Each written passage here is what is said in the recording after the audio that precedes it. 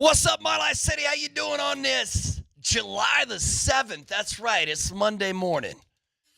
How you feeling? You ever seen that old Robin Williams movie?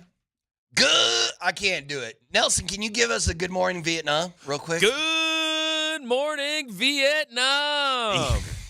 That's all. That was okay. Man, that's pretty rough there, bro. Well, what would you do? Can you give us today? No, I'm not. Let me finish this coffee. Let me finish this first coffee, and then we'll get coffee. Tonight. Yeah, we got to wait for that nonsense. Robin Williams, one of the funniest human beings on the planet over the last 100 years. I don't know if he's the funniest, but any list of the top 10 funniest people to ever do it probably has to have Robin Williams in there, right? I mean, that dude was amazing. Welcome to the Brett Kane Show. Brett, listen, man, Brett's playing three-dimensional chess. Some of y'all had a 3-day weekend because the 4th of July hit on Friday. Brett Kane is going full 6-day weekend. 6-day weekend. He's taking off. He took off at the end of last week. He's taking off at the beginning of this week. He's out. So I'm filling in for BK. Yeah. Kaner starts with a K, right? I don't know how to spell that man's name. I'm Mark Bernoulli, coming to you live from the Backus and Shaker studios. Their passion is justice. If you want to be part of the program today, the Champ Mazda text line, one price, one person, 1 hour is 303-504-0925. Text in. Tell us how you're feeling about anything in the world of sports. Matter of fact, anything in general. You just text in and say, what's up? We had some people text in. We had somebody text in at 2 a.m. for no apparent reason. There was some people freaking out early in the morning. And some of this freak out, it seems, is concerning Jonas Valanciunas, which we will dive into as the moratorium on all the deals we heard about last week was up yesterday. So a lot of those deals could be completed, or most of them were completed, and including just an absolutely ridiculous. The Kevin Durant. We knew Kevin Durant was getting traded to Houston, but when the final deal came out yesterday, I was like, no. It was an NBA record. 7 teams in on that Kevin Durant trade, man. Listen, the hell is the NBA doing? Why do you have to make your sport so complex?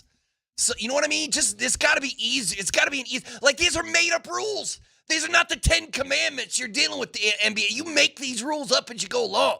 You got to make it a little bit easier for the fan to get behind this stuff. But, man, when you got to pull off a 7-team deal just to move Kevin Durant from Phoenix to Houston, the deal involved the Rockets, the Hawks, the Nets, the Warriors, the Lakers, the Timberwolves, and the Suns. It included 6 players, 1 first-round draft pick, and 12 second-round picks.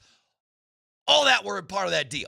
All was part of that massive deal to get Kevin Durant to Houston. So we'll talk about that. I do want to obviously figure out what's going on with JV and the Denver Nuggets. Mark Stein has had some pretty solid reporting on it all week. And then Shams yesterday and Stein both had the report where the Nuggets told Val, like, hey, man, you signed a deal. You need to honor that deal. We expect to see you once training camp rolls around. Now, Summer League starts this week. Matter of fact, some teams have already played their first Summer League game. My man VJ Edgecombe went off for Philadelphia in his debut in the Summer League for the 76ers. But the Nuggets Summer League starts on the 15th. Or no, wait. When's the 15th? Wait, no. Starts this Thursday, 10th, right? They starts here in just a couple of days, and they'll play all throughout the weekend. Obviously, there are some players on that Nuggets Summer League squad that you want to keep your eye on. Maybe most importantly is Deron Holmes, to see how he looks in some action. But all right, what'd you think about Jonas Valanciunas and the Denver Nuggets? I can understand why the Denver Nuggets are telling JV, like, hey man, you got to show up. We traded for you. You got a contract. Honor your contract. Show up. Let's win a championship. Come on down. But at the same time, do you want a guy playing for your team who doesn't actually want to be? Does he actually want to? I mean, this Greek team, the rumor this weekend, when it first hit, I was like, wait, hold on. Nelson, when you first heard that Jonas is considering leaving the NBA and going to play back overseas in Europe for a Greek team, what did you think? My first thought was, maybe we spent too much time talking about how the Nuggets finally have a competent, usable backup center that the universe said, enough showboating. You can't have a backup center. Plumlee was the last one. It's weird, right, man? You're right. It's almost like the basketball gods are sitting on high saying, no. They don't appreciate the hubris. You're blessed with the best center in the history of your franchise, one of the best centers in the history of the NBA. We're not, you can't. We can't even give you a backup. We can't even give you a backup big. So right now it seems like JV is gonna play for the Denver Nuggets, and the Denver Nuggets are a markedly better team if Valančiūnas is backing up Nikola Jokic. Because what you're looking for the Denver Nuggets when it comes to these lulls in these games where the Nuggets are up by double digits, Joker goes to the bench, he comes back off the bench, and the Nuggets have gone from up 11 to down 3. Like, I don't even need you to come in and rock and roll, whoever's backing up Joker. I just need you to be a net positive, man. You know what I mean? Like, even if you don't have to even extend the lead. Just keep it right where the hell it is. You know what I mean? If you can find a backup big that can give you that, I'd be fine. But so maybe Jonas is coming, maybe he's not. It looks like maybe he is. Obviously, the Nuggets are going to have to sit down and talk with the man. One, do you want a guy on your team who doesn't want to be there? You know what I mean? Do you want a guy on your team who doesn't want to be there? You are a better team with Jonas on your squad. But if he wants to, if he's already like, you know what, I prefer the Nuggets to just buy me out, and then I'll go sign a big deal. Or actually, what would happen is, I'm sure the Nuggets would make the Greek team pay that buyout. You know what I mean? Like, you want Jonas, you paid a buyout, then he signs I don't know, what is he thinking about? Is it going to double his salary if he plays over in Greece for this team? Is he going to go from 10 to 20 million a year or something like that? Or is he just done with the NBA? I mean, my man's only 33 years old. It's not like he's 40. Jonas is 33 years old. Like, it's not, we were all so excited when the Nuggets figured all this stuff out in the first 24 hours of free agency. And now we got a question. I don't know. Nelson, you tell me. I'm more than happy just saying, hey, Jonas, you need to honor your contract, show the hell up. But I would have been also okay if Jonas was just like, I'm done with the NBA. I want to play closer to my home. I want to play closer to Lithuania, and I don't want to do this anymore. And I'd be like, okay, listen, man, you might have a few words. If you're the Nuggets front office, are you upset with Jonas? Or are you upset with the Kings? Are you like, yo, Sacramento, man, you trade us a guy you knew he was thinking about this. You had to have known he was thinking about this, and you went and traded him anyway to us? Like, yo, man, that's Bush League. I guess that's part of it. Yeah, the Kings probably had this in their back pocket. But if you're the Nuggets, the good news is no matter what, whether or not Valančiūnas plays in Greece or the USA, one thing doesn't change, and that's the fact that you got Dario Saric off this roster. Yeah, that's right. So I guess that's a win no matter what. Yeah, because that was $5 million serving no purpose at all. $5 million sitting on the bench doing no good for you. And now, at least, even if JV doesn't show up, even if he decides nah, I don't want to play in the NBA anymore, I'm gonna go play overseas. Whatever it is, I still think that's a that's a win for your team. That's a win for the Denver Nuggets. Now the problem is now you look at. I cannot believe how much it opens up. Once you get under that first apron, how much it opens up the things that you can do. Like, matter of fact, the Nuggets can now make a trade and take back more money. You know what I mean? They can make a trade and jump right back into the first apron and do something cocky like that. You don't necessarily want to do it right now. Here's the problem. First day of free agency, you swing this trade, you bring in JV. He wants to go. Say the Nuggets say, all right, that's fine. We'll let you out of your contract. Go play in Greece. The problem is he waited too long to tell you this. You know what I mean? A week of free agency had already almost gone by. So even if you had all this money that you could now spend on somebody, all the best bigs have already been signed. They're already gone. They're already gone, except for Horford. And it feels like if Horford was going to come to Denver, that deal would have already been done. You know what I mean? So now you got this money that you can spend on a backup big or on a backup anybody, just another player whatsoever. But you missed out on all of the best free agents because you thought you had your team. You thought you had your team, and now one guy is thinking about maybe not playing anymore, maybe going over where. But I can see both the positives and negatives in both those situations. If Jonas plays for you, man, you're a good team. CBS, I think, just had their too early power rankings for the NBA, and the Nuggets, I think, were fourth on the list. I mean, it's not here's CBS's power rankings for this upcoming season. They have the Oklahoma City Thunder at number 1. They have the Cleveland Cavaliers at number 2. But that just, I don't know if it's because they brought in Lonzo Ball, or I don't know why the Cavs are up there. Number 3 is the Knicks. I think the Knicks are going to be good. Now, not only that, have they made the Mike Brown signing official? Like the hiring of Mike Brown as the Knicks? Like, that was just a rumor over the weekend, right? I think it's going to be they're going to make it officially coming up here. Mike Brown's going to be the new head coach of the Knicks.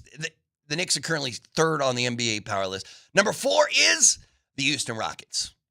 But that's because, I mean, you bring in Kevin Durant and you make the kind of changes that Houston make. And then number 5 is the Denver Nuggets. Number 5 is the Denver Nuggets. So CBS thinks the Nuggets are the 5th best team going into the season next year. But they also mentioned that what's going on with Jonas. You know what I mean? What's going on with Jonas? Maybe, I mean, if Deron Holmes is the man, maybe you don't have to even sweat having a backup big. Maybe Deron will be your backup big. But your depth takes a hit. I guess you could do you need to lock in that spot right now, or can you wait to the middle of the season or near the trade deadline? And then not only are you, $15 million under the cap or something, you could make some stupid trades at that point. You can make some dumb trades. Maybe just hold off. Maybe just hold off and see what happens, and then start swinging deals once the regular season gets underway, and you no longer have. How many teams in the NBA right now think they can win the whole damn thing? 8, 10 teams? 10 out of the 30 think they can win the whole thing? Actually, let's cut down the list because the Celtics don't think they can do it. The Celtics have blown everything up. You know, they've blown everything up. And Tatum's hurt. Let's throw the Pacers out for the same reason. Indiana's out for the same reason because of Halliburton being out for the rest of this season. And the crazy thing that the Milwaukee Bucks did to get Miles Turner. I cannot believe. Listen, man, Moser's going to hate the fact that the Milwaukee Bucks are letting the nerds run the show. You know what I mean? Allegedly, the Bucks came up with this whole stretch Damian Lillard, get rid of him, bring in Miles Turner, all that kind of stuff. Obviously, the Bucks are doing it because you got to prove to Giannis that, hey, man, we want to win. Because Giannis' people, his representatives keep saying, he's eyeing what the Bucks are doing in the offseason. And if he thinks that if they're trying to still win a championship, he'll buy in. And if not, if he doesn't think they're making the right moves, he's out. Trade me. Get me out of here. Giannis, I got choo-choo. So I don't know what Milwaukee's going to do. I have no idea what they're going to do, but they're going to have to figure something out. So Indiana's out. Boston's out. Is there any other? Dallas falls off. You get Cooper Flagg, but Kyrie's out for a year. So there's probably 7, 8 teams in the NBA right now that think they can win the whole thing. But I tell you what, let's take a quick timeout. We will roll on with the Brett Kane hour after a quick break right here on Altitude Sports Radio.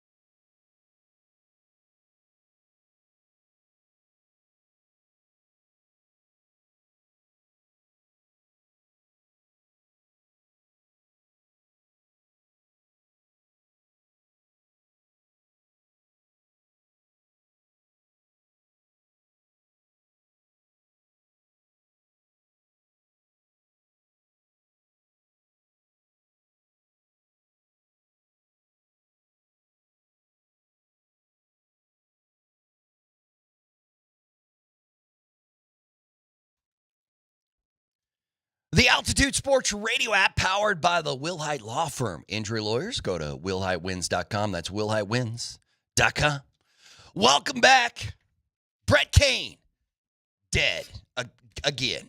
He has passed away once again, so we're having to fill in the next couple of days.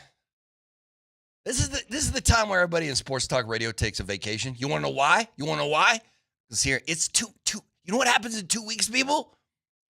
Training camp starts. And then it's all NFL all the time until February. So get ready. We're 14 days. What time? Hey, Nelly, what day is the start of Broncos training camp? It's just like, it's literally 2 weeks away, right? Like, doesn't it start like the last week of July? Is it the 25th? Like July 25th of that weekend? Yes, July 25th. All right, man. We're here. We are here already. So it's the dead period in the NFL, but we do have some notes that we will get to. In Major League Baseball, the Colorado Rockies have themselves an all-star. That's right. The Colorado Rockies, who are still on pace for the worst modern-day record in Major League Baseball history, have themselves an all-star. Let's hear it for Hunter Goodman. Huge, yeah. Hunter Goodman, shout out to the catcher for your Colorado Rockies. The Rocks, not only that, so the two worst teams in baseball played this weekend at Coors Field. Rockies and the White Sox went at it this weekend at Coors Field. And allegedly there was a lot of scouts there because obviously the Major League Baseball trade deadline hits at the end of this month. I think July 31st is the Major League Baseball trade deadline. And everyone's like, wow, White Sox suck, Rockies suck. Let's go look at some of these guys that they might be trading once the deadline comes on. Now, obviously, the Rockies are famous for not doing anything. I'm sure this season is going to be a little bit different than last because you're going to come up to the trade deadline with one of the worst records in the history of a sport that's been around for like 200 years. So you got to do something. Speaking of which, matter of fact, you could trade Hunter Goodman. I'm sure teams are actually going to call about Hunter Goodman. Trade him. Go ahead and trade him. Trade him. Go ahead and trade him. Trade him. See what's up. I will also say this about the Colorado Rockies. The Rocks they didn't get swept by the White Sox. They won one. Hey, man, they beat Houston, too, in that series before, and the Astros might actually win the whole thing. But they got a 6-4 win over the White Sox on Sunday. Here's why complaining about the Colorado Rockies is like howling at the moon. It's you know what I mean? It serves no purpose. Like I don't think if every single sports talk show host in this city just every day on the radio bashed away at the Rockies, I don't think it would make much of a difference. And here's why. Friday night, 4th of July, the Rapids are playing Sporting KC, and the Rockies are playing Chicago. We're here at the station. I'm watching both those games. It's the fifth inning, something like that. The White Sox are leading 2-0, or it's the fourth inning. The White Sox are leading 2-0. The Rockies are up to bat. Coors Field, a team that just won for the 20th time. They just won for the 20th time, and it was July 4th. And Coors Field is sold out. It's packed to the gills. It's the fourth inning, and everybody's doing the wave. You're down 2-0 to the second worst team in baseball, and the wave is hitting Coors Field. And I was like, yeah, nobody gives a damn. That's baseball, right? These fans don't care about that, man. They don't care about how bad the Rockies are. They're sitting there eating a hot dog, housing beers, and having a good time, ready to watch some fireworks. So I don't know other than abject embarrassment, I don't know what the goal is for the Cubs. You know what I mean? Like, why would you make changes when you got 40+ thousand out there and it seems like everybody's having a good time, despite the fact you're here? And then here's another bummer. I saw this from Thomas Harding. They spoke with Chris Bryant. Oh, Nelson, man. Chris Bryant said, here's what he says. Here's what Chris Bryant said. They're like, hey, man, how's the back? When you think you might play baseball again there, KB? And he was like, well, I can't run. And they're like, well, I guess you're not playing. He was like, I can't really run. He's like, I can kind of work out. Not only that, I can hit pitches too. I just can't run. My back We're won't let hoping me- that the veteran slugger's Bryant. And I'm like, bro, Chris Bryant can't. He plays professional sports, and he can't move at anything even resembling like a quick trot right now. So So he can't play. He's not going to play. He might never play again. Yeah, it's tough. Man, what do you think Bud Black's doing right now? What do you think Buddy's doing right now? He's not, like, he's just sitting at home chilling. He didn't just do what coaches always do, just be like he gets a call from one of his buddies, like, hey, come be the bench coach here in Chicago or wherever, you know what I mean? But it's always some made-up title. It's never assistant bench coach. It's always like offensive analyst assistant. That's like my man. Listen, how much of this blame can I put on Charlie Blackmon, right? Charlie Blackmon is a special assistant to the owner, right? What kind of a responsibility does that carry? Like, yo, man, yo, Charlie, come on, man. You got like, I don't know what the answer is, and nobody does. Nobody does. But, hey, you got yourself an all-star. Do you feel it's like, is it embarrassing to be the one all-star on a team that's going to go down as the worst team in the history of the sport? Like, how you know what I mean? Like, who was it? I saw ESPN use the Hunter Goodman selection to the All-Star game to write a whole article about the least known All-Stars in the history of Major League Baseball. And most of the guys are from like World War II when it was just a bunch of fill-in and replacement players. So it's a guy, he's like, I played 40 games in Major League Baseball. Oh, but I was also an All-Star in 1947. You know what I mean? And that's what they were like, listen, nobody knows who Hunter Goodman is because he plays for the Colorado Rockies, who are, 21-69 or something ridiculous like that. 69, dudes! And I always get this argument with people where they're like, listen, man, I kind of like it that baseball has a representative from every team. And I'm not here for that nonsense. I just want the best players. Did you know Juan Soto didn't make the All-Star team? Like, I don't know what kind of season Juan is having, but it's got to be better than what Hunter Goodman's having, right? Like, not that, like, he's making $700 million. If I'm Hunter Goodman, though, to your question, you said, like, how do you feel about that right. if you're Hunter Goodman? What I'm doing is I'm going to go full Mark Wahlberg in The Departed, and I'm walking into that Rockies clubhouse. Put one in Matt Damon's brain pan, bro? Wow, God, you just Berto. It's okay. It's 6 a.m. We're vibing. We're not killing. You've already killed Brett. We're not killing Matt Damon too. No, if I'm Mark Wahlberg, I'm walking into the clubhouse and I'm looking at everybody and I'm going, hey, I'm the guy who does his job. You must be the other guy. Hunter Goodman's like, I did my job. I made an all-star roster. You guys are just dead weight. That's what I'm doing if I'm Hunter Goodman. Yeah, I saw some of the Rockies after they beat the White Sox in that last game. Were talking.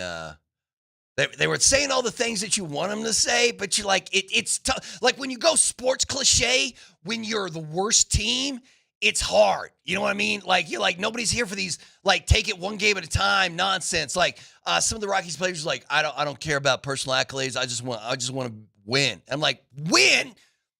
It's July 7th, brother. You got 21 wins. You're going to lose 130 plus games this year, man. And if you would have lost, I get so frustrated talking about the Rockies because I see no solution. No solution for the Colorado Rockies. And now they start a set today in Boston against the Red Sox, although the Red Sox are falling off this season as well. Did you see the Washington Nationals just fired everybody? The Nats were like, Skipper's out, executive vice president of player personnel or whatever that dude's title was. He's out. He's gone. But, like, they cleared house, and they have 16 more wins than the Rockies. Yeah. Colorado Rockies. Hey, Nelson, take a guess. How many games back do you think the Rockies are right now? Give me two guesses. What do you think the Colorado Rockies' run differential is? And what do you think, how many games back do you think the Rockies are first place? Okay, first place, not just the team in fourth place, because it's still a pretty big gap. Yeah, no, right. The team right ahead of them is it's 11.5 games. Okay. It's 11.5 games between them and the second worst team in the NL West. I'm going to go Hitchhiker's Guide to the Galaxy, the answer to life, the universe, and everything. 42 games. Not bad. Now 34 and a half. Oh, my gosh. They're 34 and a half. It's actually their run differential, because I think their run differential is going to be the worst in the history of baseball, too, unless they just start to rake. It's minus 229. 220.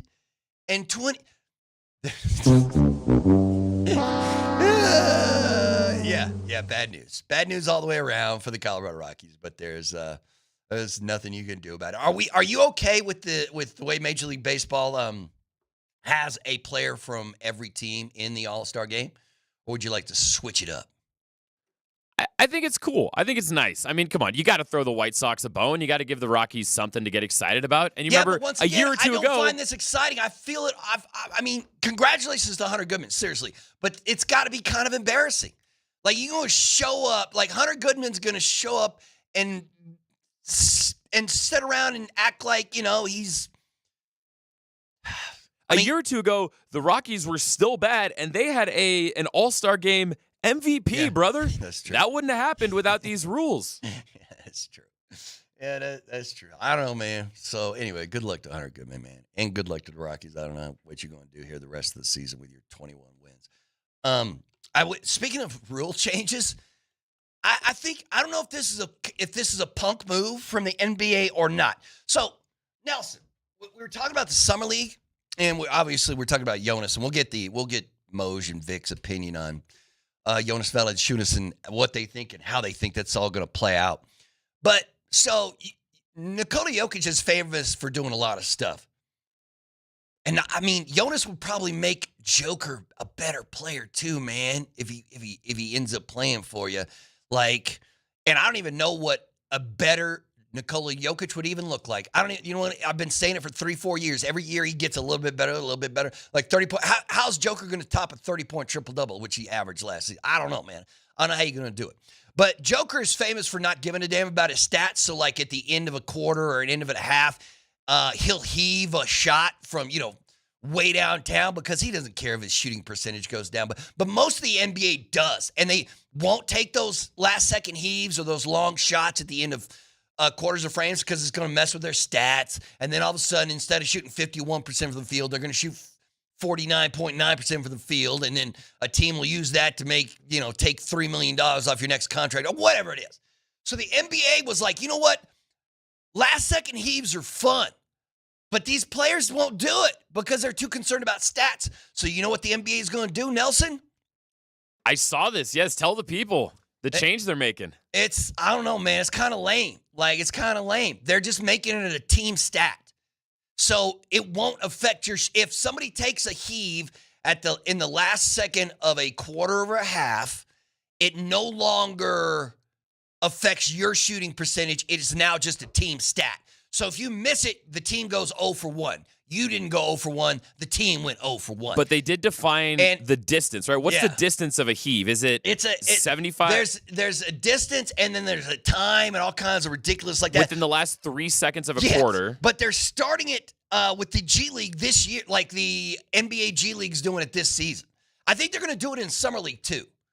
So I think they're going to do it in Summer League and the G League this year, and then maybe next year implement it in the NBA. Because it's like, hey, man, it's fun, but nobody wants to mess with their stats. So they're just like, it doesn't. But, that's kind of ridiculous as well. Like, whatever, man. You took the shot. It's on you, man. Just take it. Just take it. Nobody cares if you missed the last-second heave. Like, Joker made 2-3 of those things last year, and they were all great. They were great, man. It's all kinds of fun. But no, the NBA's like, don't worry about it, players. It won't go on your shooting percentage. It'll be the team shooting percentage now. Blah. I mean, I don't know how to feel about that. Like, there's a part of the old school part of me is like, man, just suck it up and take the shot and stop complaining about it. But the other part of me is like, I do appreciate the fact that a league is like, this is fun. We want more of this, but there is an obstacle in our way, and that is players' shooting percentage. So let's just get rid of that problem, and then we can have players heave left and right. And right now, you won't, because you know what NBA players do? And it was Rob, right, who came up, he was like, man, this is what dudes do. They wait an extra fraction of a second, so they take the heave, but it's after the shot clock goes off or the horn goes off, so it doesn't count against your stats anyway. Like, that's players always doing that. And now right, they wait just until the buzzer sounds, and as the buzzer's going, they shoot, and they kind of just limp it up because they know it's not going to count even if it goes in. Yeah, now take it, and it doesn't matter one way or the other. It doesn't count against your stats. What's that going to look like on the stat sheet? The Nuggets no, that's went what I mean. It's 0 just for gonna be, 2 from that's exactly what it's from going to be. heaves. Yeah, it'll be like Nuggets went 0 for 2. It's like not Jamal. Jamal didn't go for 0 for 2. The Nuggets did. Well, whatever, man. I guess if you want to have fun, have fun. Yeah, make your sport more fun. Go crazy, folks. Go crazy. I don't know how many people care. But the U.S. men's national team lost in the CONCACAF Gold Cup final to Mexico yesterday, 2-1, which is, I mean, complain about, the Mexico did have a handball in the box, and that should have been but you still lost 2-1, man. Do you care, Nelson?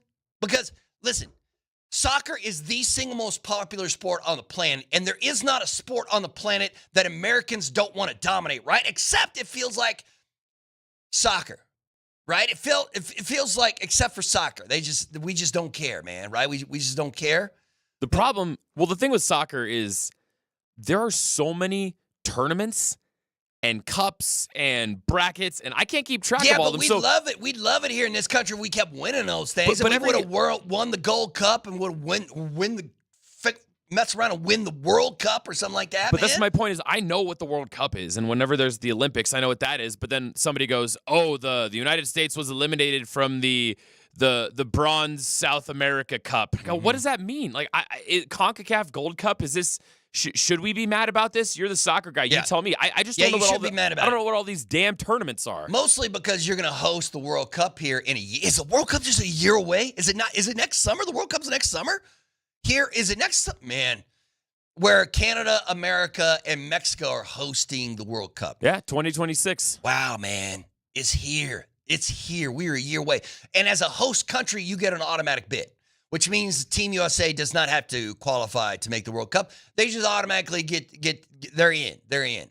But man, they're going to get housed. They're going to get housed in this World Cup, and it's so crazy that it feels like we don't care. We don't care. We care about you know what I mean? Like, is it because we're not good at it? Like, if we were good at it, do you think Americans would care? If an American-born player was the greatest soccer player on the planet right now, do you think we'd care?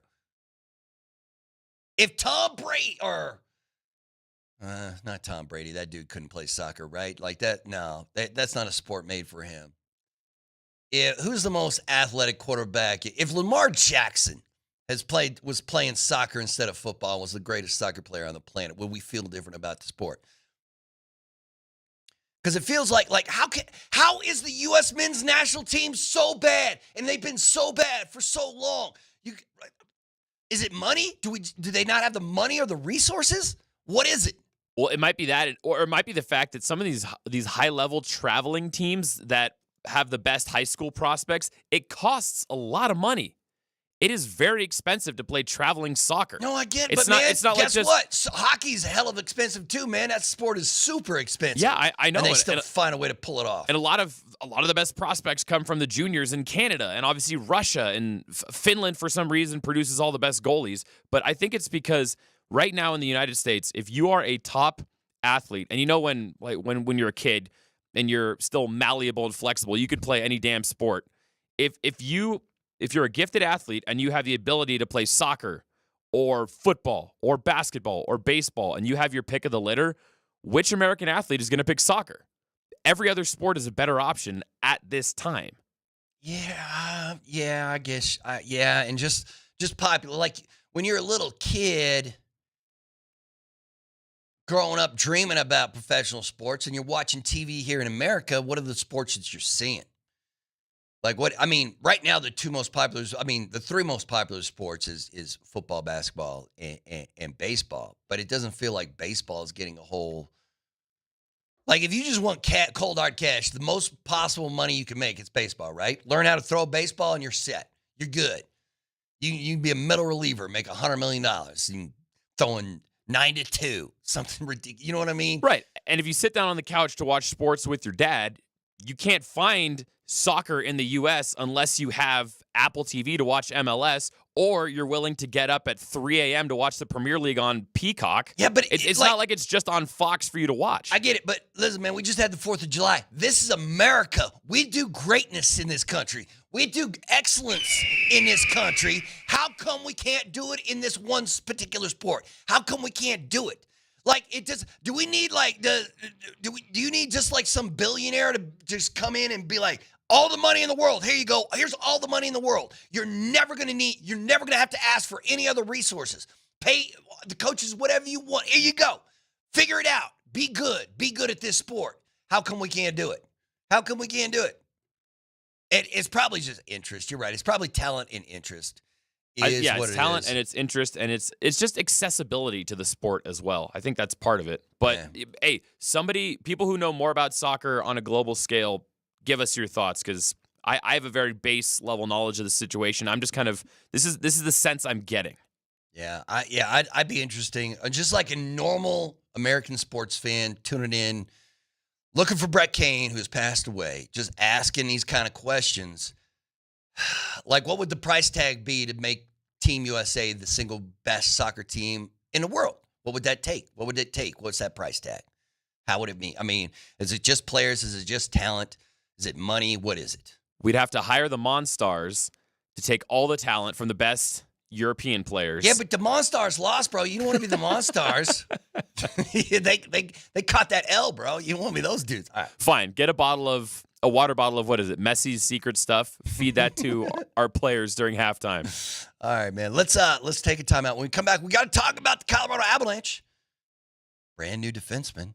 And the upcoming season. We'll get to all that next right here on Altitude Sports Radio.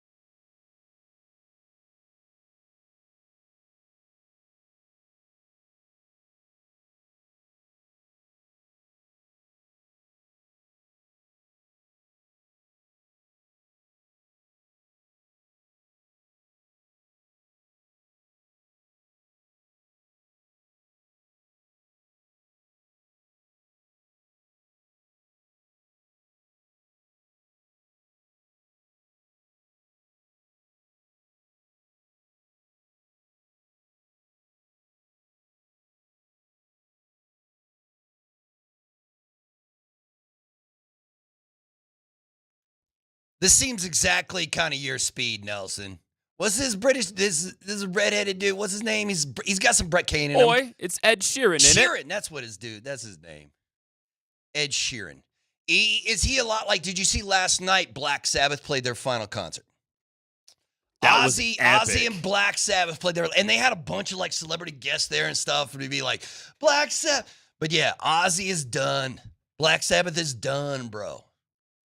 Finally, I mean, Ozzy's been pushing through a lot lately, and the fact that they still got one last ride, man, with the Prince of Darkness. Just like those Rolling Stones dudes, you're like, I can't believe Ozzy's still, kicking. I can't believe he's still alive.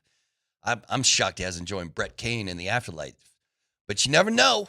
You never know with Black Sabbath, man.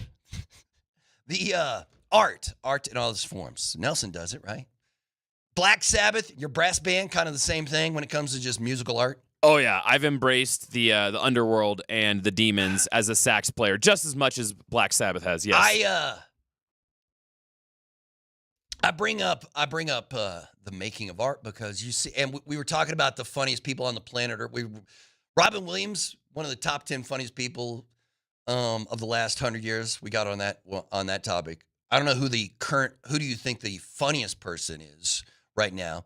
That dude, Nate Bargatze. That dude's selling out. He sold out Ball Arena, didn't he? And then and then there was so much. Then they added another show. They're like, oh yeah, 20,000 more people want to come and see you, bro. He's doing 3 shows because he's doing 2 shows at night, and then I think on one of the days he's doing a matinee and then a late show. He's going to perform in front of like 60,000 people over a span of 3 days or 2 days or whatever. So, but I only bring it up because our man Mark Springer is going to do Comedy Works this week. Did you see that? Yeah, he's doing New Talent Night, and he gets a whole 2 minutes to do stand-up comedy. You go, Spring. Let's see what's up. Those New Talent Nights are brutal, man. They give you, barely any time to establish yourself. You got to get up there, just go straight. What's the deal with airplane peanuts? And then you're off. Yeah, well, that's a crazy job to begin with. You got to be so bad for so long before you get good at it. God bless Spring Dog. So the Colorado Avalanche, the NHL offseason is rolling right along. We are a month and a half away from camp or something. 2 months away from camp. For some reason, Florida just can't lose, man. Florida can't. How did they sign all 3 of those dudes? I thought Ekblad might be gone, and if he's not gone, Bennett's going to be gone. And if he's not, who else did they have to sign there? Sam Bennett, Aaron Ekblad. Oh, Brad, they had to sign Marchand. And they signed all 3. When you win the cup, it's a lot easier to just say, hey, guys, you want to come back and give it another shot? You know what I mean? Because some of those where I would think they shade towards team-friendly deals, right? Like what Florida's getting, which is kind of surprising me. So the Panthers are still rolling.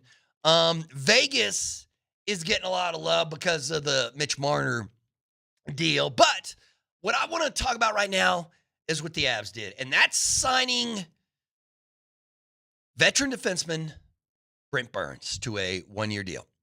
And Brent Burns is a 6-time All-Star and won the Norris Trophy back in 2017. Brent Burns is a Hockey Hall of Famer, and he has 0 cups, and he's going to come to Colorado and try to win him one. I love Brent Burns. I love Brent Burns. Now, that man is 40 years old, right? He's 40. Yeah, he's 40 years old. But he's a legend. He is a legend. He did get to play in one Stanley Cup. It was with San Jose 5-6 years ago, right? It was that 2016 Cup when they lost to the Penguins. And that was the first of the 2 when the Penguins went back to back. Yeah. So Brent Burns, super defenseman, joins your Colorado Avalanche, and that's a great signing. I don't know. Let me put it to you like this, because when a veteran defenseman joins the Avs looking for a cup, I think of one man and one man only, and that's Ray Bourque. When Ray left Boston in search of a Stanley Cup and came here to Colorado, and then when the Avs won that cup in 2001, it felt like the entire hockey world outside of New Jersey Devil fans wanted the Avs to win that cup for Ray. And I would love to win a cup for Brent Burns. Matter of fact, I just love to win a cup, period. Brent Burns or not. But Nelly, what are you feeling about? You were a San Jose fan back in the day, didn't you? How you feeling about Brent Burns coming to play for the Avs? Oh, I think it's a great addition. And I think he's kind of at that point in his career where, like you said, the one thing he doesn't have yet is a cup. He needs that cup. He's done basically everything else you could accomplish on 200 feet of ice except win a cup. So I think he's going to slide in really well with this team that believes they're in a window. He's going to take whatever role is given to him. He's going to be the third pair defenseman, right? Yeah. Because you ain't going to break up Makar and Taves or Sammy G and Manson, right? No, so, but what he will give you, though, is he'll bring some physicality. Like, he's a bruiser. Mm-hmm. He's a big, thick old boy. And I think the Avs need that. They need a little bit more beef. Yeah, I'm interested to see exactly how this is all going to play out, but I certainly like the signing. We'll get Moser's opinion on it, but I certainly like what's happening so far with at least the Brent Burns trade. Signing. Is there anything? There's really nothing else in the NHL other than I was shocked that the Panthers were able to sign all those dudes. But other than that, I guess I'm kind of surprised that Vegas was like, yeah, Mitch Marner, he's the answer. He's the answer. And Vegas certainly thinks he is as well, because I think Vegas is the second favorite. Matter of fact, the top three, if I had to tell you right now, who do you think Vegas has the top three teams to win the Cup next season? Give me that guess, Nelson. The Panthers. Yep. The Oilers. No. The Avs. Yes. You're missing one. I just mentioned them. Oh, Vegas. Yeah. There you go. Florida, Vegas, and Colorado. 1, 2, 3. Shockingly, the Dallas Stars are number 4. I don't know what the hell the Dallas Stars are doing, man. I don't know what the Stars are doing. And they got salary cap issues, and they just gave my man Duchesne too much money, right? They gave Dutch a 3-year deal or whatever. But here's the problem. Once again, with the way the NHL runs things, 2 of the top 5 teams in the NHL are in the Central Division, and they're going to eliminate each other in the first or second round of the playoffs next season. You're going to have one of the best teams in the league out in the second round. I really wish the NHL could figure it out, so that's not the case. At the same time, like the Avs and Stars could meet in the first round, and those are 2 of the top 4 teams in the NHL. We'll see how it plays out during the regular season. But I'm still not I'm the biggest fan of the way the NHL is embracing these division rivalries, just because I'm sick and tired of Dallas. Sick and tired of them. Sick and tired of the Central Division, man. All of them. They can all kick rocks. We need to figure out a new way to do this thing, but either way. All right, we're going to take a time out. When we come back, that's the Brett Kane Hour. Doing a good job. We'll sit down with Mark Moser. Is Moser eating ice cream? It's 7 in the morning. I'm looking at Moser right now. I think he's eating ice cream, bro. Well, did he grab himself some Bluebell? Yes. Are the good old days being made right now? That is ice cream. He is housing ice cream as we speak, man. That's not breakfast. Moj, put that. We'll talk to Moj and Vic here coming up after this timeout.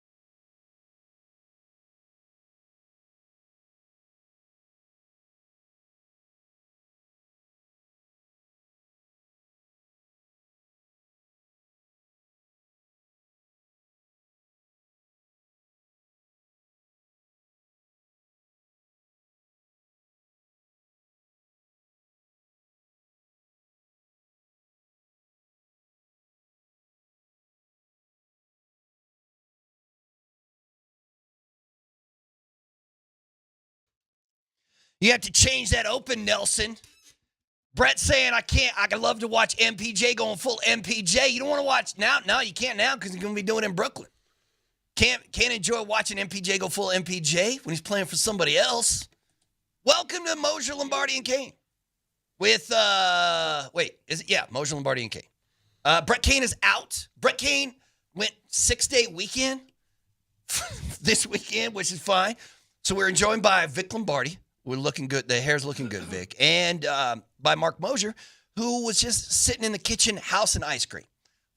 Bro, ice cream ain't breakfast, man. What you doing? No, Raj got me onto this. I wasn't housing ice cream, you moron. What do you mean? I was staring at you with a whole carton of ice cream literally 10 feet away. I put a little half a scoop in my coffee for cream. Okay. I learned that from Ryan Hemme. That's what Raj does? Yeah, so I brought He throws ice cream. Well, then it's just melted ice. It's the same damn thing. Right, but it's got a little flavoring in it, you know. It's got That's a little. Tyler. I mean, you've seen Polumbus. He's all jacked nowadays. Polumbus was telling me that when he played at night, so he'd keep the weight on, he put ice cream in the microwave, nuke it, and then just drink it straight, and just like suck it down. So he's like 2,000 calories. I'm good to go, and then he goes to sleep. That could be you. Hey, Vic, how you doing, man? Moser, why do you look and sound like you just woke up? I don't know.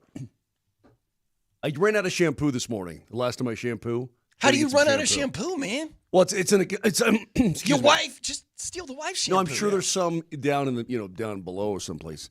But it had this little thing in the shower where you push the button and it comes out. So I'm gonna use my wife's. What do you mean you gotta load it? Like it built into the shower? No, it just sticks on the wall, but you got to put the stuff in the top. Anyway, I think it's my shampoo that's causing my eyeballs every shower to walk out like I got punched in the face. So my shampoo's like $1.99. My wife's shampoo's probably like $150. Yes. So I usually don't use her shampoo because I feel bad trying to use it. Dude, I'm a suave guy. Too much money. I'm a suave kind of guy. I mean, yeah, $1.99 for a tub. I don't care, man. What do I care? Right. Dude, I use the multi-shampoo. It's got like shampoo, body. And body wash. Right, you can do your hair or your body chest. Rub. Or A little bit of everything. Body rub. Yeah, it's got everything in it. Yeah. Did you gentlemen enjoy your 4th of July? Did you have a good 4th of July weekend? Yeah, my neighborhood, I didn't realize this. Parker? But here's one thing, though. Fireworks are apparently illegal in Colorado. No. Yeah. But nobody gives a damn. Because in my neighborhood, they have the mortars, the rocket launchers, hey, man, I feel like I'm at Coors Field type of scenario. Yeah. And you're against that? No, I'm not against it. Like, so what I did was I grabbed a brewski, grabbed my wife's hand, and we kind of walked around the neighborhood checking out people's stuff. Vic, were you the one telling me that DMac DMac's the kind of dude who will snitch on you if you're doing that kind of stuff? He will call the police and be there's fireworks going off in my neighborhood. Show up. I didn't say that. It must have been. Yeah, I heard that from somebody. I think maybe it was Scotty who was telling me that DMac. I don't know. I mean, a fireworks snitch? Yeah, fireworks snitch. At what age do you become a fireworks snitch? Well, I don't know. How old is DMac? 50-something? Wow. Yeah. That's... I mean, although they did go in, man, it was, I don't know.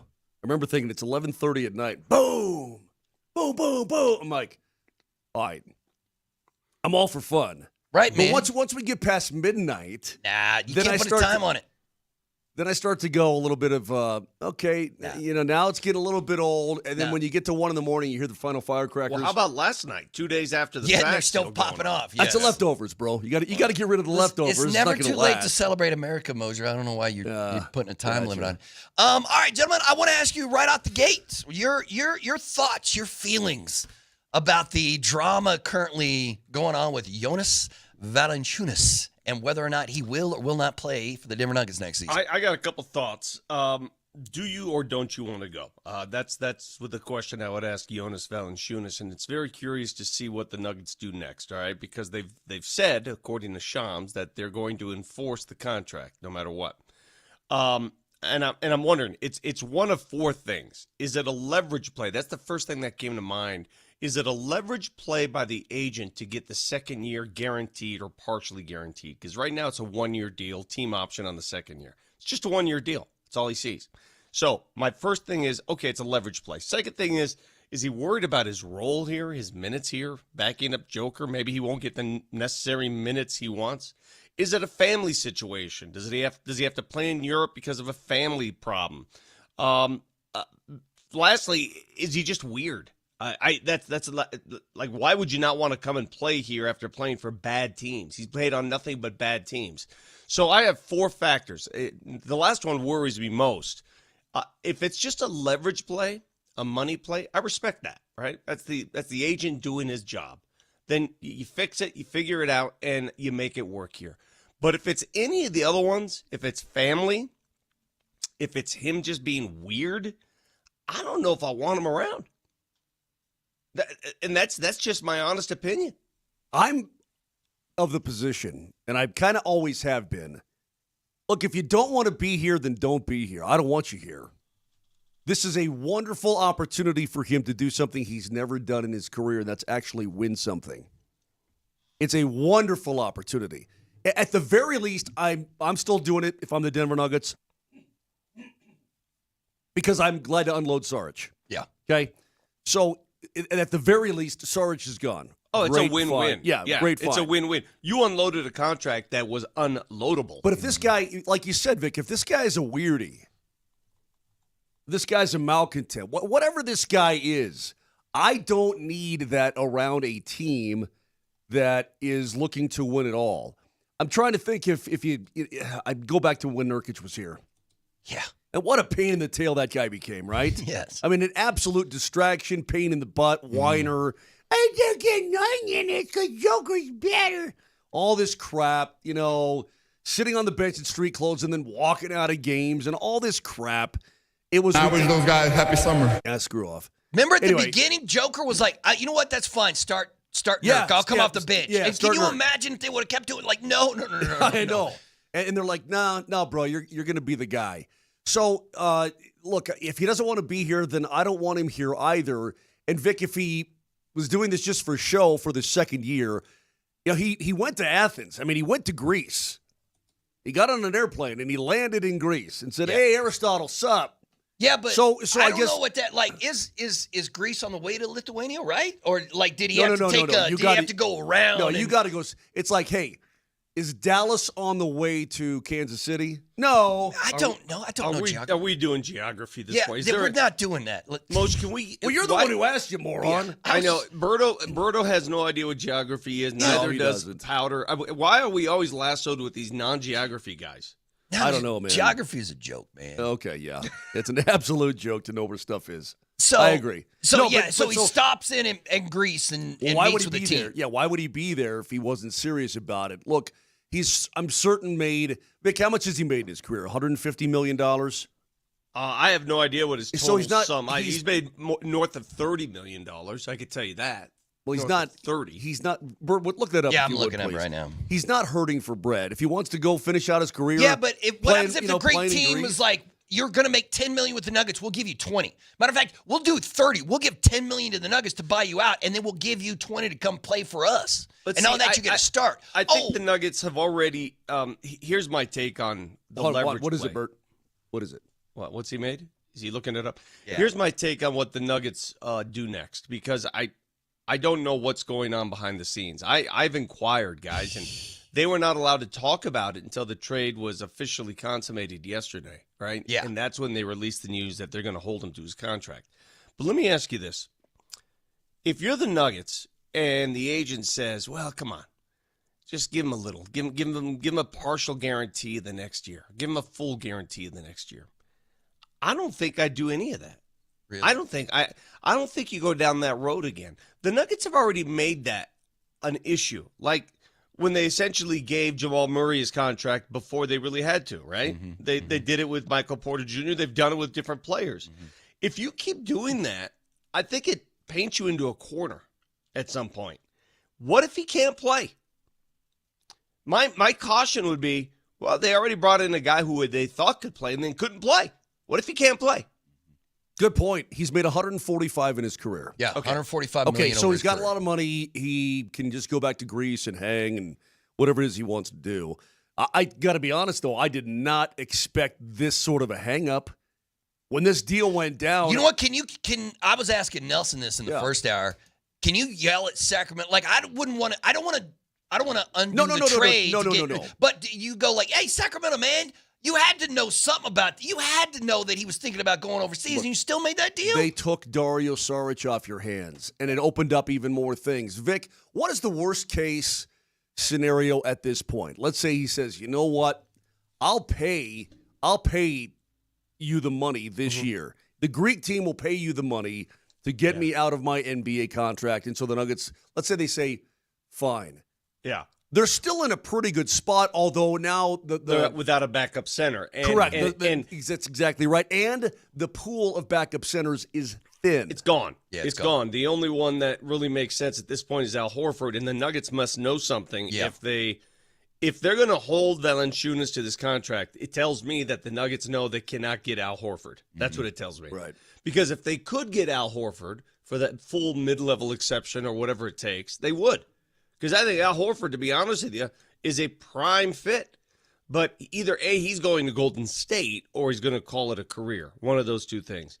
There aren't many options left on the table. So it's a bittersweet situation. Because, man, when they found out they were getting Valanciunas, I was so happy. I was like, yes.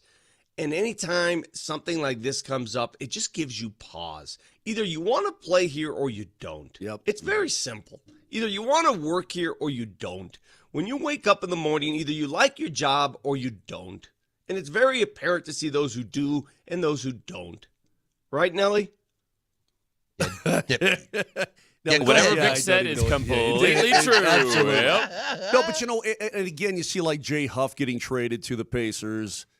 He's going to be a poor replacement for Miles Turner. But you see that even the trade market for a backup big has it's fizzled out, man. There's nothing left.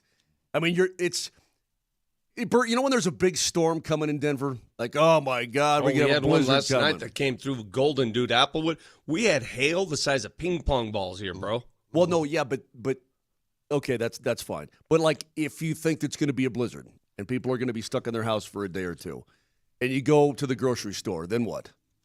Well, I'd rather I'd rather have no a blizzard bread. than Well, ping pong size hail, brother. Agreed, but there's no bread, there's no nothing. Yeah. It's like the bread aisle before a blizzard in Denver where everybody freaks out and thinks they're going to be snowed in like they're in Siberia. There's no centers out there, man. There's nobody out there that's really going to help you. Moj, I was on my Vespa with this hailstorm that came through. Did you get smoked? Oh, my gosh. Get I a felt headache? like I was on a Civil War battlefield, dude. Yeah, you're was trying to get out of the crazy. way. Been there, It done hurts. Those things hurt. It's not fun. They hurt. that. Yeah, you ever I've had that before, too, where I've had to run out in the hail, like the big hail, and it flipping hurts, Like, man. to cover your car? Yeah, that kind of thing. But hail hurt, like when it gets big. Yeah. Dude, it hurts. Don't be messing And with I wouldn't do the baseball stuff or even the ping pong, but you get like chunks. It hurts, like the size of the end of your thumb. No, I get it, man. Mother Nature don't By the play. way, It's Berto, painful.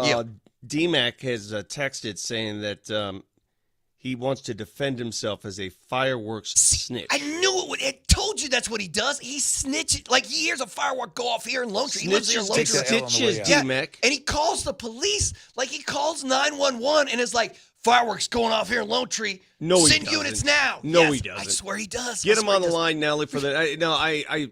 Nah, man. He's a He's snitch. calling the cops? Yes, he's calling the cops. He's calling the He's cops. calling the on these fuzz people. on these little kids? Hey, Yeah, dude, I think he let gets me tell you. their addresses and stuff. He like goes. He's like 3245 Wow. Lone Tree, Colorado. I don't know about your neighborhood, but there ain't enough cops in Colorado to cover all of the fireworks that yeah, were going Lone off. Tree. Baby. Lone Tree police is like, DMac, shut up. Like, I'm sure they just sick. All right, we got to take a break. We'll be right back. Thanks for listening to PhD. Not PhD.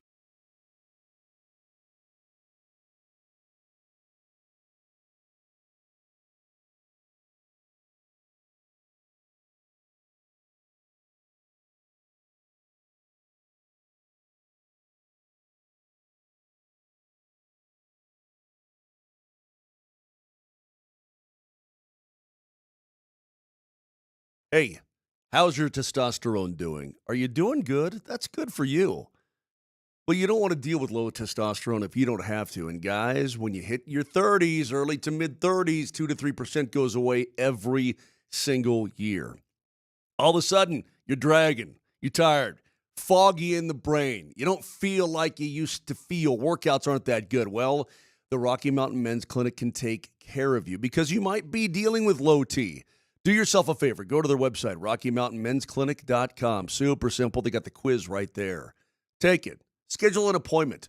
Going to draw your blood results within 30 minutes, and they're going to let you know exactly what's going on with you. And the Rocky Mountain Men's Clinic, they're great for everything for your dude engine. Trust me when I tell you that. A lot of guys are going, they're getting treatment, they're getting fixed, and they're doing something about it. Call today, 720-440-7900. That's 720-440-7900. Or again, go to RockyMountainMen'sClinic.com and take care of your life.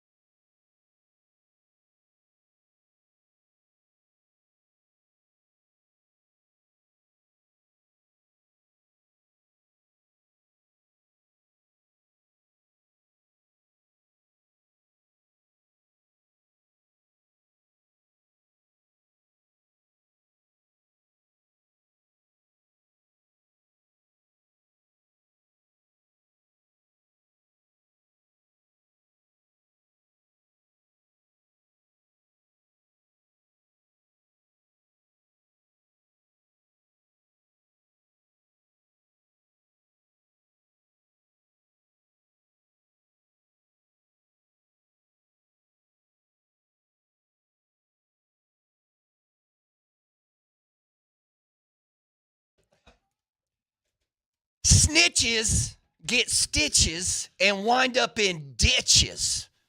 Welcome back to, I keep wanting to say PhD. I What's know. the name of your show, Moser? You've been filling in on every dang show. On the text line has this to say: DMac is a narc, and DMac hates children, and he hates fun. Let's see what DMac has to say about it. Let's bring in the host of PhD, Darren McKee, who loves to call the police on people and their fireworks. DMac, how you doing on this Monday morning? God, ridiculous charges, terrible accusations. I love kids, my own kids. What I don't want to hear when I'm having dinner is your annoying brat that you shouldn't have taken out in the first place. Get him out of there. We don't need kids bugging us with crap. And let me tell you what we don't need. Idiots with fireworks that don't care about their neighbors. Listen, you got to understand something, guys. I live behind a field. You want to go blow your fingers off and go Jason Pierre-Paul in my backyard, no problem, for 20-plus years. Go to the field. Well, I had a moron move next to me without asking at all and just decided to set off. I mean, it was like, seriously, the most ridiculous fireworks show. 15 yards from my house, boys, and shrapnel was going on my roof, in my yard, on my trees, all that crap.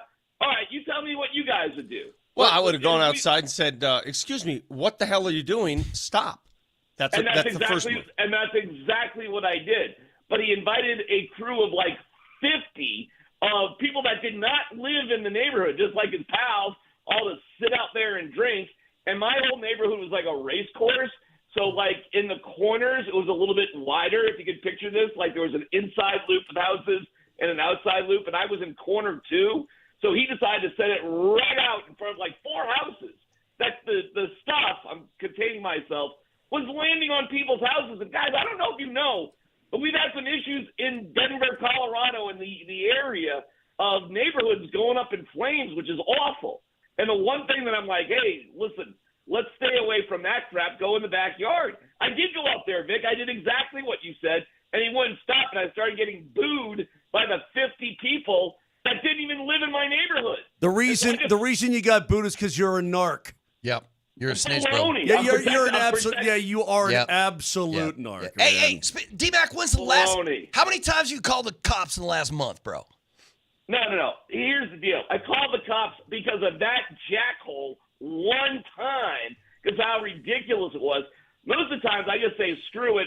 There's so many morons with their homemade fireworks. I just go up to the mountains, which I was this weekend. And finally, I just moved out of the suburbs like that into a freaking condo because we don't have a bunch of idiots doing that stuff where I live now.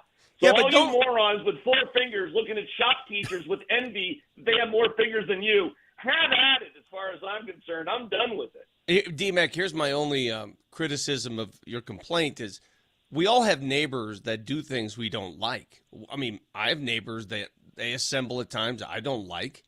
I don't call the cops on them. Right. Well, you would if you felt like your house was going to burn to the ground, wouldn't you? DMac, what do the cops say when you call them? What do they say to you when you call them about this stuff? You again. Yeah.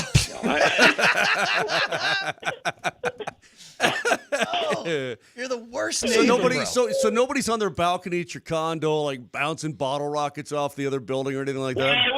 I wouldn't know because seriously, I swear to God, I'm up in the mountains, the 90+ degrees. I was up there for the 4th of July.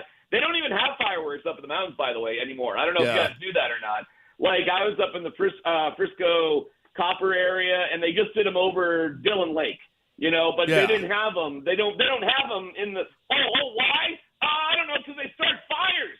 Isn't that crazy? What a wacky reason to not have fireworks because it starts fires. I don't know. We had a couple hailstorms come through that would have taken care of any issues yesterday. So I think you're overreacting a bit here. I understand. Wait, I'm overreacting one time when the guy is setting off bombs 15 yards from my house. That's overreacting. Well, I mean, it's one thing if he actually has bottle rockets pointed at your windows and at you, yeah, that's a problem. But if they're just shooting them up in the air, I don't know. But DMac, you would believe the shrapnel and the crap I was picking off my roof, Vic, off my front porch, off my in my yard.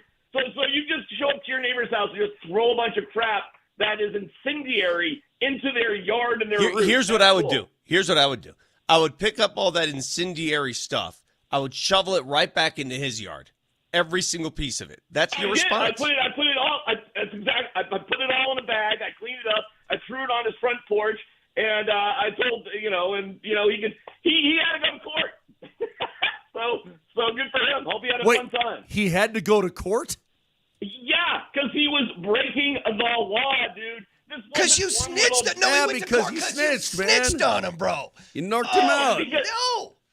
Yeah, well, I threw the bag of all of his crap back at his yard. I did throw it all at his yard, Vic. Vic, you and I have the same instincts here, bro. And I don't know about Moser, and who knows with Birdo what he's doing. I have no idea. Not snitching. I'll tell you that much. Well, is your house about to go aflame? Listen, man, you know what? This is not the only time you've called the cops for some random nonsense, right? It's not just the 4th of July. I imagine you do this all the time. Like, you just see some strange person wandering the neighborhood, you're like, I got to call the cops, right? That is you, bro, right? That's you. We did have a massive fence issue behind my house in Aurora. Like, it was unbelievable. No, dude, see. But hey, I figured it out. I moved. I got them out of there. Well, you got to move again. Here's the problem, though, DMac. You're not creative enough in your reaction. I mean, you got a little too emotional. What I do is the next weekend I have a party. I bring all my friends over, and guess what we do? We got a driving range in the backyard, and his house is the target, and we're hitting golf balls. That's exactly what we're doing. That is a great plan, but it would involve having friends. And so that's where I would fall short. Right, that's where you have an issue. I want to know who's Team DMac on this situation. Like, are there on the text line? We are getting 1 or 2 texts that are like, "I'm with DMac on this stuff," but there can't be that many people. The rest of the text line's just killing you, DMac. Just killing you. I don't care. I don't care how many morons are out there that don't understand the situation. Of all the things I feel strongly about, drafting Bo Nix as quarterback and keep your fireworks to yourself. Those are the 2 things I believe more in life. And, listen, you gotta understand, dude, I'm standing out there getting booed by like 50 people while they want to light things up. And I'm getting chastised in my own neighborhood. I lived there for 20 years. It was ridiculous. It was absurd. So, yeah, I called the cops, and I would do it again. DMac sees a 2-year-old with a sparkler, and he brings a fire extinguisher. Yeah. That's exactly right. That's right. DMac's out there with some mace, just hitting 13-year-old kids with some mace because they're popping off, fireworks. Dude, yeah, man. If it was sparklers and snakes, no big deal. Don't care about sparklers and snakes. We're talking like M80s, and I mean, it's and by the way, you're killing me, dude, because there's a field. There's a literal field, the Smoky Hill playing field, which that's illegal to do too, but I don't care. I don't call the cops if they're out in a field, and plenty of people have been out there ripping up with ATVs and other fireworks. Why wouldn't this moron guy take his 50 idiot friends and go out? I said you could come through my yard to go to the field out through my fence. And that wasn't good enough for him because I had no idea because they wanted to ruin everybody else's life. Go to the field. Go to the field. All right, snitch. Yeah. Abbott, are you actually back to work today? Are you going to be on the show? Or are you still on vacation? Yes, I'm going to do 3 straight hours of why it's good to snitch, starting from at noon to 3. It's never good to snitch, but it's going to be a great show. How to snitch. Big breakdown of the Rockies and Tour de France updates. Top to bottom.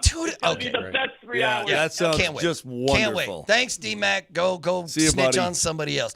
Right? He is I know he wouldn't give us the exact number because he's called the police 10 times in the last 2 months, right? He's exactly that kind of guy. You ever been at a fireworks party? It must have been like 30 years ago. The dude goes, I got something. He goes into his trunk and pulls out a shotgun and shoots it in the air in the middle of the like those street. Dragon breath shells. No, just like a shotgun. Boom! I'm like, good God, we're not doing Jesus, it. were you partying? Well, used to run with a little bit rougher crowd back in the day. Hey, I want to ask you guys this question after we celebrated 4th of July weekend, and I'm not sure how much television viewing you guys did, but I'm going to test you guys. Please. What was the best sporting event available for television viewers over the weekend? I'm going to test your sports knowledge. I'm going to see what kind of sports fan you really are. When I give you my answer, you're going to be mad. I'm going to be very mad because there's only one right answer. And anybody listening to this program right now, this is my poll, my answer. And if you don't like my answer, shut up. Well, USA versus Mexico was not. It's number one. That was the number one sporting event of the weekend. But it did not work out in our favor. Well, it doesn't matter. It was the number one must-watch sporting event of the weekend. And anything outside of that is idiotic. Right. It's great. But we're bad at it. We're bad at it. It doesn't matter. It was the number one sporting event of the weekend. You don't think like the U.S. men's national team when it comes to soccer they're not good. They're not good. And like first of all, some of their best players weren't there. Yeah. Mexico brought its best players. Okay, that's number one. Number two, it's a very young U.S. team that had some chances. It was a very entertaining game. It was good to the last drop. The whole tournament for Team USA was actually pretty good. You remember a couple of weeks ago, I was lamenting the fact that we just stink at soccer. We do. No, but hold on a sec. We got drilled by, I forget who it was, and I'm like, oh, man, we stink. Maybe like the Honduras or some Dude, tiny they got to the final. They don't stink. So then Bertag, they turned it on, and they played some really good soccer against some pretty good teams, and they got all the way to the final against Mexico. And Mexico brought their big guns. And they you know always make it to the final against Mexico. Was better. And they always lose to Mexico. Well, in the Mexico's final. better than we are, but I will say this. Why?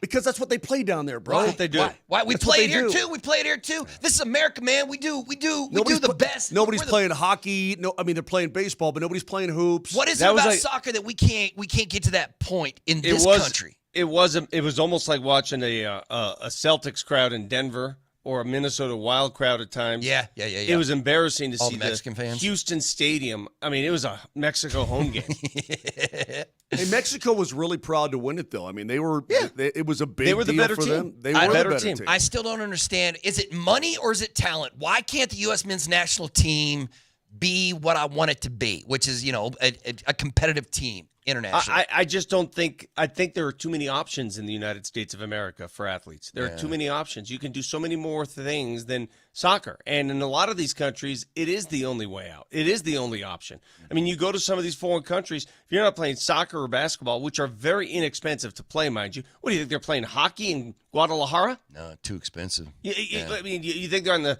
on the slopes over there? This is what they do, and this is what most countries do. So I understand it. It's still the best event. And I was hoping one of you guys would say the hot dog eating contest. No. All right, I'm going to pull a DMac on this. If somebody set up shop next to me and had an eating contest, I'd probably call the cops on them. It's disgusting, there is nothing more disgusting. No. If every year I got to watch these no, I get it. You almost said it. I get you. I got to watch these idiots on national television gorge themselves, and then people laugh about it like this is like a big deal. You're idiots. Mm-hmm. You're absolute idiots for doing this to your bodies. Yeah. And I don't understand why we revel in that. Like, oh, look, Joey Chestnut. Yeah. What a moron. What talent is there in that? There is no talent. You're an idiot. Yeah, I find it disgusting too. Kobayashi, did you see what he had? He retired, and he was like, I messed up my whole body. He's like, I don't feel hungry anymore. I'm never hungry. I can't eat. I don't want to eat. Yeah, it's ridiculous. Berto, there is no talent in that. And the fact that we put it on national television and sit there and promote it and hype it like this, what are we doing? Yeah, what are we doing? It's bad. Have you ever eaten when I go to Chipotle, I like to get both beans, right? You're one of those dudes whose burrito it's like a log. Yeah. So then if you put that burrito up against your body, say, this is going in there, like that doesn't compute, right? No. Yet, you eat a burrito. Well, it's disgusting. If you stacked up all the dude's stuff, right, and he uses the water for the bun and all that, but if you just stack them up, like, how does dude fit that in? It's disgusting. Silly. They drop it in watering it down. The guy's sucking down wieners out of his freaking fist. It's disgusting. Vic, it was even more disgusting. The woman who won, like Bunch Chestnut, disgusting the morons. woman was using her arm to shove the hot dogs. The rest. I saw that. Yeah. You saw it, right? She put a hot dog in her mouth, and then you guys watch that crap? No, I just saw the highlights. Yeah, the highlights of it because and I was like, what is going on? She would use Vic. She would go to her right bicep. And she slam it against her mouth. She would to shove the hot dog further in her face. It was it's a technique, I guess. Like Joey Chestnut is rich though for it. He's rich because he. I reckon he is, man. I hope it's worth it. Man. Oh yeah. The fact he's rich is embarrassing. Yeah. It's embarrassing. It's embarrassing to society that you make people like that rich. The hell are we doing? Yeah, just pay. Listen, man, I don't even. How much does Nathan's Hot Dogs pay per year to sponsor the hot dog eating contest? I mean, there's thousands of people down there at that pier to watch that thing. I don't know celebrating America by its housing 67 hot dogs or however many he ate, 64, whatever he ate this whatever year. it is, I don't know. Somebody It's just ridiculous. somebody on Twitch says, "Well, getting punched in the face is not a talent." Yet, we see guys do that. All right, listen, man. That's a point you make that's pretty accurate. It's not talent to get punched. There is a talent to the skill of boxing, and if you don't see the skill and the art of boxing, then you're not athletic. Does it take an athlete to be a competitive eater? No. Answer that question. No. What does it take? I don't know. Moron. That's Yeah. what it takes. Morons. Yeah. Okay? It takes athletics and coordination and hand power and all that stuff to be a boxer. That's the difference. I mean, one is an athlete, one is a moron. Like if I have a couple of dogs, like I'm full. My tummy's full. I can't. Yeah, I know. I know. couldn't fit another thing. I don't know, man. I don't get it. So it's not for me. I don't listen. If people want to watch it and they think it's funny, fine, whatever. It doesn't do it for me. no, it either. obviously it works because it's on television and people watch. I'm just sad that so many people watch. What are you doing? What are we doing? How about That's what I'm sad. What is going on? Why do we feed that crap? the text line has this to say about this, Vic. One person says it's erotic, the hot dog eating contest, and they certainly enjoy it. But here's what the 437 says. Every year, Vic says something about this eating thing. Joey Chestnut is the greatest competitor of all time. Not athlete, I said competitor. It's a competition between other humans, and he has conquered it 17 times. That is impressive no matter what the competition, Vic. He's a moron. Yeah, I can't do it. Like, there's some things that are sports that aren't sports that are actually skill. Like is bowling a sport?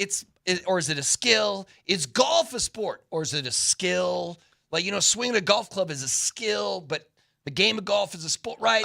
What is this? What are we doing? We're bodily function competitions? What's next? Competitive crapping? What are we doing? All righty then. As we roll on here on Moser Lombardi, How and would you Kane, even judge joke. competitive crap? Like size, length? What are we doing? We'll get to the Avs signing wrong of Brent with you Burns on the people? back end. The Avs added another veteran defenseman. He doesn't get any more veteran than Brent Burns. We'll get to some of that. We're not doing competitive bodily functions. All right, dude, we're not doing that. Okay, I'm gonna pass on it. I'm sure it'd be make for good radio, but we will Pass. move on. Pass. We'll be right back.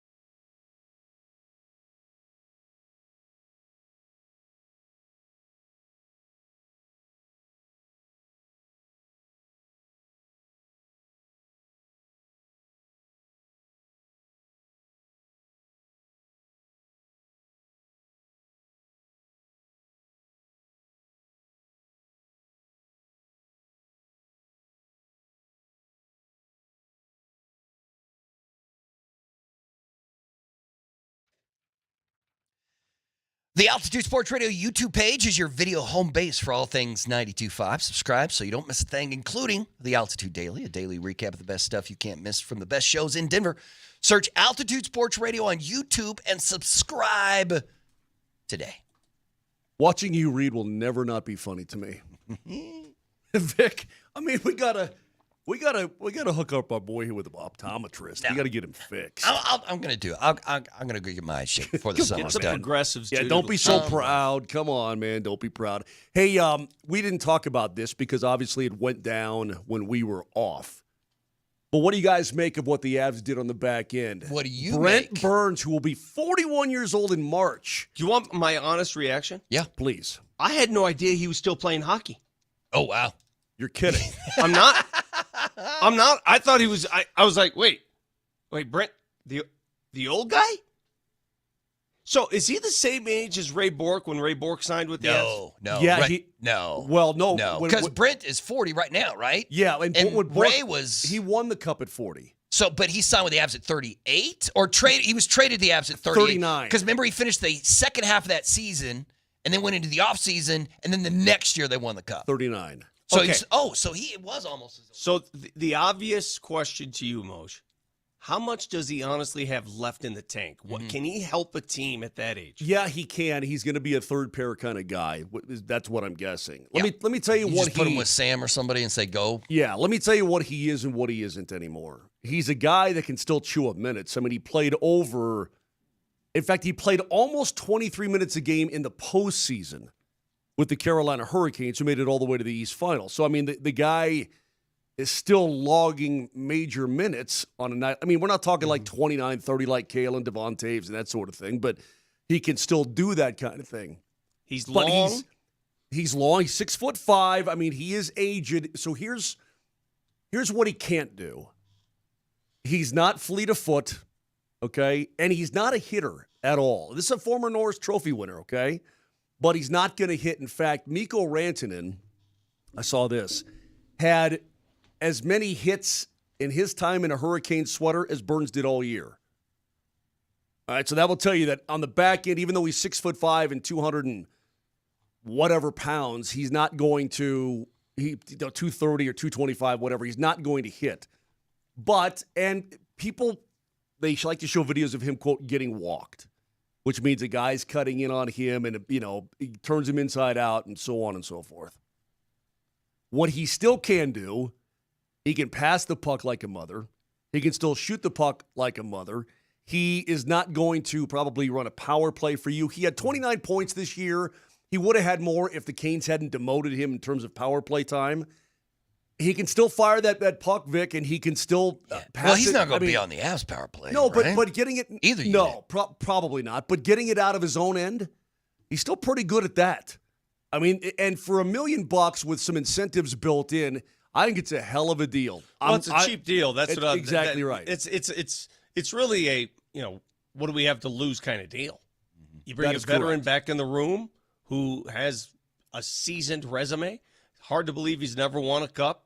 Hard to believe after playing that many years. It reminds me a lot of the Ray Bourque thing, except Ray was always in Boston. This guy's been around the league. Well, and Ray was still really good when he came. Yeah, to, he like, was you know what I really, mean? really good, and he was, still. I mean, we're talking about a, Hall of Famer. Now, will Burns Yeah, well- ever get there? I don't know. Yeah, Maybe he will. no. Yeah, Burns is a Hall of Famer, man. Well, he's just been around a long time. He's a former He's got Norris a winner. Norris, and he's been in the league for 20 years or whatever. And yeah, no. Brent Burns is a Hall of Famer, right? I think this will be his 22nd season. Yeah, nah, man. Yeah, he's great. Yeah, I mean, I don't know if he's going to be a difference maker, but the Avalanche, I'm still upset that I cannot. Mose, you tell me, how did Florida do what they did? How'd they sign those three guys? They should have been possible to bring those three guys back. At least one of them should be playing for somebody else. Well, but nope. No, they did. They all decided to take less bread in order to keep that thing together. And this could be another one of those really happy endings for a guy, right? I mean, he's been in the league forever. He's never won. And look, the Avs, they're going to make another run for it. They're going to try to make a run, I'm sure, every single year. So this is another opportunity. And I said last week, Vic, before we bugged out, I said I think they need probably two more defensemen. Well, they got one right there. So now they've got essentially 7D, right? 7. You probably need one more in the mix, either from the Eagles or someplace, somehow, whatever. You're going to need maybe one more guy. So we'll see. McDonald, man. Right? Yeah, but he's running the show down there, and he's kicking butt, and he's great for that team. By the way, they just hired a new head coach in Mark Letestu. We'll get to some of that some other time. But could you imagine Brent Burns becoming a Colorado Avalanche at any point? Not me. I mean, the guy was in Minnesota forever, in San Jose forever, obviously in Carolina, and here he is with one. This is probably his one last kick at the can to make it happen. But you're okay with this roster going into the season with this roster. You're good. You're set. Well, We're good. I mean, no more moves. The bottom. Well, you talk about no more moves. The bottom 6 needs some help. Now, where that comes from, I don't know. They've got money to do things, but don't throw good money at this kind of issue, because it'll work itself out, and you will find guys for those roles eventually. But I don't know that you have to throw bread at it right now when the pool is really kind of shallow. Can I ask you a question I'm almost embarrassed to ask about a friend of ours, because I saw him over the weekend. I saw EJ. Yeah. And I didn't ask him. I saw you guys were at a 4th of July party, right? Yeah. At the course? Yeah. Yeah. So what? And DMac called. So the police. he's a free agent, correct? And he hasn't announced anything about his endeavors. That is correct. Okay. Yeah, you can sign with anybody, anywhere. But, it might be done. EJ might Well, be over. I haven't talked to him either in a couple of weeks. We texted a little bit about golf, but What is he going to do when his career? Is he going to go into coaching, or is he just going to? Well, I'll tell you right now, whenever he is done, and no one's in a hurry to get him done, if he still thinks he can play, have at it. Go get another one. absolutely make But he will make be- them drag you off the ice. Exactly right. I'm going to say it right now. I've met a lot of people in this business. If Eric Johnson wants to get into television, he will be a star. Yeah, you know Not what? a good broadcaster, a star You're right. broadcaster. Yeah, I didn't think about that. I was thinking coach, but yeah, he'd be a great broadcaster. I tell you what Star. the Yeah. NHL did do. The NHL held I want to call it a symposium. I don't even know what you categorize it as, but guys who were former players or players that wanted to get involved in broadcasting. So they had this symposium. I think it was in New York City. You know, it's like classes, that kind of thing. The NHL put it together, and he was one of them. He went there and learned an awful lot. So I think that he would be good at that once his career is done. But again, if it's me, man, I just keep playing until they drug me off So the do I. ice. That's what I do. totally agree with you. Why wouldn't you? Yeah. Now, again, We'll see. if you have to go to Switzerland, although Switzerland's not a bad gig, you only play 2 games a week. And it's all who right was there it? in Switzerland. Remember and when it's Cody- beautiful and it's easy. Ask Mark Crawford about coaching in Switzerland. He flipping loved it. Cody McLeod, didn't he was like, I'm going to go play a couple of years somewhere, and then he ended up playing like 5-6 years for. He played in the minors as well. Okay. In the Wild system for the Oh, Iowa okay. Wild. I believe. Well, it does remind me, as I'm laughing, of the rumors of what Russell Westbrook playing in Tel Aviv. Yeah. And that's not going well. At this point, Russell's yet to sign a contract anywhere, so it might be his only option. Who knows? Yeah. It's funny. You look at all these free agents. I don't know in hockey what big name free agents are still out there in hockey. Really not a lot. There's nobody. And There's the nobody. whole free agent market was pretty poor overall. Then guys started to re-sign with their own Next team. year's when it gets crazy. You don't Next year's free agency class. Here, let me give you some of the names in next year's free agent class. All right. Connor McDavid, Okay. Panarin, Yep. Bobrovsky, Okay. Eichel, All right. Ovechkin, Okay. Kaprizov. Well, Ovechkin is going to be done. Ovechkin will be eventually done, here. and I guarantee McDavid will re-sign during the year. And more importantly, Well, Kaprizov is eligible for an extension right this second, and we'll see if Minnesota they get it should done. just hand it to him then, right? Theoretically. But more importantly, Cale Makar. You have to pay Cale after this year. Yeah. You have And the to pay- cap, the good part about it is for the Avalanche is the cap is going up again. So you're kind of going to be playing with house So money. what are you paying? What are you going to pay Cale? Are you going to give him 12.5? You give him I guarantee Cale Makar will take less than what he's worth, as he did the last time. Yeah, He will. He'll go like Crosby. Like Crosby makes 8.7 or whatever, and he could be making 12 too, or Guys, and 10. I've heard this discussion, and we got to talk about it. I know there is an inherent advantage in Florida for that state tax thing and how they can re-sign guys. Mm-hmm. it's not just a myth. It's an inherent advantage for those guys to re-sign there at around the number they would make on the open market. Yeah. Because when you make around that number, I mean, consider this. If you're Sam Bennett and you have an offer from Toronto for, what's he making in Florida? $8 million? $8? $8. And you're offering Toronto's $9.5. It's about even. It washes. Mm-hmm. Yeah, it's It crazy. all washes. City tax, country tax, tax. The tax NHL on top doesn't of want to tax. talk about it, Vic. The NHL doesn't want to deal with it, right? They don't like that conversation. They want It's the truth, though. Yeah, It's real. Yeah. Same with Dallas. Texas it's and Florida real. don't play. Texas and Florida don't play But when it comes to that sales tag, man. Do we? And I don't think Tennessee has it either. But do we ever talk about this issue in any other sport?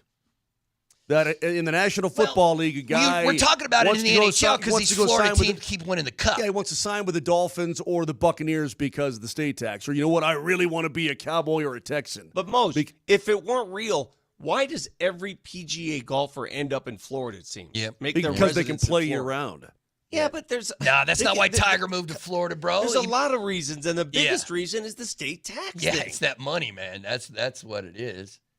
So I mean, Once the you get to, but once you get to, let's say you are going to earn $200 million in your career.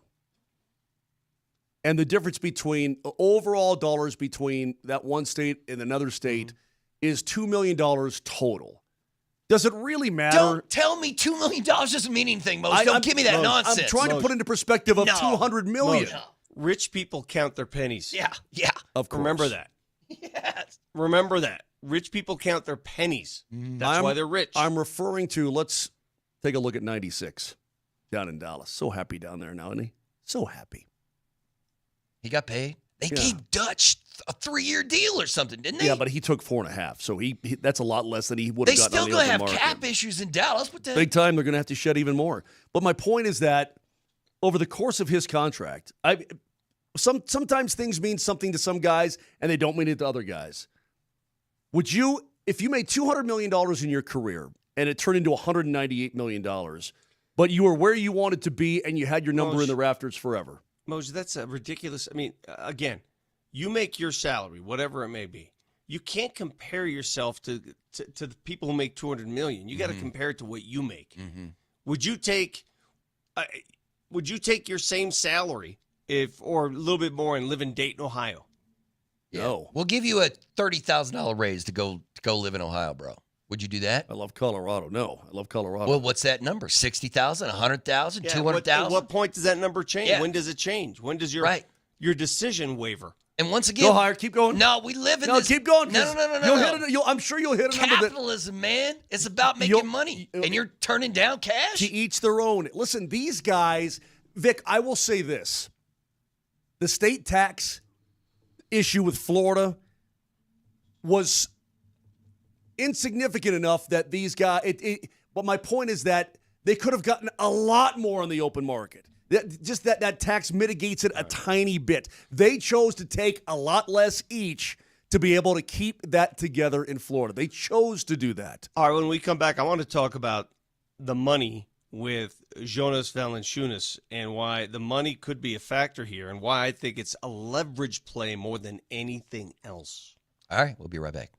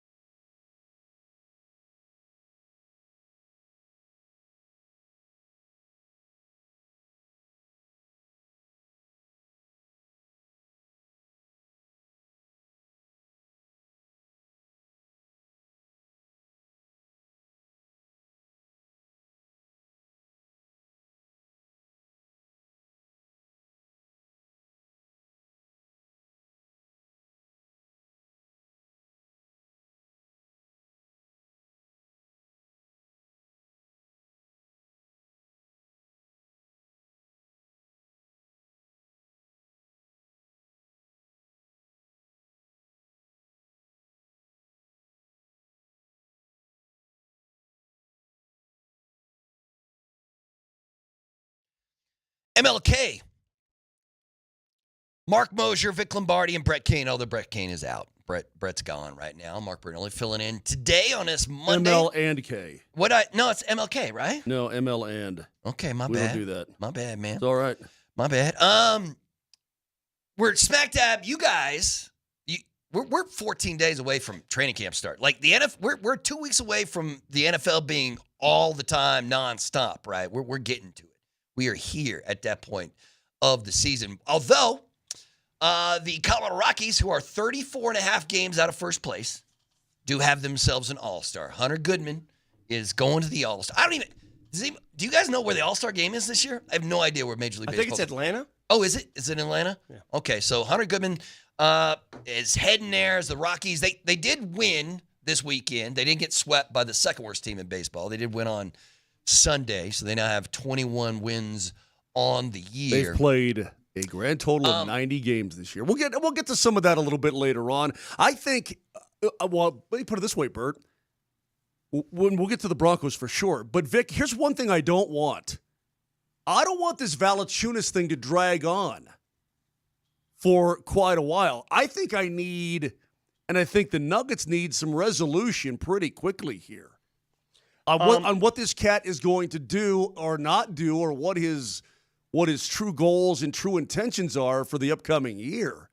We're going to have to figure this thing out, or he's going to have to figure it out. And then if you got to cut bait with him and go in a different direction, focus your attention and your energies on that, because it's kind of lame. Sorry, I was just distracted.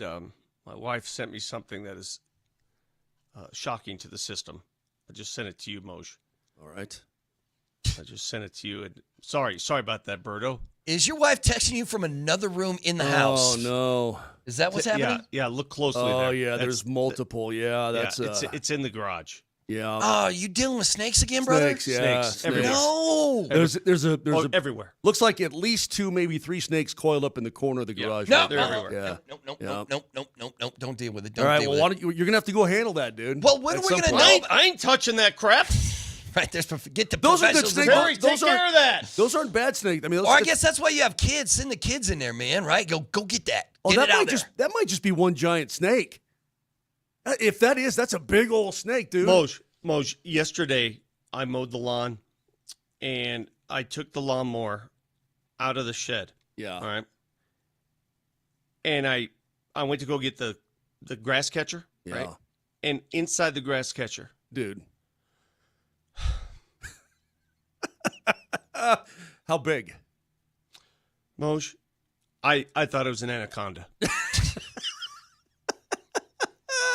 Moj, I don't know what the hell is going on this year with snakes and my part of town, but they are everywhere. Did you see the one I posted on the golf course? Yeah, that was a big snake. Do you understand how I don't like those creatures? I understand, but when he went over the edge down into the brush and you wished him well, I thought that was kind of nice. A happy day. Yeah, I thought that was kind of nice. Hurt him. I don't want to hurt you unless you're a rattlesnake. Hey, if you're a rattlesnake, I'll kill you. Yeah. If you're like one of these other snakes, you're good. Scariest animal on the planet is a snake. Yeah, and like, if it's a rattlesnake, it's a rattlesnake, like there's a guy that caught a rattlesnake at the course, a little baby one, and just threw it over. And I go, "What are you doing?" Yeah, that's just someone's going to die. Get you here in a couple of years. Someone is going to die now. Yeah. No, I'm anti-snake. I am pro Jonas Valanciunas, but I don't know. Like Jonas is playing for Team Lithuania this summer, some international competition. So he's gonna get a microphone shoved in his face here in just a couple of weeks and ask that question, like exactly what's going on, right? That's when we'll find out. And that's why I hope his agent didn't put him in a precarious position where he has to now defend his allegiances to the NBA and to the Nuggets, right? So my inkling is this. Let me draw it all out for everybody. He had a 3-year opportunity in Greece, a 3-year, I believe it was 3 years, $15 million. Versus a 1-year guarantee in Denver for $10.5 million. Now, at first blush, you look at that and say, well, why would you take the 10.5? Are you crazy? It's 1 year, 10.5. Here's the difference. Going back to that T word again, taxes. The deal in Greece is tax-free. It's tax-free. It's net money.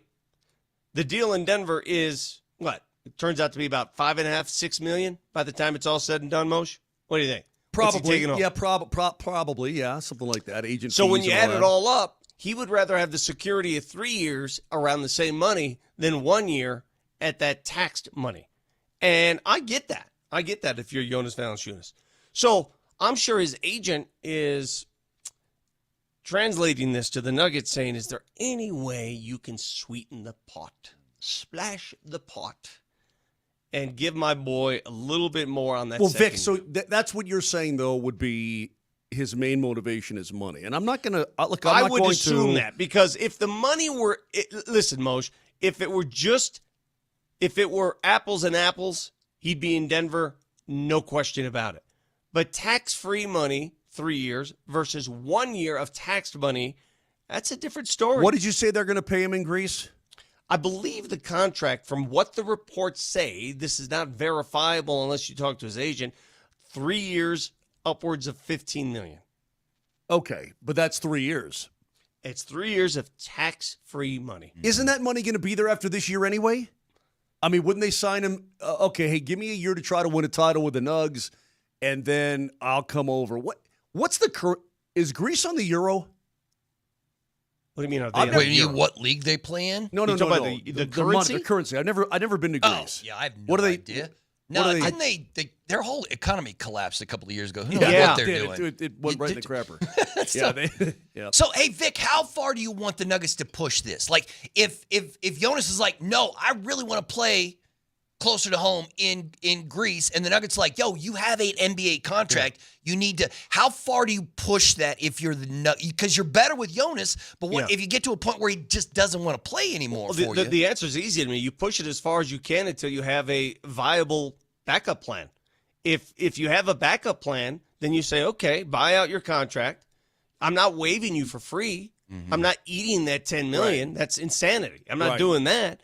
You got to buy out your money. There's got to be a safeguard. I know there is. There's a safeguard in the CBA for this type of scenario. Well, the Nuggets are not going to be on the hook for money, and it's not going to count against the cap if this guy wants to bolt and fly to Europe. Right? No, yeah, because the Greek team will have to pay the buyout. and you're going to have that money available to you to use on somebody else. I guess, Vic, I don't envision a scenario where you drag this thing out for the next. When does the Greek league even start? I have absolutely no idea. Yeah, if I dude don't was know supposed to play in Greece, I don't know. All I know is Jonas is playing for Team Lithuania coming up here in just a couple of weeks. Google, please, when does the Greek basketball season start? So, Vic, you can't drag this all the way to September. You can't do that, can you? I would want an answer here in the next couple of weeks if there is a viable backup plan on the market still. Like, if the Nuggets knew that Al Horford were available, maybe this decision would have been made already, right? They must know something we don't. Al Horford's either going to Golden State or he's going to retire. Right. Because he's a good, backup plan. Perfect. One thing I don't like about this, another thing I should say from Valančiūnas' point of view, Vic, maybe it is a financial wrenching, so to speak. He wants a little bit more guarantee. He wants this. He wants that. But you have a valid NBA contract. Your contract is valid, okay? Mm-hmm. I mean, if you were free and you're actually wrestling for his services with the team in Greece and he was free, that's one thing. But he's under contract to play basketball in the NBA with the Denver Nuggets. And he just wants to break that, Look, I'm not gonna get on a guy's bacon for wanting as much money as he can. But when does winning come into this? When does actually being an NBA champion and that thought of being a champion for the only time in your life come into play for it? Here's the question. Here's another question I have. Is he preying on the Nuggets because the Nuggets know they're making a championship run here, and that desperation of making a championship run, who knows what they'll do? Let's say he doesn't get traded from Sacramento. Let's say Sacramento, first of all, I don't know. I still don't know why Sacramento took on the Dario Saric deal, but whatever. Let's say Sacramento held on to Jonas Valanciunas. Was this ever even a topic there that he would leave? Yeah, I don't know. That's what I was wondering, too. Like, did Sacramento have any kind of idea that this was going to happen? Yeah, or did this just enter the frame as soon as the trade was announced? Mm-hmm. And I don't know. Vic, let me ask you this. Because when you traded Mike and you open up you can do so many things now that you couldn't do before, including making a trade where you take on more money than before. So now that the Nuggets are clear of the first apron and they have this money, whether Jonas shows up or not, can you use that money and trade for a big-time player, even if it pushes you back into the first or second apron? You can you do that? But they can also trade for the MLE. Okay. Pick up a free agent that's the full MLE, mid-level exception, $14.5 million. They have that at their fingertips if they wish to use that. If someone's making that kind of money out there and they're available, they can go get that kind of player now, right now, as long as Jonas Valanciunas is not going to play for you. Let's say Jonas Valanciunas plays for you. Let's say he's on the team. They still have room for another contract. Yeah. They still have. Did you guys hear these rumors about Bradley Beal being bought out today? Yeah, and then he's going to sign an entry level, just a low level contract. Could be a veteran minimum, could be a little bit more. Who knows? Mm-hmm. If I'm the Nuggets, you can't have enough right now. You can't. You got to be greedy. Be greedy. I'll take Bradley Beal. Oh yeah, I would too. Like, I know people are probably upset the way he performed in Phoenix. But it's one thing to perform that way at the max. It's another way to perform at the vet minimum. Yeah, and off the bench, because obviously he's not starting for the Nuggets. It's another thing that, hey, man, we're only going to give you some minutes if you're not playing that well. It's a lot easier and a lot more palatable when you're paying a vet minimum, right? Vic, I don't know. This guy's going to get on my bad side quickly. If this crap continues, because obviously I'm protective not only of our city, of our state, of our basketball team, and I'm protective of their opportunity to make a run and multiple runs in the next couple of years, right? Mm-hmm. So I'm protective of that. And if you don't want to be here, well, then, and this is where my emotions will get the best of me. My initial reaction is, well, then get bent. Mm-hmm. Hey, you want to go to Greece? Rocks. You want to go to Greece and eat drink ouzo and eat whatever? Fine. Go ahead. We don't want you here anyway if you're going to be that way. I want guys here who are about winning. That's got to be your focus, man. And I don't blame him for wanting to get as much money as he can. What is he, 33 years old? Yeah. He doesn't have a whole lot of time left. Okay, fine. But if you're going to try to do it at the expense of my team, then I don't want you, because everybody who steps foot on that floor and in that room for the Denver Nuggets should be focused on one thing, and it's going to be about the dub. And that's why Brucey B is here, for crying out loud. That's the kind of guy I want. Well, Bruce went out of his way. He wanted to be here. He wanted to be here so bad he signed for the vet minimum. Yes. Okay. He wanted to be here. I don't disagree with you, man. I have a problem if there's any sense of uncertainty. If he has to come to training camp kicking and screaming, I'm out. Yeah. It's not worth it. Exactly. I mean, because here's what happens. If he has a bad game, what's the first thing people are going to think? Yeah. He wants out. Yeah. But I understand. I'm trying to tell y'all it's sabotage. I understand what you're saying. He's got. Listen. Here's the truth. Let's say this proceeds as is, and the Nuggets, they welcome Valanciunas with open arms. Mm-hmm. He's got some talking to do. He's got to. Hey, man, this was a misunderstanding. I was not that. He's got to talk. He can say, "Look, Denver Nuggets, it ain't you, okay? It's me." It's me. It's not you. It's me. But what if it's a family deal, Moj? What if he just wants to be 3 hours from his family? Yeah, then you just say, all right, have fun. Good luck to you. You can't stand in the way of that. Right. You can't. But even I can understand forcing him in, because Jonas will be the best backup big you've had here in Denver since when? I think he'll be the best backup big of the Joker era. Okay. So you can understand why they're trying, even if they have to shoehorn him in, they're trying to still work, instead of just washing their hands of the whole situation, okay, go ahead and hang out in Greece. But because he will be the best big you've had on this team backing up Joker since, who knows when. Yeah, who knows when. Maybe the best ever. Vic, best center since Marcus Camby to play on this team other than Joker?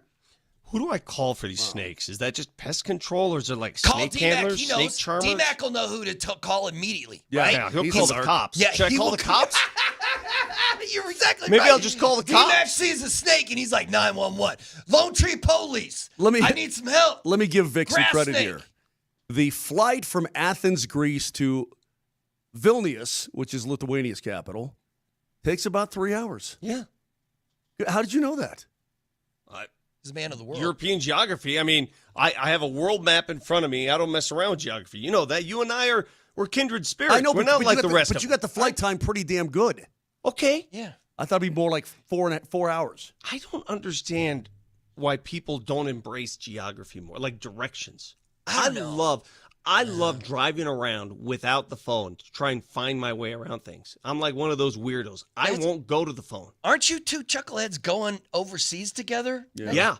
That's going in horribly, right? Have you guys traveled internationally together No, before? we're not We're not staying, hand in We're not hand. staying together. we're Oh, only I gonna, thought you were. So you're both traveling, but you're not hanging. we're gonna together. hang a couple times, but We're going to hang. We have a compass. We have a compass. We're gonna hang a little bit, but we're gonna do our own thing mostly. Okay. All right, Okay. then. All right, man. Just checking. By the way, did you tell Bambina and Easy that I'll take care of them? On the plane? Yeah, You're exactly right, you will. I will.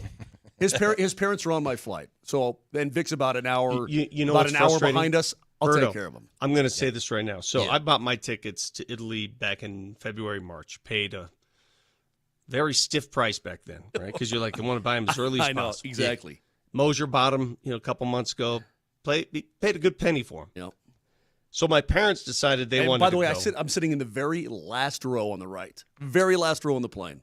My parents decided they wanted to go because my grandfather turns 101. Oh. So 2 weeks ago, I go to United Airlines nonstop. They just started this nonstop. Take a guess at how much I paid for my parents, one seat each, to go nonstop in the main cabin. Nothing, no frills. Oh, take a guess. I have no Nonstop. No, $5,000. Round trip. Huh? Five G's. Nope. 5,000. Nope. $400. I have no. $538. Oh, really? It costs less to go to Rome than it does to go to New York City. That's crazy. Yeah. That's crazy. I thought, that's not That's bad at all. insanity. So the bear That's goes to not me. bad Do you know at how all, mad man. I was when I saw that? I was Do you know mad. how angry I was? Yes. That's crazy. The I bear would have goes- thought it was super expensive. She goes, let's cancel our tickets and rebuy them. I know. And I go, well, then, but what if we don't get on that damn? What if somebody snipes us real quick, man? Yeah. Ah. That's crazy. I had no it idea. killed me. That's wild. Oh, well, enjoy your I want a trip. refund, man. I want the difference back in cash. All right. We're going to take a time out. We'll be right back. We got some NFL notes next. I have had it with these monkey fighting snakes on this Monday to Friday plane.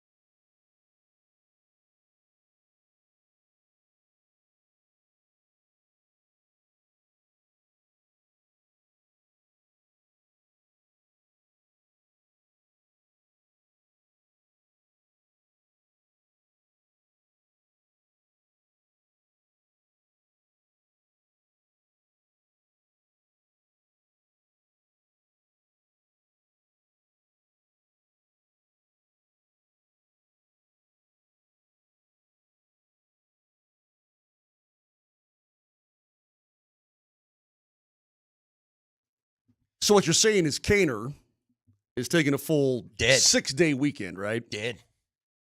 And Vic right now is on snake duty. Yeah, you don't make Nelly- the wife go get the snake out of the No. garage, right? You can't just do that. Nelly, how long ago was it where Vic... Of the 5 women that you have married in your life, would any one of them gone and got one of that snake? None of them, right? Not a single one of those wives? Well, this happened. Nelly, what I was would it, just love to 2 poke weeks the ago? bear a little bit. Is it 2 weeks ago? Yeah, We have- when Vic just disappeared during a segment Yeah, for a to really go get long the time. Snake wrangler, Yeah. man. Snake wrangler. He's doing it. Dude, Did you you get don't him? Did you understand. get it This out of is- there? I am so scared to go into my own garage right now. I wouldn't go in there. Seriously. No, I'm with you, bro. I'm scared. Don't go in there, man. There are skins. You know the little skins? They Yeah. leave their mark. Yeah. It's a warning. Yeah. They're skins. I could show you the picture of all the skins. Think about how many times you went to get into your car and there was a snake just inches away from your foot and you never even knew it, Vic. Think about that.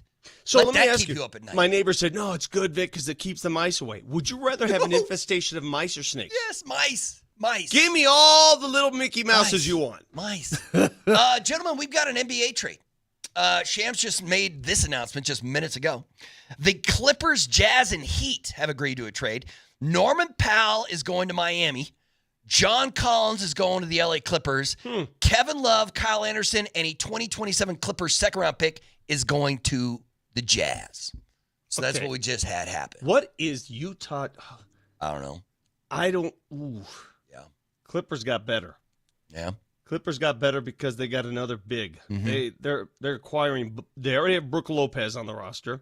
They got big Zubats, Mm-hmm. and now they got a very capable 4 or 5. He could play both. John Collins Mm-hmm. is a good player. It's that move now for every team's going bigger, and that's exactly what the Clippers are doing now. Norman Powell at times was their best shooter last year. Mm-hmm. Didn't he make the All-Star team? Oh, no, he missed out on it because LeBron decided to play. But yeah, now Norman Powell's in Miami. He's going to be He playing averaged a for the- career-high 22 points a game. That is a shocker to me. I knew that Utah wanted to strip itself of all its assets, and they may not be done yet. Are they trying to go the full OKC model? Is that what they're trying to do? Yeah, Well, I there's just no guess. room for a veteran like John Collins on their roster. I mean, if you're a younger player making that kind of money, he makes a lot of money. I really like John Collins, but it's weird how he's moved several places recently. You know, I mean, because when he was in Atlanta, playing in Atlanta for a long time, I wanted the Nuggets to try to get him Yeah. because it felt like he did a lot of things that the Nuggets could use. Utah's just shedding salary.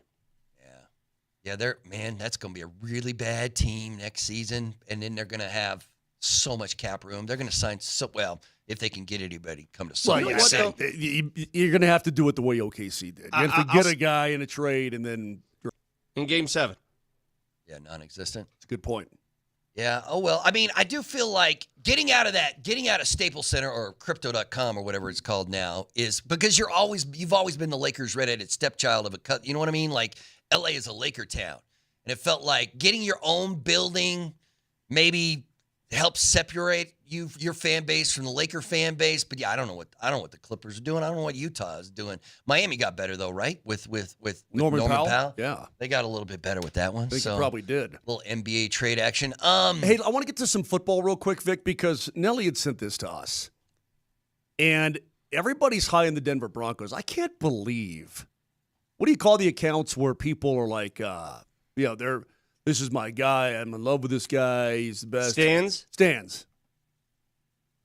There's a lot of Bo Nix Stan accounts that come up on my feed now, and I don't solicit them. They just happen You're to not show a up Bo there. Nix stan, bro? No. I'm not. Well, I mean, hang on a second. He's still got a long way to go, man. All right, let's not. But they're showing. And then I saw one the other day. Check down merch, and then they showed some Bo Nix passes. Actually, Yeah, they I've showed heard the, that criticism, They showed the one to Marvin Mims, right? I'm like, wait, I can cherry pick a couple of throws during the season for anybody. I can turn,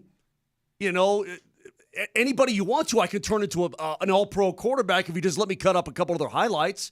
Not that the kid is not good because he is, but there's a lot of that going around as we get ready for training camp. That's one thing. Go ahead. That applies to everything. Like if there's a draft, right, and you see just clips of a college player, any sport, all we ever see are the good clips. Mm-hmm. So we're automatically like, oh, this guy. Yeah. Wait till you see this. It's hard. You have to take it with a grain of salt, right? I get where you're coming from. Do you think Will Levis made some good throws last year? I'm sure he did. Yeah. If I want to go to and be a Will Levis stan, gotta like mayonnaise. Right, oh, that's the mayonnaise. Yeah, dude. He's the one that just eats. He puts it in his coffee. He puts it all over. Yeah. Well, he ain't gonna play no more because they got Cam Ward. But yeah, well, and I mean, what? But if I wanted to do a video of Will Levis's best throws, you'd think, oh my God, this guy can really throw that pig around. Yeah, but I bet you don't get more than 10 in a season, right? I bet you could have 9 highlights. How many extend the field passes did Bo Nix complete last year? I'm not on the kid's bacon, okay? Because he's a way better quarterback than Will Levis. I'm just saying all these things are now coming out as we get closer to camp. But Nelly sent us this, Vic. The NFL has ranked its top 100 players. Coming in at number 90, Zach Allen of your Denver Broncos. And Don't they need to pay that man still? Yeah. So if you've got a guy who, according to the NFL now, is a top 90 player in the league, and this is the last year of his contract, Vic, what are they going to do? What are they going to do with that guy? Well, they're going to resign him. Pay that man his money. I reckon that's probably the case, but what's the going rate for Zach Allen? At the age of 20, he's 28 now, he'll be 29 all the money next year. A lot of money, right? Who's going to be more? Zach's more expensive than Benito, right? Unless Benito goes for 20 sacks this season or whatever. Like, I thought the Broncos were going to sign Benito during this offseason, but they're just like, nope, give it one more. Go ahead. Let's see what you can do this year. Well, it's funny how you have this. You did the right thing with Russell Wilson. You're still hamstrung a little bit, but you've got money. And all of a sudden, man, when you got to start paying guys, you find that your cap availability, that starts to shrink pretty dang quick, man. All of a sudden, you're like, wow, I got to pay this guy, and now we're going to have to pay that guy, right? Well, you pay Zach because he's like the second, third best player on your team, right? I want the interior of that defense accounted for. I think it's important, and I think he's a hell of a player. Last year, I mean, my goodness, you could argue who was the MVP of the defense last year? Was it automatically PS2? Or you can make an argument that it starts inside. Yeah. I think you probably could. I mean, that defense, the way I looked at it, look, Zach Allen's terrific. I thought DJ was terrific. I thought Franklin Myers was good. I mean, I thought that obviously Benito was terrific. I thought that everybody got a piece of that defense. Like, everybody contributed in a pretty damn good manner. Mm-hmm. But that's the strength of your team. Did. The defense is the strength of your team. You got to keep them together, man. Pay Benito. Pay Zach.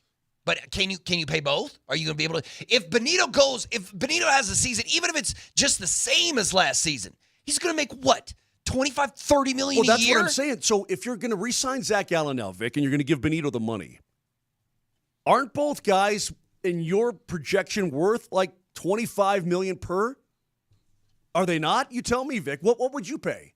When I look at the top paid, get to the damn quarterback guys like an Allen, and again, you're talking about a 3-4, but these guys are all getting north of 20. They are. They just are. What's amazing how much money the Broncos are throwing at their defense. Every year we say it, right? Well, maybe it's time to throw some money at the offense. But there's a lot of money in that Broncos defense. And if it's a proven D, I don't think there's anything wrong with it. I don't. He's going to eat. Let him eat. I'm telling you, there are people in Arizona that they rue the day they let Zach Allen walk. Yeah. They can't believe it. Do you take a risk by not paying Benito? If he has, because there comes a point where he will play more than you can pay. He will play better than the money you're allowed to pay him. And then and then somebody, Miami or somebody is like, hey, here's $31 million a season. Nick, come on down. Well, I don't think you can ever let him go free, can you? I mean, well, you know what? So this is the last year of his deal, and he's again only 26 years of age, so he's only coming into his prime. But Vic, with Benito though, I'd like to see a little. I mean, do it again. And I was going to ask you this: how much do it again, do and you you need to got see? it. Because how much have you really seen? Was it 1 year? That's a year and a half? That's a great point. I would, if it was me, if I were the Denver Broncos, I want to pay this guy, but I also just do it one more time. Wow, you want to prove it? I mean, Just do it. Then you end one up more like time. Cincinnati. Who is it? It's Trey in Cincinnati, right? Who they're like, prove it Yeah. again, and he did, and then they won't pay, and now they're like, well, we're not going to pay you what you're worth. They've paid their two wideouts and their quarterback $1 billion. They're also Cincy cheap as Yeah, hell. correct. But I mean, hey man, give me 13, 14 sacks again, and we'll pay you. But if I tell you, if the Broncos don't, somebody will. I don't know if he's going to get there this year. I don't know, Vic. I'd like to see it one more time. That's me personally. I just pay him and move on. You know what I mean? Just lock that dude down. Lock him down. But listen, obviously, I'm spending the Broncos' money, and they still have to pay that $32 million Well, cap hit think from about Russ this. next If season. you but can get still. him, let's say you get him for 25 per, okay? Yeah, you do that deal right for 25, yes. And if he doesn't, I mean, okay, fine. But if he does have another terrific season, now it's going to cost you 29 per, 30 per. Yeah. So it's a bit of a gamble one way or the other. It's a bit of you take a risk. Yeah. Both ways you take a risk. By locking him up when he hasn't done it year after year after year, and by not locking him up, and he's going to command even more bread if he has a fantastic season. I Googled this. Are snakes dangerous to have in your garage?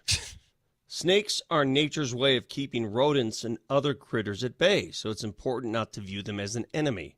They're simply a valuable part of nature in the wrong place. Here's the problem with that. Sounds like something a snake would write. Right. Exactly right. Here's a problem.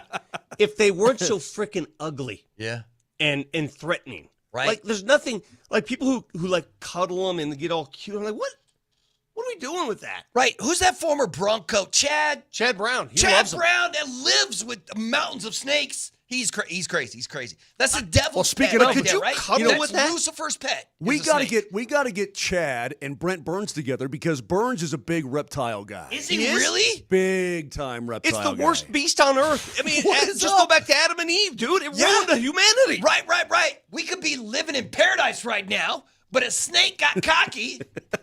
Listen, man. Yeah, no, snakes. They didn't send a fish. No, They didn't did send not. a baboon No. or a rat. No. God sent a snake. Like a prairie dog? No, they sent a snake, man. No. Although remember when those prairie dogs had the plague? Remember here in Colorado they had the plague during COVID or whatever, and it was like, watch out for the prairie dogs, they have the plague. Yeah, you got to waste them. But I'd still rather cuddle a plague-ridden prairie dog over a snake any day. Man, look, I have a snake in my last thing because the reason we're you talking have about a snake. this. What? Yeah, I'll tell you. The reason we're talking about this is because Vic has a pretty big snake in his garage right now. It's still there right this minute, right, Vic? I just went downstairs, yeah. And remember, they're behind my shed. They're getting in the garage somehow. I've sealed everything. I went to that extent. I've started sealing. You have a whole snake nest somewhere on your property, don't you? There's no doubt about it. Where there's like 20, 30 So snakes. I got this retaining wall in my backyard. Yeah. And the snakes live in there. And I don't know if it's mom and a dad, and then they just have babies every year. But there's snakes in my backyard every year. And so whatever I got to mow them fine. on today. They can hang out there. I don't care about but that. even when I see dude like I'm edging, and I'm like, oh, dude, because I nailed him with an edger one time on accident because he was in deep grass, and I broke his back, and he went into the deck and probably died. But that being said, I'm like, it's cool, dude. He'll slither along the wall, then he'll go up the wall with his snake head and like one of those little tiny cracks, and he squeezes through, and then I can continue my job. And I want him around, but and this guy's a 2-footer. He scared me to death, man. When you walk up on a snake, it'll scare you. Nope. It will. Nope. And I don't know why. Someone says, put a trap out. Do you think I'm going to touch a snake that's trapped? What part of me looks like I'm going to go pick? Are you crazy? Hell no. Hell no. Yeah, don't deal with it. Don't touch it. There's got to be, get the professionals involved. There's no reason to be dealing with snakes, man. I'm sure there are professional snake wranglers out there. There got to be. Or just call Chad, man. Just call Chad. Or Brent. Like, is he already in town? Like, yo, Brent, man, Vic's got a snake in his garage. Can you stop by and... Your brother's a pretty good animal whacker. No, they're more scared than I am. Are they? My dad Okay. would have done. My dad would grab him and probably ate him. Yeah, probably. Your old man has seen a lot in his life, man. Nothing scares him anymore. All right, we got to roll on with the show. I have no idea what we're going to talk about next, but it'll be right after this break.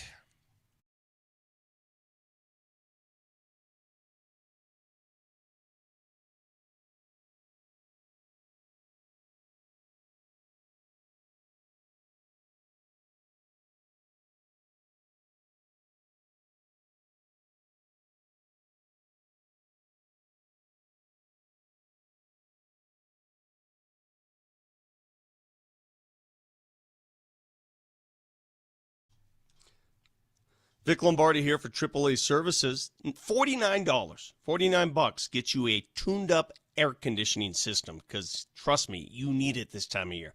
$79, they'll throw in a water heater flush.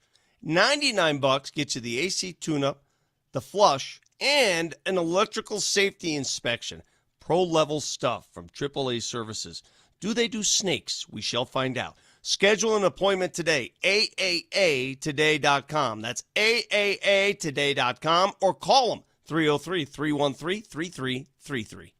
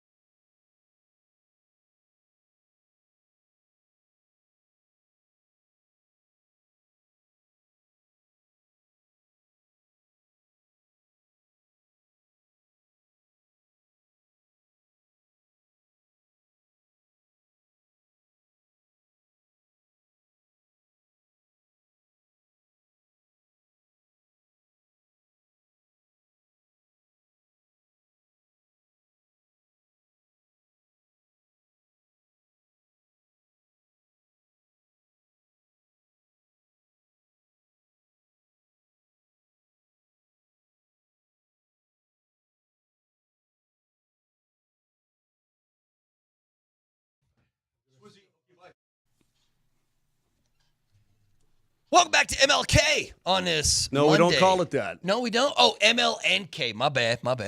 Why is MLK taken? Is somebody already using that acronym before us? What's the deal? It seems to be, yeah. I'm not, and believe me, we ain't that worthy. So, excuse me. In this final top of the hour segment, I got something. Go ahead. I got something. What Vic. you got, man? This is it's going to sound like it's about me, but it's really not. Yeah, I'll be the judge of that. No, real quick. I was listening to Jay Billis talk about paying college athletes, and he had a lot of very interesting things to say about it. Okay, fine. But we're getting evidence that maybe it is all just about the money now in college athletics for a kid, any specific kid. Did you see what happened over the weekend, Vic? Texas Tech? No, what happened there? Oh. You didn't see this? No. They signed a kid with a fully guaranteed 3-year deal. Fully guaranteed no matter what. Take a look at what Texas Tech just did.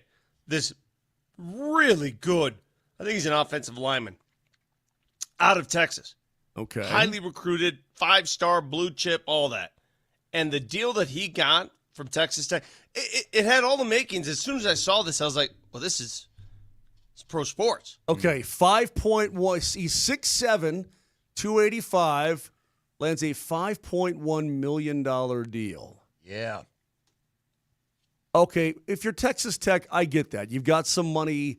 Maybe Mahomes threw some bread in there. I'm sure he probably did. No. They got that oil money at Texas Tech. I know a lot of alum down there. Well, There's a lot of oil money down there, What school in Texas does not have oil money? Huh? No, they all Texas have, State is going to the damn Pac-12. Yeah, they got oil money. I know. TCU That's what I'm got saying. oil money. But that's not how your school Oklahoma ended State up got with oil. some 5-star So- recruit. so and Vic- like some kid was like, you want to go to Ohio State or Sac State? And he was like, I'll go to Sac State, Hang on, right? hang on. Vic. Star wide receiver Xavier McDonald is committed to the Sac State Hornets, according to Rivals.com. The 6'2", 180-pound wideout from Morton, Mississippi, chose the Hornets over Ole Miss, LSU, and UNC, to name a few. Yes, because when you're a great Mississippi recruit, you think Sac State. Okay, now everybody knows I'm a Sac State guy. Yeah. And they're building a new $250 million stadium. Where are they getting this money from, Moj? Where are they getting this money from, man? Not It ain't coming from It Moj. ain't coming from me, brother. They've got some people there who've got some bread, but this guy, J.R. Rhodes, goes, the SEC just got stuffed into a locker by Sac State. I love it. But that's what I'm saying nowadays. Even a team like my dumb team that's trying to get out of FCS and go full FBS, right? They want into the Pac-12. Whatever the Pac-12 is going to be in the future, because it's going to be the Pac-12, just has a lot of other teams like Colorado State's in it. But it's all about just the money now. This kid's got to be getting paid. It's always been about the money. Now the kids are just getting a little piece of it, Moj, right? Well, it's always been about the money. My point is, if you're a 4-star wideout from Mississippi, and you got the SEC crawling all over you, and you say, I'll tell you what, I think I'm going to take my wares to Sacramento, California. For $5 million? It's clearly about the money. Yeah, it's money, man. They hired Mike Bibby as their head basketball coach. Did you know that? No, I didn't. Is he still hella swole? Yeah, Remember when swole. Bibby Yeah. retired from the NBA and then just got he's jacked. super jacked? Yeah, he doesn't look like normal. Well, but Bert, so on the basketball side, Shaq's kid is playing there. Really? Yes. He's going to play for Mike Bibby at Sac State, and I'm like, money just buys anything. Yeah. I mean, money just... Yeah, welcome to the world, bro. I understand that, but I mean, like, there's no way a little podunk commuter school like my school should be able to have these kind of dudes. But you don't like it that your college is finally getting these big-time recruits because they can actually pay them? Like, are you upset about this whole process? I'm just blown away by it, man. I don't know. You want to go back? Would you go back? If we could turn the clock back 15 years and make college football just like it was in 1997, is that what you prefer? I know, because I think the kids, they need to be able to be compensated in some fashion for sure, not just scholarship.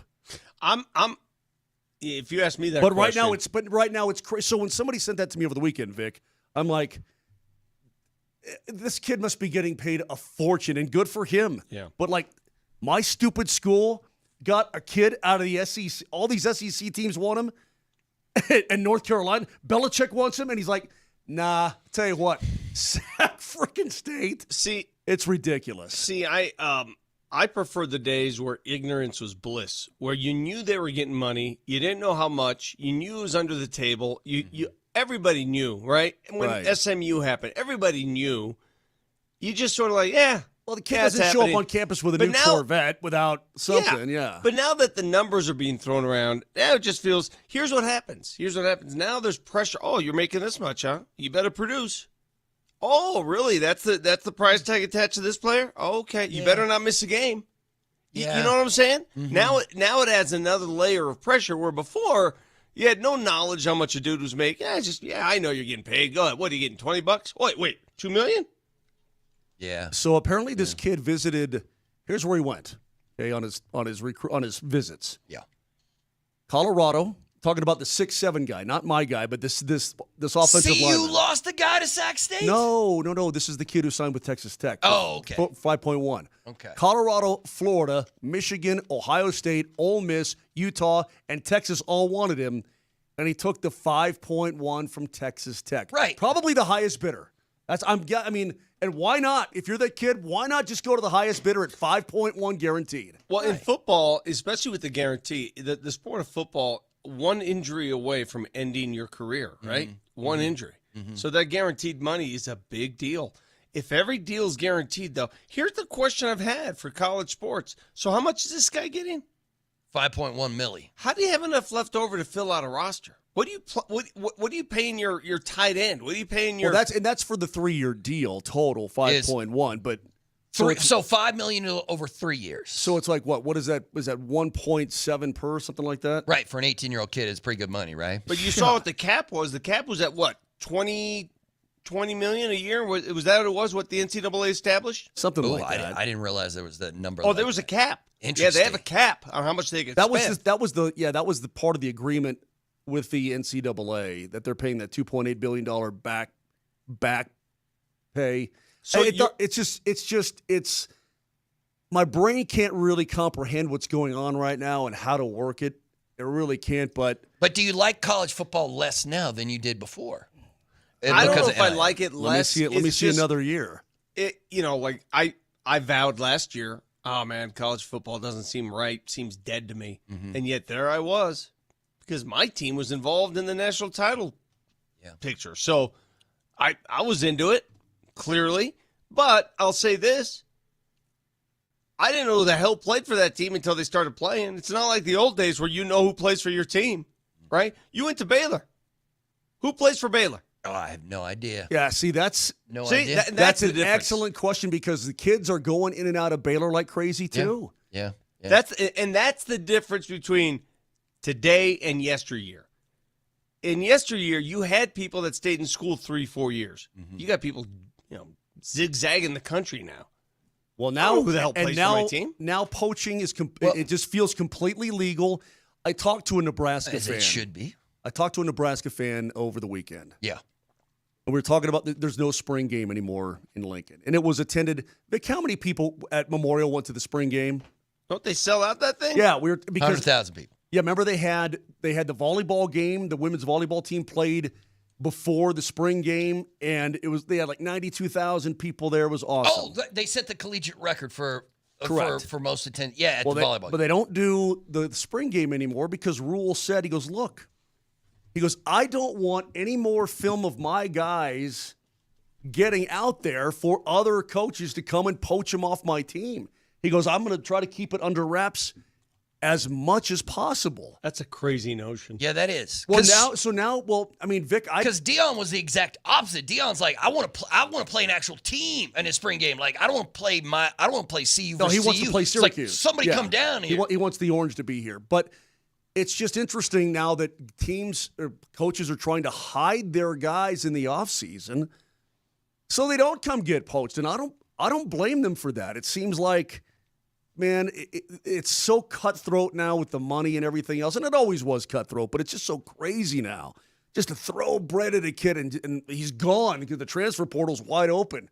It's just the Wild West. Somebody said on the text line that in 5 years everything will settle down and it'll settle into a functional system. Well, we'll see. Hey, what is that functional system? Yeah, they're going to have to collectively bargain. I mean, these kids are going to have to be part of a union eventually. It's crazy. Hey, Berto, it's insane. When you were at Baylor, was Baylor any good?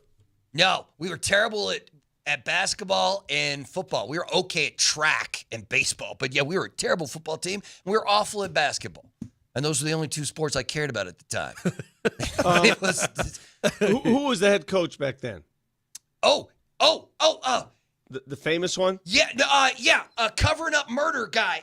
No, that's the basketball coach, Steele. You're right. Is it Dave Steele? How can I not remember that dude's name?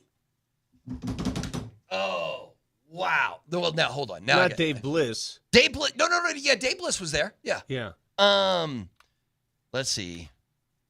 I have no idea who the head coach was when I was going to school. Sounds like you were a big fan. No, man. Listen, it was 30 years ago, bro. My God. You don't remember your football coach? It had to be.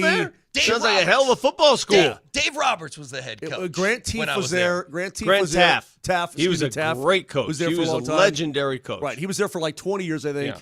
Yeah. Chuck Reedy was there, and then Dave Roberts. Yeah. I was thinking of Art Briles.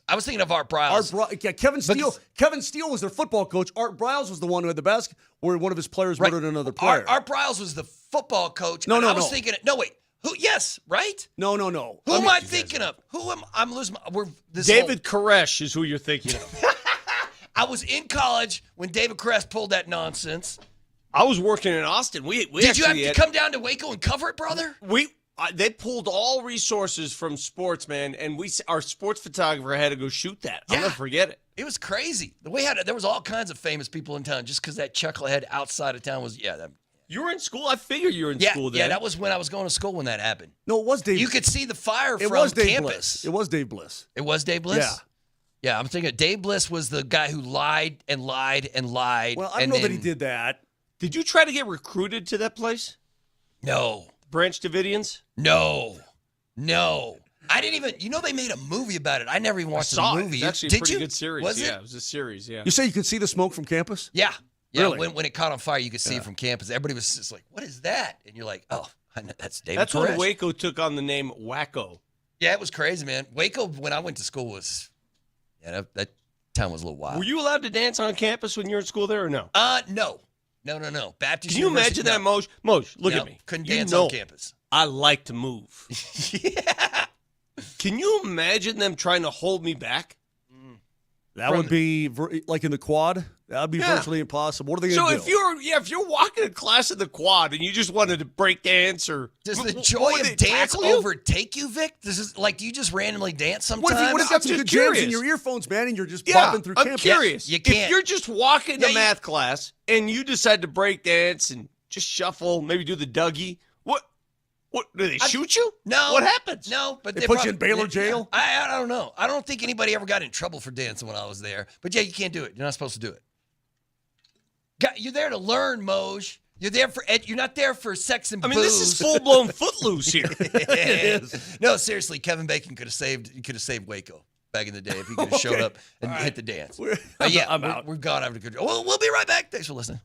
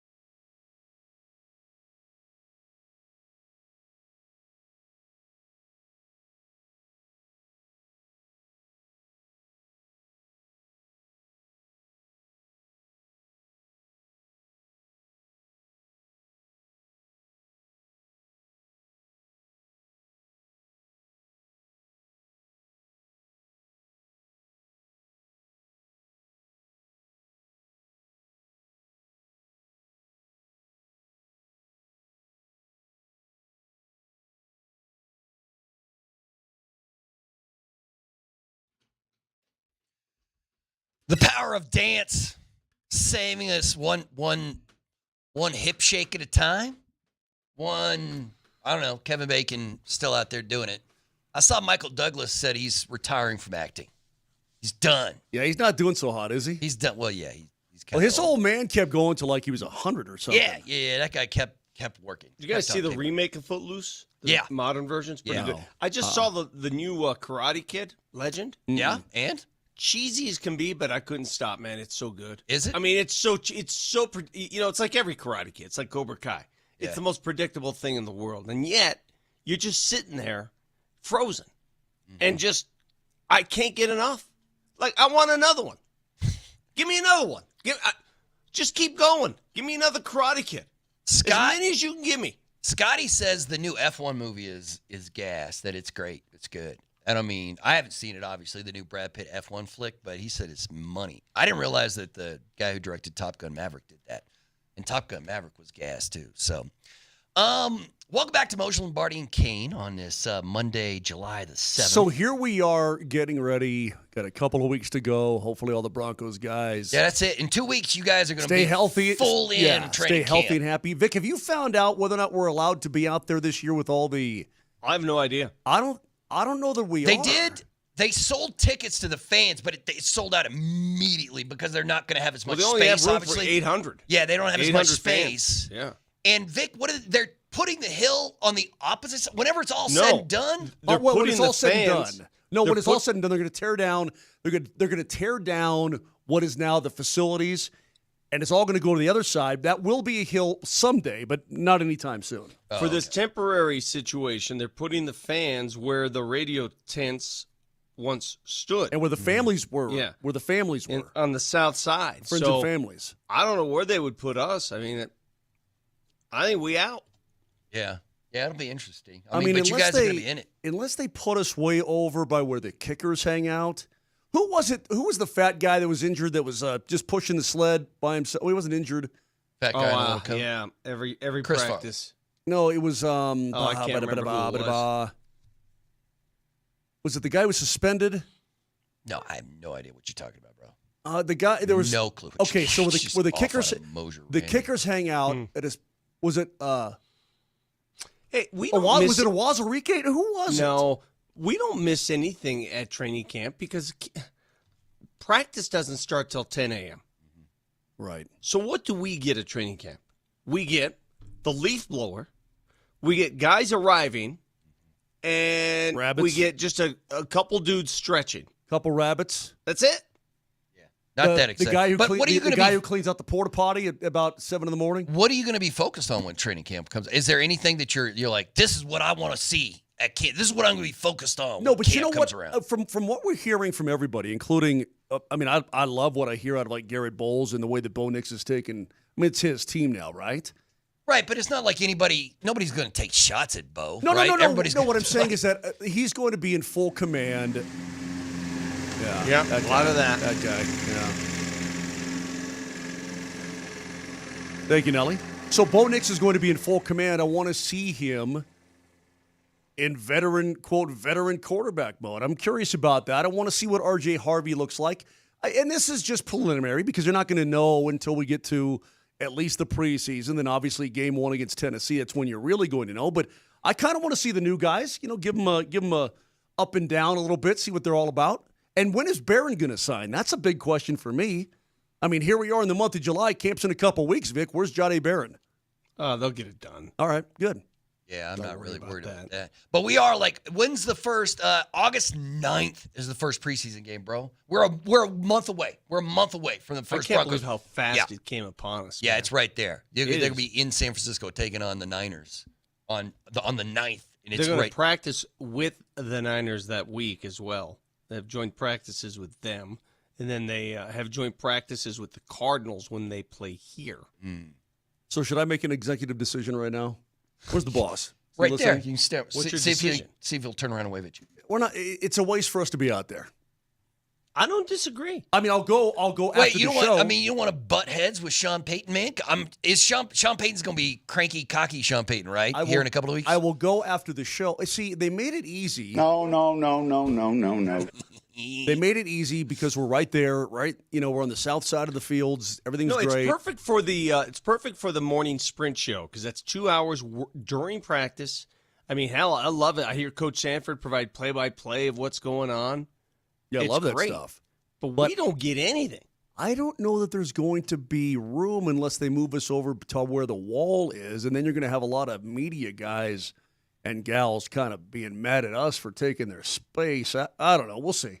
We'll figure it out. Yeah, we'll figure it out. But I am looking forward to seeing that. I mean, I think this is big for Nick's. I mean, this is his football team. He's in total control of that offense now, at least on the field. So I'm looking forward to that. And there's no doubt in my mind, Vic, that the defense is just going to be kick butt. The defense always has the advantage in the early going in training camp anyway. I'd expect it to be no different this year.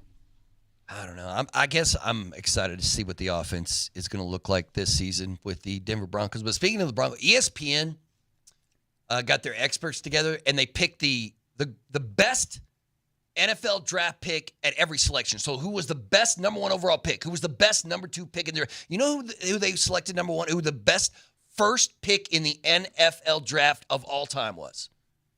Take a guess. The best first The pick? best first pick ever. So they, you know what I mean? Like they were like based on just career then? Yeah, yep, on their So career. they went They all the got way, like, together a pick group of 79, like, they pick got players and 123. GMs. Okay. Yeah. Who was the greatest number 1 overall selection in the history of the NFL? Peyton Manning. Yep. It was Peyton Manning. They picked Peyton Manning. And I mean that the Broncos aren't really well represented in the first couple of rounds, but there's a ton of Broncos in the later rounds. Well, because the Broncos did not select John Elway. He Right, was selected right. by the Colts. Yeah, and then they But traded you for can him. make the argument that John Elway should be on that list. Yeah. Yeah. You know what? The craziest stat in the history of the Denver Broncos might just be the only quarterback that the Broncos have drafted who also won a playoff game for them is Tim Tebow. That's it. That's the only one. The only quarterback that they drafted and they also won a playoff game with is Tim, man. What would Tim Tebow do right now? That's a crazy stat to me. That's a crazy stat. You're right, because Jay Cutler never made the playoffs. Yeah. Yeah. Did he? No, wait. No, you're right. Yeah. No.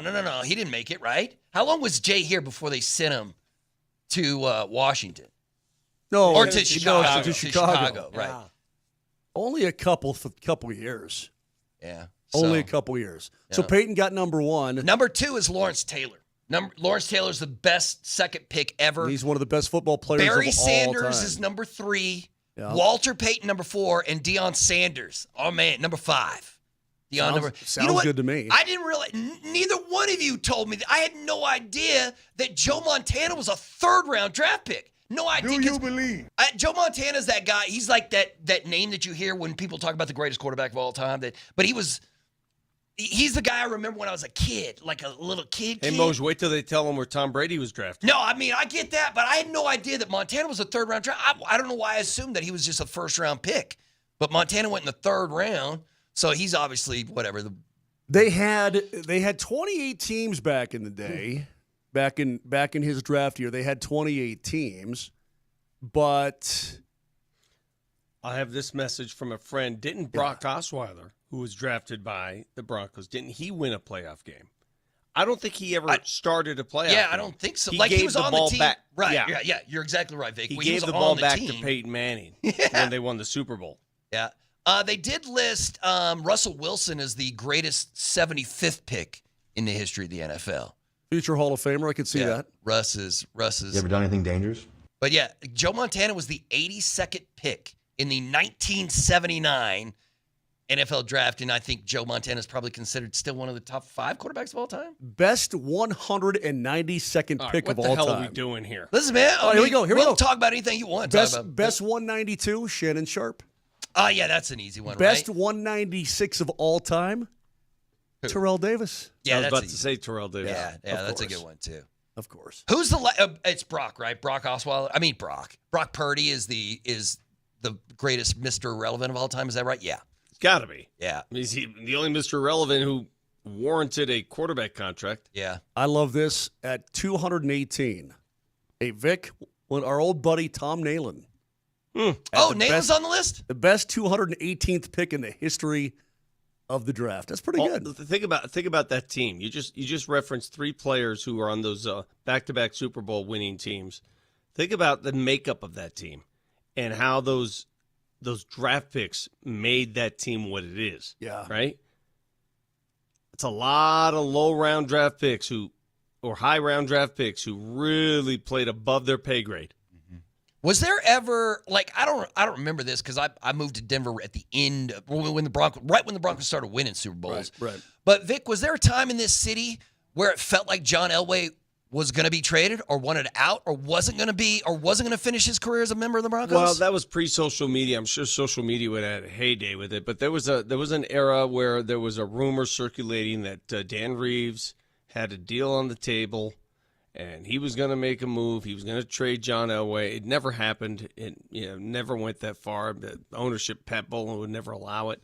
Tommy Maddox, they figured they got him. Oh, there's a name I haven't heard in forever. Tommy Maddox, bro. Dude, stop. The Denver Broncos. This is when the Dan Reeves power struggle with John Elway hit its height. They drafted Tommy Maddox out of UCLA in the first round. They made a quarterback with John Elway as your starter. Less than 10 years into his career, they drafted a quarterback in the first round. Sounds because like crazy talk. This is Reeves and Elway butting heads, right? Oh, you don't like it? I'm going to draft me a quarterback, Tommy Maddox. Crazy that they would even think about doing that, but that's when Pat Bowlen, I think, Vic, finally said, "What are we doing?" Yeah. I mean, what are we doing, Dan? Well, how many Hall of Fame coaches are beefing with their greatest player? Yeah, God bless Dan Reeves. I never had an issue with him. All good, but I don't know, man. I would never disrespect former pro athletes for what they're worth because everyone has a value. But I could argue to you that John Elway, before those Super Bowl teams assembled, before Mike Shanahan returned, before all that, he dragged teams to the Super Bowl. Mm-hmm. It was Nikola Jokic-like. All right? It was very Nikola Jokic-like. But that's why they were getting housed in those Super Bowls, right? Because John Elway would do some superhero stuff to get them all the way there, and then they just get lit up by, by the Redskins or whoever. This is Washington, Niners, Redskins, Giants. Yep, they all lit them up. Pretty much. Yeah, no, you can't tell the story of sports in this city without John Elway, obviously. I mean, he was... Yeah, period, in a story. I mean, it's... Right. Do you have the Colorado Rockies It's so weird. There are people listening to this show right this second. This blows my doors off. Who maybe even have kids of their own who never saw John Elway play a game of football. It freaks me out. Well, it's been 30 years, I'm freaking out, but I'm freaking a little bit. It hasn't been 30. You want to get really freaked out, Moj? No, man, 99. Moj, there are people alive today on this planet, my son included, who never watched Michael Jordan play the game of basketball. That's insane. Yeah, that's crazy. And to me, I can't fathom not having. I know you can't blame yourself for your mom and dad wasting time. I know it's not your fault.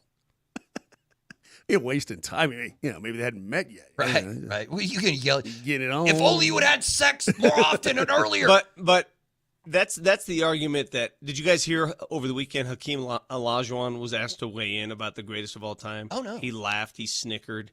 He didn't even hesitate. He said Michael Jordan so much better than LeBron will ever. It's funny. It's funny because if you ask anybody who watched them play, it's such a different opinion. Mm-hmm. It's so different. And that's the only opinion I can give you is I've watched both play. I've seen both. A lot of opinions come from people who haven't seen both. And in my opinion, you shouldn't have an opinion. Like I never watched Will Chamberlain. Right. I only know the record. I know only the video and watch it. I've never seen him play. Those guys were long gone by the time we were even born. And yeah, but you can recognize greatness when you see it. Like I'm sure there's But I can't be an authority on that subject. I never watched him play. I didn't watch Frank Gifford play football. Yeah, that's true. Here's what we're going to do. We're going to run up the middle. We're going to pass it over the top. No, that's not. Is that how we're going to hit him in the mouth? We're going to run left. We're going to run right. I want you to do a whole Avs game like that, bro. Just a whole Avs game pass like the your puck, into the 1932 broadcaster. That's what I'd like to see. All right, we got to take another quick timeout. We'll be right back. Thanks for listening to Moser, Lombardi, and Kane.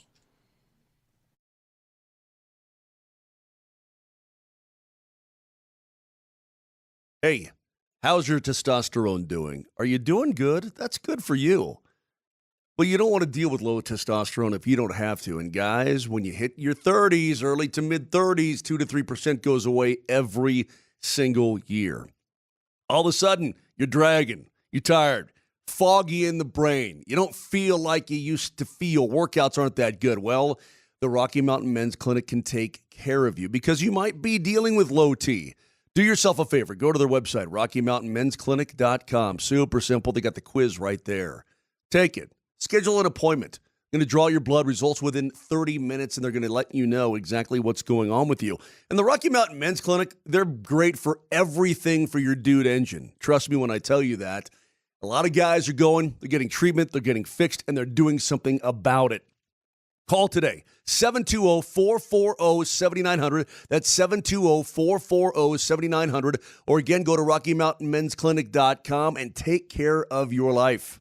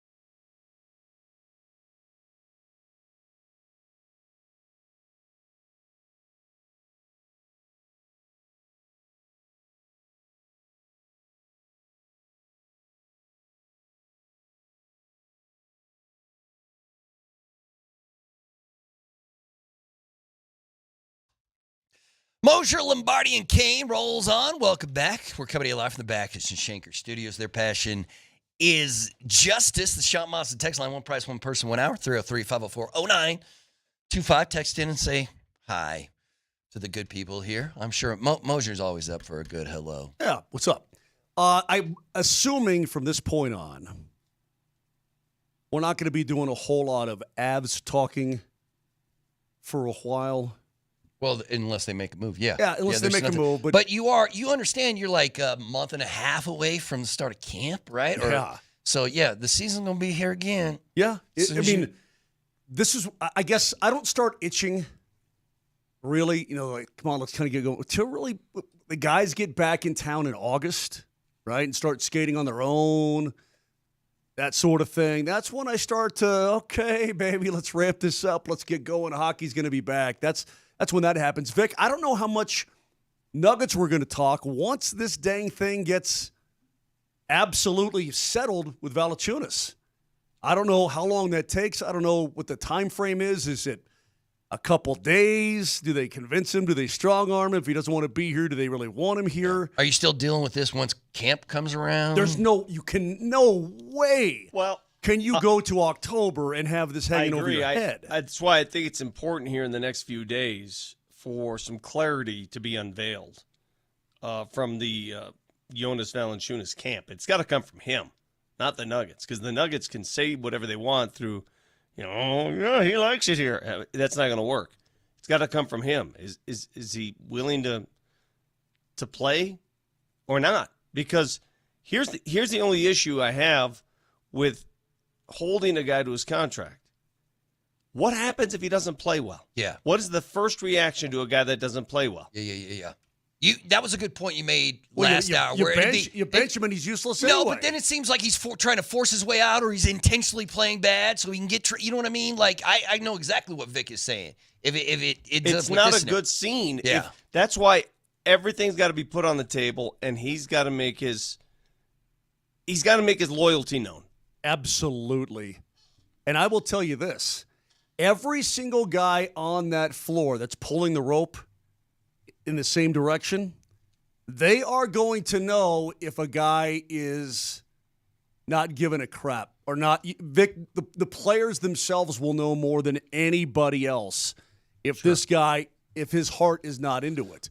Well, if it's not into it, if you don't want to be a Denver Nugget, then fine, work it out. I mean, take off, whatever. If this is some sort of leverage move, I don't like that either. I mean, I don't blame a guy for wanting his money, but not on my team. I don't want this crap hanging over my team. So this has happened before.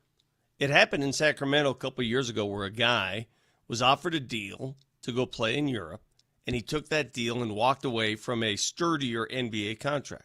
Who was that? But I forgot his name, and I can't pronounce his name if I saw it. It's happened before. Here's the difference. Two big differences. Number one, that guy walked away from Sacramento. This guy would be walking away from the Nuggets, a championship contender. And this guy's walking away from $10.5 million. The guy that did it the first time was walking away from considerably less. So it makes no sense to me outside of a leverage play. That's what it's got to be. That's why it's not being talked about.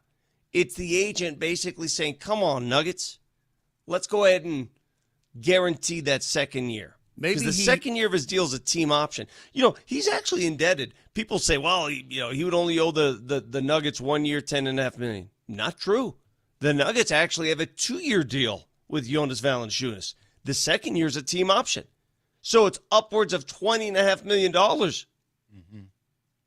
And if Jonas played this upcoming season like he did last season, and like if he came off the bench and gave you 10 points and 8 boards a game or whatever. You know how valuable that is? Yeah, that would be huge. And then you would make you'd have to pay him, right? You wouldn't have to pay him big $30 million a year, but he'd make more money. I just don't know if you want a guy who doesn't want to be there on your team. Like if you were David Adelman, how do you address this issue compared to if you're Ben Wallace or Ben Wallace? If you're John Wallace or Ben Tenzer, you know what I mean? Like, how does the front office deal with it compared to how David Adelman and the coaches deal with it? How many times are we going to say Ben Wallace? Oh, I'm going to keep it forever. I'm going to be saying it for a long time because forever. Already Ben Wallace is in my head. But that's their celebrity couple name. You just call them Ben Wallace, and that refers to both of them. Mark Stein said 18 hours ago, Valančiūnas is expected to play in Denver next season. He's scheduled to make a public appearance Tuesday in his native Lithuania. He did indeed stop by Saturday in Athens first, but the Nuggets made it clear they traded for him to keep him. So if he's going to talk about this, he better – not that he's got a ton of explaining to do, but he better lay it out in a way where, you know what, I'm happy to be a Nugget, And I can't wait to compete for a championship with them. If he were traded to Utah, I'd sit there and actually have a little sympathy because he's played on nothing but bad teams, right? Or Charlotte or something like that. Yeah. You're playing with Joker on a championship-level roster. If your aspiration is indeed winning, which is one of the moves why he's going to go to Greece. Oh, he wants to. That team has a chance to win the title in the EuroLeague. Well, guess what? This team has a chance to win the NBA title, which is the championship in the sport of basketball. Well, Charlotte last year, Vic, did this. They had a player who wanted to go play overseas, but he was under his NBA contract, and they made him play that contract. But then they traded him at the deadline, and then he got traded like 2 more times after that. But, I mean, I guess you could also do that for the Nuggets. Would the two of you, now that the Nuggets finally got out of the apron, would you suggest getting right back in the apron to go all in on the Joker era? You know what I mean? Because now you can take more money back in a trade. Would you suggest that as an option? Yeah. It ain't my money. Yeah, that's true. Spend it. Yeah. So, Vic, what do you, I love Vic's perspective on a 2031 pick. What is it, Vic? I don't care if that pick never happens. I'll be gone. Yeah. And that's the truth. And is that selfish? Moshe, how would you describe that? I would say is that that's short-sighted. No, what is I would say you're going for it. You know what that's called? Smart. Yeah. It is the year of our Lord 2025. You've got at least a half decade of greatness from Joker, so that takes you to 2030. Is Joker in the league in 2031? Yeah. He'll be 36 years old. He's still in the league. Right, he's still in the league. Well, right? if he's not, it's not going to matter anyway because you're going to have to burn it down and rebuild it anyway. I mean, you're doing it. Right. You're buying one of those old, decrepit houses. You're scraping it and building a new one anyway. That's what you're going to be doing. Then you just hand the keys of the car over to Jamal, I guess, and just say, "Hey, the guy." Is Jamal in the league? Yes, man. He'll be 30. Is his body going to hold up till his mid-30s? You know, he's already dealing with stuff every year right now, Jack. It's funny that you say that because I think we're going to see, because of the max contract and the money these guys are making, perhaps we don't see that urge to play until you can't play anymore because the money is so much that maybe they call it quicker than normal, right? Yeah. Maybe they don't go into their deep 30s. We'll see. Yeah, I think it's the opposite. I think they play into their 40s. Like, I think Joker played till 41, 42. No, dude, did you see what happened over the weekend in Serbia? Yeah, I saw his horse won. He was all dancing. Life. Yeah, he's dancing, having a coldie. Did you see the video where they have the minivan just pulling? Like, there's a minivan that's running right next to all the horses with just like, and I'm like, what? Well, the minivan has the minivan has the gate out. Let's remember something. The horses all run up to the gate, and then the minivan takes off, and those fold in. Let's remember something. Let's keep some perspective. I know he's happy watching his horse win, but let's remember why he's happy. That happiness is caused the effect of playing in the NBA and making a maximum salary to afford to buy horses that win races. It's not the other way around. If Nikola Jokic were not a basketball player, he would not own that horse. No, you're right. How do you know? No, I don't know. I mean, it's I just guess. A guess. He could be like a nuclear scientist or something. I don't know, but I'm assuming he wouldn't own a stable. He wouldn't own all those. Right. So let's remember. Let's remember. Happiness is great. Hobbies are awesome. We all have hobbies, but let's remember what butters the bread here. Yeah, but once you have all the butter, you keep talking about people with all the butter. Name these people with all the butter. Well, give me a name of somebody who doesn't want any more money. Who's somebody like, nah, I'm good. I got enough money. I'm set. Don't give me any more money. Nikola Jokic strikes me as the kind of guy that if he's got $200 million in the bank and he's got a championship at least and maybe a couple more, I mean, he strikes me as the kind of guy, you know what, I'll watch my kids grow up, go back to Serbia.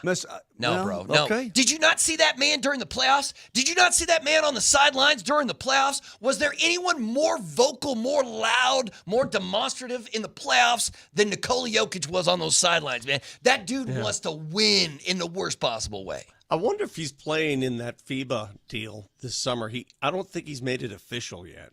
I know the Nuggets are planning to go out there, Nuggets front office type, to watch him play if he plays. And I have a feeling he will. But that's another element, another layer of competition. your boy Valančiūnas is going to play for Team Lithuania. Mm-hmm. Yeah. I wonder, is the summer, when are they playing? The NBA players are playing in the Olympics again, right? And the hockey players are playing in the Winter Olympics this next year, just here in February. So, yeah, it's coming up with a quickness. Yeah, I mean, 9 months away. All right, so never mind. I was thinking Summer Olympics, but that was just last The next summer? Summer Olympiad is going to be in L.A. in 2028. Okay, that's what I'm saying. It's the L.A. Olympics that are coming up. And what year is that, Vic? 2028? 28. Okay. That's my belief. Check. Man. Might want to double check that. The Olympics came to L.A. back in the 80s, right? Like 84 L.A. It's the one that was boycotted by the then USSR. Oh, really? Yes. Yeah, but because we boycotted the 80 Olympic Games. Yes. We boycotted the 80 Olympic Games because of their invasion of Afghanistan. Talking about the then Soviets. Okay. So they said, oh, yeah, well, the Olympics are in L.A. in 84. We ain't coming there. And, dude, McDonald's had this. I remember I was a kid. McDonald's had this thing on, like, the side of the cups and fries and all kind of thing. If the U.S. won a gold medal in whatever, you got, like, free Big Macs and all this kind of thing. The USA, including our good buddy Chris Marlowe, kicked ass. Was every gold medal? There was very little competition. I mean, there were no Russians there, so there were no Soviet at this time. Wait, are you saying that the only reason Marlowe has a gold medal is Fake because gold. that? What'd you say? Fake gold. Oh, hold on. And all the Eastern Bloc countries, part of the Soviet Union, didn't come either. So, we're beating up Marlowe on didn't Puerto earn Rico. it. He was gifted that medal, is what you say. Like, we're beating up on Peru. Like, hey, man, sorry about that. The USA won golds, and if you got a silver, you got like a fry. Like, dude, you could eat like a king for free because the USA, the amount of gold, silvers, and bronze they took, they just destroyed everything. I can imagine, man. I can imagine, especially when they didn't invite half the world, or half the world didn't show up. But either way, all right. Let's do this. We have discussed what we 1984 Olympic medal count. How many for the U.S.? 174 total medals. Give me. Was Germany second? 83 there gold. One athlete from that Olympics that I was Germany second? Another scoring orgy. Most popular athlete from that Olympic Games. Give me. Is there anybody Carl Lewis? Oh, okay. There's a name I recognize. Yeah, something like that. I guess. I don't know. I mean, the USA just. Hey, was Bruce Jenner still active in the Olympics? Yes. No, not yes, then. No, he wasn't. It's in middle of the 80s. No, he was. He 76 is when he won. Oh, wow, man, older than I thought. Oh well. So anyway, they just 83 gold medals, 61 silver. I mean, they just killed it, dude. Everybody ate for free. Well, it's gonna be fun. No matter what. A scoring orgy. It's gonna be fun. Does anybody understand how great an athlete Carl Lewis was? I mean, he can't throw a baseball. We've seen that. So. Honestly, Vic, the one thing, I mean, I recognize him as a great athlete, but when I think Carl Lewis, you know what I think? Think that national anthem, brother. Yeah, and throwing the baseball. And and that's the weird. That's my memory of one of the greatest unfortunately, athletes. it masks one of the great athletes in the history of sport because the ability to run every relay, the ability to run the 100 and the 200, and the ability to do what he did in the long jump, you add it all up, that's crazy, dude. That's crazy. You ain't got that today. You ain't got somebody. Vic, how about some of these names? Carl Lewis. How about Edwin Moses? Oh, yeah. The 400, right? He's the greatest hurdle? He's probably the greatest hurdler of all time. Yeah. Total stud. Well, see, if somebody's like, named me the greatest hurdler of all time, it'd be like, name me the greatest cornhole player of all time. Here you go. Mary Lou Retton. I was going to say, Mary that Lou, one featured the lady that you always dismiss. You hate Mary Lou Retton? No. Mose, why do you hate America's Sweetheart, bro? No, he doesn't like Carrie Strug. It's Carrie Strug. Oh, why don't you like Carrie Strug, bro? Oh, bad ankle. It was lame. The hockey guy. Hey, I got one for you. Yeah. Lame. Bart Connor. Oh, that's a gymnastics. Yeah. Badass men's gymnastics Do you guy remember for the what US. were the two guys that Greg did the Nike Louganis. commercials? Greg Louganis. O'Brien? No, he's thinking about the guys Dave who did versus the Doug? Yeah. What? No, you know what I'm talking about. O'Brien and they did the They thing both with all this. they thing both with all the competed in the sports. all-round or something. No, and they then- both they did the decathlon. It was Yeah, Doug versus Dave. Doug versus Dave, but I don't know what's the name other than Doug versus Dave. And remember they one of them choked badly because they kept missing on the long jump. Yeah, and didn't even qualify. They ran all those commercials, and then one of them didn't even qualify, right? And they were like, Dan O'Brien and Dave Johnson. There you go. Yeah. Yes. "Wow, yeah, that's old school right there. That's old school." Track and field. Dude, I was just a kid. Dan versus Dave. That's what it was. Dan versus Dave. Yeah. Yeah. Remember Nike put some money into that commercial. But No, the thing I remember about that commercial is they're saying who's going to win, Dan or Dave, and then it says Dave's ex-girlfriend. She goes, definitely Dan. Don't you remember that? No, I don't kinda remember. funny. I just Yeah, it's remember kinda that one funny. didn't show up when the Olympics actually started. All right, we'll continue right, good with talk. MLK after a quick timeout right here on Altitude Sports Radio.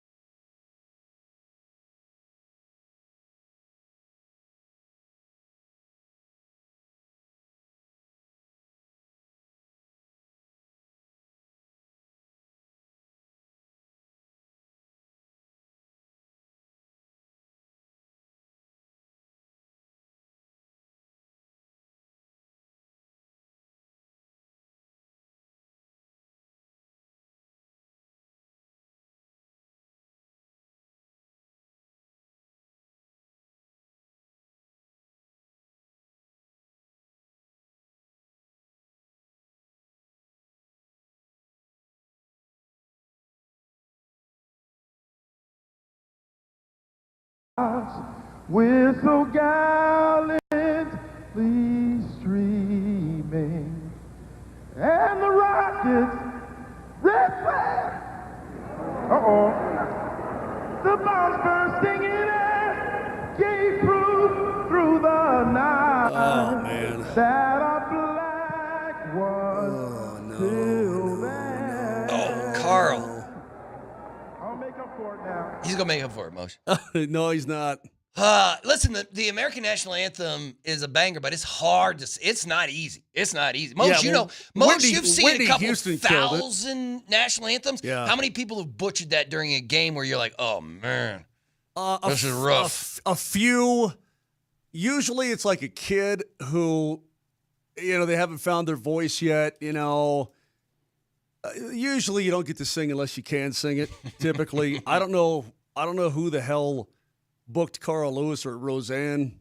Like, why would you do that? Right? I don't know. If you were either one of those people and you knew you couldn't sing the anthem, why would you sing the anthem? Yeah, in front of several 100,000 people or whatever. It was. Vic, when he can't hit the high notes, he goes, "Uh-oh." That's it's just crazy. When somebody does butcher the anthem, though, it does get pretty brutal. I remember Jake Schroeder one time was singing at a Broncos game, and actually, as he got started, the mic cut out. Like it went dead, and so the whole crowd picked up. And the whole crowd started singing it. I've seen and heard, golly. And the Rockets, red flag. God. But I've seen every incarnation on every instrument, flutes and guitars and, whatever. Yeah, I get it, man. It's all good. Some of those jazz anthems are great. You know what I mean? Or that. No. Who? That was what was that? Yeah, Fergie. From Black Eyed Peas. Yeah. God, Vic, come on, man. You've seen a billion anthems in your life. That's got to be fairly. Hey Vic, what's the single most embarrassing moment of live television in your life that you were on television and you were like, "Ooh, that was fairly embarrassing." I got a lot of them. Yeah, but can you think of one that sticks out? You like, if I could go back in time and change it. When he was interviewing a Bronco that he thought was a different guy. Yeah, that was bad. Yeah, but listen, you've been doing it long enough that eventually something like that. What did I call Buddy Bell? I called him. No, you called Bud Black Buddy Bell. Yeah, like 3 times, and then to the point where he's like, "Dude, I'm not Bud Bell. I'm Bud Black." Yeah, that was pretty rough. Well, not today. You aren't. Yeah, today you're Buddy Bell. Either way, man, it just usually they get it right. There was a guy in Calgary who did the anthem for a while, and I think he might still do a little bit of it. I forget, but his name's George Canyon. And he's bad at it? No, but he's a super country dude, right? Oh. So got a little twang. Connor and I always make fun of him because it wasn't this, but it felt like it was this. Oh, say, can you see by the dawns with the light? Yeah, just full on. So proudly that we hail for the twilight's gleaming. You're like, that's what it felt like because he's a good singer. Don't get me wrong. He's like a country star up in Canada, right, or something like that. But that's what it. Oh, do you know by the dawn with the light? Well, so proudly that we all hailed on the twilight. No. That kind of thing. Yeah. No. I'll make up for it now. In the world of sports, this weekend there hasn't been. I mean, Wimbledon's going on. We have free agency, but it's basically done. There's nothing happening in the NFL. The Rockies have an All-Star. Hunter Goodman is the Rockies All-Star. Okay, great. I texted DMac. It must have been Saturday. What was it? What they left? They left. Oh, I almost said it, Vic. Yeah, I'm watching the Rockies and the White Sox, for God's sake. For God knows what reason, I'm doing it. They had men on second and third at one point with no outs, couldn't get anybody home. They had the bases loaded with no outs. What was that, the 7th or 8th? Bases loaded, no outs. They're in the damn ball game. I know. And they couldn't squeeze a run across. You can't squeeze one friggin' run across the plate. On the 4th of July, it's Friday. I'm watching the Rockies. Live kittens. And Moses the White Sox. Birthing kittens. And that place is sold out. It's standing it's room only. fireworks night. Yeah. And the Rockies are trailing by 2 runs in the top of the 4th inning, and it's a sold-out Coors Field, and they're doing the wave. You've got the worst team in baseball playing in the second worst team in baseball, and people at Coors Field are having a hell of a time. And that's why I mean, change is That's hard. why it doesn't matter, I guess. It just doesn't matter. It just doesn't matter. But it's rough. It's rough. I mean, if you're Hunter Goodman, how do you feel like going to the All-Star game when you're like, well, you're looking around with you're going to have the worst record in modern day history, and you're like, hey, but I'm an All-Star. What's up? I got to go back to Saturday's game. Who hit that? Who hit the jack? The 2-run jack to dead center, like that kind of just like put it like in the 8th, just put it away. I'd have to look. Beck? Anyway, no, it was I wasn't watching it. It was in the 9th. Couldn't care less. It was Taylor, homer to center, 464 feet, right into the dang bullpen. He's going like, oh, what are we doing here, man? I mean, what are we doing? Dude, it's almost so I texted DMac. I said, there's no way you are watching this. Absolutely not. He's like, sure he is. He's like, he goes, absolutely. He's on the phone with the police while he's watching the Rockies. Exactly. He's snitching on his neighbors while watching the Rockies lose. Did you? Thomas Harding, love that man, because he actually, follows the Rockies every day. Him. God bless Thomas Harding. But did you see? They got to talk to Chris Bryant. They talked to Chris Bryant. Did you see those quotes, man, from Chris? They were like, how you feeling? How's the injury? You think maybe you're going to be coming back soon? He's like, I can't run. Run. He's done. He's done. I can work out a little and I can swing the bat, but I can't run. So if you're medically just unable to play the game, can't you retire for medical reasons and still get your salary? Your money. I think your money's your money. I think. Mm-hmm. I can't be sure, but I think your money's your money. Yeah. So all right, if that's the case, so if he were retired for medical reasons and he gets his money, can the Rockies then just, isn't there an insurance policy on that? Are they good? I think so. Yeah, there's got to be. Well, then let's do it. What are we doing? Well, because it doesn't matter if he's on the roster or not off the roster, or you're paying that money. It's not like baseball has a salary cap, so that money doesn't hurt you just sitting there. But listen to me. Do you understand what that would do for a Rockies franchise if you're off the books for that money, if it's covered by insurance rather than your pockets? Vic, I don't. He's not faking anything. There's no doubt it's a legit injury. Yeah, he's got major back issues. He had that ablation thing back in. That ablation's no joke either, man. That's why they get in there with like scalding water and kill the nerves and stuff to try to make it, if I'm not mistaken, try to make it better. But he's got we need a full season of KB. He's got a degenerative disc problem in his back.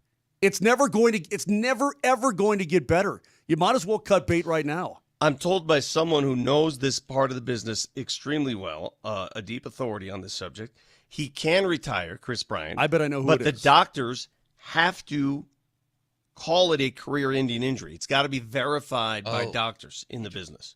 Interesting. So I am a doctor. Wow. I'll verify it. Well, then the Rockies are clear. You're good. Well, you're good. I'm saying that's the best thing that can happen. If you're the Colorado Rockies right now, and you never want to cheer for an injury, obviously, but if the guy can't play because his back just doesn't work. Well, what doctor is going to look at Chris Bryant and say, oh, yeah, he's got a couple more years in him? That'd be medical malpractice. Who would do that? Well, and the insurance company's not going to want to pay for something that they don't know is sure. So they're going to line up doctors left and right to see if it's definitely career ending. Right, and I'm assuming those are two different. Like the doctors that the league are going to have and the doctors that the insurance company will have are going to disagree on that thing. No offense to Chris Bryant. Okay, I mean he got paid. It was a mistake to give him the. Was it a mistake? I mean, if the guy could play. No, it was no. And hindsight, looking back now, it was a mistake. Yes, okay, it was bad. But at the time, I mean, they gave him a lot of money. But, man, the guy at one point, the guy could play ball, and he was just in his late 20s or 30 years old. Anyway, the point is, he's a pylon now. He can't do anything. How can he help your ball club? He said he can hit a little bit. No, but see, he said he can swing a bat and he can work out a little bit, but he can't. Yeah, his back will not allow him to move any quicker than like a very slow trot. Okay, so then if he can't run, how can he play the game of baseball at a professional level? No, I get it. Okay, then what are we doing? Let's go. Well, an insurance company might say, well, you can pinch hit. You can DH on occasion. For $19 million a year? Well, come on, they man. don't care. They're an insurance company that doesn't want to pay that premium. They're good, man. They're like, yeah, we don't care if you bat $190. Think the insurance company cares about that? Well, I would think then there's probably a ton of guys with injuries that could pinch hit. I don't know. Can I call the insurance company to get these snakes out of my garage? No, yeah, we got that on the text line. Somebody on the text line is like, Vic is the authority on everything, but he can't get the snakes out of his house. Okay. Hey, texter, get your butt over here and go to work. No, that's how many snake authorities are listening? Come on over. I'm sure there's a couple. There's always those weird dudes who's like, yeah, you want to come home and see my pet snake? No, I don't want to see a pet snake. It's cool. You had a snake. Yeah, when I was in high school. Yeah. You know what? I didn't realize this until years later, but you know what? My parents did that thing where they're like, it got loose, it escaped, but what they did is just like, they just gave it to they just got rid of it. Gave it to a neighbor? Yeah, they're like, we don't want this Hold in on, the house. you had a pet snake? Yeah, but this is when I realized how much snakes didn't like whatever that lizard part of my brain was like, no. That's when I realized that snakes are all bad all the time. It's all right. I owned a waterbed once. Hey, I did too, bro. I did too. I never had I thought about that the other night. You thought about your waterbed? Would you ever go back? Well, the advantages in this, you could heat them and cool them in the summer. All right, like if you wanted to sleep on cold water, it was great for summer sleeping. Yeah, you tell people about waterbeds nowadays, and they think you're crazy. Like they can't. Like there's some people, like some kids who can't imagine. They're like, wait, what? It's like, you just fill this mattress up with water. I cherish they'd always pop a leak. Like, can you go buy a waterbed right now? If I'm like, I'm going to go to Walmart and get a waterbed. Could I do that? Like, do you remember for those who are Denver natives, do you remember the place that sold waterbeds here? Big Sur? They were the waterbed place? Yeah. That's like, I don't know. Like, I don't think you're making money if you go into the waterbed business. Like, I appreciate those people out there hustling, trying to make money. There is a store in Denver that all they sell one thing. And it's a brick and mortar store that you can go in, and all they sell is unicycles. And I was like, what the hell? I'm convinced that my horrible back issues that I have, the fact that it's sideways, is due to sleeping on a waterbed for most of my formative years. How long did you have the waterbed? How long? I think I had it for my entire high school career. You're like a piece of spaghetti when you're in high. You can sleep like a cat, all twisted up, and you'd be fine. But you think it might be part of your issues today? That's why I hunch over. Yeah. Okay. All right. Soon, Big Sur.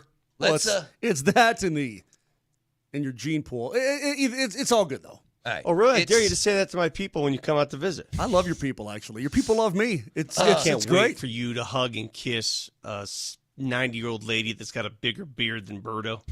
All right, Nelson, fact checker time. Let's do it. Nelly monitors the mistakes in today's Fact Checker. Presented by Rock Plumbing, Heating, and Air Conditioning. Your local home comfort specialists. RockHeating.com. Rock, bringing comfort home and simplifying your life. In honor of Jonas Valanciunas, Moser has sent me to do some research on Greece. So first, I can tell you that Greece's currency is the euro. They hopped on board in 2001. All right. And their money's only been around for, before that they were on the drachma. Yeah, drachma, yep. Until they hopped on the euro bandwagon. The team that is courting Valanciunas is Panathinaikos Basketball Club. They play in the Greek Basketball League, a.k.a. the Stoiximan Greek Basketball League, and their schedule loosely monitors the same time frame as the NBA. So they start in early to mid-October, and the season wraps up in early to mid-June. Wow. So it would conflict directly with the NBA. But they do some of that in-season tournament stuff with EuroLeague basketball, so there's a lot going on. Also, they treat it like soccer, so they'll play other teams from other countries. Yes. Okay. And they have a couple of tournaments in there and all that kind of stuff. All right. Well, there you go. Everything you wanted to know too about. Bad. Jonas looks like you're coming to Denver. Pretty much. Got to do it. Well, for Mark Moser and Vic Lombardi. Are you here tomorrow, too? Yeah, I'm here tomorrow, too. What's with Kane and these 6-day weekends, He'll be back. man? Yeah, I don't know, man. That's a way to go, though. 6-day, like people like 3-day weekend, 4-day weekend. And Brett's like, nah, 3-dimensional chess. 6-day weekend, people. 6-day weekend. All right. For Moj and Vic, I'm Berto. We'll be back at it tomorrow right here on Altitude Sports Radio.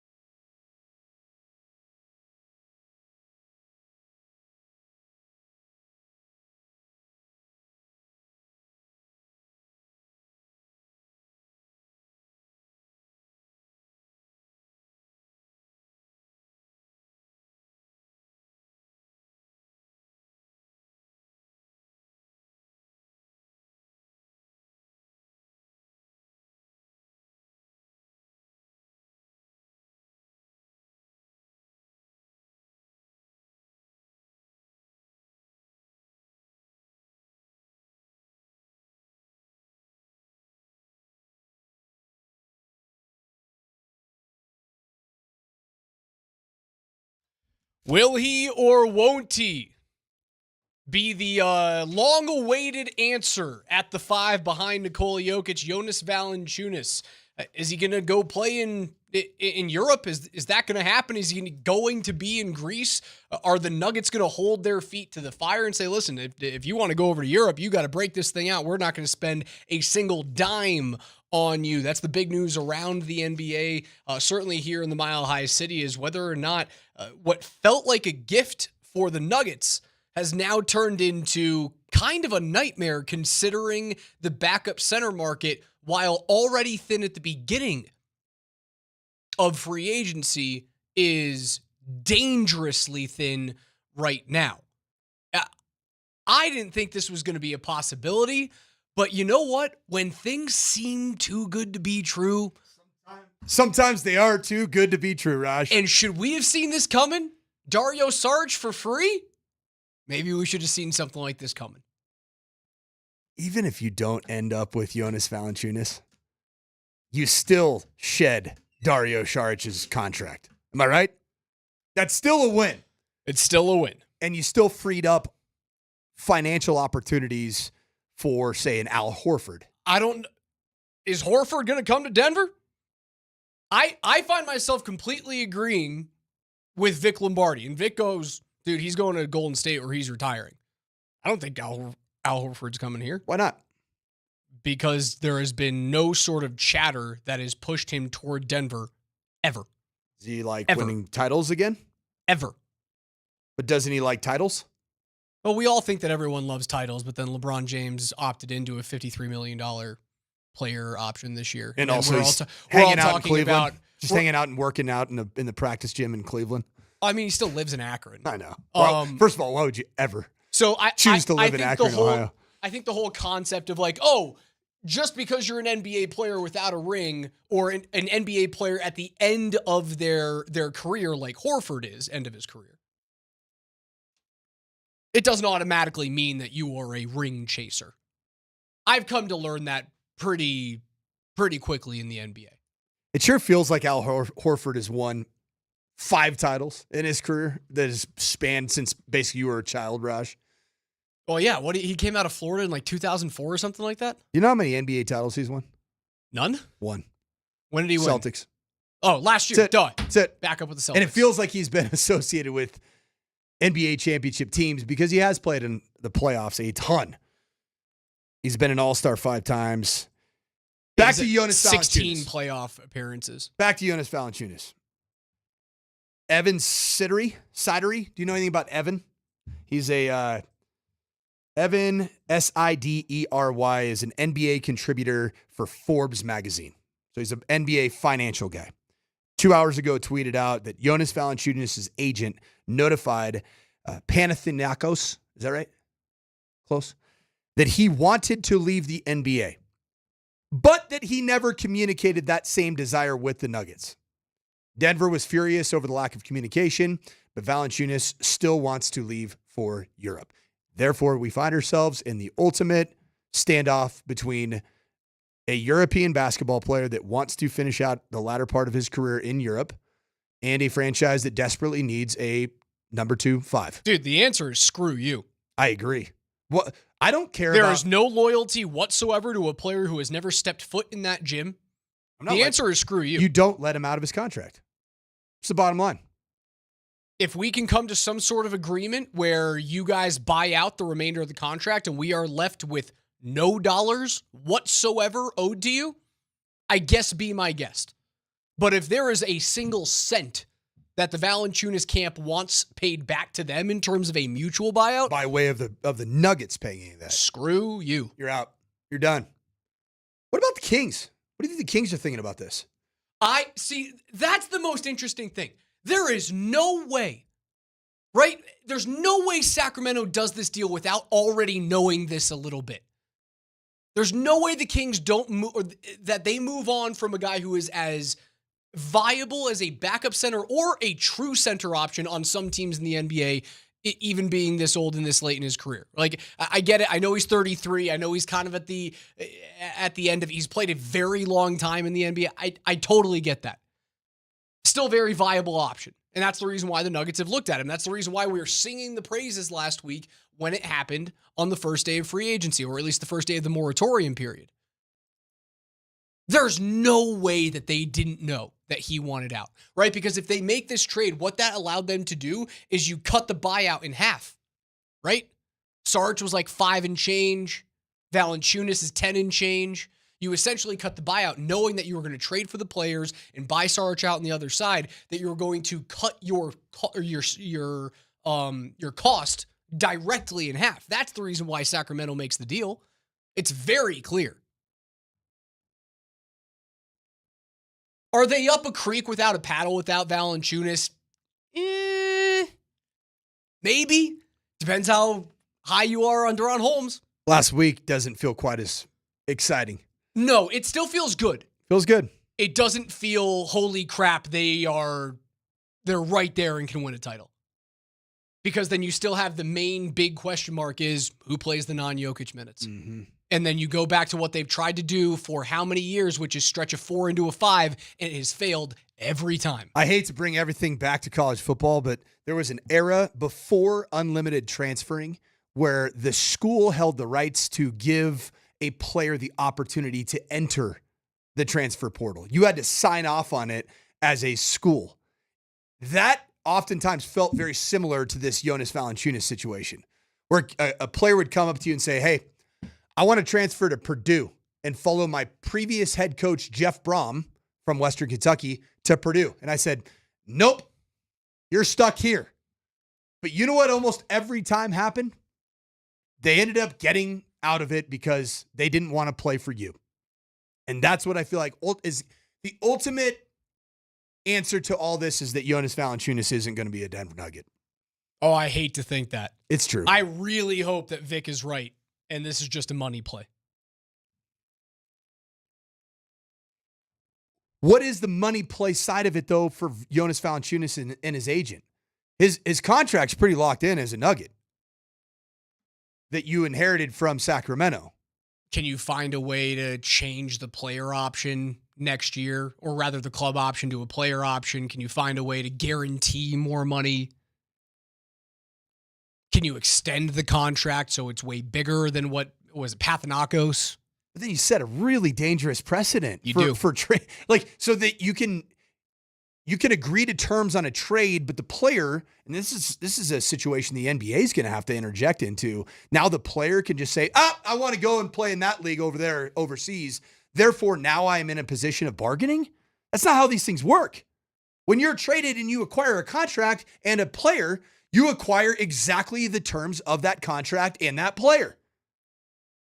And so it really has to be, I am quitting / I am foregoing the entirety of my financial liability, or I am going to play that out as it was signed by the Denver Nuggets. You can't, that's a terrible precedent that's set. Because going forward, the NBA's got a problem with their overseas, counterparts in Europe or China or wherever these other leagues are, where you can now utilize those leagues as leverage to up your current salary with the team that had just acquired you on certain terms. That doesn't work that way. It can't work that way. Denver's going to play hardball, man. They are going to hardline this. If you want to leave, we're not paying a single cent. That's it. You guys have to handle that buyout, and then you can go back overseas. Or you play for us. You stay for a year, you hang out with Nikola Jokic, you maybe win one.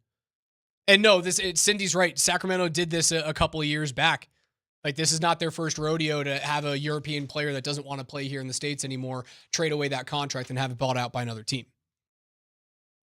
So it's a very, very concerning development after a week in which we looked at this Nuggets roster and went, this is the closest to the 2022 champion, or 2023 championship rather, that we've ever seen them. Nothing changes with the Saric deal. Like, this trade is done. This is the Valančiūnas situation is now a Nuggets problem, not a Kings problem. Saric is the Kings issue and not the Nuggets. Like, that's all done. You got rid of Saric. So his contract. At the end of it, you are right.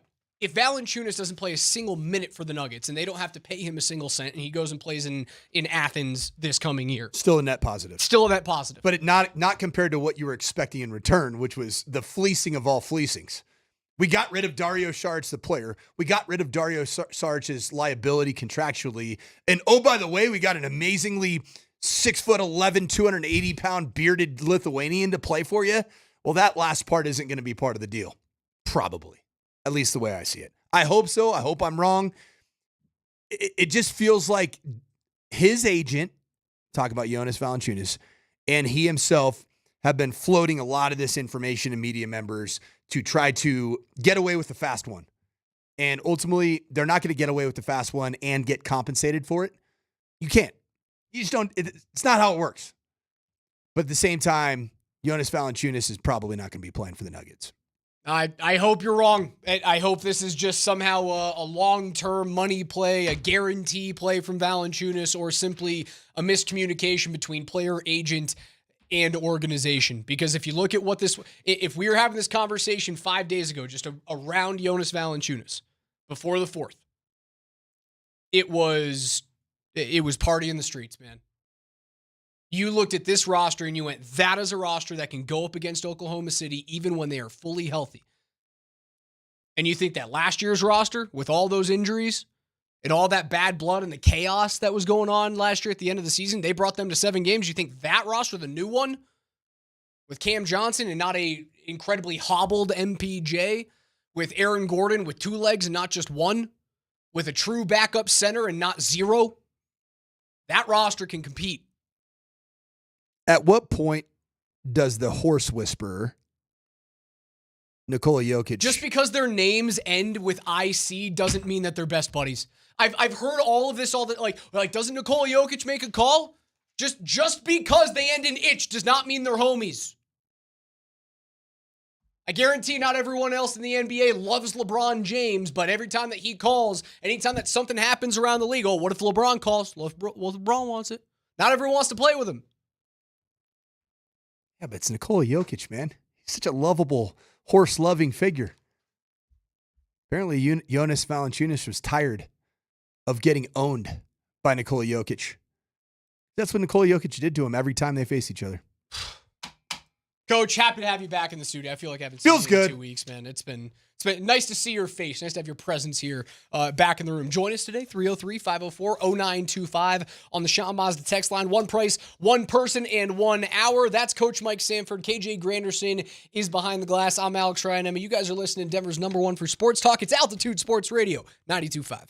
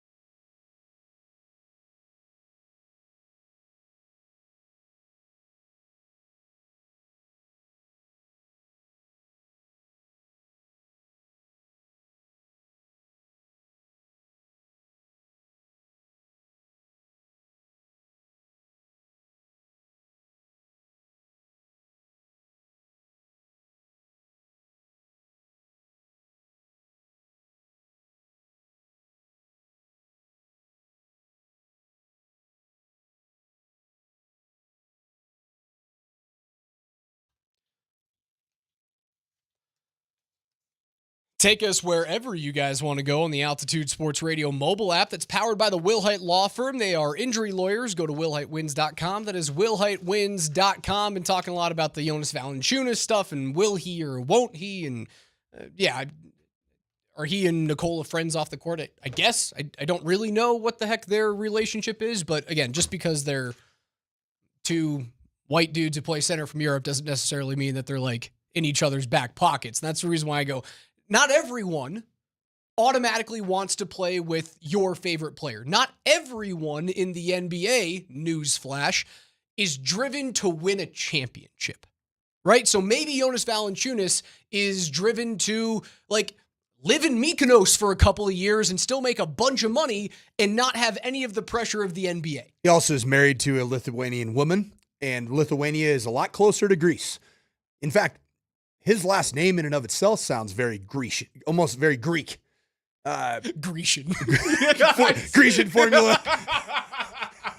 That's what Vic Lombardi used to put in his hair, the Grecian formula. Oh my goodness. Yeah, not everyone is driven by those two things. And that's the reason why I brought up LeBron is like, I don't really believe that LeBron James, with all of the talk, right? That's the other big story around the NBA this weekend is, will LeBron get traded to, Cleveland or Dallas or the New York Knicks or something like that? And I don't believe LeBron James really gives a damn about a championship anymore, regardless of what his camp may or may not say. And that's what his camp is saying. Like, LeBron still wants to win titles, and he's not really in line with the LA Lakers and their youth movement to build around Luka Doncic for the future. If LeBron really, really wanted to win another title, he doesn't opt into a $53 million deal. Right. Because in this NBA, with this CBA, it is nearly impossible for anybody to trade for him, much less so a contender. You can't do it. All of those teams, 3 out of the 4 teams that I just mentioned, they're already second apron teams. They can't do it. You could do it in 2022. You could do it back in the mid-2010s when LeBron was still very active in winning championships. Although Golden State came in there and smacked them around a little bit. So the question here is, what's Jonas Valanciunas' real, tangible motivation? To not just come and play at the highest level of the NBA. In Greek and make a bunch of money and not have the same type of pressure that there is in the NBA. That's a really enticing thing to do as a 33-year-old who's... How much has Valanciunas made? In his career, I'm looking up Spot Track right now. He has made $145 million. That's crazy. So do I want to live in Sacramento, or do I want to hang out in Athens, in Mykonos? I'm cool with that at 145 sheets in my belt.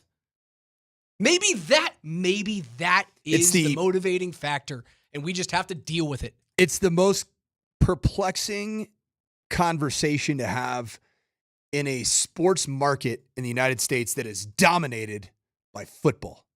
Because there is no play overseas in football that has anything remotely close tangibly and financially to what you're doing. I was actually contacted a couple years ago about being the head coach in the Raiders of Innsbruck, Austria.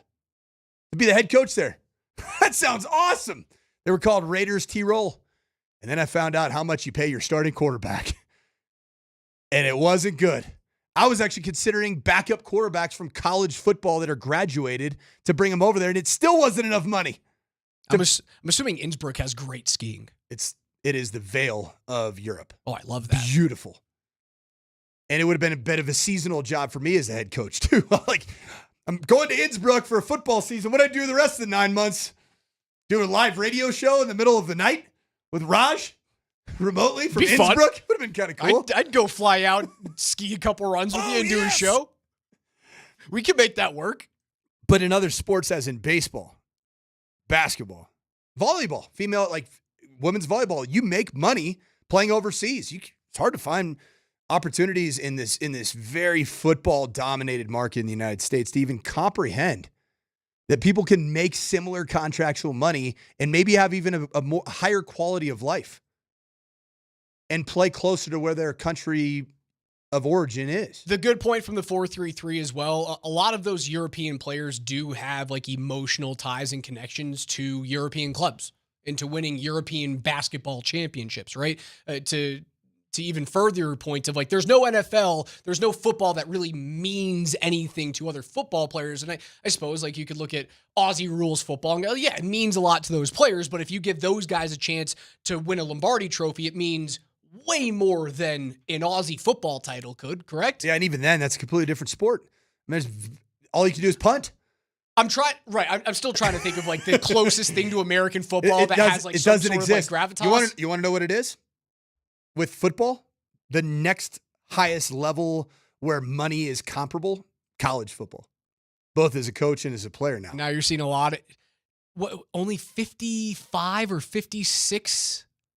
What was the number of underclassmen that ended up declaring last year? It wasn't a lot lower. It was a lot lower than it normally is. Then, because you're 58 underclassmen declared for the draft last year. That was the lowest number in over a decade. And it's going to continue to dwindle and dwindle because guys can make a whole bunch of money now playing 3-4 years and transferring to, like, you don't have to wait to play anymore. Man, like I hear you when you're saying that a guy like Jonas Valanciunas has some type of emotional connection to European teams and the Euro Championship. Dude, who won the freaking Euro Championship in basketball this past season? Does anybody in the world know? No, but the whole world knows that the Oklahoma City Thunder won an NBA title. And that's maybe outside of a tribe in the middle of nowhere in South America. That's like the only place that you don't know that Oklahoma City won a title. In the developed world, everybody knows that the Oklahoma City Thunder won a title. The current champions of the Basketball Champions League are Malaga in Spain. Cool, Carl. Congrats, Malaga. They beat a team from Turkey. It's cool because story, bro. It's because you can make a lot of money and not have the exact same level of expectations, pressure, and be owned by a league with your rights. They want that freedom to be able to shop themselves around and have their 30s look the way they want their 30s to look like. Is this something that should be concerning for Denver Nuggets fans and the franchise as it relates to maybe the tail end of Nikola Jokic? I don't know. I think Nugget fans and the franchise are both so reserved to the fact of like when Nikola wants to go, he wants to go. And we're cool with it. Because we know that he won't play anywhere else in the NBA. And if he wants to go play a few seasons in Serbia, be my guest. Mm-hmm. Honestly, I think it's what the Washington Capitals had with Alexander Ovechkin for many years up until he had 44-goal season this year and he broke his leg, which is insane. But for many years, I do believe that the Capitals organization and their fans went, Ovi's going to finish his career in the KHL. He's going to go back to Russia and he's going to play a year or two out there for, I think he played for Dynamo. It was either Dynamo or CSKA that he played for in Russia. He's going to go play a year or two there, and then he's going to be done with hockey. And we're going to be okay with that because we know that Alexander Ovechkin will never play for another NHL team in his career. Honestly, it's probably what Penguin fans feel about Sidney Crosby, which I wish they didn't. He played for SKA St. Petersburg and Dynamo. Oh, so he played for both SKA? Okay, yeah. One of the two. There you go. What does the K in KHL stand for? The Continental Hockey League. But that's misspelled. Do Russians not know how to spell continental? Do you know the letter that the Soviet Union put on the front left part of their jersey? That was a C. It was a K. It's a backwards K. Ooh. I don't want to go there. That place scares me. What, Russia? Yeah. Or the Soviet Union circa 1976. Same as. I've been watching Turning Point on Netflix. It's like a 9-point series on, or 9-part series rather. It's only worth 9 points? Turning Point has 9 parts. It's like a 9-part series on like the Cold War and everything from World War II ends up until like what Putin's doing now with Ukraine. And it's information overload. And I agree with you. Soviet Union 1976, probably not a great place for you and me. Soviet Union 2025, pretty similar. Doesn't exist. Yeah. It's Russia. It's pretty similar to what it was in 76, Rush. Not great. I say all this because I think the grander question now with Jonas Valanciunas is if his motivation isn't to win a championship and his motivation is to go back to Europe and play for a team in Greece and, kind of live out the rest of his basketball years on a relative yacht, as opposed to like putting in the work behind Nikola Jokic and the demanding, grueling season of an NBA champion. If you force him to come back to Colorado and play for you, what type of player are you getting? Malcontented? Maybe. And just got I think a pretty intelligent text from 6633. Possibly another motivator is that Valanciunas thinks he's good enough to be a starting center, which he has been for the majority of his NBA career, and doesn't want to play in the shadow of Jokic. Therefore, his next NBA contract, or even potentially his next overseas contract, would be diminished because he no longer is a starting five. Certain possibility. It's not a bad thought. And if that's the case, then you're going to probably deal with it. There are very few things worse as a coach than coaching a player that you're depending on that is a malcontent. It sucks. And what have been your experiences? You don't have to single out a player, but what have been your experiences with that? A player that is as pivotal, right? So not a starter, not a star, but as pivotal as Jonas Valanciunas should be to this year's team, but maybe a malcontent. Have you had that in your coaching past? It typically happens in the receiver or running back room just because there's not enough catches and carries to go around to appease everybody. And oftentimes you see with a running back, I was a running back coach at Sanford, and we had a really talented room, 5 deep, of guys that could play. Did you have Toby Gerhart when you were there? I did.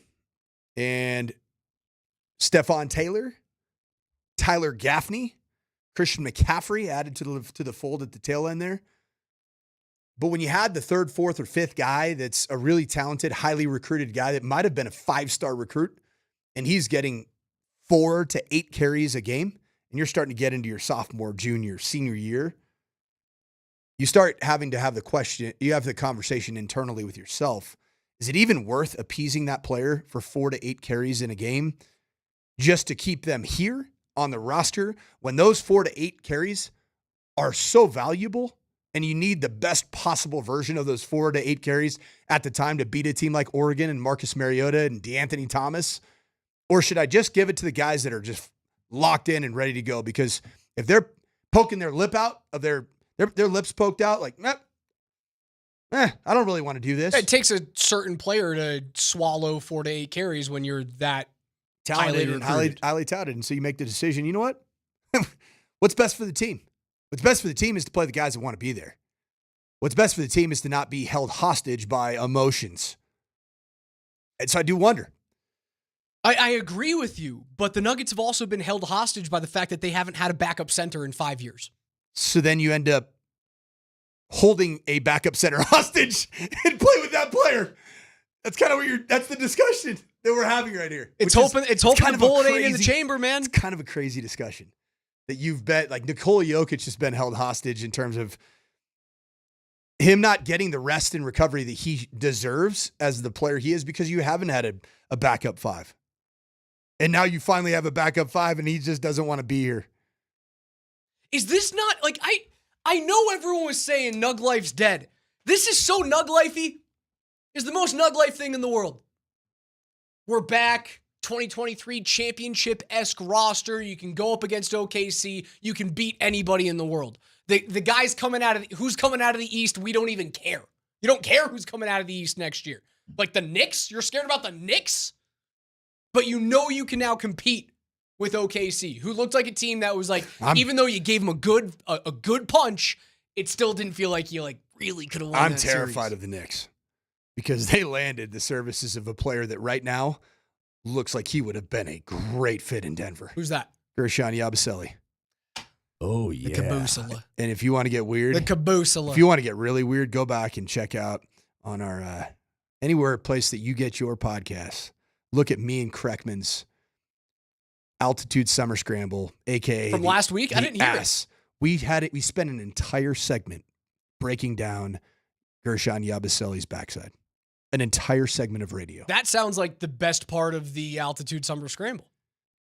That's very on brand. It was aptly titled segment. I'm proud of both of you. That's a very totally you Krecker. in Kreckman thing to do. I took it and ran with it. And then Krecker, I think he intended to have a full segment of the ass be about a grown man's derriere. And we did. That's still stretching the 4 into a 5. And you know what? I'm not willing to do that anymore. I'm so sick and tired of doing that with the Nuggets, man. I'm so sick and tired of trying to make that work.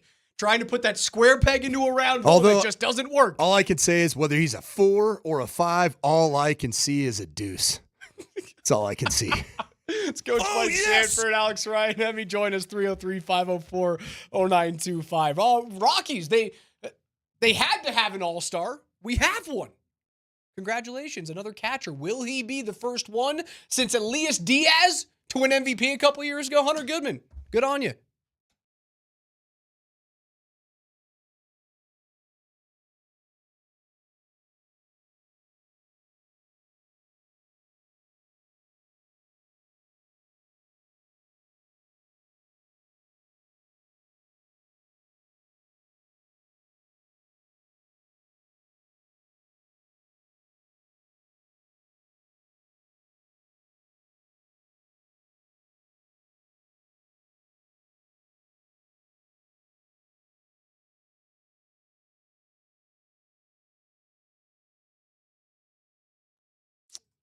We get to live in beautiful, colorful Colorado. And right now, you might be discussing with your significant other, your spouse, possibly relocating or potentially getting into a first-time buyer situation in the real estate market. And right now is the perfect time because there is so much inventory. It's a buyer's market right now. And I got to tell you about the perfect real estate team for you to get into your first home. And that is Barry Remington 1M, and that's the Remington team at WK Real Estate. Barry is a proud Colorado native. He grew up in Arvada and attended Fairview High School in Boulder, played inside backer, all-time leading tackler in the history of the CU football program, and he still holds that record. He raised his family in the Boulder County, and all the Remingtons are proud CU grads and residents of Colorado. So right now, there's more inventory at barryremington.com than he's had in over 10 years, which is perfect for your situation as a first-time buyer. Don't be intimidated because right now you can potentially get some incredible deals, and even the seller, could buy down your interest rate to make the monthly payment more affordable for you. It's a great opportunity for you, the buyer, but you need someone who knows how to take advantage of it without losing the dream home that you want. And at the end of the day, it's all about finding the right home for you and getting the best deal possible. Don't settle for just any agent. Work with the Remington team at WK Real Estate. Visit barryremington.com for more information. They serve Boulder, Denver, and beyond.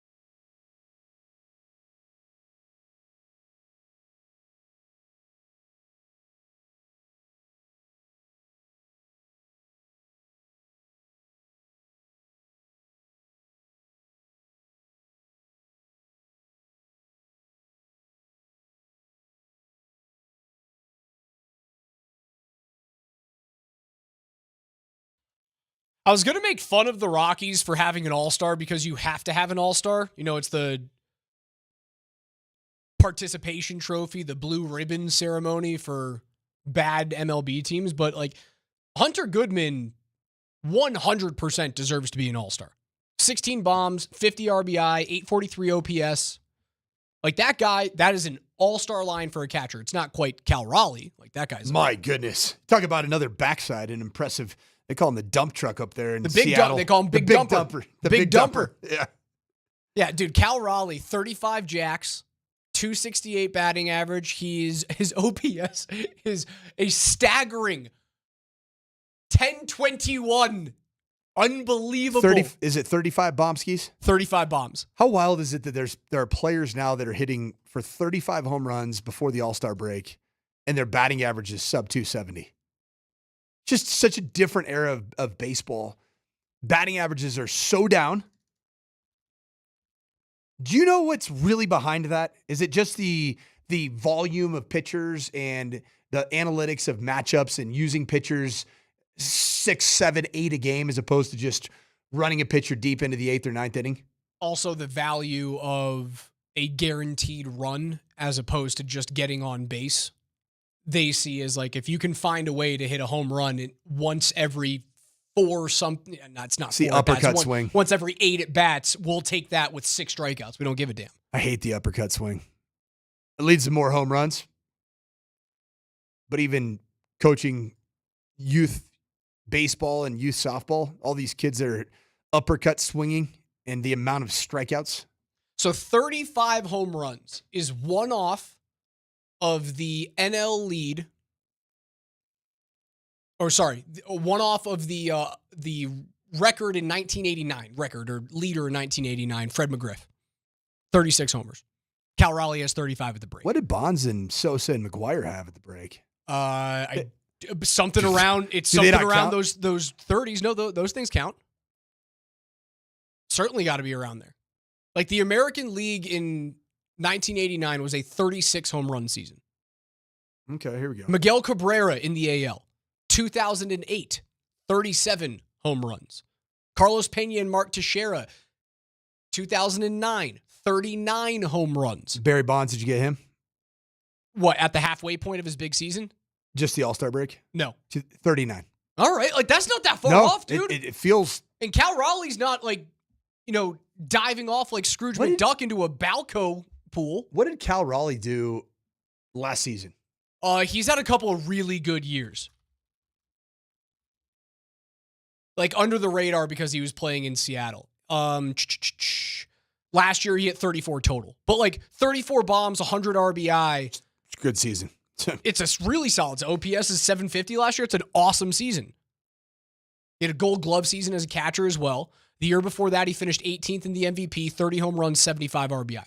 Like, you get 30 jacks from a catcher who plays 150 games, you're ecstatic. And he's done that halfway through. Will Smith deserve the start over Hunter Goodman? Probably. I know the team is better, obviously. The Dodgers are rolling. Yeah.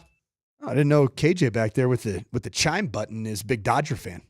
I am not. Didn't know you were a part of the evil empire. I'm sorry, but Will Smith has been that good this year. I mean, I know the numbers aren't just average. Out of control. Hey, he's batting 330. Hey, look, he's a solid catcher. He's the throwback. He's the throwback player. 332, and he's got just 12 bombs. His OPS is like 200 points higher than Goodman's is. No, he deserves to get the start over, and his team is good, not historically bad. Will Smith, his batting averages prior to this season, while he's batting 332 at the All-Star break, closing in on the All-Star break, 2024 he's a 248 hitter, 23 a 261 hitter, and 260 in 2022. His best single season was the COVID-shortened year of 2020 where he hit 289. Other than that, he's pretty much been about a 250, 260 hitter. I mean, it's really nice considering he is, like, who's he sandwiched between the lineup? Mookie Betts. And Freddie Freeman. It's pretty good.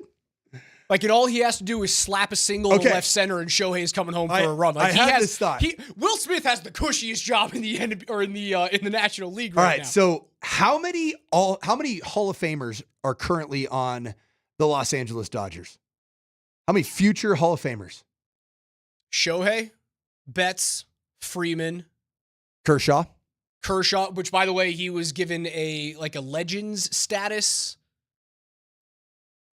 designation for the All-Star game. So, Kershaw's not an All-Star, but he's going to very well could be the last guy to ever strike out 3,000, ever. So, is it Manfred still? Yeah, Manfred's throwing him into the All-Star game this weekend, or the next week, rather, in Atlanta. Who are their other? I'd have to look at their pitchers. Walker Buehler still? No, he's not on that track. Not on that track. Yamamoto not on that track yet. It's way too early. Could for very him. easily get there. Glasnow, no. Does Snell have 2 Cy Youngs? Snell could be. That's a sneaky one, man. I think he's got 2 Cy Youngs. I'm almost positive he does. Blake Trinan, probably not. No. Blake Snell has two. He's a 2-time Cy Young. Blake Snell could get in for sure. Blake Snell could certainly get in. So we're saying there are at 4 shoe-ins. Kershaw shoe-in. Betts shoe-in. Ohtani shoe-in. Freddie Freeman shoe-in. And then Snell would be potentially a 5th. I mean, we're talking about the New York Yankees. Yeah, they're pretty good. Of the 1950s. They're pretty good. Not quite the same amount of power, but they are. That's a heck of a team, man. They keep getting better. I heard the morning show talking about the Florida Panthers and the tax things where guys are taking cuts to go to states where there's no state income tax. LA doesn't have that problem. All those guys want to go play for the Dodgers, and that is a miserable state to live in for income tax. I mean, the healthy thing for them is that they're deferring all those payments like they're Bobby Bonilla, and those guys can then leave California and move elsewhere and grab that income without the California taxes. So I understand what's going on there. But LA doesn't have that problem right now.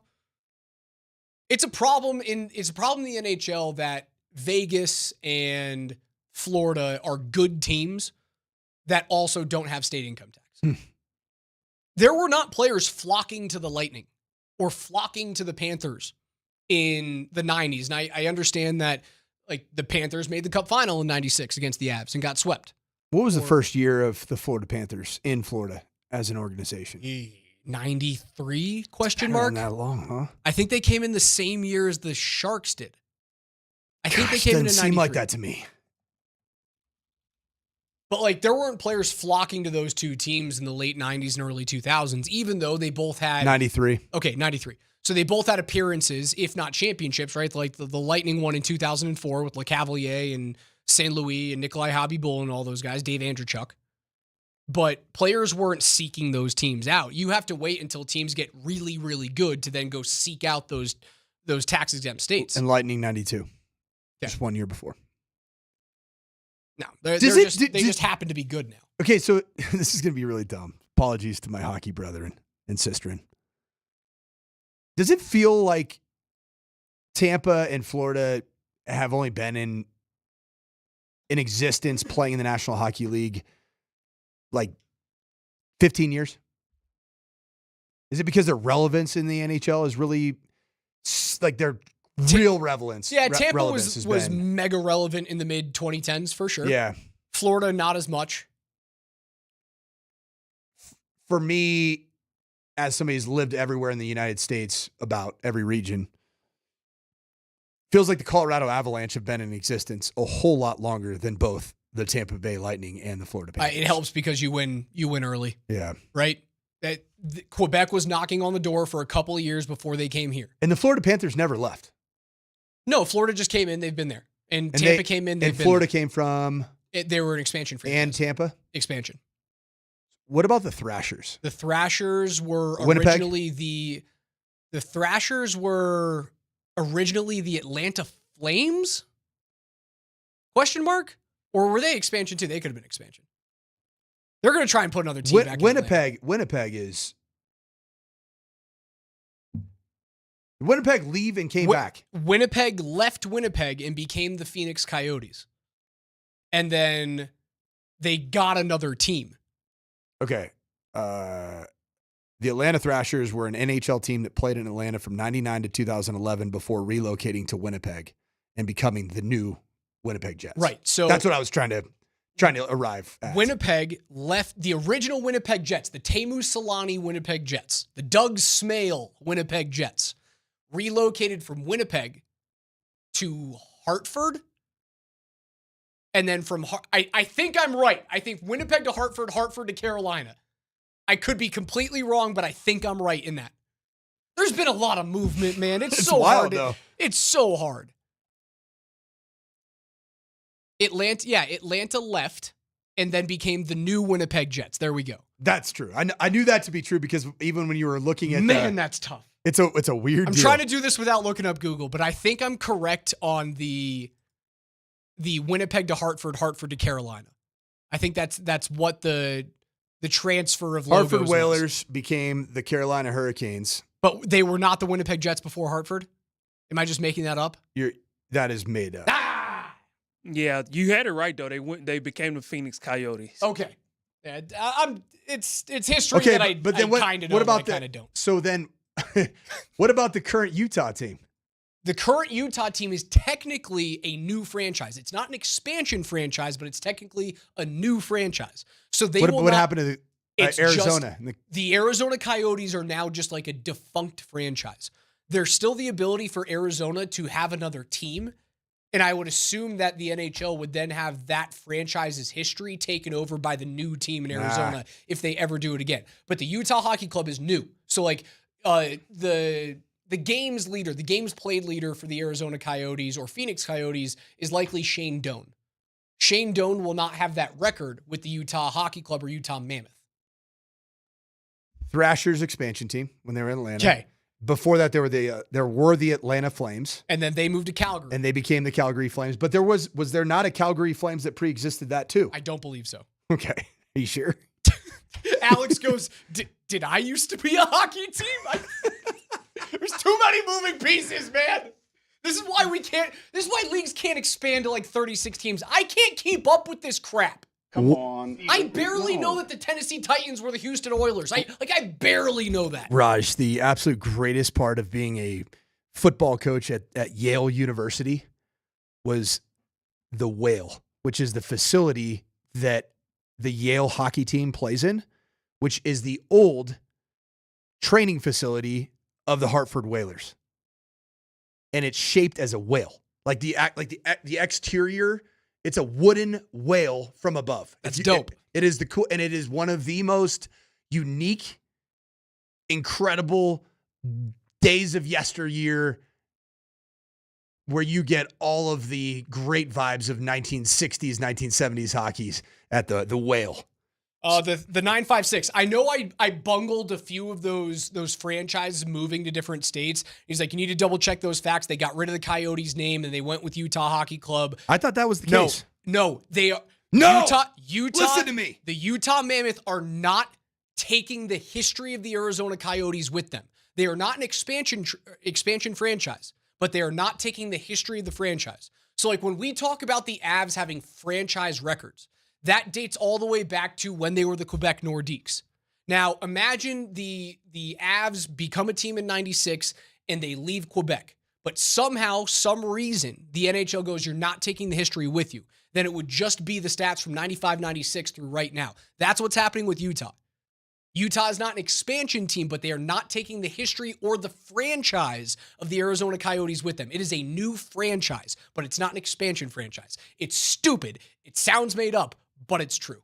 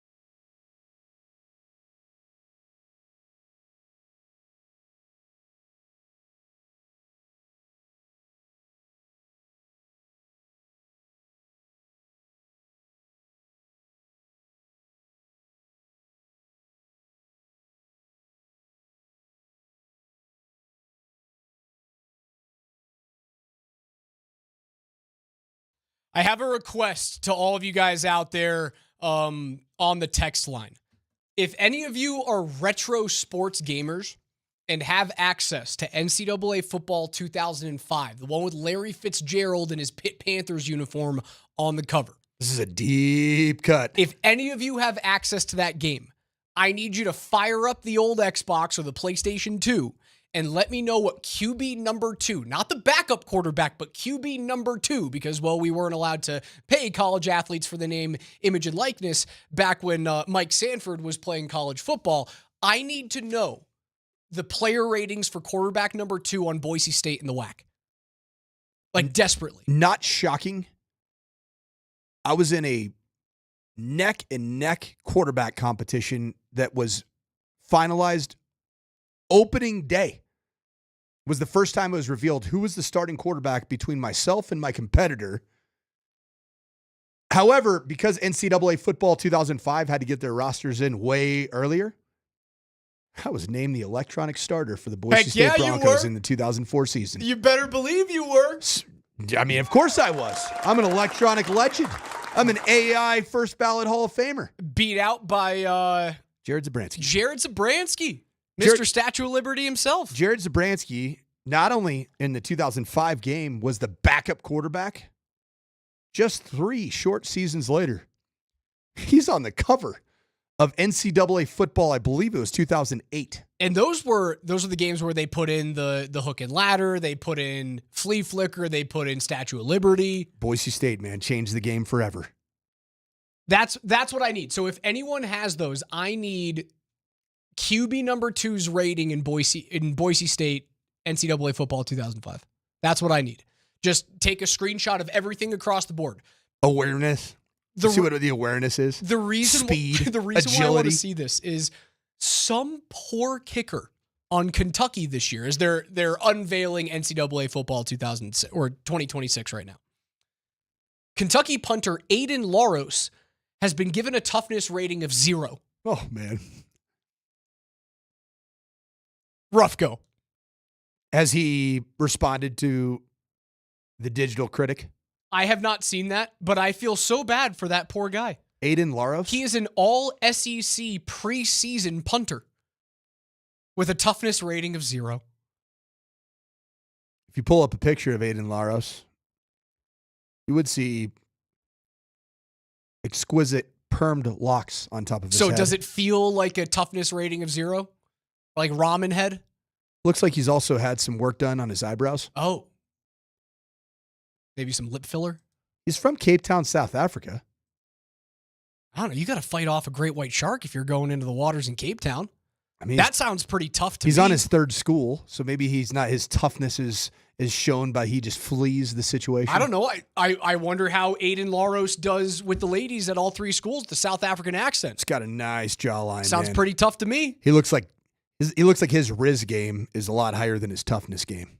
I'm telling you. He can throw some charisma out there with that jawline, baby. You hop on a surfboard in Cape Town, man, you are taking your life into your own hands. That's tough. University of Tennessee Martin to start out, then to Charlotte, now to the University of Kentucky. You know what he has to do? He has to forcibly have a bad punt against San Martin. That's not right. That's not a school. What was the first team that they're playing? Kentucky? Yes. Let's look. I don't know. Whatever cupcake school that Kentucky plays within the first 3 weeks of the season. Toledo. Okay, Toledo. That doesn't even feel cupcake. Upset alert. It's not a cupcake. Then Ole Miss. Not a cupcake at all. That's a Although true contender. They beat Jackson Dart last year. Although who's their quarterback at Mississippi this year? I don't know. Who knows? I don't know. What he needs to do is he needs to pooch punt something so he can get a tackle. As soon as you get a tackle, your toughness rating has to automatically skyrocket. I could not get a tackle in football. I should get a toughness rating of 0. I got a good one for you here. College football. You just brought up who's Ole Miss's quarterback, and then immediately my mind went to who's Kentucky's starting quarterback. How many starting quarterbacks, listener, can you name in college football going into this 2025 season? Caden Salter. He's not the starter. He's probably going to be the starter. But he hasn't been named the starter. He's probably going to be. But that's the point, is that Coach Prime sent both, or is choosing to send both, Caden Salter and Juju Lewis to Big 12 media days.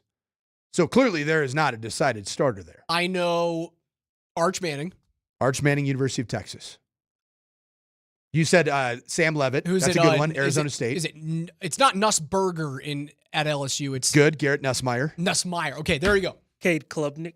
Cade Klubnik at Clemson. Good pull. Good pull. Good boy right there. I don't think I can have another SEC quarterback after that. Who's Alabama's starting quarterback? Anybody know? When's the last time you went into a season where nobody knew who the heck Alabama's starting quarterback was? No clue. Who's Georgia's starting quarterback? No clue. Is it the guy who came in and played at the end? Where's the dude who was dating Cavender and then got disgraced? The Miami guy? Yeah, with went to the Miami. Eyeballs that are in each side of his head. He looks like a deer. Oh my gosh. Tell me I'm wrong. He looks like a What's his white-tailed name? deer. Can you even name his name? No clue. Okay, I got Gunnar one. Stockton? Gunnar Stockton's going to be the starting quarterback at Georgia. But he's not the same guy I'm talking about. No, that is how isn't it amazing? This guy was NIL baby number 1 a He year won a ago. playoff game. Couldn't tell you. Don't know who he is. Not Quinn Ewers. Nope. Who? Okay, Drew Aller is the Penn State starting quarterback. That's a good one. Drew Aller's a good one. Who's Cuse's starting quarterback? No clue. Idea. But they did just get a 5-star wide receiver recruit, number 3 in the country. Carson Beck. There he is, Carson Beck. There he is. That's the guy who looks like a white-tailed We know deer. Dylan Raiola is the starting quarterback at the University of Nebraska. Okay. Body snatcher. Boise State's got its same very ham and egger quarterback in Maddox Madsen, who is very proficient at turning around and handing the ball to Ashton Jeanty. Who's the super fast kid from Kansas State with the long flowing locks? Avery Johnson. We got one. Avery Johnson. You're not going to give me Caden Salter? He's not named the starter, I don't believe. So in NCAA football, who's going to be? Is it going to be Mike Sanford or is it going to be Jared Zabransky? Could you imagine the digital decisions that need to be made about starting lineups right now in the current landscape of college athletics? Who knows? Just arbitrary. You know what's great about nowadays that you didn't have in 2005? Is that you have updated rosters. Like there's this thing called the internet. Back in 2005, man. So you're in college and I'm like just getting into high school. And at that time, I am like as entrenched into video games as you can possibly be as like a 13-year-old or whatever I was. And what we used to have to do is there used to be memory cards, kids, that you would plug into an Xbox or a PlayStation. We would used to buy memory cards that were blank, send them to an address with like $50 in an envelope. And some rando was sitting there just generating rosters, some updates. acne picking, nose picking 35-year-old. Lives in their mom's basement, Cheetos on their fat chest. Would rip through because you realized in the mid-2000s, if you put the correct names on each player, the announcers would say the name. It wouldn't be quarterback number 2 from Boise State. They would say Mike Sanford Jr. Big deal. Which was, it was like the biggest mind blow in the world. So we'd send $50 and a brand new memory card out to some no name in South Dakota. 3 weeks later, you'd get it mailed back and you'd have all the rosters. That's how difficult it was. That's how many hoops we'd have to run through. Braden Nicolosi Fowler from CSU. Braden Fowler Nicolosi. Jeff was wrong. It's BFN, not BNF. You got too many names, Braden. Cut one off. Yeah, you got to simplify, buddy. It's interesting because in the case of a Braden Fowler Nicolosi, does it say that at times in 2025, if you have a incumbent returning starting quarterback, that it can actually be a bad thing as opposed to the unknown? Could be. The Athletic went and named their top 100 college football rivalries. Okay. Where do you think Colorado and Nebraska ended up ranking? Top 30. Really, really close. 33. Okay. They are sandwiched in between Minnesota and Iowa Iowa State. Your let's go number 5 through number 1. USC Notre Dame, number 5. Coached in it. Army Navy, number 4. Really good. Let me go Michigan, Ohio State. Number 1. Okay. 2 and 3. These are, you can flip-flop them, but they're very easy.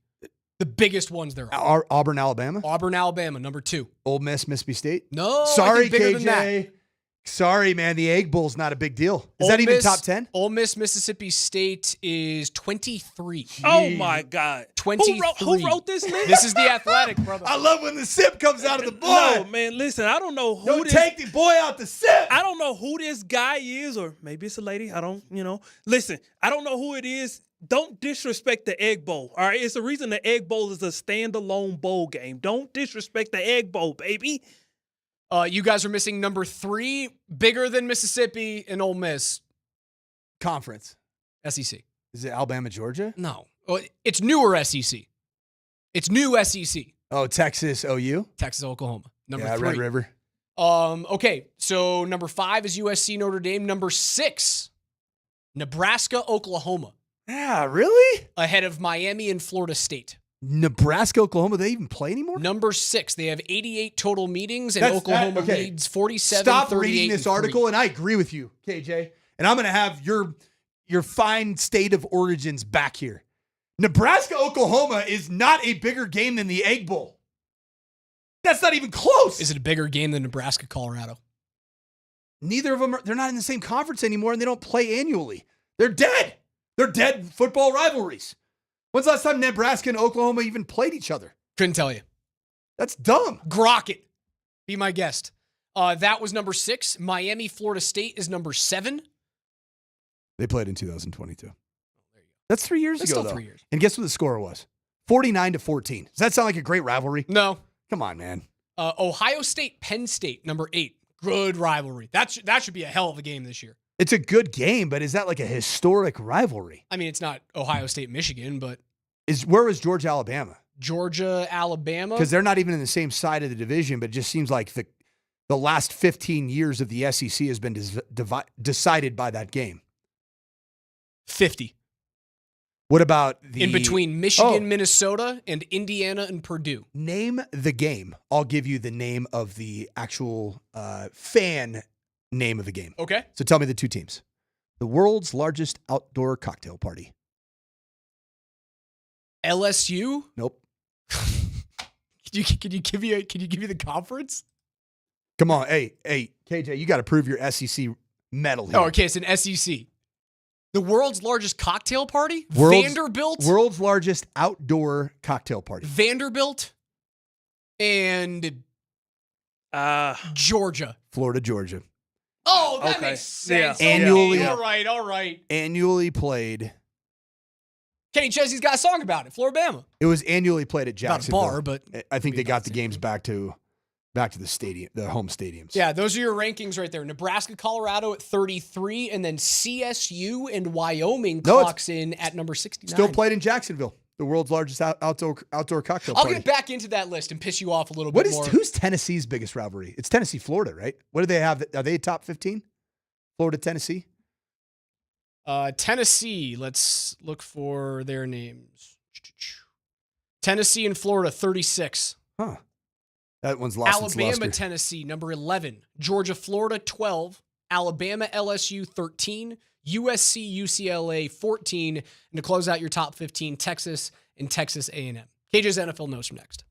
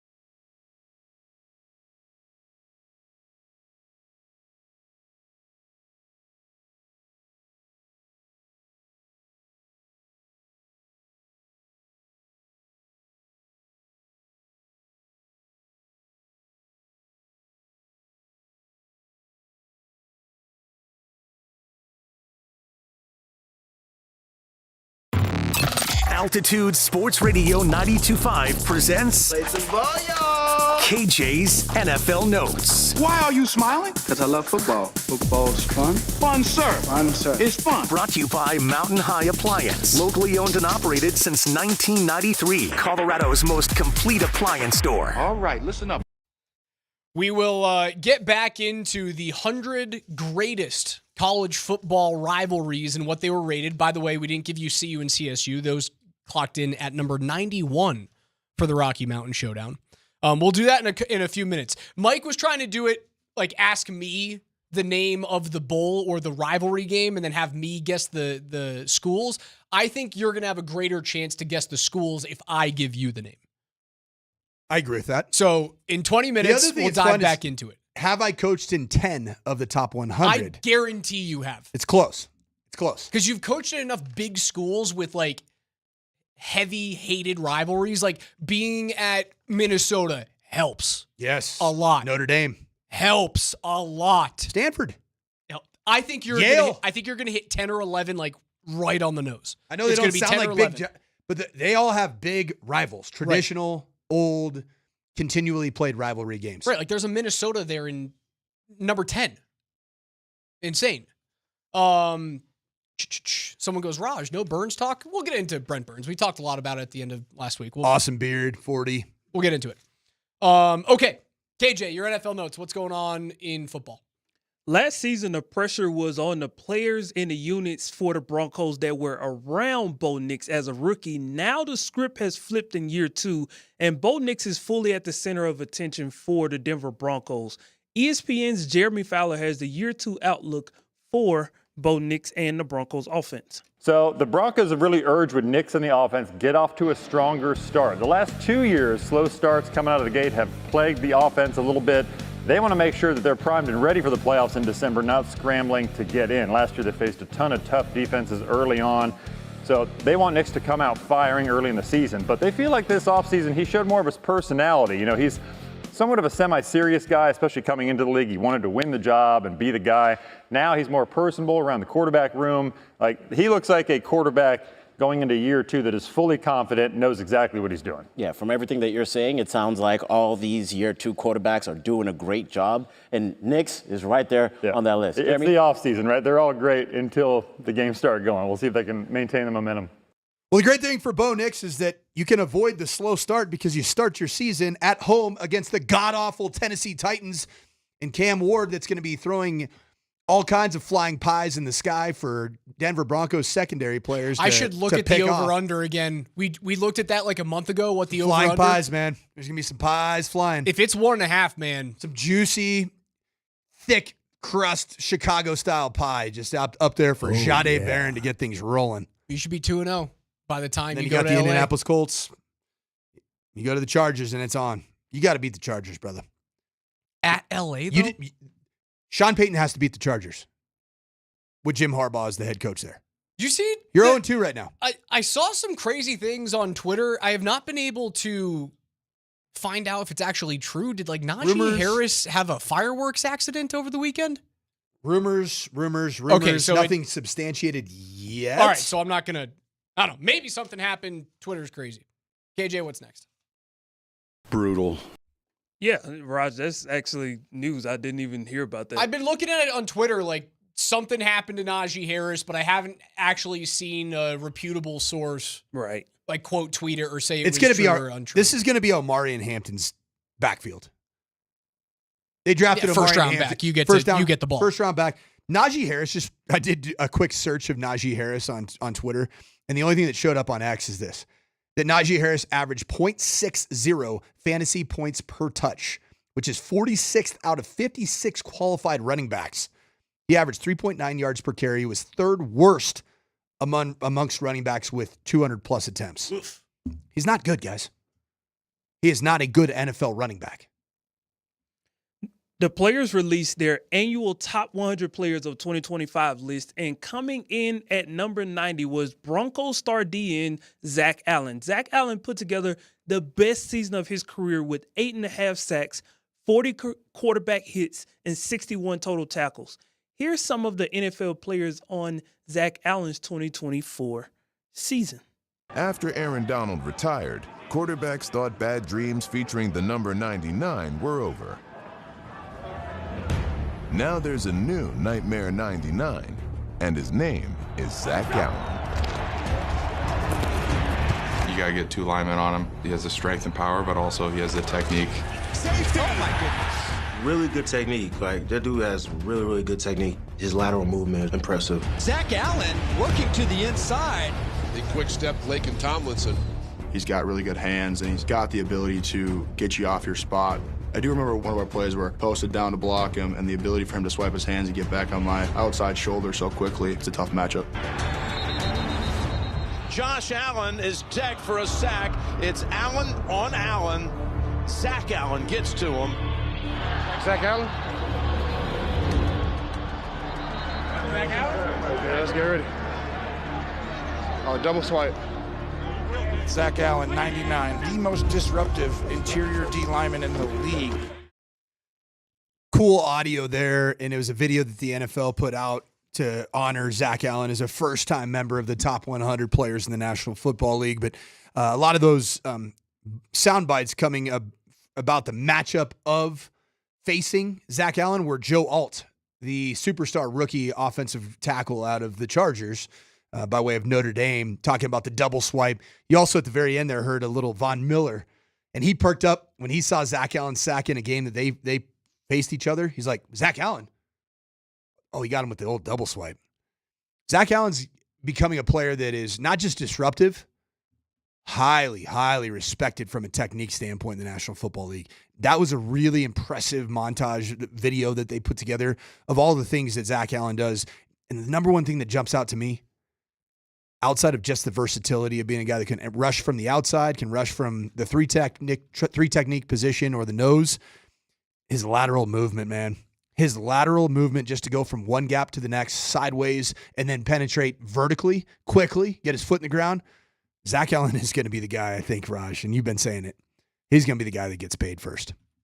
Pay that man his money. Yeah, you're 100% right. 40 quarterback hits last year for Zach Allen. 40. The most in his career. He had a safety, 8.5 sacks. You know the one thing I want to see out of him? I think the next evolution in his game is if he's going to hit the quarterback 40 times, I want to see a forced fumble or two next year. Yeah. And also in the run game too, right? Stopping as an interior run stuffer. He is a guy that's not just going to hold the gap. Some of these players like DJ Jones, really good holder of the gap, meaning that you can occupy a double team longer than the average defensive lineman, which is very valuable. Now your linebackers like Alex Singleton are able to get those 175 tackle seasons. Zach Allen's a one-man wrecking crew. And so, yes, I could see him using that lateral quickness, that burst, and defeating blocks at the first level in order to get in the backfield and create some fumbles on running backs as well in TFL situations. That's my guy. Pay him, KJ. Brutal. You guys heard in that highlight there some Allen on Allen crime. Well, over the weekend, there was some Travis on Travis crime that took place. Travis Kelce was on the Bussin' with the Boys podcast. One thing they got into was the discussion of Travis Hunter playing both ways in the NFL. Travis Kelce lays out why he thinks. Wait, is this the Jonas Valanciunas lookalike, Travis Kelce? It is exactly okay, who it is. Right. Yeah, we can continue. Same guy. So, guy. I didn't know much about this guy, Travis Kelce, but I saw him like, that guy looks a little bit like Jonas Valanciunas. He does. He does. Let's see if he sounds anything like Jonas Valanciunas. You good in the NFL? Hell And that's yes. a hard question to ask because you're still active. 100%. But, like, what's the expectation of this kid? World-class All athlete. pro, both sides? Both sides? See, that's the thing. I don't know how they're going to divvy it out. I don't know if – because teams are going to be going after him. If he plays corner, they're going to run deep balls at him all day. They're going to run – the wide receivers just take off on him all day just to try and get him tired. Yeah. His aura, his attitude, like pregame, everything. Juice. He's got the juice and he plays. Yeah. He loves football. I saw him play basketball and I was like, oh, yeah, he's an athlete. He's an athlete. You just don't understand, Travis. Jonas Valanciunas light over there, Travis Kelce. You don't understand that people have been saying that you can just go after this man constantly. Don't forget a college football game because of tempo offenses. College football gets more snaps on average by almost 20 snaps per game than the National Football League. Don't underestimate this guy's ability to play at least 80 plays a game. I think it's a mistake if you're a wagering fella to put money on anyone but Travis Hunter to win Rookie of the Year. Because I know that they split it, right? Ashton Genty, man. I'm just saying the two of them. How good are the Raiders going to be, man? Look at the division they have to play in. But you know that they're going to be committed to toting the stone. That's Pete Carroll football, man. They're going to feature Ashton Genty prominently. They're going to commit to that, but they went out and got Geno. It's good. I mean, at least you have some semblance of threat and balance to throw the football down the field. Right, do they split Rookie of the Year to offense and defense? I don't. Just like they do Player of the Year, or is it just straight up rookie? I think it's defensive and offensive. Now, that's the only thing that might end up hurting Travis. Because you're not going to give him... It'd be funny, you give him both. Just has if he has a crazy offensive year and he's also like a really damn good corner, you just give him both awards. That'd be awesome. Yeah, you're right. So Jaden Daniels was the AP NFL Offensive Rookie of the Year. Was it Jared Verse? Was he the NFL Defensive Yep, he Rookie was. of the LA? Year? Mm-hmm. So if you're a voter there, and let's say Genty has a great year, okay? Genty is good, or like Cam Ward ends up having a really good year. He throws for, 28 touchdowns or something like that. And they give Cam Ward Offensive Rookie of the Year. But Travis Hunter also plays both ways and has like 8 touchdown receptions and 800 yards, and then he plays 75% of the snaps on the defensive side, has a couple 3 of picks. Yeah.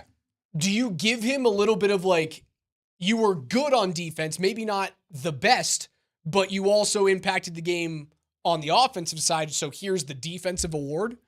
Can you do that? Do we have to create a new award for Travis Hunter? Give them both. Give them both.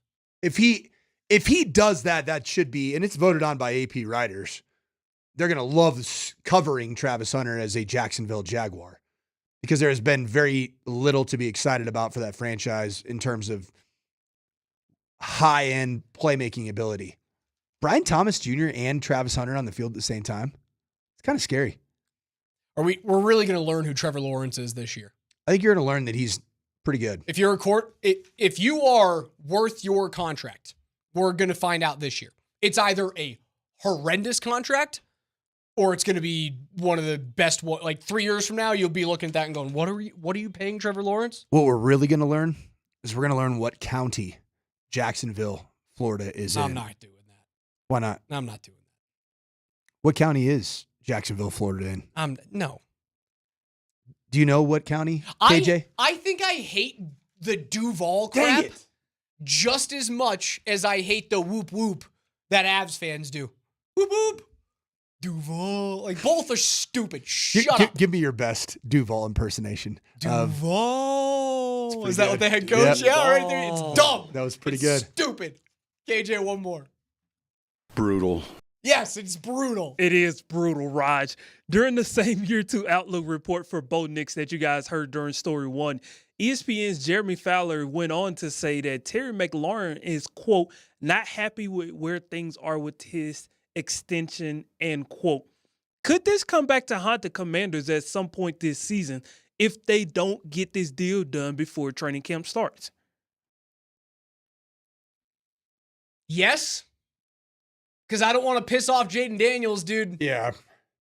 I would take Terry McLaurin here in a heartbeat. There's a very, very small list of players that I wouldn't trade off the Broncos to have Terry McLaurin here in Denver. And I think it ends with Benito, Nix, and Surtain. You would trade Zach Allen right now for scary Terry McLaurin. You were telling me my rookie quarterback gets a brand new toy? Gets a true number one? Yep. Yep. All right, so you're telling me that JFM and Savion Jones are ready to go to the next level right now? You gotta swing big to hit home runs, man. Uppercut swings. I want Bo to have a shiny new toy. Yeah, if the trade was 1-for-1, I'd have a hard time saying no to it. Zach Allen's really good, man. Terry McLaurin is the truth. Terry McLaurin is... Is he younger? He's younger. 29. Oh, he's not younger. 29.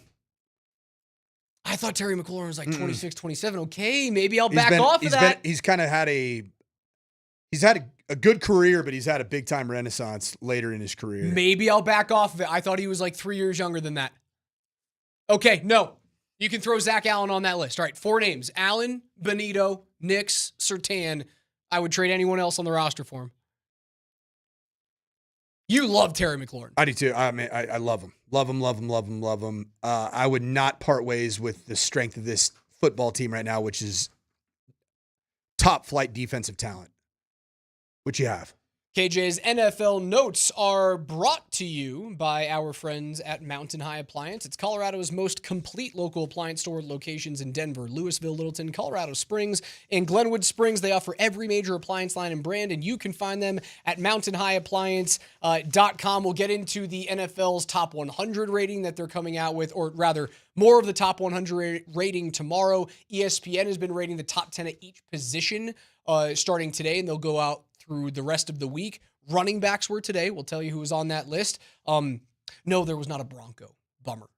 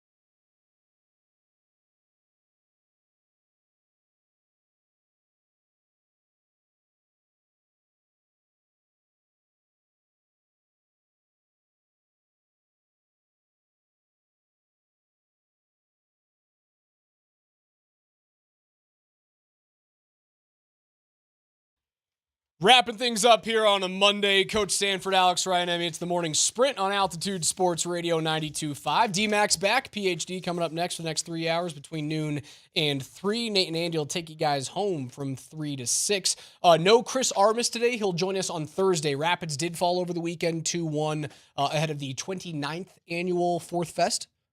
So they're sitting in 8th right now. So not a great loss.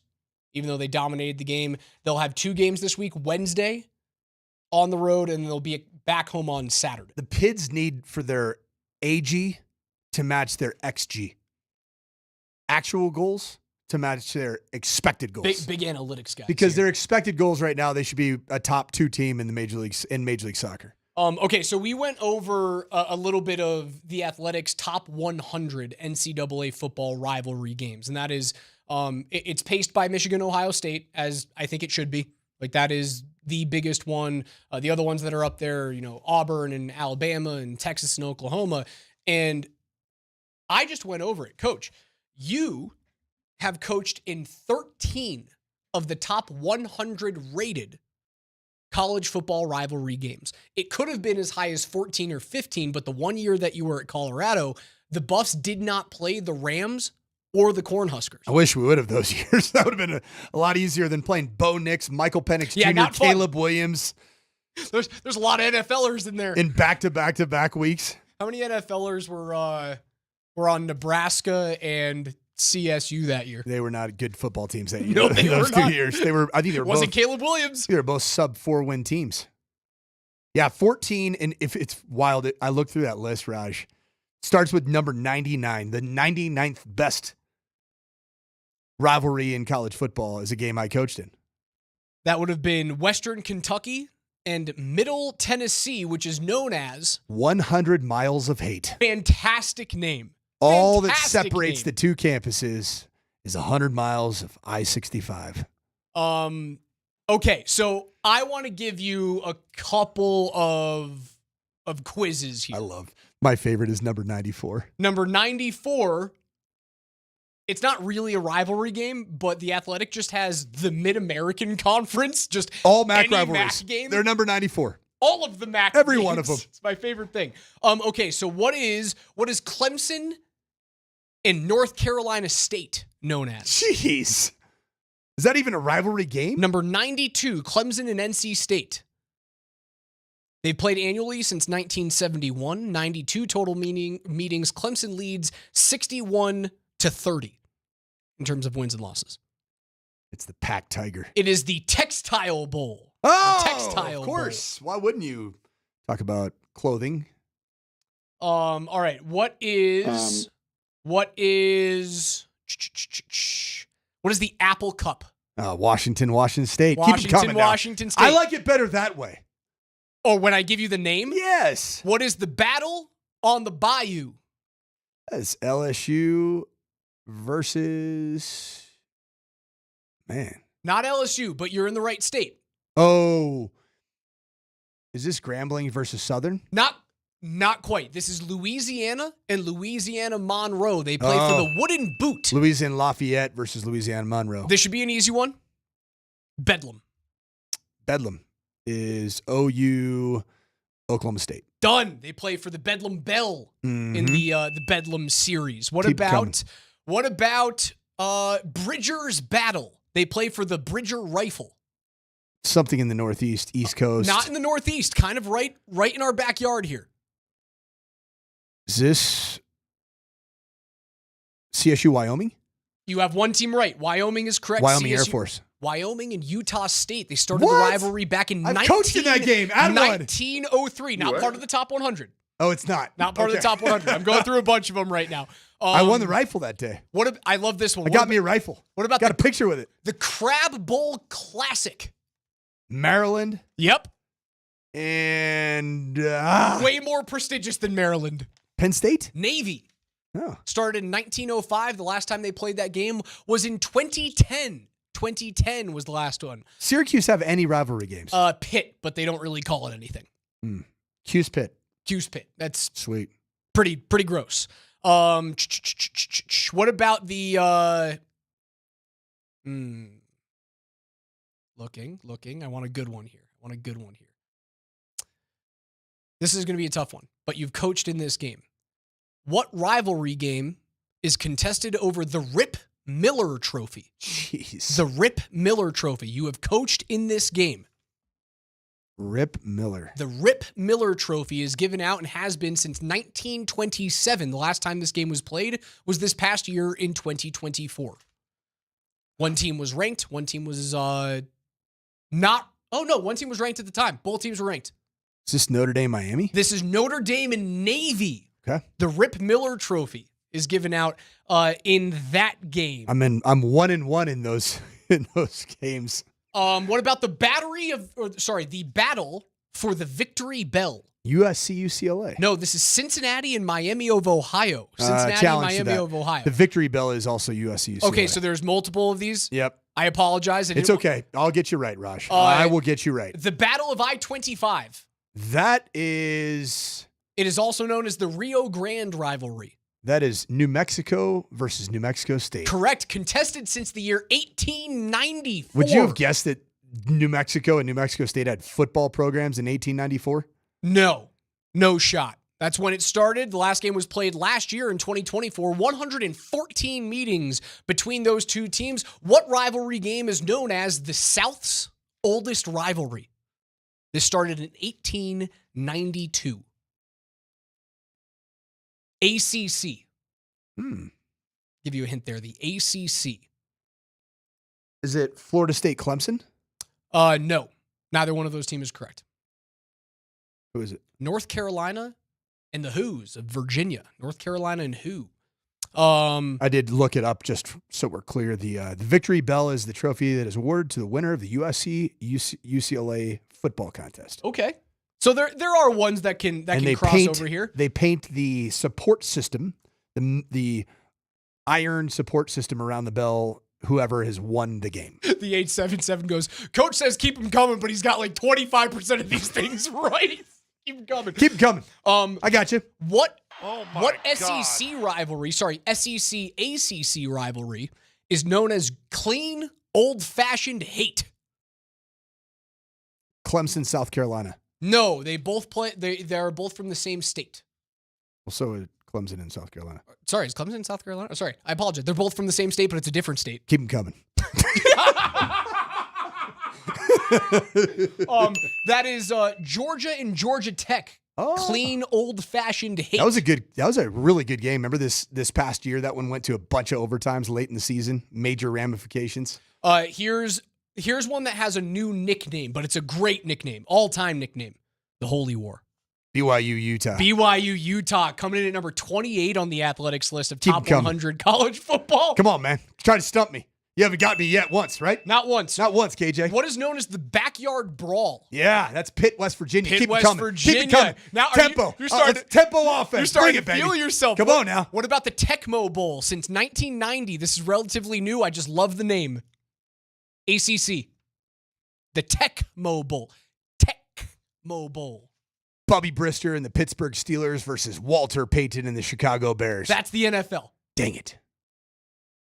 The Tecmo Bowl. TECH. Tecmo Bowl. Oh, Stanford Cal? No, I'm trying to give you the answer in the clue. That would be Georgia Tech and Virginia Tech. Oh, that's in cool. The Tecmo Bowl. It's cute. I thought we were talking about like Silicon Valley. What rivalry game in the SEC is known as the third Saturday in October? It's Tennessee, Florida. Close. Tennessee and Alabama is what we were looking for, Coach. Tennessee and Alabama is what we were looking for. Come on now. Tough one, man. I thought you had it. All right, I got one for you. What rivalry is known as the game? The game. Harvard and Yale. Bingo bango. Harvard and Yale. The only reason why I know that is because I just scrolled past it on my computer. What is known as the big game? Ohio State, Michigan. Stanford, Cal. Isn't that also Ohio State, Michigan? The big game? No? I don't think so. What's Ohio State, Michigan then? I think it's just Ohio State, Michigan. I thought it was the big game. It's usually the Big Ten championship. You know what? It's right. Or is it just the game? I don't know. It was pretty good. All right, finally, an easy one, the Iron Bowl. You got it. You can't miss this Auburn. Auburn and bam. Auburn, Alabama. Oh, interesting. Ohio State, Michigan is also known as the game. The big game Stanford Cal. Stanford Cal is the big game. Another one that you coached. The game is either Yale Harvard or Michigan Ohio State. Michigan Ohio State. There we go. Can you give me another one? What's the old Mountain feud? Small schools. App State. Yes. Versus East Carolina. No. Oh. We were looking for Marshall, Coach. I should have shown that. Stupid. I love all of you. That was fun. PhD's coming up next. Bye. Some people are really stupid.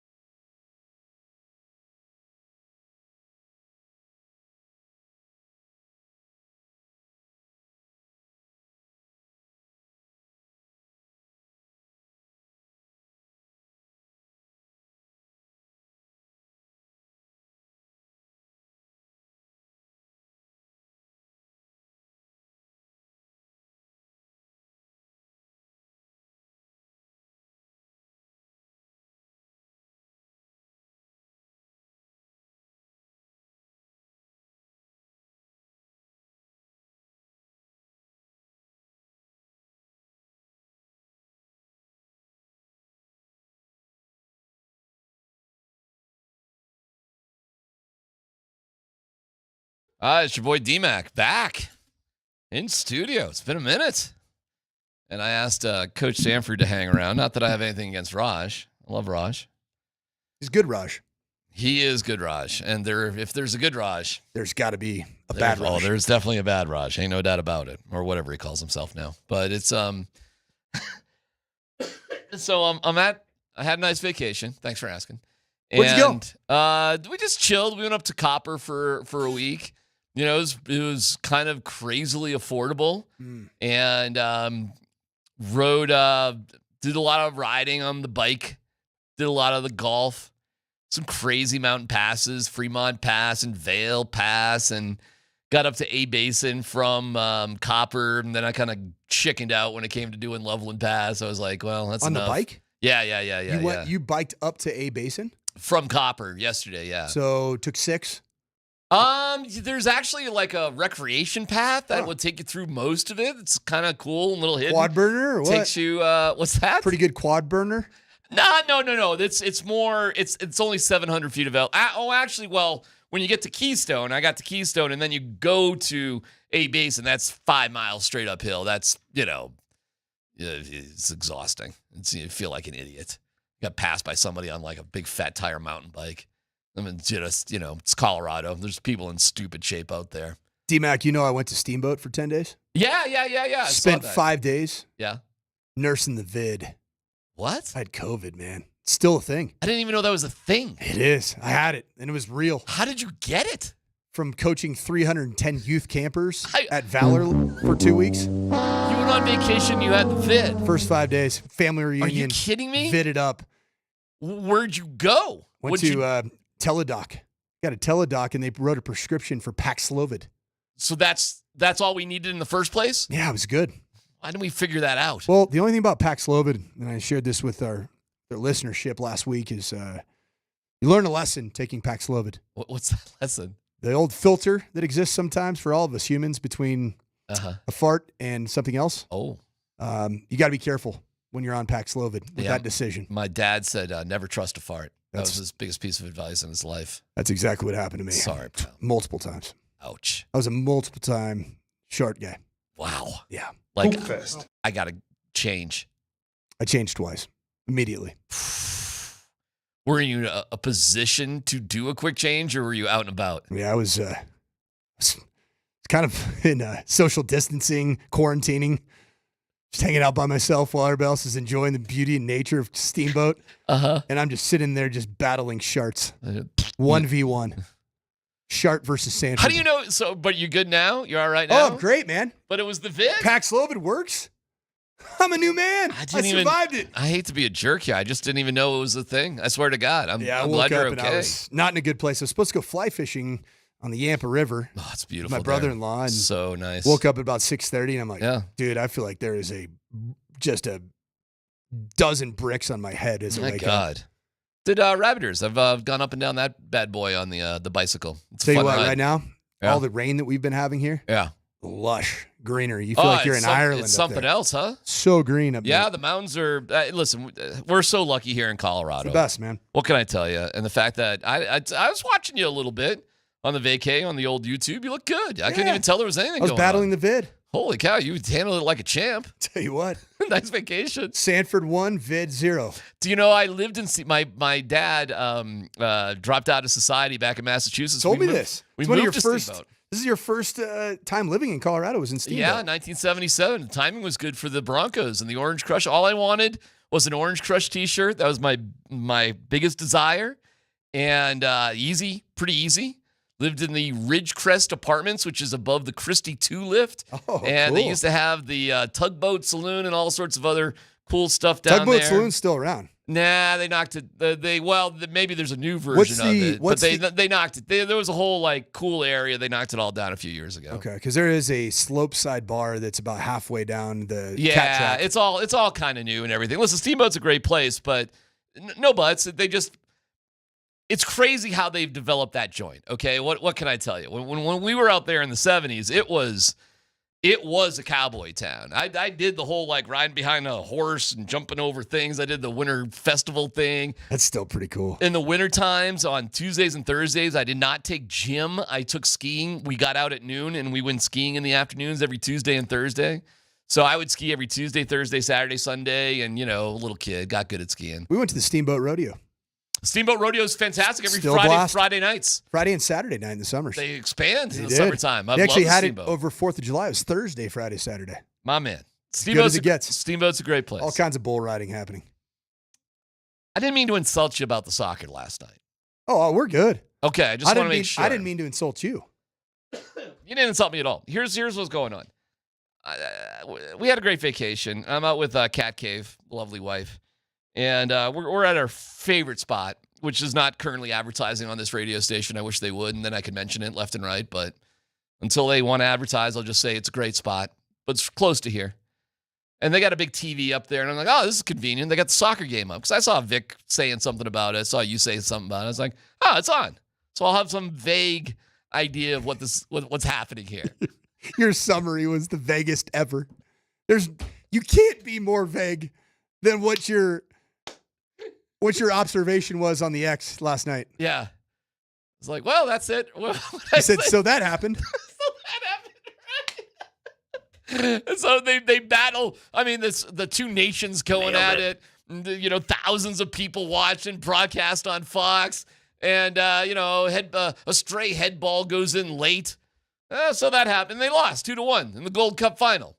And so I'm being a smart aleck and pretending that, this is a miracle I was even watching the game. And this, I'm a soccer guy. Look at me. And, I think I'm the only high school soccer captain of the on-air staff here. Vic would have been if he chose soccer. Yeah, Vic has a lot of things he would have been great at, like at the smallest school of all time. I think if Vic would have opted out of football, he would have played on the United States national team. You realize how small the high school was that Vic went to. He could have gone to a much bigger school, but he went to this little. He went to Holy Family, right? It's a little tiny little thing in the neighborhood or something. Holy Family is now pretty good. They're up north. Good. It's probably the biggest, most prevalent private school in northern Colorado now. Good for them. I don't know what the hell now. I don't know what they were doing in 1985. Used to be down in north side of Denver. And they moved to Broomfield. So I'm pretending that Vic seems to be caring about it. I was like, oh, is Italy playing? I said, no, it's Mexico. And then you come off the top rope with all sorts of real soccer analysis. And I started feeling bad. I was just kind of goofing here. It's just to me, another example of the U.S. men sucking in soccer. And we're hosting a World Cup. I guess we'll be in it because we're hosting it. I mean, you get to get an automatic bid. But the U.S. men just kind of suck at soccer still. And totally disagree. And there you go. Totally disagree. And here we are. So I just wanted you to, before I get into Valančiūnas, and I'm going to struggle with the name. Jonas? Valančiūnas? Valančiūnas. Shoot. So I'm going to put Jonas, CH. And make sure it's Jonas, not Jonas. Jonas brothers. Jonas Valanciunas. There you go. Valanciunas. It's not that hard. Valanciunas. You knew it was harder? Valanciunas. You know who's harder, and it's actually easier to say on his way out, is Dario Saric. Oh, boy. I hated that. That Saric is with an SH. Take that L on the way out. I'm just going to say Saric. Hey, you know what? I ran into Coach Malone. You in Steamboat. did? Yes. Saw Get Coach Malone. here. Yeah, he was there with his wife. No, where?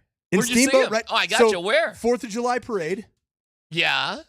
Everybody's decked out in their most ridiculously patriotic outfit. Okay. I'm wearing United States men's national team soccer jersey from 1997. Well, that makes sense. Head to toe. Shoes are red, white, and blue. Yeah. Oh, good for you. Coach Malone was in all black. And he was biking. Morning. He was cycling. Oh, yeah. So it was he's a big mountain biker. Yeah, so he was getting his cycle on.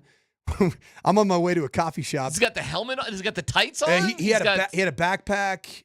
I would say it's more mountain biking attire. Yeah, the mountain biking is kind of baggier, like a little shorts. coolier, little bit more stylistic than some of the stuff that you rock coming into the studio here. Yeah, when you wear your diaper multiple times in a week, right, exactly, without washing it. But so Coach Malone's there. Seemed to be in good spirits, good vibes. Did you talk to him? I chickened out, man. Why? We kind of did the double take. Well, do you as know we're walking, Coach or not? See, we did until your show stole the Michael Malone show. Yeah. It was Dempsey and Company, and the day that I was on, Yeah. we always had Michael Malone on. Oh, okay. So you did a show with him for a year, Yeah. basically. He didn't like when I asked him about roster, what is it called? Management. Load management. Load management. He hated load management. He almost jumped through the airwaves and strangled me when I asked him about load management. Yeah. That was one of my questions.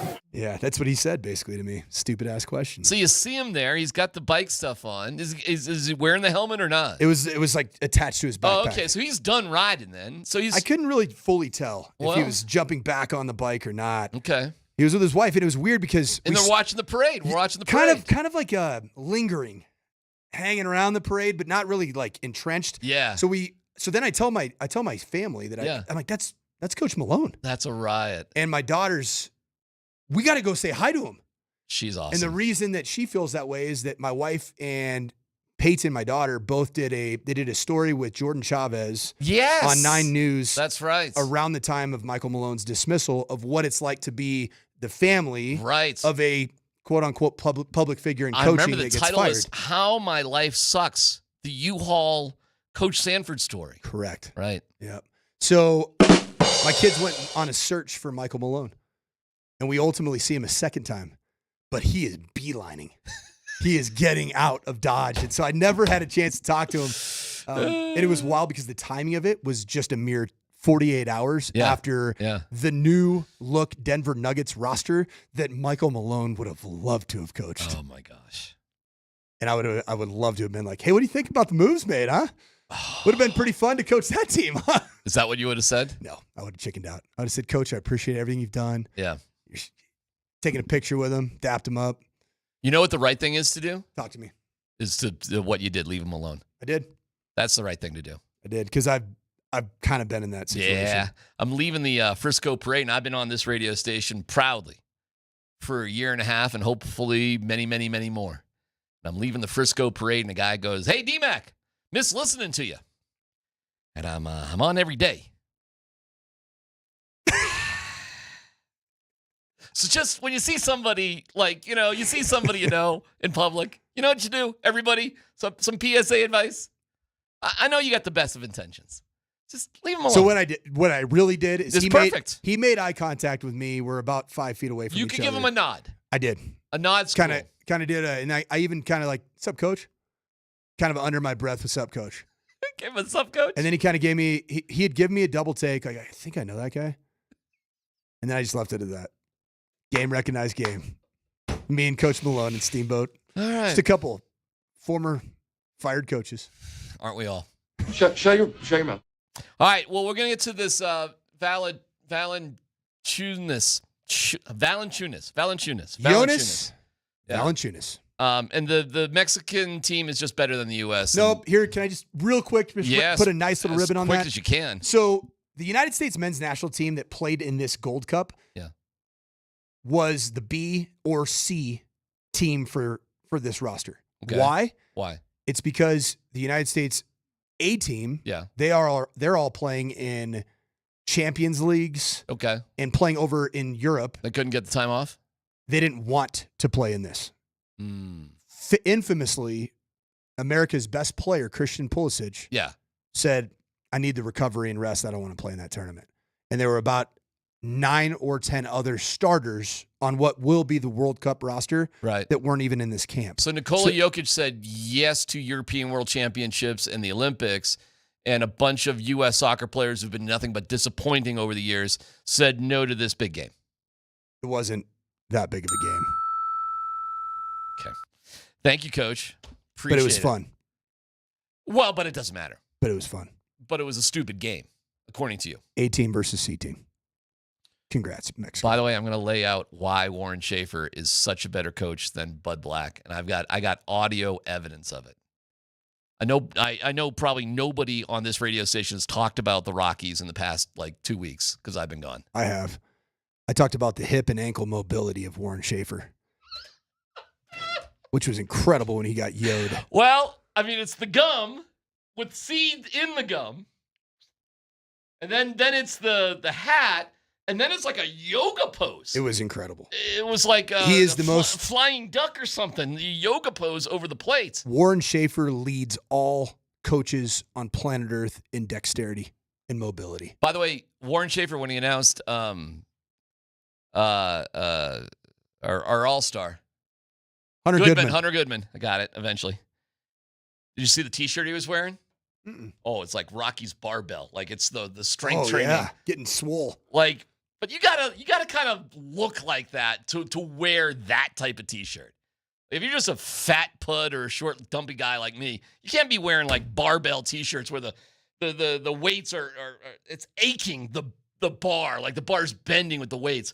But our dude Warren Schaefer, like he can pull that off, and he's holding guys accountable. Coach, he's doing some interesting coaching things. But we'll get to that a little bit later. See DMac. I'll let you go. Other than that, Big Val. Can I get away with just calling him Big Val? Nope. Okay. I'll tell you why he's doing what he's doing. Everybody seems to be like really confused about this. It's not that complicated. Details next.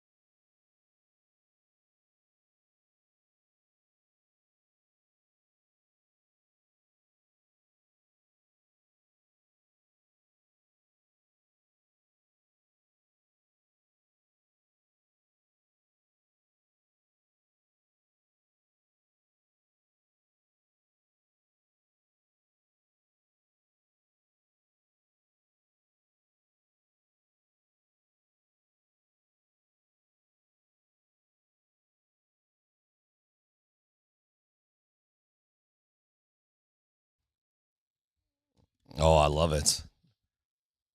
I was listening to some Boston over the weekend, my man. The sun is out. Roll the windows down. Let's go.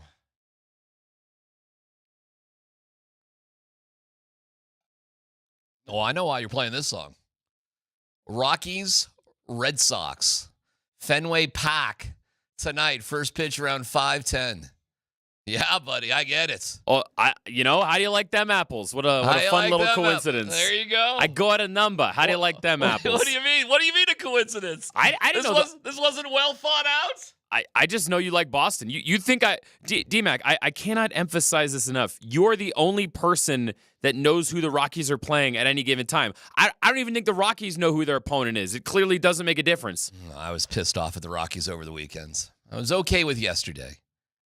We'll wait on the Rockies for a little bit. But because Warren Schaefer's doing something that actually, it's a bigger picture thing. It's like how to hold players accountable the right way. And this is something that Bud Black did not know how to do.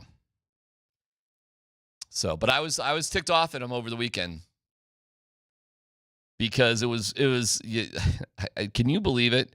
On Friday and Saturday, the Rockies took a team for granted and they played like that. The nerve in front of a collective 97,000 people on the 4th and 5th of July with fireworks and the whole thing. They took a team for granted. I could not believe what I was watching. And I know that's a look. Shut up, DMac. It's the Rockies. That's what they've been doing all year. But I'm telling you, they hadn't been doing that since Warren Schaefer took over for the most part. And then yesterday, in a win, he was calling guys out. In a win, Warren Schaefer was setting the bar a little bit higher. So we'll get to that in a little bit because it's kind of cool. All right, this Jonas Valanciunas. Oh, that's pretty good right there, huh? And where does he go? He wants to go to Greece. All right, so we have how to pronounce the team he wants. Now it's easy to say Denver, right? Denver. It's hard to screw that one up. But here is well, you take a shot at it, Steve. What do you think? Now, Greek is a pretty phonetic language, so if I'm just looking at it, I would guess like Panathinaikos. Panathinaikos, which is not that hard, or right? Panathinaikos. Panathinaikos? It's a pretty phonetic language. Do I need to break a dish after I say it? Opa! All right, here we go. Do you know how to say I play for Panathinaikos? Παίζω για τον Παναθηναϊκό. Difficult, Say again. Παίζω για τον Παναθηναϊκό. Yeah. Panathinaikos. So we leave out the S. Sometimes it sounds like they make sh, like Panathinaikos. Panathinaikos. Panathinaikos. Panathinaikos. Panathinaikos. Panathinaikos. Panathinaikos.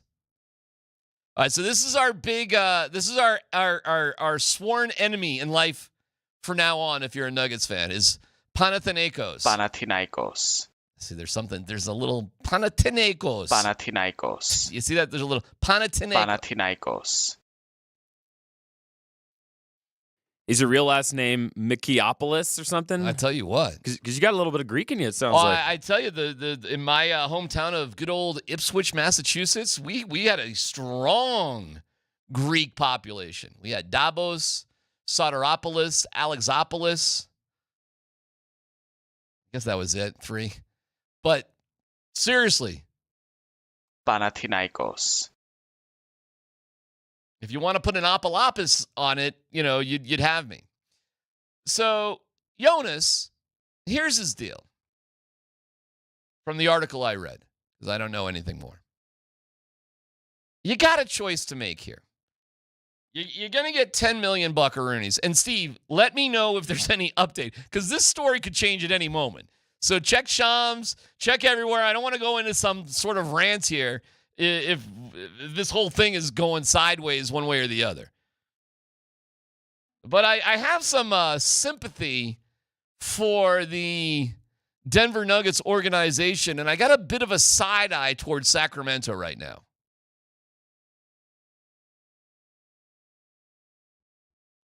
long do you think this was brewing, by the way? Seriously. Because I read a report that the folks in Panathinaikos were working on this deal with Jonas for like a year. Do you think the Sacramento organization knew that Jonas wanted to go to Panathinaikos? The next question to that is, do you think the Nuggets organization knew that JV wanted to go to Panathinaikos? My guess is Sacramento had an idea, and my guess is, and it's a guess, that Denver didn't. But the deal that he's got with the Nuggets is he'll get the $10 million or whatever dollars, something like that. That's guaranteed, but just for a year. And the second year is a club option, and we'll see how things go. The deal with Panathinaikos is different. It was a 3-year deal, and you look at the money, and it looks like a lot less. But if you average out the money over 3 years, which is all guaranteed, it's actually slightly more than he could be making with the Nuggets. And he's also a star. He gets to be a star. He gets to be the man. He's nobody's backup. He is the Panathinaikos super stud at center. They got Wancho out there too, ex-Nugget, movie star. And this team competes for all the, whatever you compete for in Europe, that's awesome. But it's Europe basketball. It's European basketball. It's a loaded roster. They spend millions on it. And you live in Athens. All right? Then you find out Athens is a smooth 3-hour flight from Lithuania, where he's from, where he's doing some sort of autograph signing tomorrow. So you kind of boil it down to like, well, what matters and what doesn't matter to you, Jonas? And I think the Nuggets are well within their rights to say, hey, dude, if you don't want to play for us, we're going to make you retire. I'm sorry, man. You signed a contract. Being traded is part of that contract. You were okay with the contract when you signed it. Sorry you don't like moving, I guess, or you don't like Denver, or I don't know. Do him and Joker have a squirrely relationship? I really don't know. And I guess it depends on what his priority is, because I don't think it's a hot take to say that the Nuggets have a genuine shot at winning an NBA championship. Right. So if being close to your family and being a big fish in the small Greek basketball pond, if that's your number one priority, Godspeed. But if you want to win an NBA title, which I would argue is a little bit more significant than a Greek league title, you got a chance right now. Well, that's right. And then you boil it down to, well, what is this all about for this dude? What does he really want out of his life? Remember when Jake Plummer gave up millions of dollars to play football to go play handball in Idaho?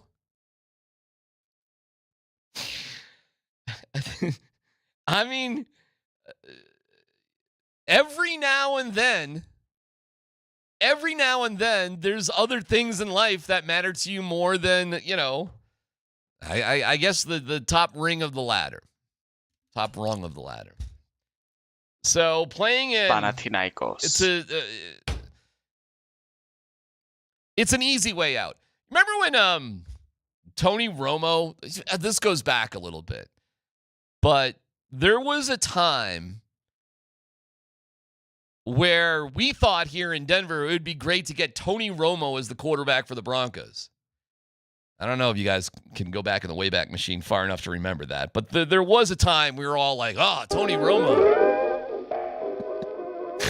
Wouldn't it be great to get Tony Romo? Oh my God, Tony Romo. We could get Tony Romo. But guess what Tony Romo wanted to do?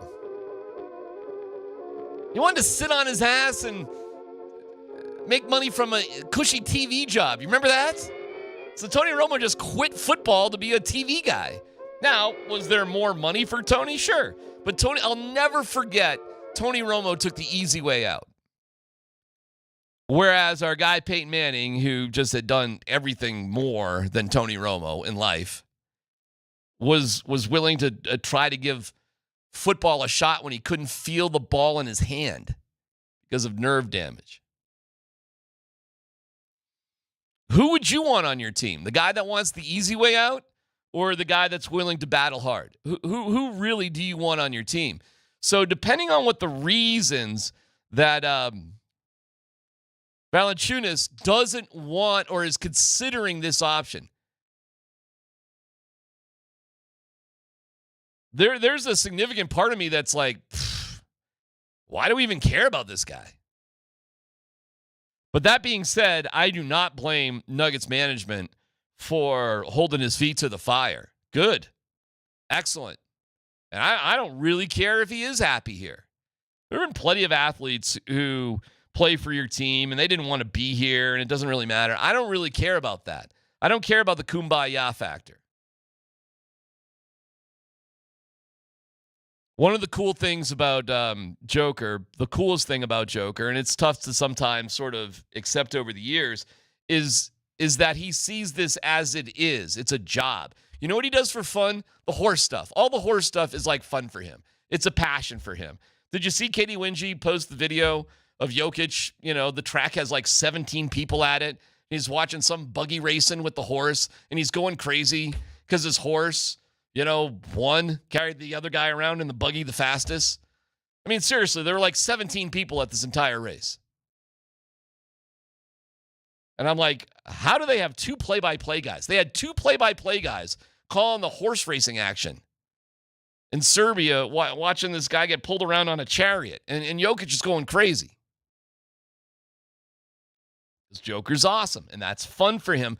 But what he does is he treats a very serious way playing basketball is his job, a serious job. And all he wants is other guys around him that take it serious. It doesn't matter if you're happy. If you're happy, it's cool.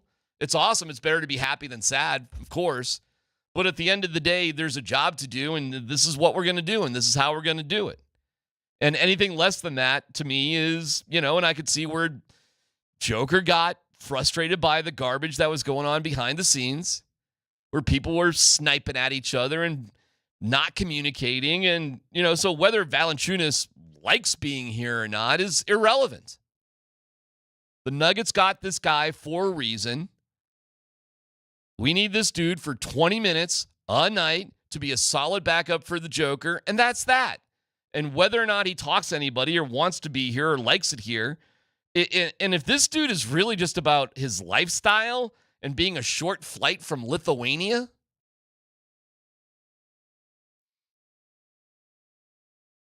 so I expect him to be a Denver Nugget. I really do. I have no idea why the Nuggets would let him out of the contract. I think there was some shady stuff going on there with Sacramento. Okay, whatever. I was like, why did they want Saric? I had no idea, no clue. But if it works out for everybody, and if we have a guy who's here who's a little grumpy about being here, oh well. We'll rinse and repeat if it doesn't work out the next year. Because in this time frame, I really don't care who's happy and who's not happy.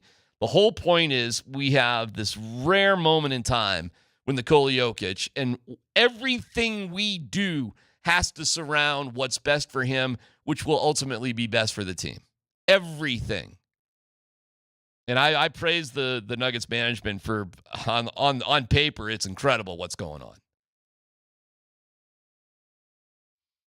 I guess the silver lining is if all this goes belly up, if my name is Jonas doesn't want to play for the Nuggets, like you said, you at least got Saric off the books. So we have that to hang our hat on. Yeah, I mean, but I saw some other things. It's all right, let him go, and you'll have more money to do blah, blah, blah, blah, blah with. I'm like, well, for who? Who's a better option? And then you see the list of options, and it's not really a better option. So, hey, it's not a great impression. It's not a great first impression with Jonas. But as long as he does his job, and if he wants to be, Grumpy Gus, I really don't care. So good for the Nuggets management. Those are the latest reports that they're not just going to let him out. And I know there's another player, Steve, that sort of had the same deal and wanted to play in Europe and not the NBA. And hey, what do I think about a player who's good enough to be in the NBA but wants an easier path to play in Europe? Not much, honestly, but I don't care. I don't care. Our window is short. You did a great job acquiring the players that you got. You got Saric off the books. You got, Jonas, who doesn't want to be here, I guess, because he's favoring Panathinaikos. But I don't care. I don't believe in windows. And Nuggets management apparently doesn't care either, and good for them. 303-504-0925. What's your reaction to this? You can text. You can call. Hey, we're happy to take phone calls here today. Just your boy DMac rolling. Steve Nelson by my side. So good chance to get in on the conversation. 303-504-0925. It's PhD on 92.5.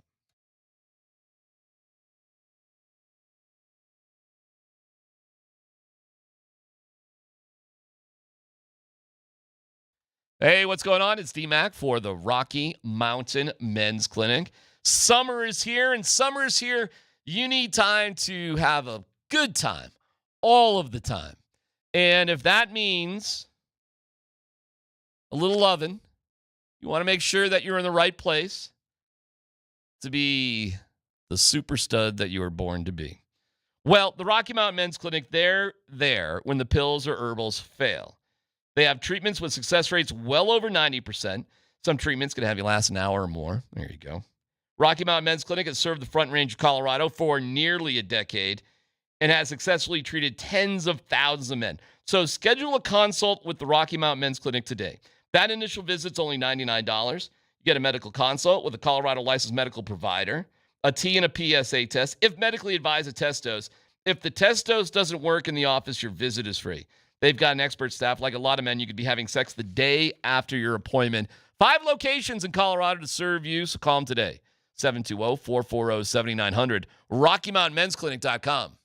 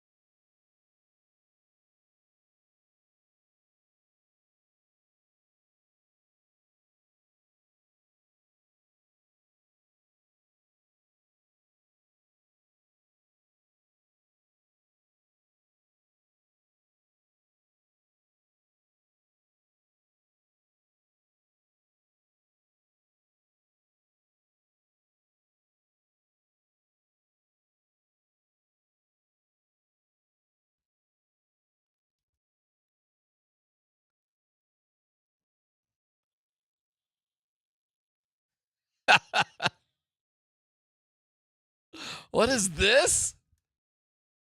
You don't know who this is? Oh, talk to me. This is Weezer. This is the Blue Album. This is a classic right here.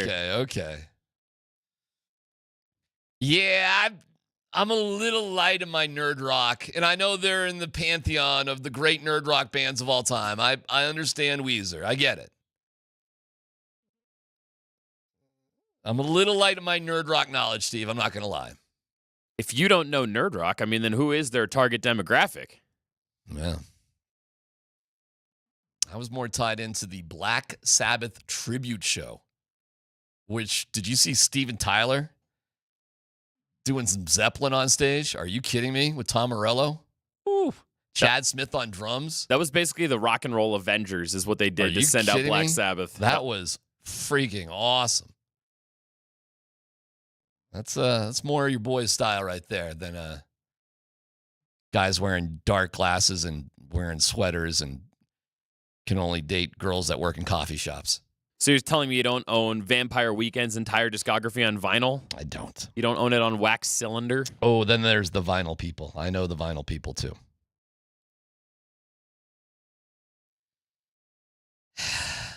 By the way, the accusations of me being a snitch need to be addressed at some point. Who had my back this morning on that, by the way? The whole 4th of July snitching. Let me check my notes here. No one. No, I think Vic kind of had my back there.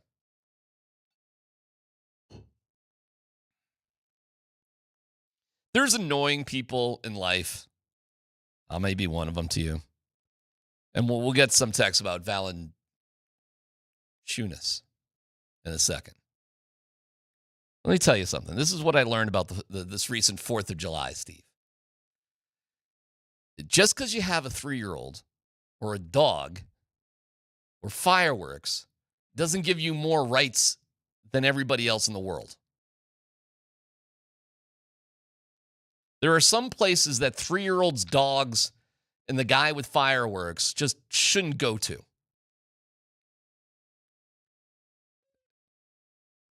But I understand.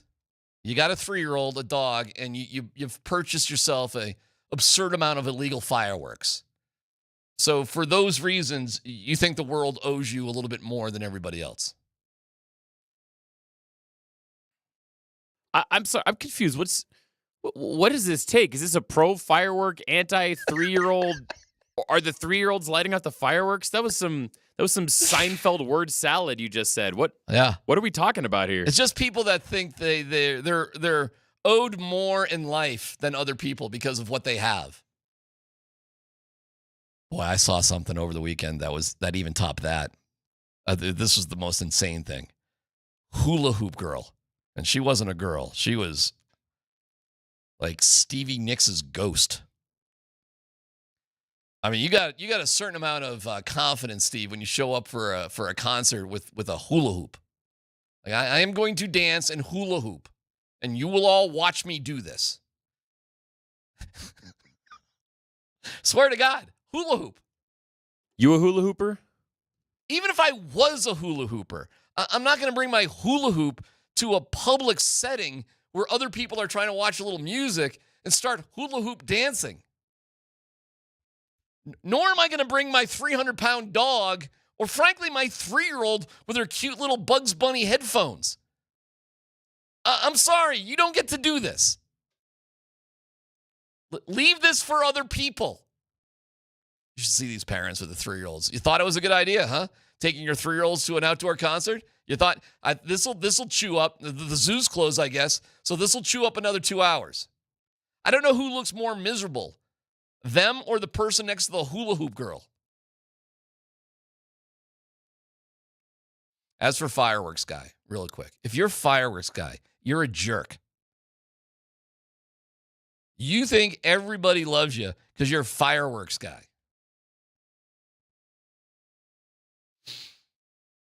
You see, I live relatively close to downtown, so I have just accepted that starting from late June up until about July 18th, I am going to hear fireworks from 6 p.m. to 2 a.m. It's just the sooner you make peace with it, the sooner you can move on. Yeah. No, I moved on. I moved. I literally just moved. I gave up. I tried. I hung in there. But when fireworks guy, like living in the same place for 20 years, and all of a sudden in year 19 of me living there for 20 years, in comes fireworks guy. This is where I know I lose people because, lighten up, DMac, get off my lawn, blah, blah, blah. Oh, okay. This is where people are disingenuous because you realize nobody really likes fireworks guy, right, Steve? Everybody pretends to like fireworks guy. But fireworks guy is obsessed. And if you're a fireworks guy, maybe you don't know what I'm talking about if you're a fireworks guy because you think everybody loves you. Well, I think it depends. I enjoy fireworks guy if I am at his place and I'm watching the show. Correct. But if I'm sitting at home trying to watch a movie or something, and then all these fireworks are going outside my house, and my dog hears one and he does one of those head tilts. He tilts his ear towards the window. Right. I don't like that guy. But when I'm with fireworks guy, he's awesome because I don't have the balls to go up to Wyoming and buy illegal fireworks and set them off on my property. Right, but that's the problem. That's where the fireworks guy gains confidence. Nobody knows that everybody just laughs at fireworks guy, and we're just using you, fireworks guy, for your own stupidity. Boy, if you live next to fireworks guy, I did, and I had to move. It wasn't the number one reason I moved, but it was a reason. And everybody who says, "Oh, lighten up," what do you? Oh, okay. Why don't you pick off shrapnel off your roof? That's fun. You ever do that, Steve? You ever buy a house and have to pick up shrapnel from fireworks guy after the 4th of July off your roof? Knock on wood, haven't had the pleasure. Yeah. And anybody who pretends like that's okay is a moron as well or is lying to you. So yes, fireworks guy. I am going to call the cops on you. I am going to snitch you out. Other than that, I hope everybody had a great 4th of July.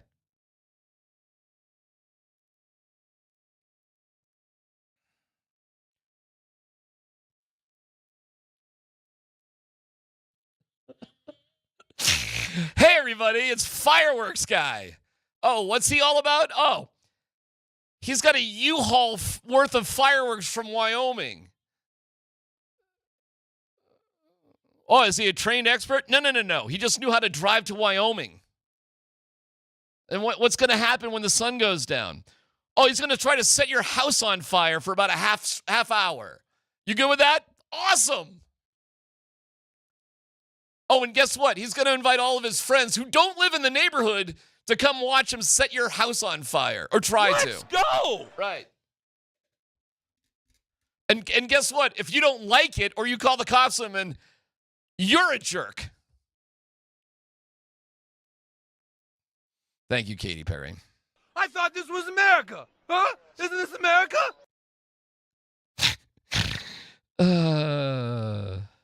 How the fact Jason Pierre-Paul blew off like fingers with fireworks and then he just played in the NFL afterwards. Isn't that great when you can still be a pro athlete and you don't need all your fingers? He just has his hand wrapped up like a cricket bat. He can still play, man. He can still play. He plays better with a hand and a half than you and I play with our full faculties. That's a pretty funny question. Like, what pro sports can you play at the highest level without all of your fingers? Football's one of them. I mean, I'm not saying there aren't other sports out there, but think about that for a second. Like, what pro sports can you play fine at the highest level without all of your fingers? Probably bowling would be one. Do you need all your fingers to bowl? Not really, right? You just need a on few. one hand, right? You need it on one hand. You need the fingers, but or hey, maybe actually it's the opposite. What sport? I mean, can you play if you're missing like a pinky? Could you play baseball? Probably, right? Could you? What about golf? Could you play golf if you're missing like your ring finger? You probably could, right? Maybe fingers aren't that important.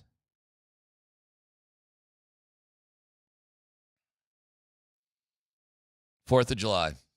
You know what? In all honesty, I may be a little down on the 4th of July, Steve. I hate to say that. Sounds like it. Jeez. Yeah, I know. Wow. At least in a lot of the mountain towns, I know they've stopped doing fireworks shows. Oh, it was all done. They do drone shows instead because there's not a fire hazard. A drone show. Who had a drone show? So haven't they started doing that in Folsom Field? I don't think they do fireworks in Boulder anymore, just because you have more flexibility with your designs, and then there's no fire hazard, and then there's no shrapnel on your roof, Karen. My wife and I, had a wonderful time. We went to the Frisco parade. It was 1 o'clock. By the way, that's awesome. Parades that start afternoon, fantastic. Just slept in. Played some pickleball for the first time. That was crazy. And then we went to the Frisco parade, and we came back. There was a band playing a copper. They were great. Anders Osborne, never heard of him before. Guy was really cool. We slipped in to watch the Rockies, and I'll get into that in a second. Literally did that. Watched the Rockies game. Then it was 8 o'clock or so, and I was like, hey, where are the fireworks tonight? And we looked it up. No fireworks in the mountains. There were some fireworks over Lake Dillon. They were blowing them off over Lake Dillon because, there you go. But other than that, the fire danger is too high. You know what I did, Steve, that night? Nothing. Drank. It was great. Well, hey, man, if you're getting really down on the 4th of July, maybe you need to go see Rocky Mountain Men's Clinic. That would light your fire. The Rockies, though, they did something that's really... Warren Schaefer's growing on me, man. Warren Schaefer is growing on me. And there's a bigger question about the right way to manage not just the Rockies, but teams in general. I got a couple of examples for you. I'll play it for you coming up next.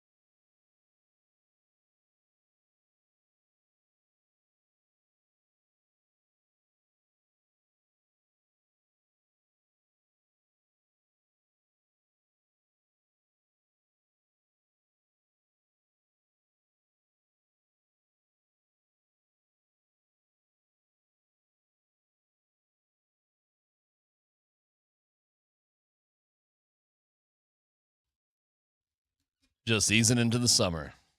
Just lay it back, baby. Just lay back.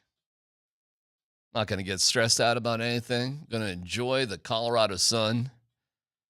Think about Michael McDonald.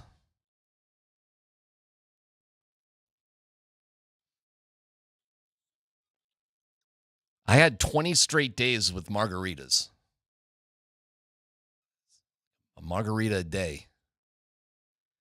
The guy is drunk. I was like, how many days in a row can I have can I have a margarita like all summer? He's bare-chested and banging his chest. I think I'm going to I was thinking about having a dry July, kind of, but nah. Thanks for listening. Thanks for watching. Like and subscribe to YouTube. Follow us on Twitch. Text line as well. Good day for calls, too. We don't do a lot of calls around here, but 303-504-0925. Just riding solo here today. Tomorrow, I'm not quite sure. I think Scott's back on Wednesday, and the band gets back together on Thursday and Friday. So hey, great opportunity just to chat with you with whatever's on your mind and what's going on. We will give you updates with Valančiūnas is if we have anything more.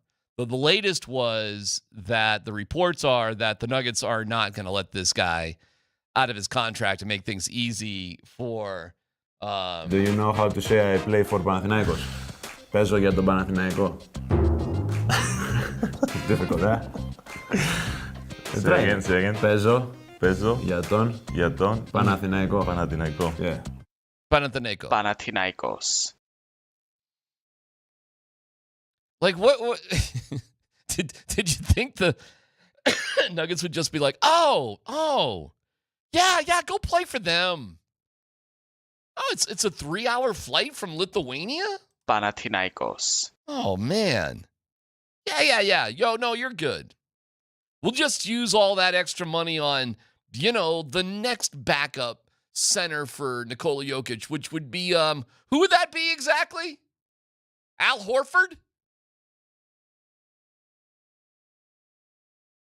What's older, Al Horford or the ruins of Panathinaikos? Panathinaikos. I mean, that might be the next best option.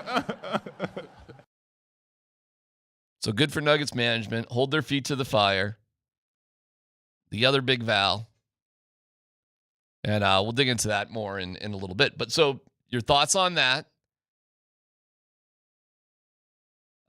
There's a new guy there for the Nuggets. He's on a 2-way contract. And 2 days ago, he spent like 2 minutes talking about how he loves the Chiefs. What's his name? New guy. What the heck's that guy's name? 2-way guy. Steve Nell's a little research. Help me out. I'm forgetting his name off the top of my head. Hold on. Beatty? Is it something like that? Anyways, this dude. Tamar Bates? Tamar Bates, that's it. Tamar Bates. Tamar Bates comes to Denver. He's on a 2-way contract, and he's from Missouri, and he spends a couple of minutes just talking about how he loves the Chiefs. Vomiting and all that. Like, okay, dude. Not sure who's advising Tamar Bates. Wish him the best.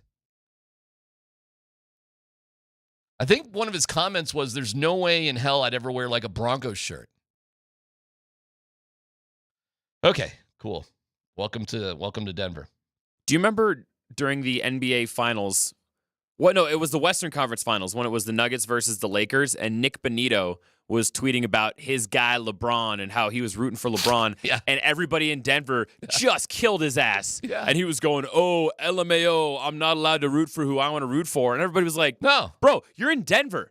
The Nuggets are about to dethrone King James. You root for the local team, period. Listen, I get it. People these days here in Colorado can get away with just rooting for whoever the Rockies are playing and nobody cares. Okay, I mean, I get it.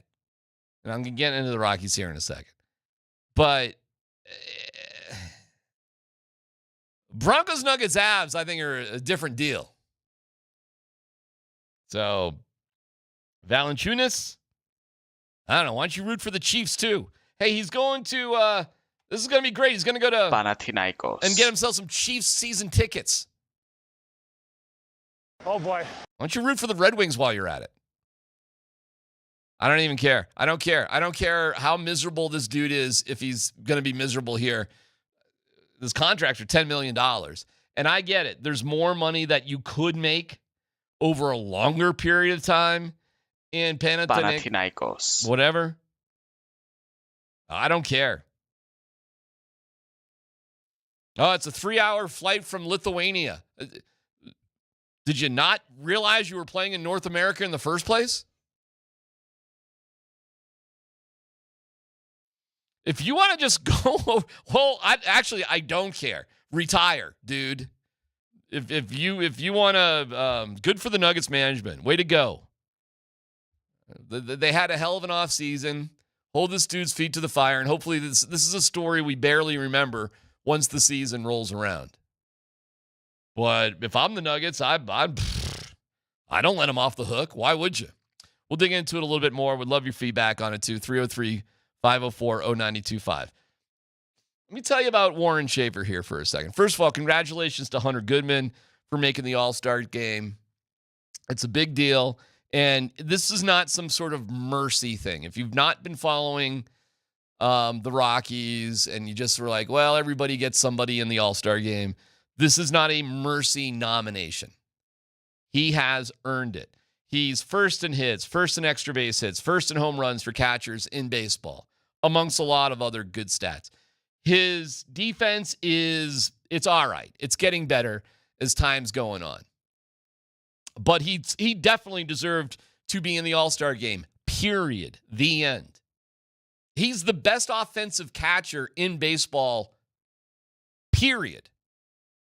And this is really his first year at the major league level, just focusing on being a catcher.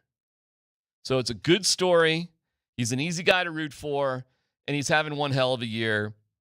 Good for Hunter Goodman. Deserves it.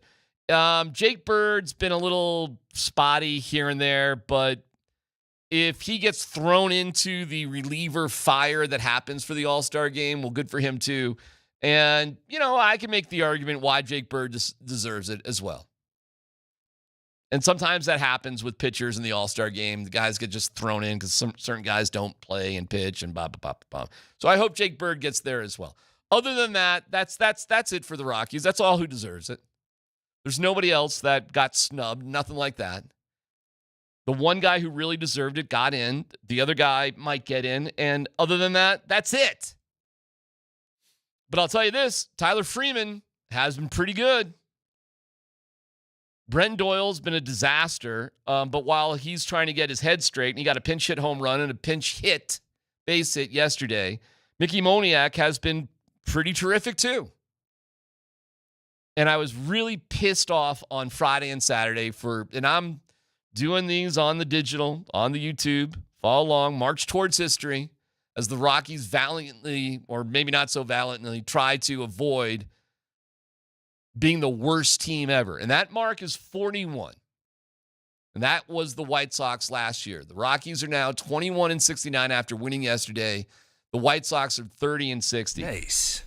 Seeing the Rockies take the White Sox for granted on Friday and Saturday night was so annoying and angrifying. The one thing you wouldn't think the Rockies would do in any game this year is take any opponent lightly, and that's what they did.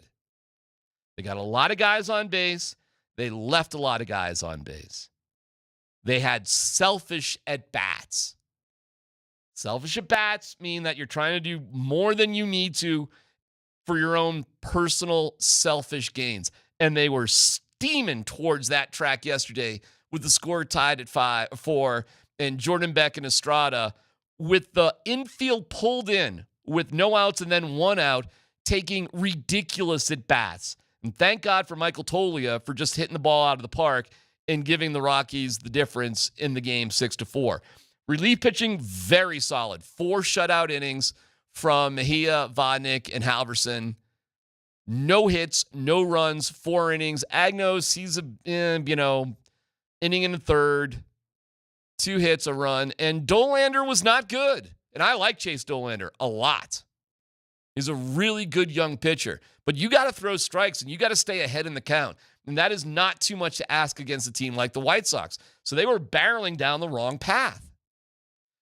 So you have to understand what happened. The Rockies did win yesterday, okay? They won. But here's what I love about Warren Schaefer, and it's a bigger question. How do you want to hold your players accountable? It's easy in a win just to sort of praise everybody and that's it, and, that's zippity-doo-dah. But I got 2 pieces of audio for you, okay? Where Warren Schaefer has grown on me a little bit.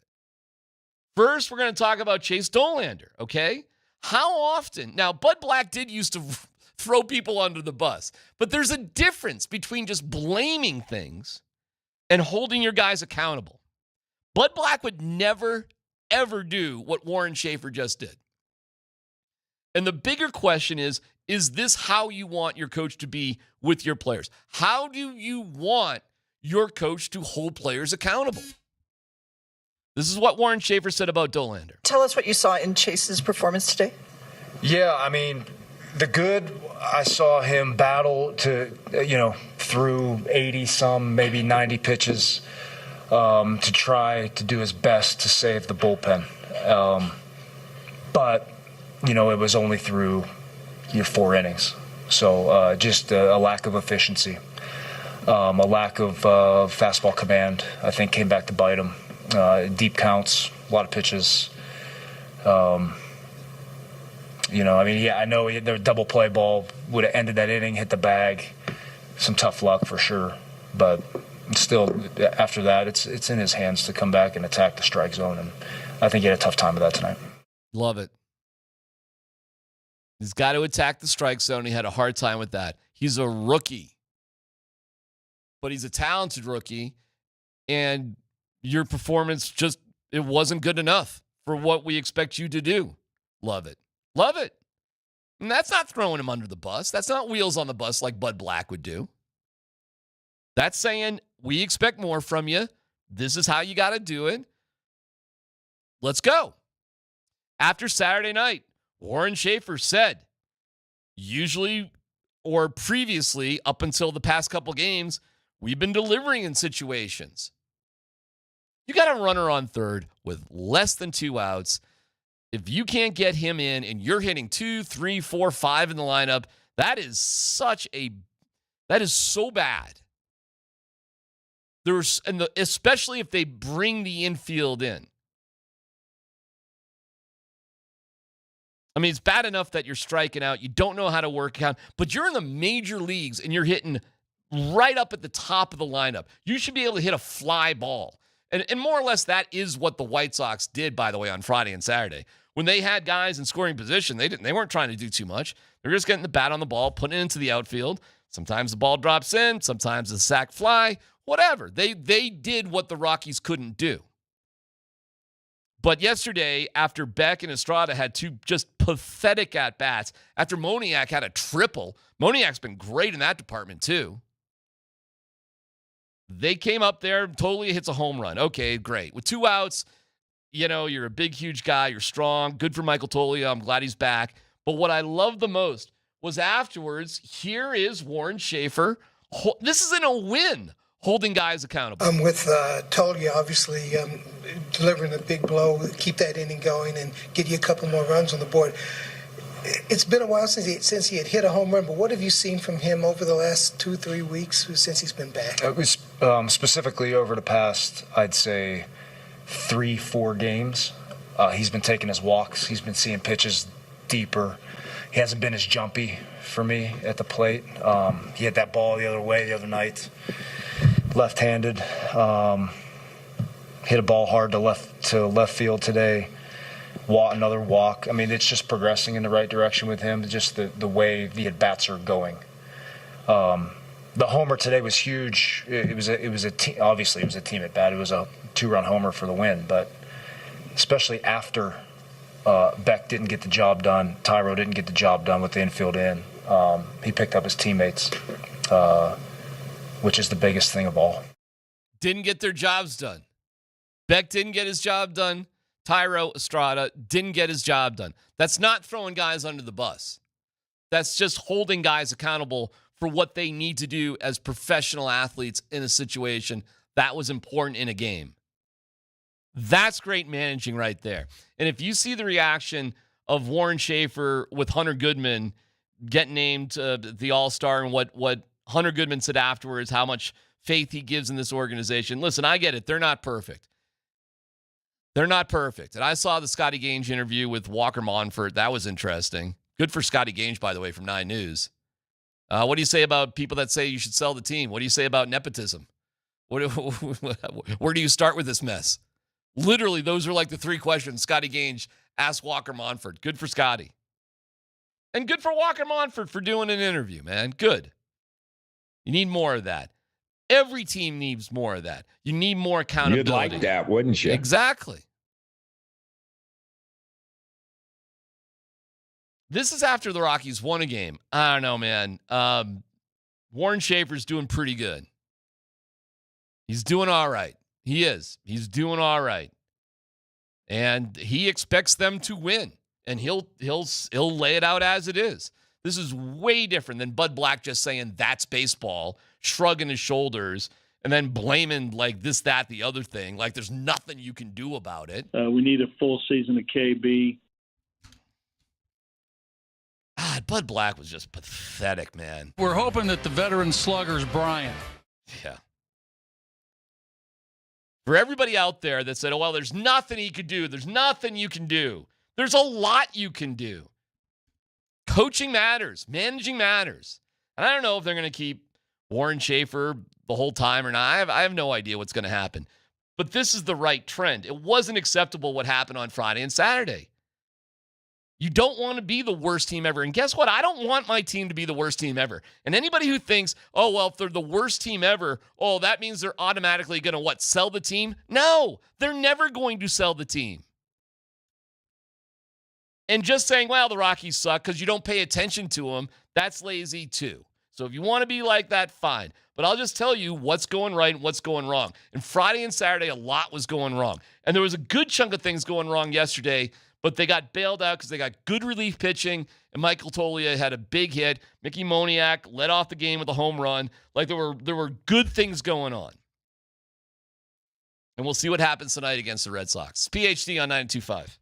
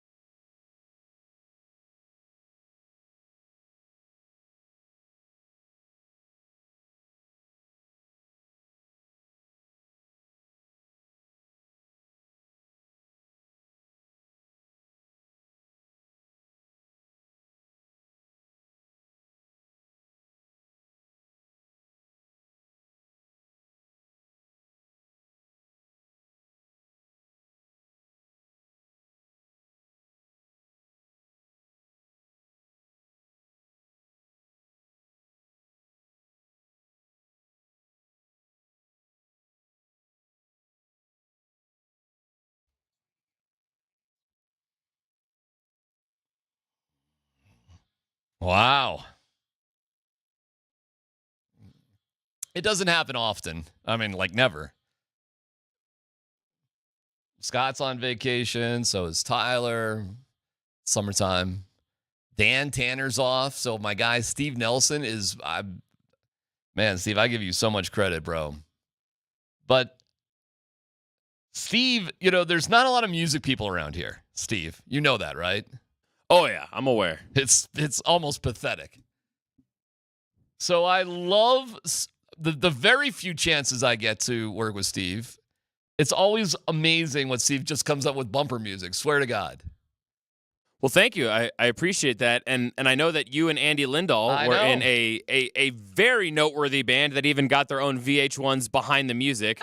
What were you guys, McKee and the McKee Tones or something? We were Fatty's Big Chance is the name of the band. Fatty's Big Chance. And Yeah. I know you guys played a lot of Social Distortion, We Andy did. Lindahl's favorite band.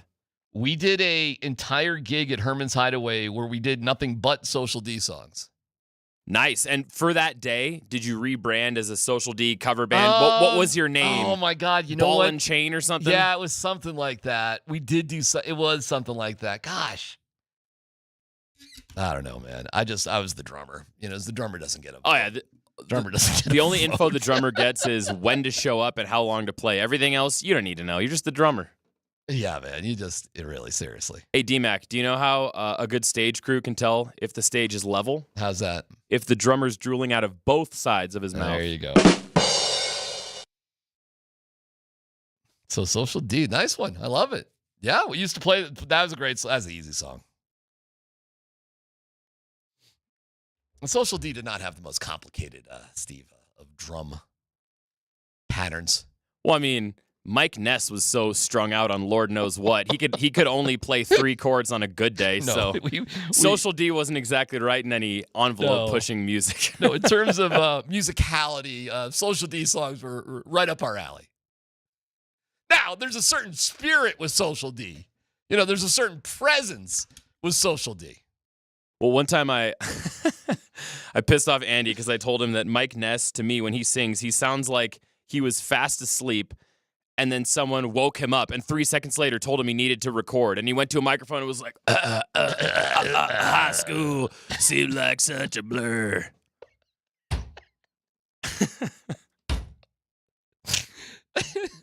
That's about right. I can't. I'm laughing because you're right. You're hitting the nail on the head. How's this one go? Oh, just like the 5 other ones that we're doing? Okay, sounds good. 2, 3, 4. Yeah. No need to reinvent the wheel. Let's go. Just do this again for another 4 minutes. Hey, they're still touring. They're getting the last laugh. Oh, my God.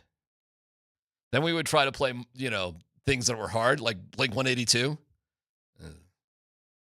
Can you still drum Blink 182? Can you do your best Travis Barker? I suck at that. He's so good. I see other cover bands doing. I'm just jealous. Like, hey, let's do some Green Day, and I get the guitar part's easy. I'm like, hey, let's stick to Social Distortion, guys. It's more up my alley. I got a text here. DMac, I am fireworks guy. This is somebody just admitting they're fireworks guy. I live 2 blocks from where I used to live behind the discount tire on Smoky Hill. That's my neighborhood. Used to be my neighborhood. We were lighting fireworks on the 4th of July, and Arapahoe County Sheriff came by around 10 o'clock, just drove by, circled the cul-de-sac, didn't say a word. I only do fireworks on the 4th, and I keep my hose primed just in case. Awesome. I know I'm going to lose this battle at the end of the day, so let me just say this. You're annoying, fireworks guy. And I'm trying to stay as far away from you as possible. But I don't have to call the cops anymore, Steve, because I gave up on all of it. I thought this was America. Huh? Yeah. Isn't this America? Go do whatever you want. This is where I've gone, by the way, with life, Steve. At some point, you just sort of, I know it sounds like I'm complaining about everything, right? But I've really, not really complaining. I've just given up. I just don't care.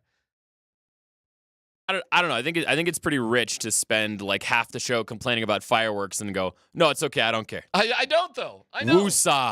Woosah. Serenity now. Go blow yourself up. What do I care? Oh no! Hey, maybe fireworks guy, man. Maybe I have an epiphany here. Maybe fireworks guy is the greatest guy in the world. Not a big jerk. Not a big selfish blowhard with a trailer filled with illegal stuff from Wyoming. What are fireworks like in Wyoming, by the way? What is that like?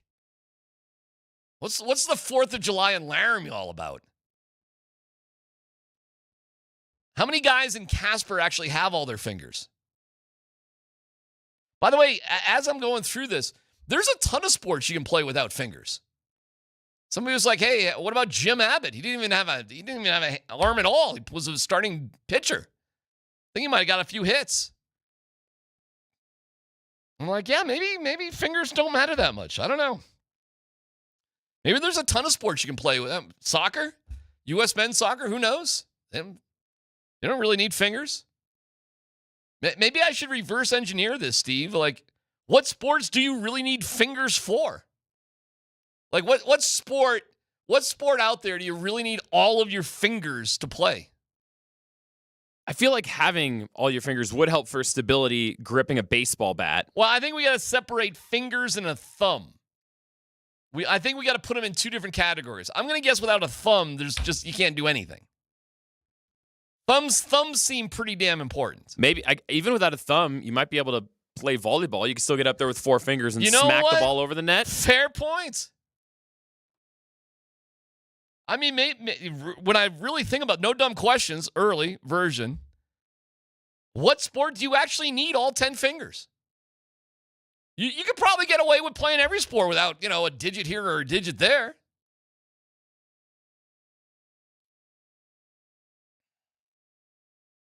(303-504-0925). Yeah, we have no dumb questions coming up in about 15 minutes. Open for phone calls as well. I see the text line right here. Bowling. Can you be an NFL running back with one eye? Sure, why not? I don't know. How'd that work for Trent Richardson? Fair point. Darts. Dude, you just use one hand for darts, right? What's the other hand even for? You're good on that. DMac, you're right about fireworks. Personally watched a house go up after a bottle rocket fell from the sky, lit a dry bush on the fire directly in front of the house. Wow. How about homie from Seattle missing a hand? Yeah, the Twins, right? The one guy didn't have a hand, played cornerback in the NFL. Forget his name, but he played corner just fine.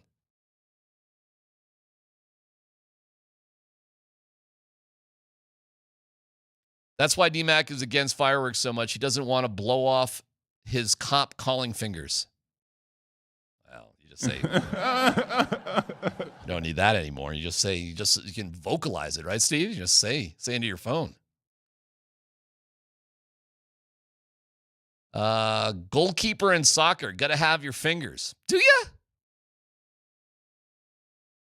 Think about that first. And I got you. You need your thumbs. But, like, you have those big, funny goalie gloves on. Couldn't you just stuff a finger in? No? Swimming. Need all your fingers for swimming. That's probably fair, right? You're a big flipper. Look up the guy that plays cornhole with no arms or legs. Sorry.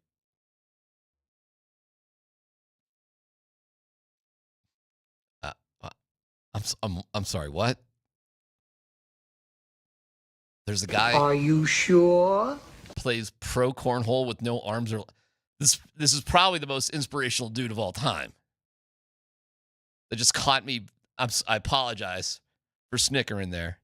That's amazing. A guy's a pro athlete doing anything with no arms, no legs. That's incredible.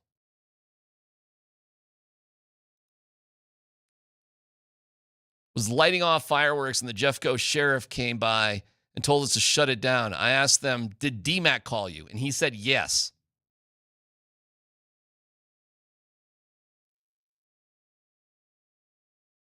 One-armed basketball player, no legs wrestler. I saw that guy. All right. Anyways, we got into no dumb questions here in a little bit. I am curious what you think about the Valančiūnas situation.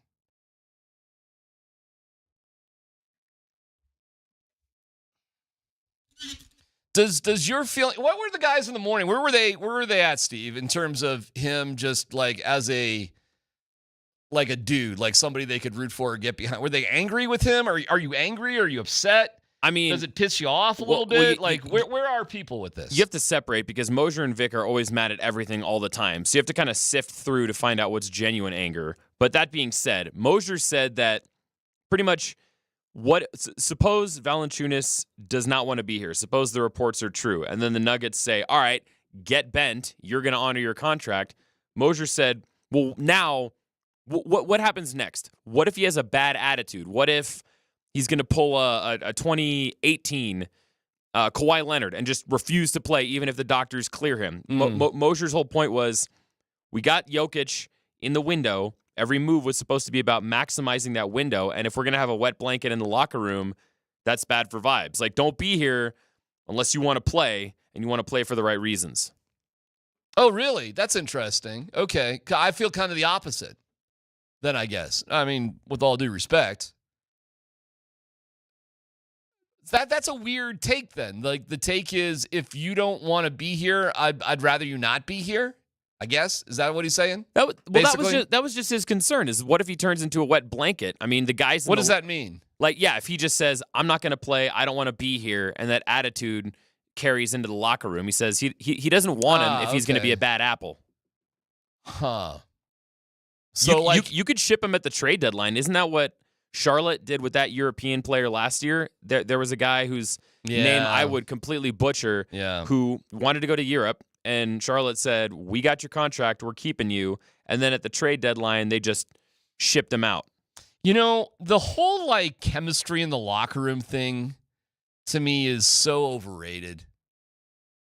I'm not saying it's not a thing. It's not important. But I don't know, man. I mean, the game's the game. If you want to look at different... I think there's something to it. I think there has to be some sort of competitive spirit and holding guys accountable. That does matter.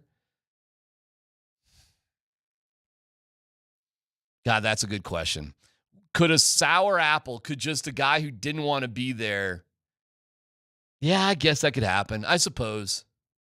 Well, and as we were talking about earlier, I suppose that could happen, I guess. Vic's question is kind of what we touched on earlier, which is Valanciunas has got to look himself in the mirror and figure out, what's the goal here? Do you want to win an NBA title, or at least have a genuine shot to win one? Because if you do, you're in a good position. But if you'd rather be closer to family, great. Family's in Europe. I get that. It's just, or I know the team that he's going to go play for, whose name I don't know, I forgetting how to pronounce. Could you give us a reminder? Sure. Panathinaikos. There you go. That squad, they're really good. They finished second in the Greek league. They lost the championship game. So he could win a Greek basketball title too. Maybe he wants to go there and be a big fish in a small pond. But let me ask a stupid question right off the bat here. Is it the Greek league or is it a European league? Is it just Greece? Well, they play in the GBL, I believe, which is the Greek basketball league, but then it's also in EuroLeague. EuroLeague 2 is one of them soccer deals. Exactly. Like, we're in this league, but we're also in that league too. And so some games are for the Greek basketball league, some are for other tournaments and cups. It's just like soccer with the Champions League. Right. So you got to win your Greek league theoretically, and you also can win a club championship in Europe. Exactly. Stuff like that. Right. I don't know what to say. It's hard to imagine that would mean more than winning an NBA championship. But if there's just other things in life. But listen, here's where I'm at. I'll tell you this. The trade deadline, that's a good point right there. I like that. How grumpy you going to be? And if you really, I'll give you, this is going to sound mean, but like Ryan Johansson was a tough dude to be around for the Avs players. He was. He did not jive with the team. He really didn't want to be there. He had poked Darcy Kemper in the eye the year the Avs won the Stanley Cup when he was playing in Nashville. Like, he looked like a plumber. No offense to plumbers. But all in all, these hockey guys are you don't really see a lot of dumpy-looking hockey guys. And by any standard in the world, Ryan Johansson would be just fine. But compared to the way that these guys look and the way Nathan McKinnon and the boys operate, and then there was Ryan Johansson, like, Steve, it was not a fit. And yeah, I mean, you just get rid of them. You try it for a while. It doesn't ruin the season.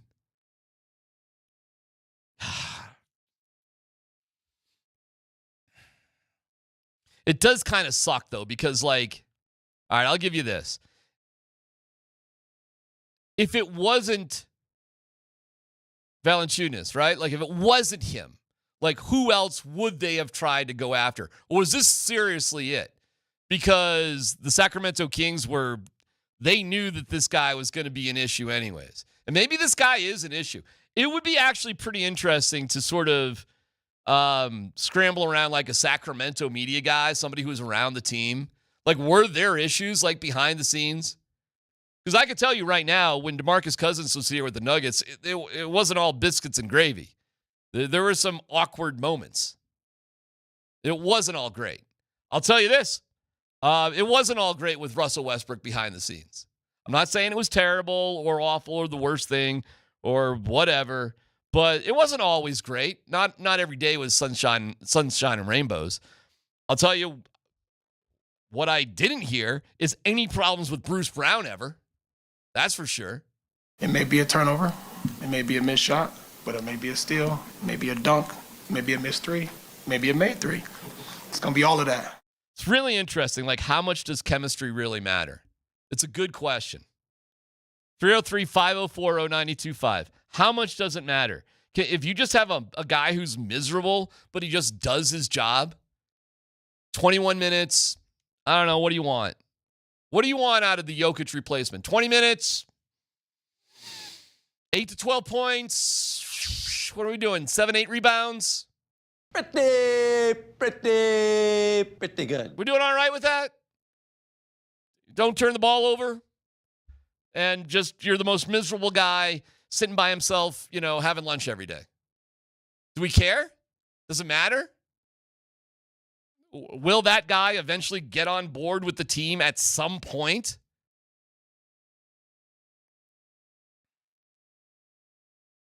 I'd give that a run, man. I'd give it a run. And the Nuggets organization is, and it's smart for them to do so. I mean, if you're ruining the locker room, if it is a disaster, then okay, fine. You got Holmes, still got Zeke Naji. It's not perfect. There'll be other teams at the trade deadline. There'll be other teams that stink. There will. There'll be guys looking to dump salary. So we'll see where this story goes. Hey, on Twitch, on the text line, you can text me personally. No dumb questions coming up next.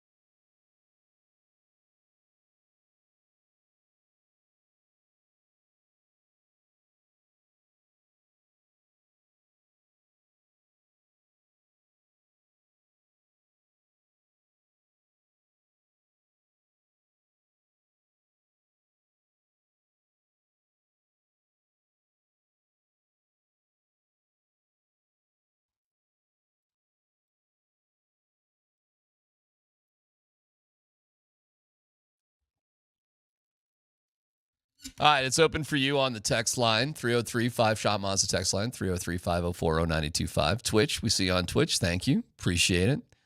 On YouTube, like and subscribe.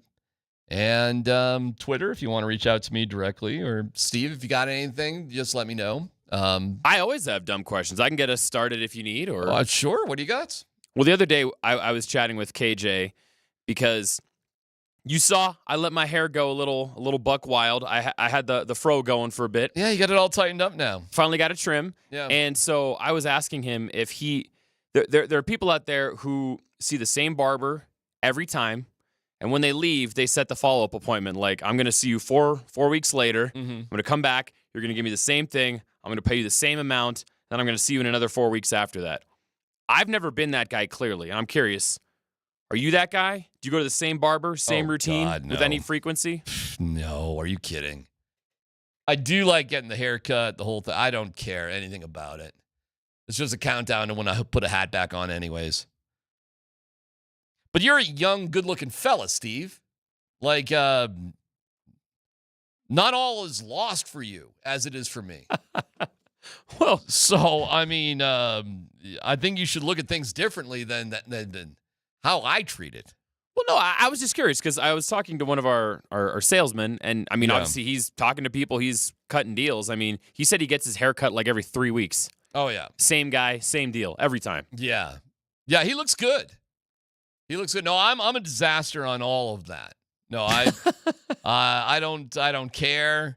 They ask me what kind of cut I want. I just say, whatever.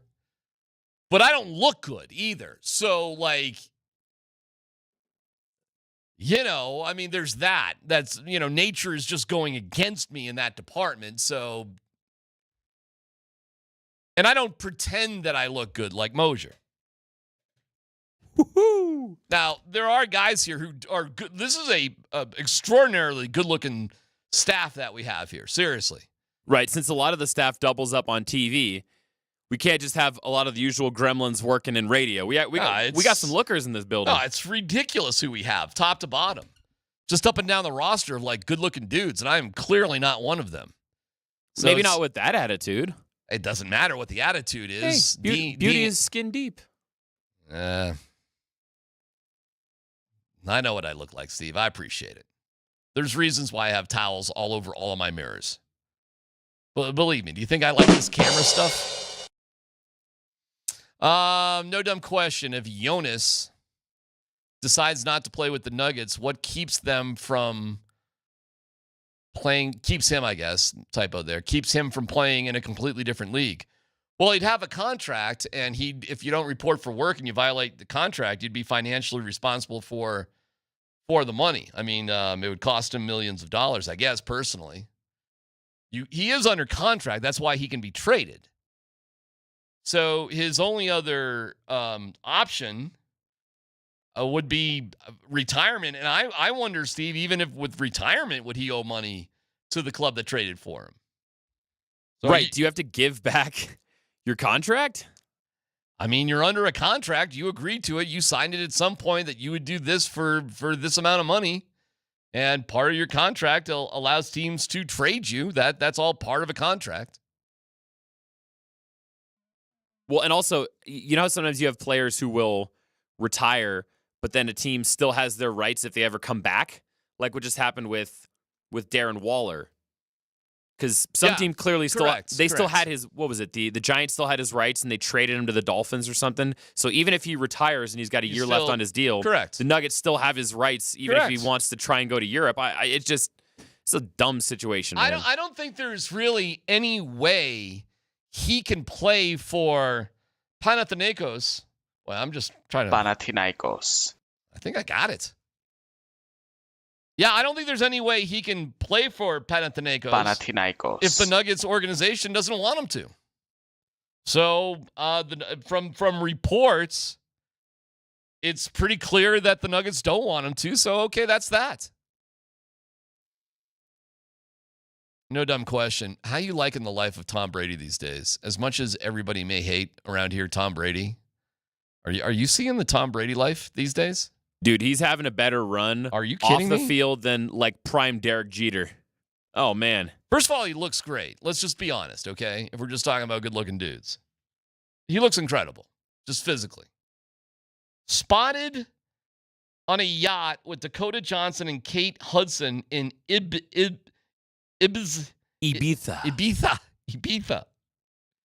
Recently spotted hanging out with model Brooks Nader and Sofia Vergara and Sydney Sweeney. Probably blowing all those names. Tom Brady's killing it. Yeah, man. I guess this is a would you rather. No dumb question. Would you rather be Tom Brady or Travis Kelce? Ooh, so Tom Brady gets to dip his toes in a lot of these social interactions with actresses and models. Supermodels for days.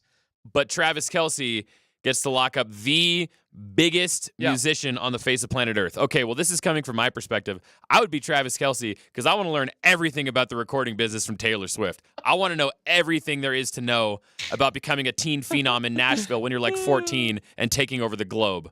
But that's my business musician brain wanting to know. Would you rather be with the world's greatest star, who seems like a great person and is very attractive in her own right, or you're Tom Brady and it's what day is it on the calendar? Like at what point, well, if you're in love, right, Steve? If you found the one. Based on the way you're framing the question, though, I think I know your answer. I think. I would run. It's not even close. Yeah, I think you would swap with Tom. It's not even close. I mean, as amazing as Taylor Swift is, and she's incredible, but you'd rather be in love. You'd rather be with the person that you love the most. That would mean the most. Nah, you just want to be on a yacht in Ibiza with Sydney Sweeney and Dakota Johnson and whoever that model was. I see. DMac, you're playing the field. Nothing wrong with that, brother. Oh, my God. It's a numbers game. Like, I get it. He was with Giselle, but I mean, you know. All right. On the text line, Giselle may have won the battle, but Tom is winning the war.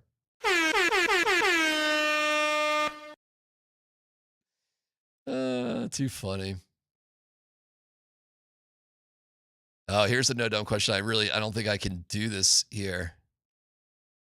It's all about ratings and how altitudes. We're doing good. How about that? How about we just leave it there, Steve? We're doing good. Doing really good, actually. Had a great year.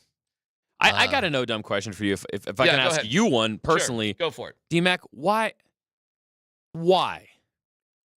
all the Rockies tracking, brother? Why do you subject yourself to the pain of following the worst season ever in about 300 years of Major League Baseball? What?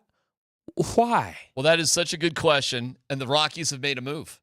So I'll give you the answer to both of those things coming up next year on PhD.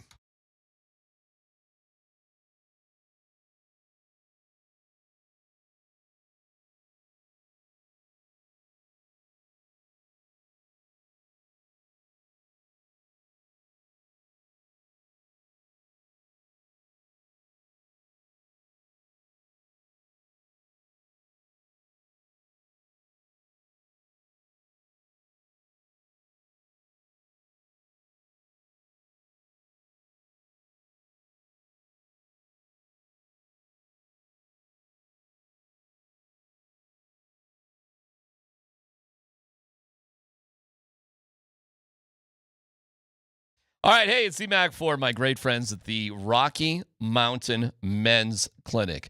Low T, that stinks, man. And if you've been a victim of low T, you might not even know it. You lose testosterone as you just get a little bit older, especially in your 30s, and it drops and it drops, and all of a sudden, you're just not feeling like the same guy. You're not doing the same things.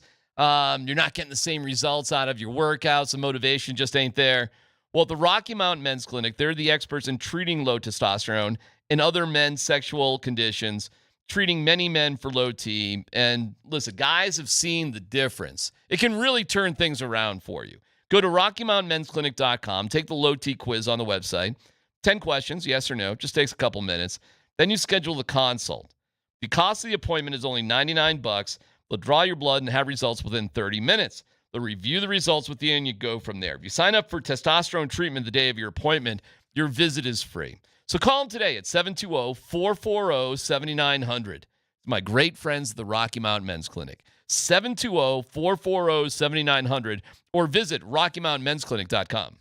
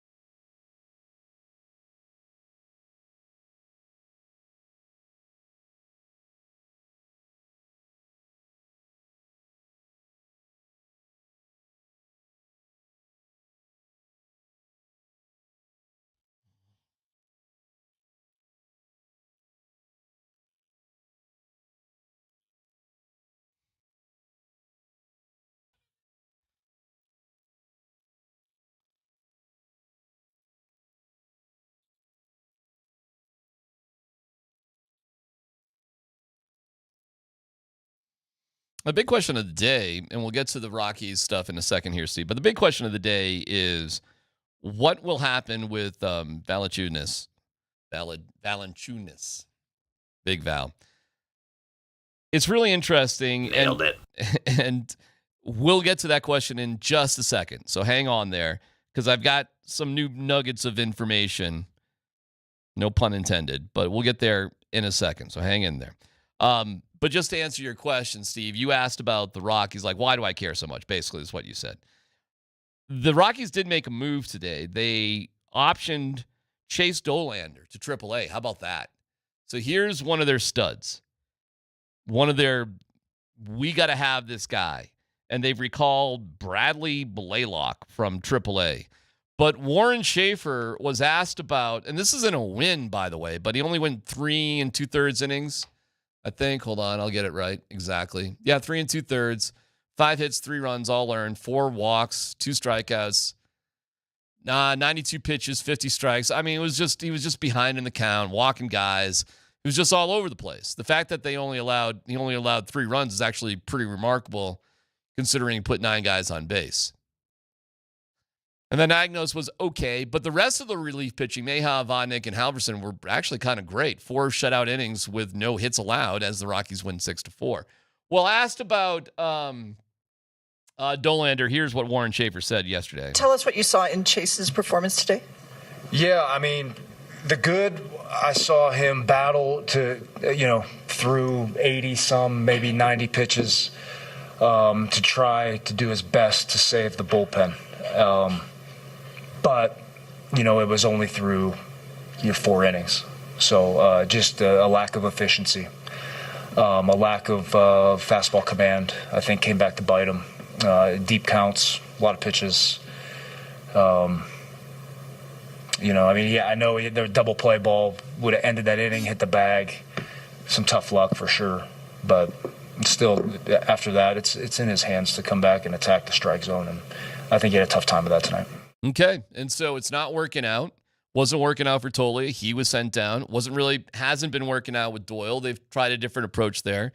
And now Dollander has to go, I don't know, get some Tex-Mex in Albuquerque, whatever you eat there, and try to figure things out before he comes back. Tough blow.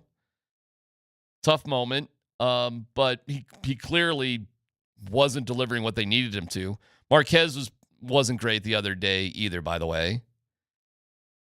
And what I saw from a team, it was disappointing what I saw on Friday and Saturday, because as bad as they've been, at least it didn't feel like they were quitting or not trying their hardest. But Friday and Saturday actually looked like that.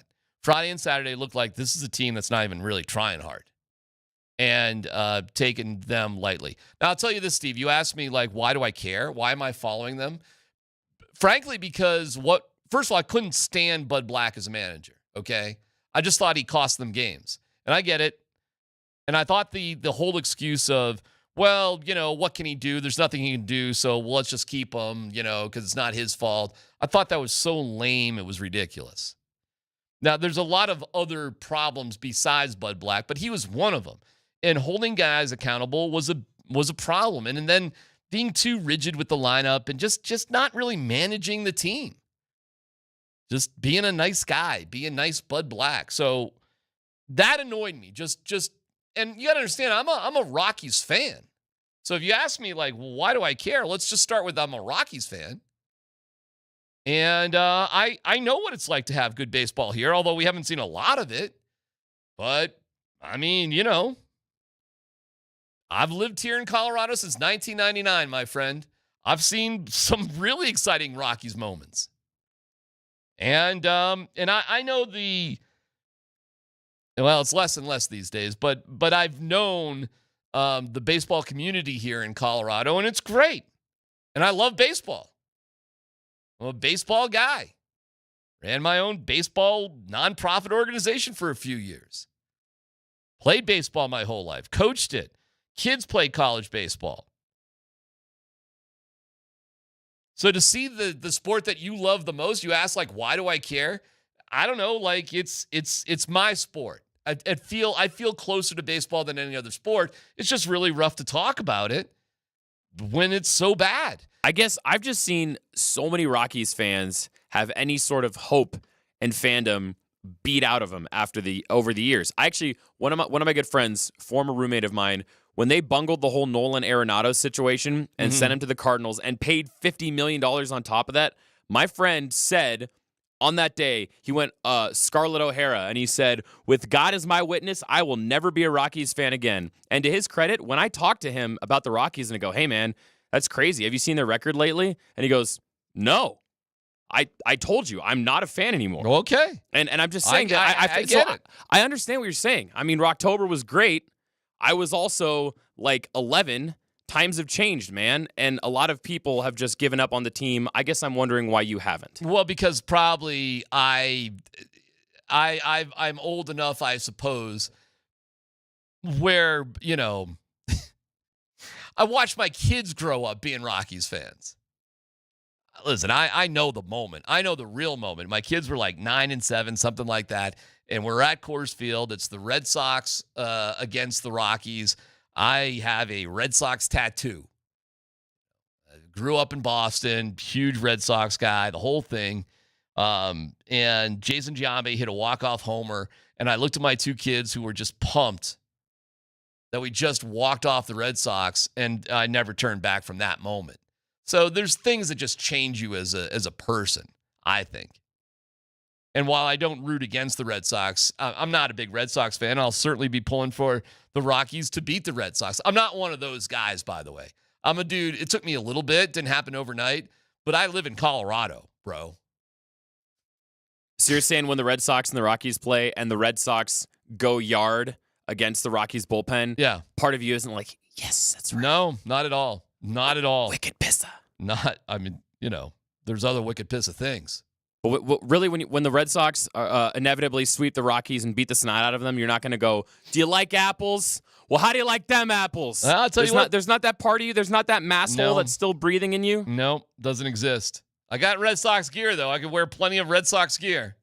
And Peter and Eileen, my parents, are still alive and kicking in the mosh up there in Ipswich.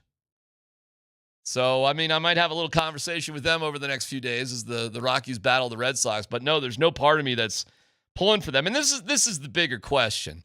This is pet peeve land right here. This isn't get off my lawn. This is pet peeve land. First of all, I really do not believe for a second that being the worst team of all time will force change that people say they want. I think Bill Schmidt should go.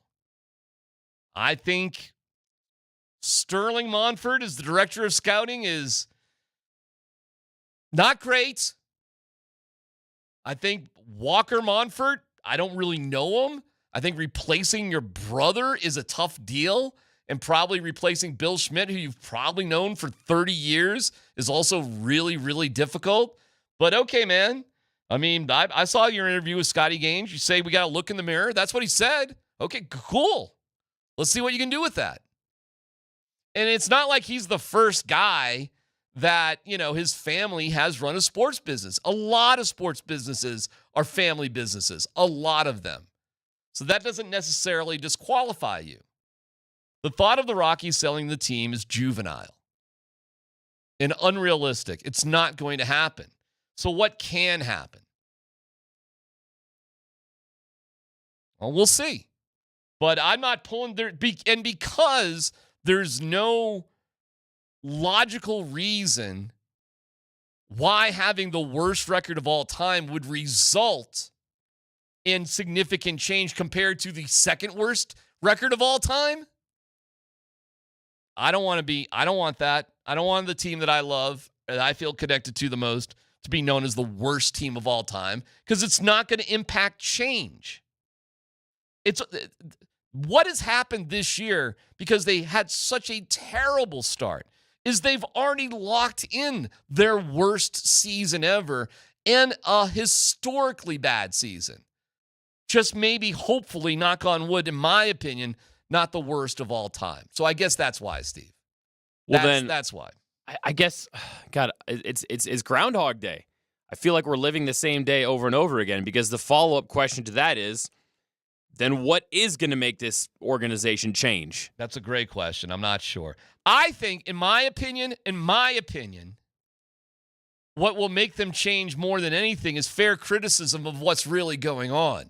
Not blanketed, we don't, you just stink and whatever. And by the way, this is unbelievable. And I don't know what the attendance was yesterday. Actually, I could find that out, I think, really quick. I can find that out. All right, so they had 26,000 yesterday. They had 48 and 47,000. Let's just round it up to 48, okay? They had 96,000. Let's throw in another 25. They had, 120,000 fans through the turnstiles over 3 days against the second worst team in the league? Don't tell me that people don't love baseball around here. And I get it. There's a lot of out-of-towners, and I understand how great Colorado is to live in. I get all of that. I had a vacation. I could have gone anywhere more or less I wanted to go, and I stayed in Colorado because Colorado's so awesome. Had an amazing vacation just staying here. Loved it. But I don't know how you get down with just pulling for the team that you like or you love to lose. I don't get that. I guess I would turn that question around. Like, what do you get out of pulling for your team to lose when there's no evidence whatsoever that losing will prompt significant change?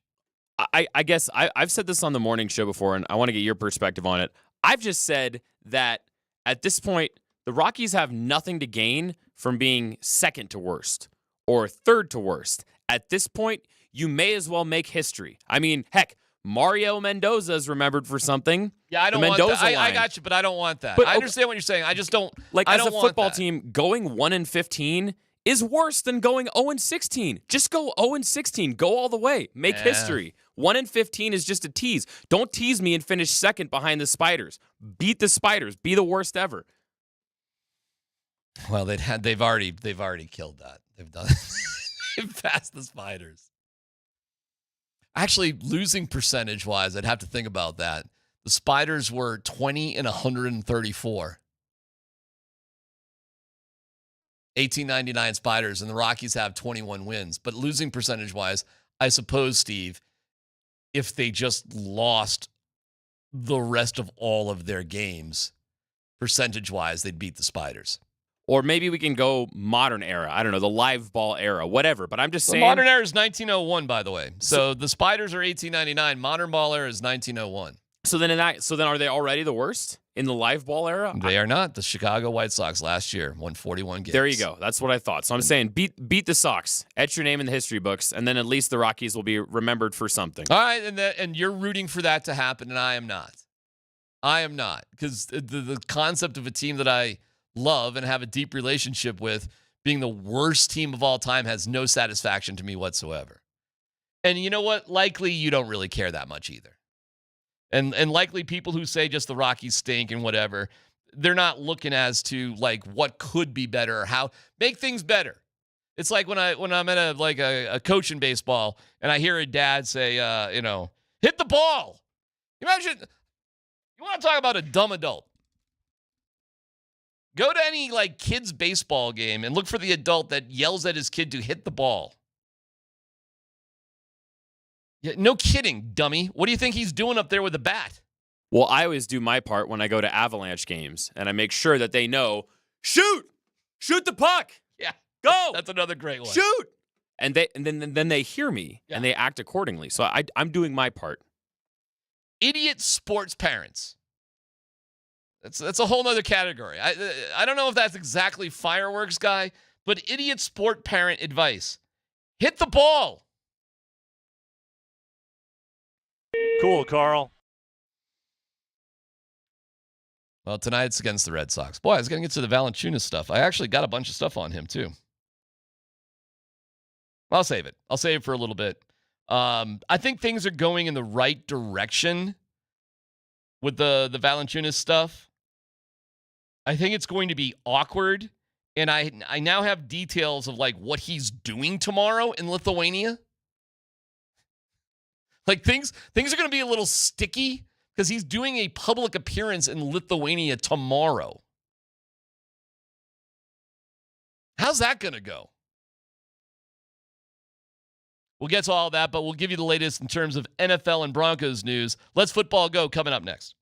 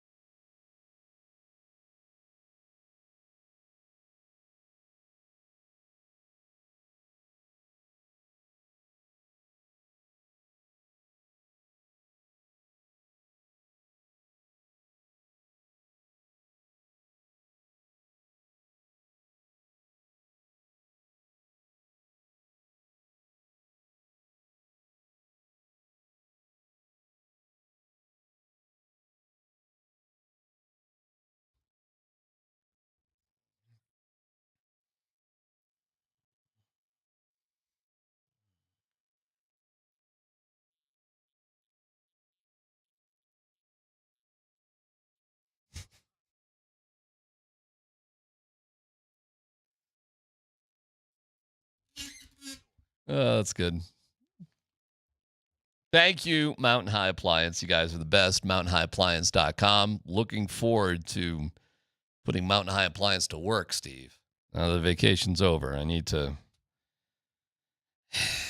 get some stuff. You know what I'm saying? All right, let's football go. What's good? Steve Nelson on the board today. That was the wrong block. Look at that. That's Switching it up. We gotcha. Well, hey, I'll start the story the same way Dan Tanner always starts it. All right, fellas. It's summertime, and you know what summertime for the sports world means? That means we're making lists. And I got lists on lists on lists. I'm going to start with one. Gotcha. Yeah. The NFL is slowly releasing their top 100 rankings as they do every year. And one, Zach Allen of your Denver Broncos came in at number 90. Now, Nick Bonito went on Twitter and quoted that announcement from the NFL and said, this is too low. Used the wrong form of two. It was T-O-L-O-W. So his teammates are having some fun with him. But yeah, my question to you is, number 90 overall for Zach Allen, is that the proper rank in the top 100? Yeah, that's good. I mean, he's on the list. It's pretty good. I'd take being in the top 100 of anything, frankly. Yeah, I'm fine with that. 90, I don't know. I mean, it's who votes on this? I think the NFL just announces it. I don't think the NFL's not the players. I don't think this is the player poll. I think they just announce it. I would care more about the player poll than the NFL thing. But then again, I've been told how this stuff goes. Like they throw these things in the locker, the guys barely pay any attention to it, and whatever. I'm fine with it. I really don't have any problems with it. I don't know why anybody would really care, including Nick Bonito. Just trying to stick up for his boy. That's cool. Right. You gotta have your boys back. That's cool. Yeah, all right. Number 90, good. Good. We got somebody on the list. Zach Allen. We're getting ready to pay him. Right? That's gonna happen too. So Nick Bonito is gonna get paid, and I got no problems with it, man. Who knows? So I'm good. You got a problem with it? You think that's an issue?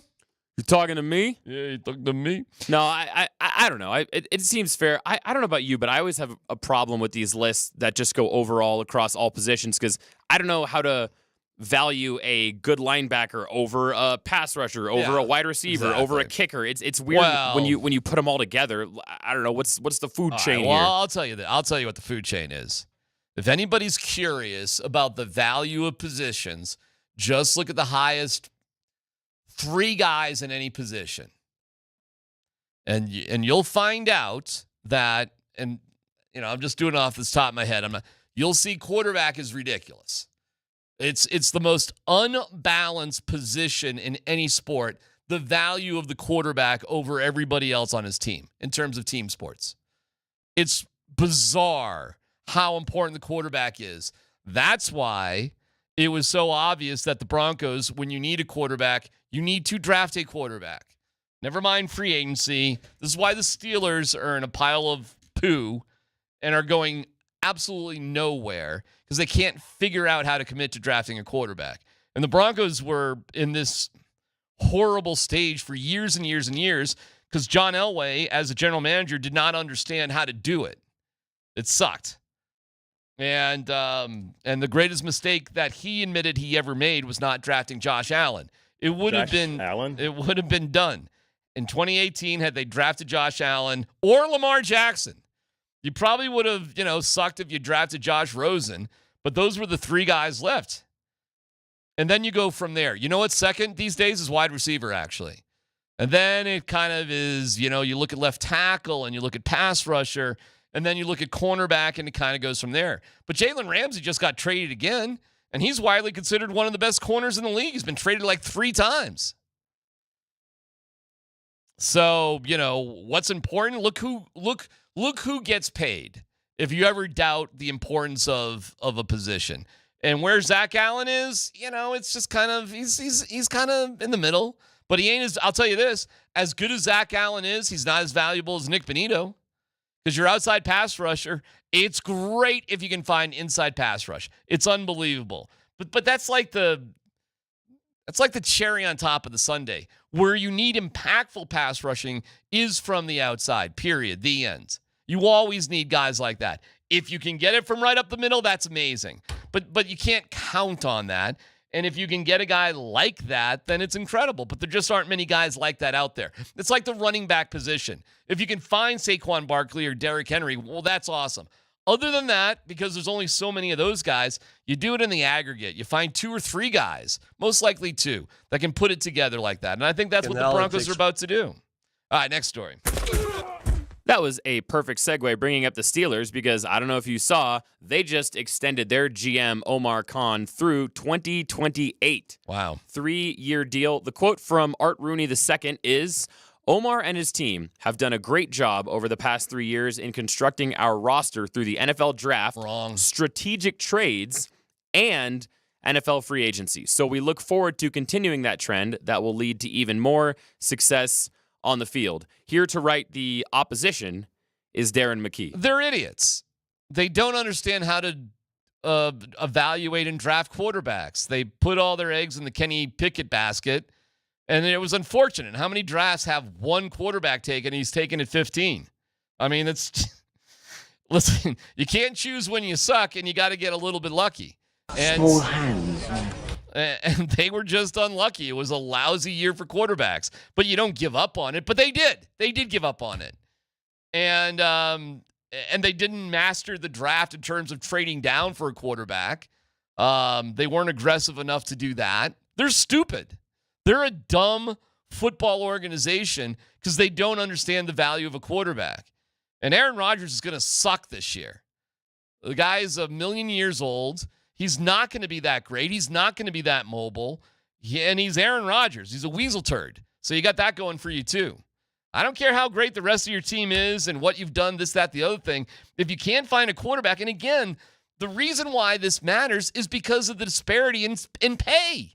So if you find the world's greatest cornerback, it pales into comparison to whiffing on the quarterback. It doesn't matter if you've got great linebackers or an awesome left guard if you haven't figured out the quarterback position. And they clearly have not done that. Good for that guy for getting a raise or whatever the hell he did. But the Steelers, if they make the playoffs, fine. But they're not going to get close to competing for a Super Bowl. And I doubt they make the playoffs with Aaron Rodgers. And any organization that hinges its hopes on Russell Wilson after what happened here is they're stupid. And the one thing they had going for him was a young quarterback in Justin Fields who was 4-2 when they dumped him for a quarterback who ended up going 6-6. And they got rid of. What was the point? One of the dumber organizations when it comes to quarterbacks is the Pittsburgh Steelers. Enjoy a mediocre season with weasel turd Aaron Rodgers. Next story. I told you it was the season of lists. So why don't we get another one? I need some list-making music here. We'll dust off an old classic. I know it's not a mock draft, but all right. I'm taking control here. Okay. So ESPN went through, and they made an ultimate ranking of every draft pick in the common era. So since the 1967 draft on, they went through every slot, and they picked the best number 1 overall pick across all drafts, best number 2, best number 3, all the way to like pick 262. And I have the whole list sitting in front of me. And I'll just start right here. All right. According to, so I could throw at any number? You can, but I'm going to start with the top 2 here.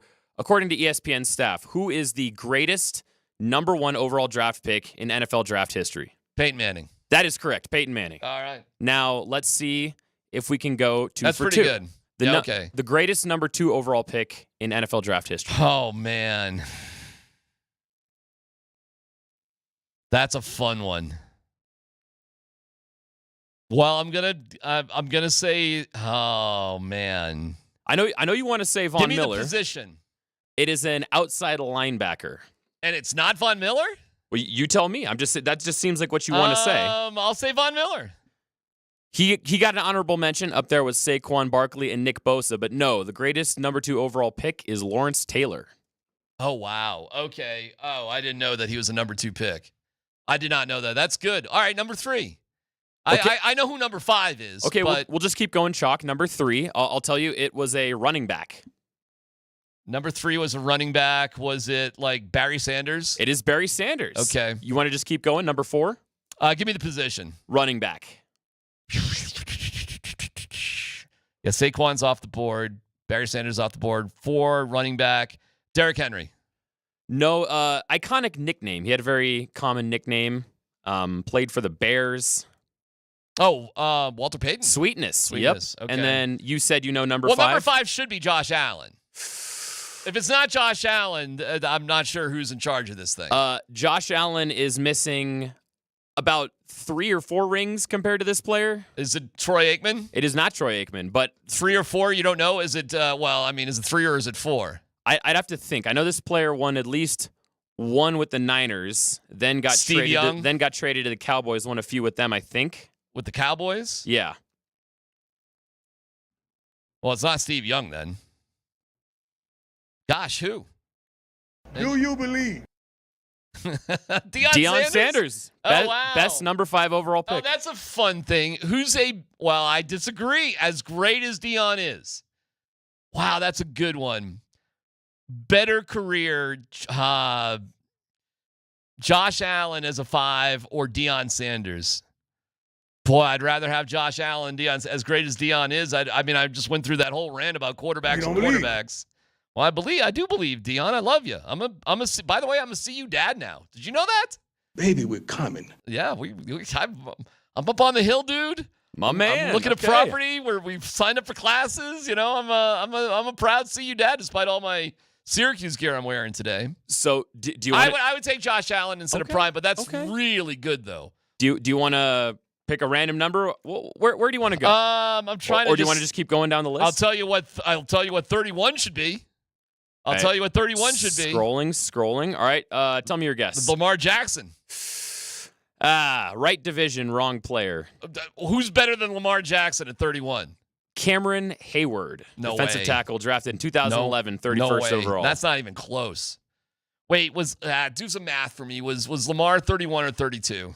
Lamar Jackson was 32, and he was not 32. actually make... Oh, he was 32, not 31? Yes, and he is actually not their pick for 32, even though the author did acknowledge that it was a tough debate.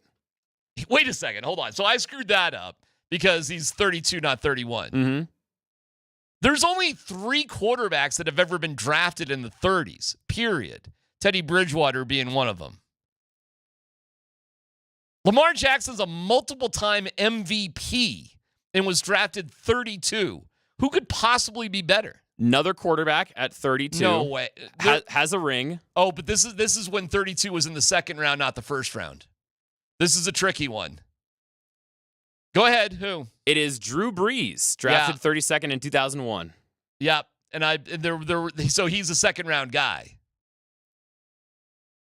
But that's a good one. The author right here did say, quote, picking between Brees and Lamar Jackson was agonizing, so I chickened out and picked the guy whose career is over and as such requires no prognostication. I think Lamar Jackson's already had a better career than Drew Brees. I understand the debate there, and he's just going with the old guy. But that makes no sense. Nobody will ever pick. Well, I mean, if you're from New Orleans, you'll pick Drew Brees over Lamar Jackson. Oh, actually, the texters pointed out Josh Allen was drafted 7th, not 5th. Oh, my God, you're right. So, holy cow. Wait a second. You are absolutely right. Oh, you know how I screwed that up? Wow, texters, you are smarter than me by a mile. Not very low bar. The reason why I think of Josh Allen at 5th is because that's where the Broncos were drafting, and they took Bradley Chubb. That's my bad. You're right. He was drafted by the Bills at 7. Sorry, my bad. Great pickup by the listeners. I just think of Josh Allen as being the 5th pick because that's where the Broncos were. My bad. Allen? My bad. My bad. What? Who's 7? ESPN chose Adrian Peterson over Josh Allen for the best number 7 pick ever. That's wrong. Josh Allen's clearly a better NFL player than Adrian Peterson, even though Peterson's great. Peterson doesn't have any Super Bowls. Was the last non-quarterback to win MVP. I don't know many people that would say an overall better NFL player is Adrian Peterson over Josh Allen. Good one, though. Good list. Fun list, though. All right, last one. Just go crazy. Pick a random number between 1 and 262. Let's get weird, man. All right. Well, 262. Okay, the greatest number 262 pick. The greatest Mr. Irrelevant of all time. Well, the best Mr. Irrelevant is obviously Brock Purdy. Was he 262? He was 262. Wow. Unless you ask Moj, then the greatest Mr. Irrelevant ever was Chad Kelly. But according to this list, Brock Purdy. That's really good. Fun list, man. That's good. I don't know if there's anything else. Are there any Broncos on that list? Maybe not. I mean, I guess Peyton Manning technically, but he wasn't drafted by the Broncos, though. No, but Peyton Manning counts. Peyton Manning counts. He definitely counts. I can keep combing. Yeah, how about the greatest 217th pick ever was Lyle Blackwood, safety, 1973. The greatest 218th pick, Tom Nalen. Oh, that's awesome. In 94. That is awesome. Tommy's on that list, huh? He is, yeah. Oh, that's really cool. Actually, that's great. 196, Terrell Davis. 6th round? Yeah. That's really good. So there's a couple Broncos cracking this list.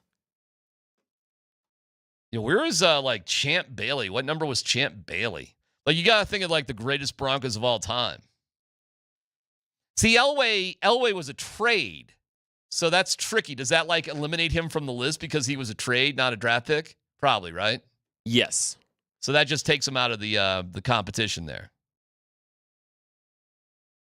Oh, that's cool. That's a fun list to go through, no doubt. Oh, I missed another big one. What's that? Best 192nd pick ever, Shannon Sharp. Good one. So if I just say 61, you're like, I got it. 61, let's see, that would be... That is really funny. That's a fun list. Killing some time. 61 is Brian Dawkins. Oh, look at that. Hey, I landed on a buddy. I landed on an ex-Bronco. And slightly Eagle. Dawkins was one of my favorite guys. Became kind of friendly with Brian Dawkins, which was really cool. He had 2 lockers. He had all his he had the Weapon X sort of thing. So he's a 2-locker guy, in the Broncos locker. You've made it when you get 2 lockers, Steve. Oh, man. I mean, there's not a lot of room in there. When you're taking up 2 lockers, and just in one locker was just all dolls. Texter got another one I missed, by the way. What's 119 that? Overall, Brandon Marshall. Okay. All right. But yeah, to have 2 lockers, to have that kind of sway, that's what do you even use them for? One's for business, one's for pleasure. He just had a lot of lockers. I don't know. I'm probably calling them dolls. I'm probably insulting somebody, but he just had a lot of figurines, and people would send him crap. Nothing. You really don't need 2 lockers. The lockers are huge. Just you reach that status. I don't know if there's anybody on the Broncos that's a 2-locker guy right now. There might, probably not. There's probably no 2-locker guys. Russell Wilson wasn't a 2-locker guy. He was a 1-locker dude. No, he was a 1 locker and 1 private office kind of guy. Russell Wilson, man. He could fit plenty of lockers in his office. For everybody, Russell Wilson, great guy, all that sort of stuff. Russell Wilson was one of these dudes. The music in the locker room is a really interesting thing, but he was one of these guys, he would crank his music, whatever he was listening to. So freaking loud. It's just to mess with all the muggles in there trying to do their interviews. It's he's one of them guys. He's a music guy. That's not what he wanted to cook. I'm a passive aggressive music guy with the media. That's Russell Wilson. That's one of his fun little traits. I'm the guy that's going to make other guys' jobs more difficult. I'm Russell Wilson. That guy is such a phony, man. That dude. This is one of the most phony baloney guys of all time. It's spicy. Yeah, it's spicy, all right. Can you believe we had to live through that crap?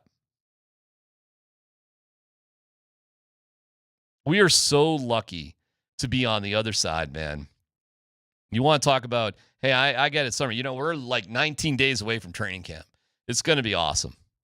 And we got full coverage for you. We'll be all in. I think it's going to be a really special year for the Broncos. I'm glad Sean Payton is the coach. I'm really grateful for Bo Nix being the quarterback. But the most important thing is that you have an ownership group that really, in a very, very relative short period of time, really knows what they're doing. And it's been a long time that we've had these kind of expectations going into a Broncos season. And I'm pumped for it. But you're telling me just a tiny little part of you doesn't miss when somebody would ask Russell Wilson, hey, Russ, what do you guys got to do to get back on track? And he would just start naming the entire roster. Yeah, there's none of me that misses that. Cortland Sutton? That's my guy right there. He's a bright young player Marvin with a bright Mims. future. Are you kidding me? Garrett Bowles. Oh, I would ride into battle with Garrett Bowles. The belly, Quint, Lil Jordan Humphrey. Jeez. He's little on the depth chart, but he's big in my heart. You didn't like that stuff? It was great. I'll never forget, just really quick. There were only 2 training camps with Russell Wilson. So I'll never forget in that first training camp. Like, we're into like day 4. It's like, hey, when's this guy going to look good? You know, Cutler would go into training camp, bro, and like light it up. Light it up. Jay Cutler in training camp.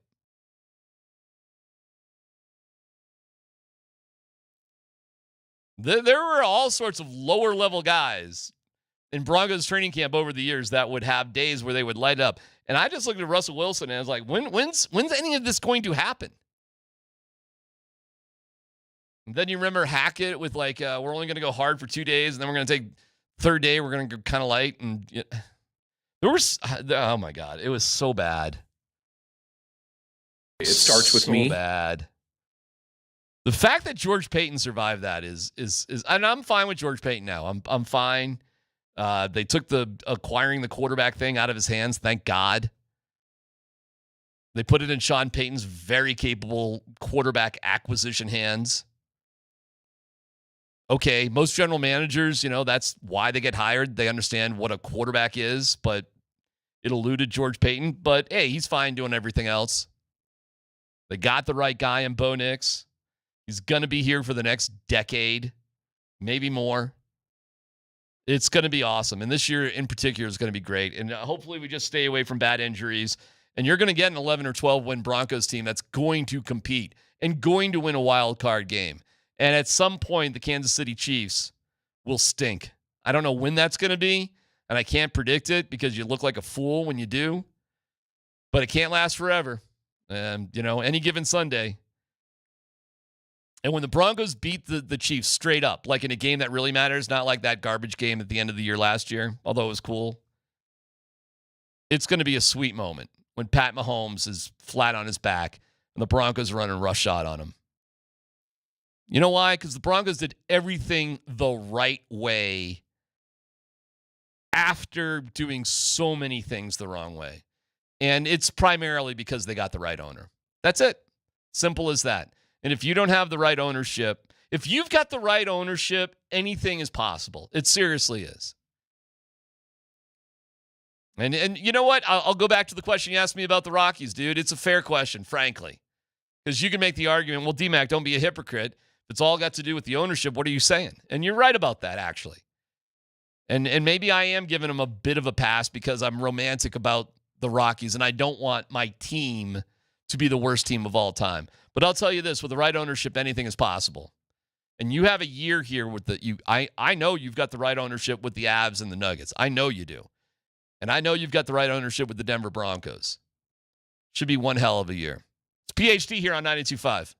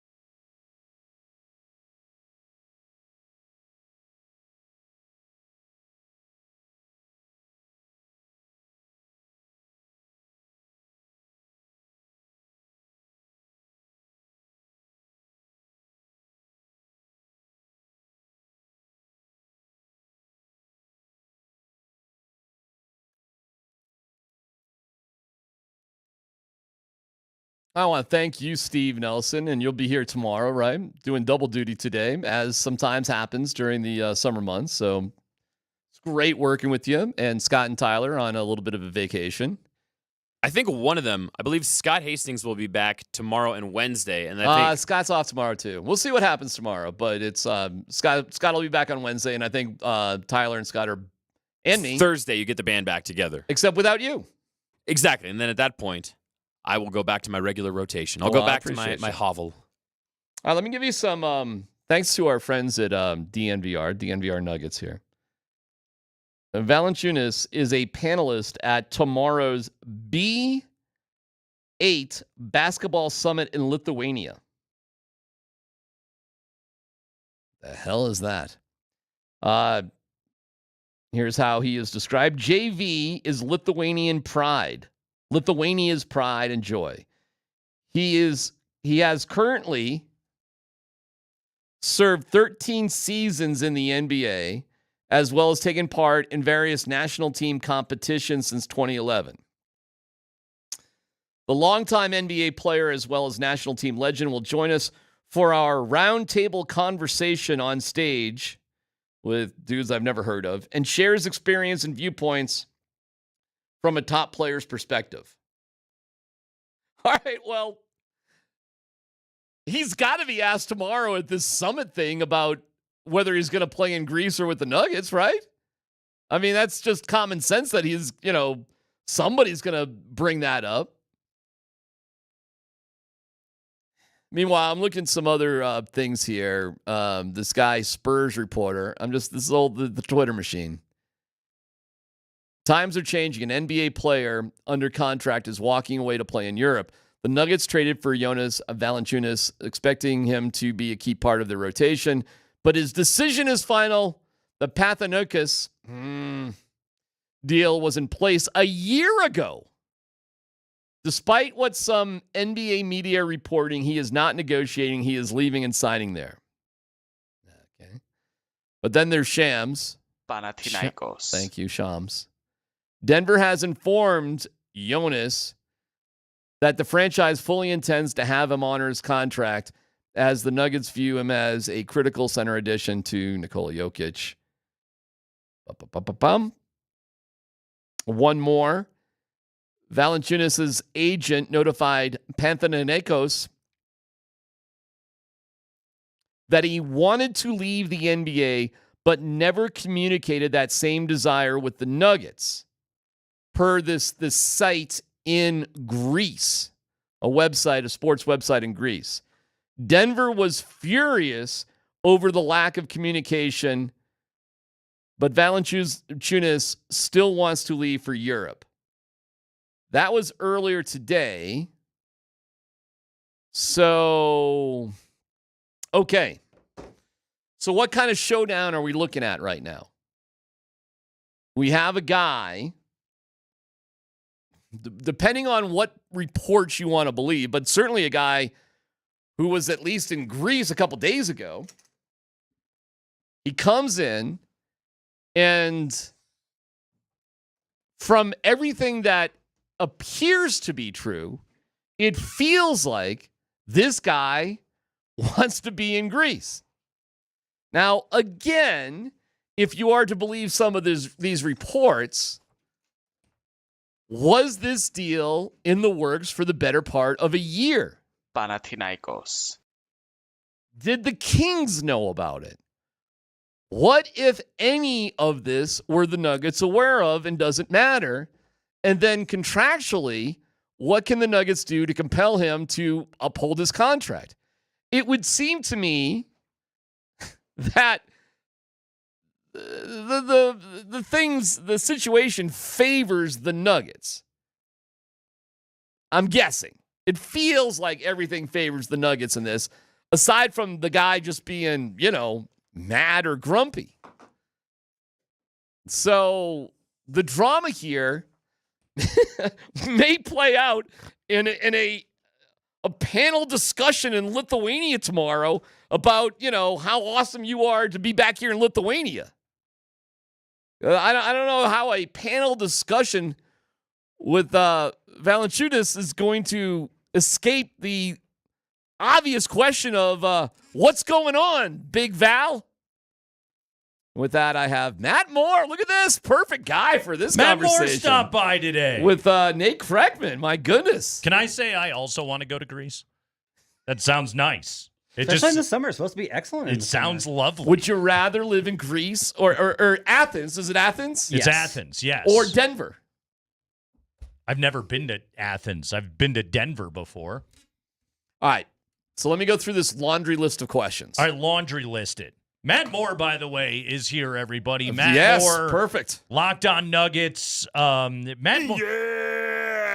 Moore has blogged about the NBA like as long as we've all been alive, I feel like. Matt, how you doing, man? It's good to see you. I'm good, man. I'm glad to be here. Matt Moore is here to inform everybody because Matt Moore is way smarter than we are. Oh, there's no doubt about that. So let's do this. DMac, you got questions. Matt Moore, answer.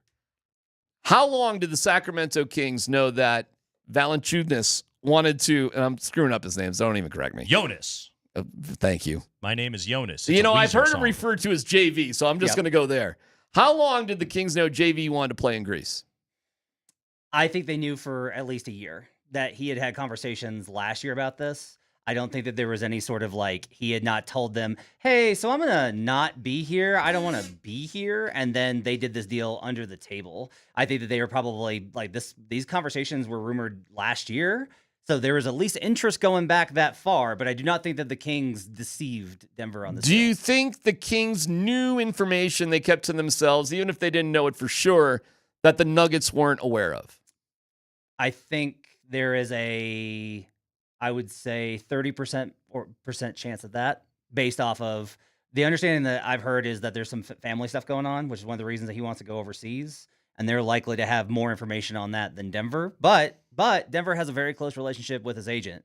So that's kind of the counterbalance of this. Is look, yeah, there may have been some stuff that the Kings knew on the personal side, but the Nuggets have a really good relationship with Jeff Schwartz, who's Jokic's agent, who also reps Val. So I have a hard time believing they were completely caught off guard by it. But also, wouldn't some of the NBA is one gigantic gossip mill, right? Yes. Doesn't everybody basically know everything about everyone in that league? If word was out that Valančiūnas wanted to go back overseas, I don't think it would be a giant state secret in the NBA, especially, again, considering his agent, especially, again, considering what seemed to be pretty public overtures between Valančiūnas and the club in Athens, right? Yeah, I don't think that there's any sort of oh my gosh, this is wildly surprising. Yeah, this landed in our lap and we didn't know. Yeah, I think there was probably some understanding of the situation and it was still probably worth the deal. At the same time, if they were caught off guard, it doesn't necessarily change the situation anyway because of the Nuggets' leverage here. The way I've described it is the Nuggets have hard leverage on Valančiūnas. Valančiūnas has soft leverage on the Nuggets. But what's his soft leverage? Retirement? Not basically sitting out the year, foregoing that salary, getting fined, doing with suspensions, all those kind of things. And the other side of this is just, he shows up, but he's miserable to be around the entire year, and it's bad for the locker room. Okay. How long would being a grumpy Gus impact the Nuggets? Grumpy Jonas. Yeah. I mean, I personally do not think Val has zero history of being this type of guy. He's not disruptive. He's not a pain to deal with. He's always been the guy that shows up, does the work, comes in consistently. There's never been any sort of complaints about him as far as his attitude or his approach to his work. So I have a hard time believing that it would necessarily last that long. I think that this is either, I think he's got very strong reasons for why it is that he wants to go to Athens. I think he's trying to exert the leverage that he can. Do you think he wants to go to Athens? Yes. 100%? Yes. Okay. So it's the money is weird. The money is weird. Isn't it? What is it? It's a 3-year at $13 million. Yeah, but you got to look at the taxes and what you would make, and overall, over a period of time. How are Greek taxes? They're not that bad. No? No, apparently it's actually okay. It's a lot harsher on him tax-wise to stay here in the United States. But what was surprising to me is when I heard this, I was like, oh, PBC must have thrown the bank at him. They must have just thrown an island. That's what I thought. Yeah, is something huge. And so when I saw the number, I was like, wait, that means that there's something else going on. Yeah, that's not Saudi money that he's getting. No, he would. I mean, Listen, he would make more for sure if the Nuggets picked him up in year 2. There's no doubt about it. But there's no guarantee on that money. Right. He would have a guarantee of that money in Greece. And then you get to the other weird stuff. Like, I want to be a star in Greece. I want to be a 3-hour flight away. It's all these like weird like ego things. Now, hey, Chris Bryant signed here, so it could be a 2-hour flight from Vegas. Well, then, don't you forget, boy. That and the $60 million more that the Rockies gave him than anybody else in baseball. So, listen, man, I don't know what it's like to be a kid growing up in Lithuania. What your basketball dreams are. Likely, it's different than a kid growing up in the United States. Maybe 13 years in America is enough. Seriously, maybe that really seriously is enough. I'm gonna make about the same amount of money, if not more, in Greece. The problem, though, is that he did sign a contract, bro. You signed it at some point. Like, you committed to this contract, and part of that contract is the ability to trade you, as happened multiple times. DMac, do the legal ID, and then I got the next question on this. KKSE FM HD1, Broomfield, Denver, Boulder. Okay, so this is the part of it that I think that we all also need to consider here is – what is the look for Denver? What is the look for the Nuggets if they look at a guy, by the way, as Matt says, with a sterling reputation around the league, respected, liked, admired, all that good stuff, like Jonas Valanciunas, and said, oh, that's what you want to do with your life? You know, TS, bro, like you got a contract and we need you to stay here. Could that, in a very player-friendly league, be a bad look and be ultimately down the line bad for business for the Nuggets? I think the best way to kind of look at that is if you're going to have that problem with a player later, you're already having problems with that player. Like if that player's like, well, I saw what you did with Valančiūnas. Right. You didn't give him everything that he wanted, and I want everything that I want.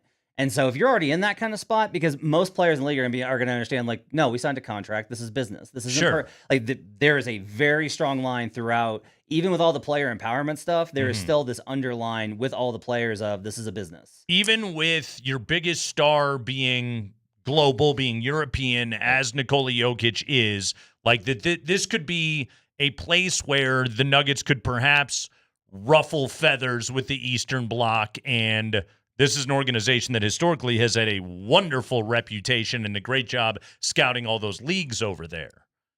I don't worry about that as much. I don't think you're going to hurt the international community because this is a very one-off situation. Now, Okay. The missing component here is it was kind of mentioned this morning in some of the reports from overseas, which was, hey, there's like family reasons, familial reasons, those kind of things. Sure. That's what we don't know. Is if there's something going on with Valančiūnas that everyone would kind of be like, oh, that makes sense. That he Yeah, but feels like, he all needs to right, be fine. there. I hear you. You still got to get on a plane and fly 3 hours. Yep. I mean, we're not going to play in Lithuania. I mean, if there were really serious issues, there's certainly professional basketball in Lithuania. Why don't you go play for Lithuanian dollars? It's true. So, How is the Lithuanian league? I'm not sure. I haven't looked it up. They used to be good when, they were sponsored by Bill Walton or whatever, and they had Grateful Dead t-shirts on. That was kind of cool back in the day. I don't know. They're probably all right. I don't know. The Greece league. Is the Greek league, Matt, like some sort of like, NBA, Greek league, whatever? This club is the place to be, by the way. I get that. It's a 7-time EuroLeague champs. I get that. Like, if you want to play in Europe, I would say this is one of the most recognizable and biggest European basketball clubs that there is. All right, so there's a Greek league, but they also play club league stuff too. EuroLeague, That's what the EuroLeague is. But there's also a Greek league as well. Right.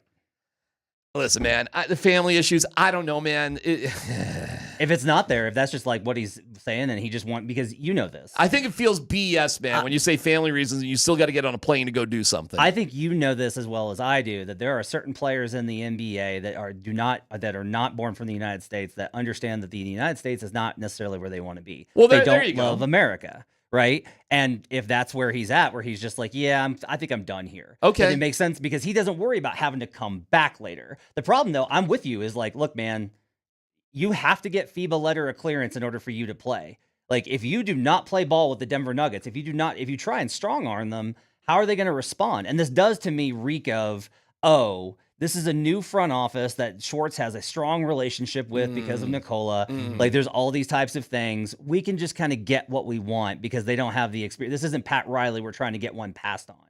Do you think, all right, oh boy, you made me think, I didn't even consider this. Is this a play to get a second-year contract out of the Nuggets, a guarantee?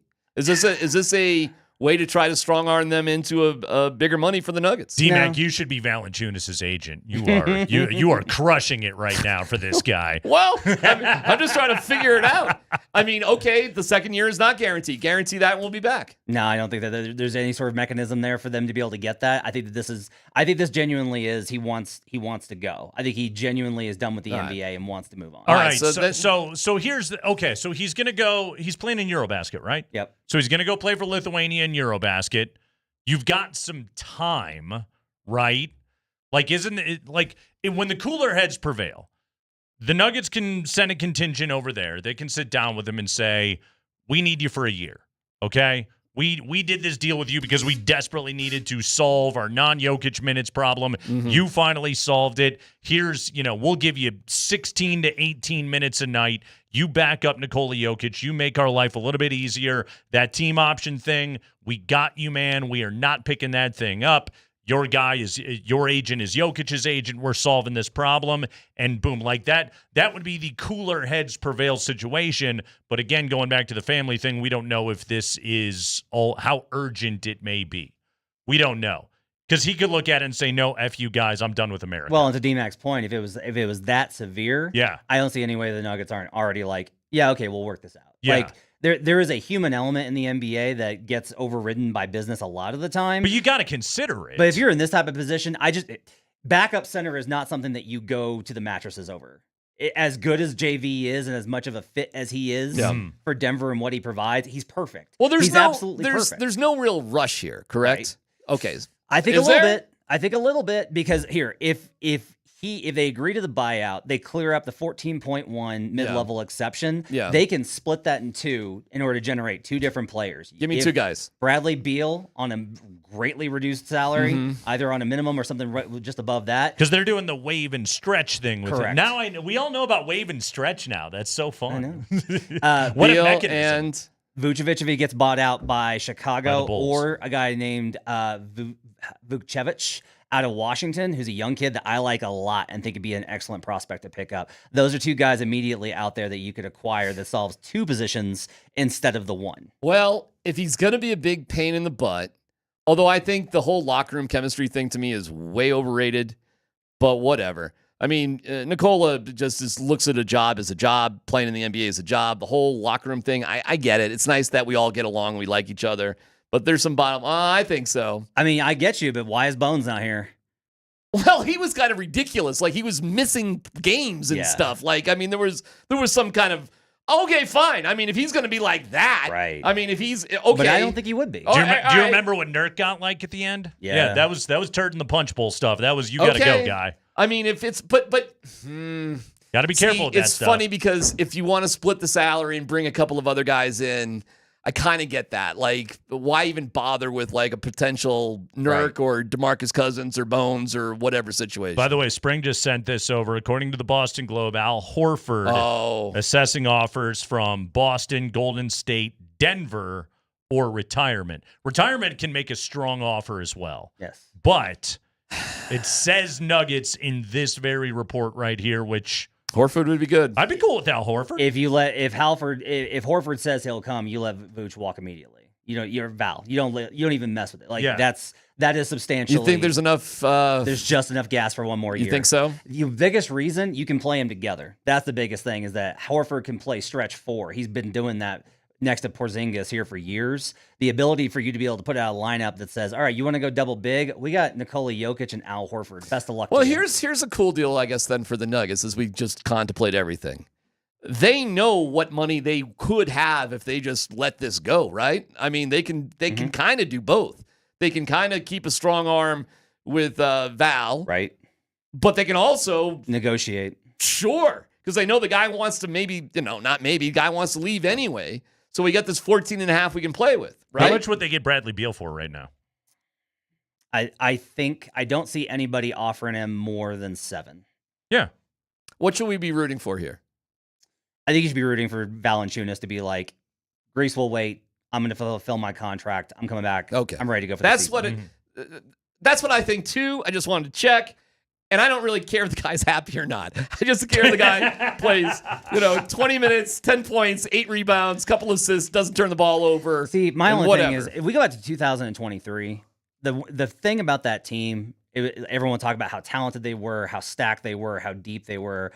One of the things that's really underrated, nobody had an agenda problem that season. Everybody was paid and happy. Peyton Watson, rookie, doesn't have to worry about it. Christian Brown, just happy to be there and contribute. Aaron was paid. Porter was paid. Jamal was paid, still had 3 years left. KCP. KCP was paid. Everybody was on the same wavelength, had the same goal. When you start messing with agendas, who wants what, once it becomes guys, that's what happened last year with a lot of those guys, is everybody had different agendas. And I am skeptical of the idea that Valančiūnas is really going to be, like, he's not going to come in and dog it on the court. I don't think he's going to come in and refuse to practice. I just don't think that there's no experience that says that he is that type of player. Let me ask one last one. So no Euros in the special sauce of the locker room chemistry. You got that? Do we know what the relationship is with him and Jokic? I think that there's everything that I've kind of gotten is that there's always kind of this bond between those kind of guys. There is. The European bigs all seem to hang out together. Okay. And have a pretty good Because relationship. I don't know what Lithuania, Serbia. I have no idea what international competition is. You know what I'm saying? There's a history back there that we're just not all that But aware Jokic is not from a former Soviet republic. I kid you not. That actually is a thing. Mm-hmm. Did you guys happen to listen to the BBC put out a podcast? It was called The Grateful Team, and it was about the 92 Lithuanian team. Bill Walton hosted this thing. It was the last thing he did before he died. And it's awesome. And you learn so much about Sarunas Marciulionis and how he got to the U.S. and how important that was, and Sabonis and everything that he went through. Our buddy Arturas was on that team. Arturas Karnisovas was on that team. But the big thing with them was playing the unified team and the rivalry that they had with the former Soviet Union. Again, I'm sure there's layers deep that I'm dumb enough to not understand, but I generally think the Lithuanians and the Serbians are cool. I think that those are two peoples that have their own issues with other dudes. Okay. Jokic is good with a lot of Croatians in the league. That to me is like the ultimate test of it's fine. Oh, good call. Yeah. Okay. Well, I mean, all right. I'll tell you this. I do remember what it was like in the Avalanche locker room when Ryan Johansson was here, and it just didn't fit. It wasn't good.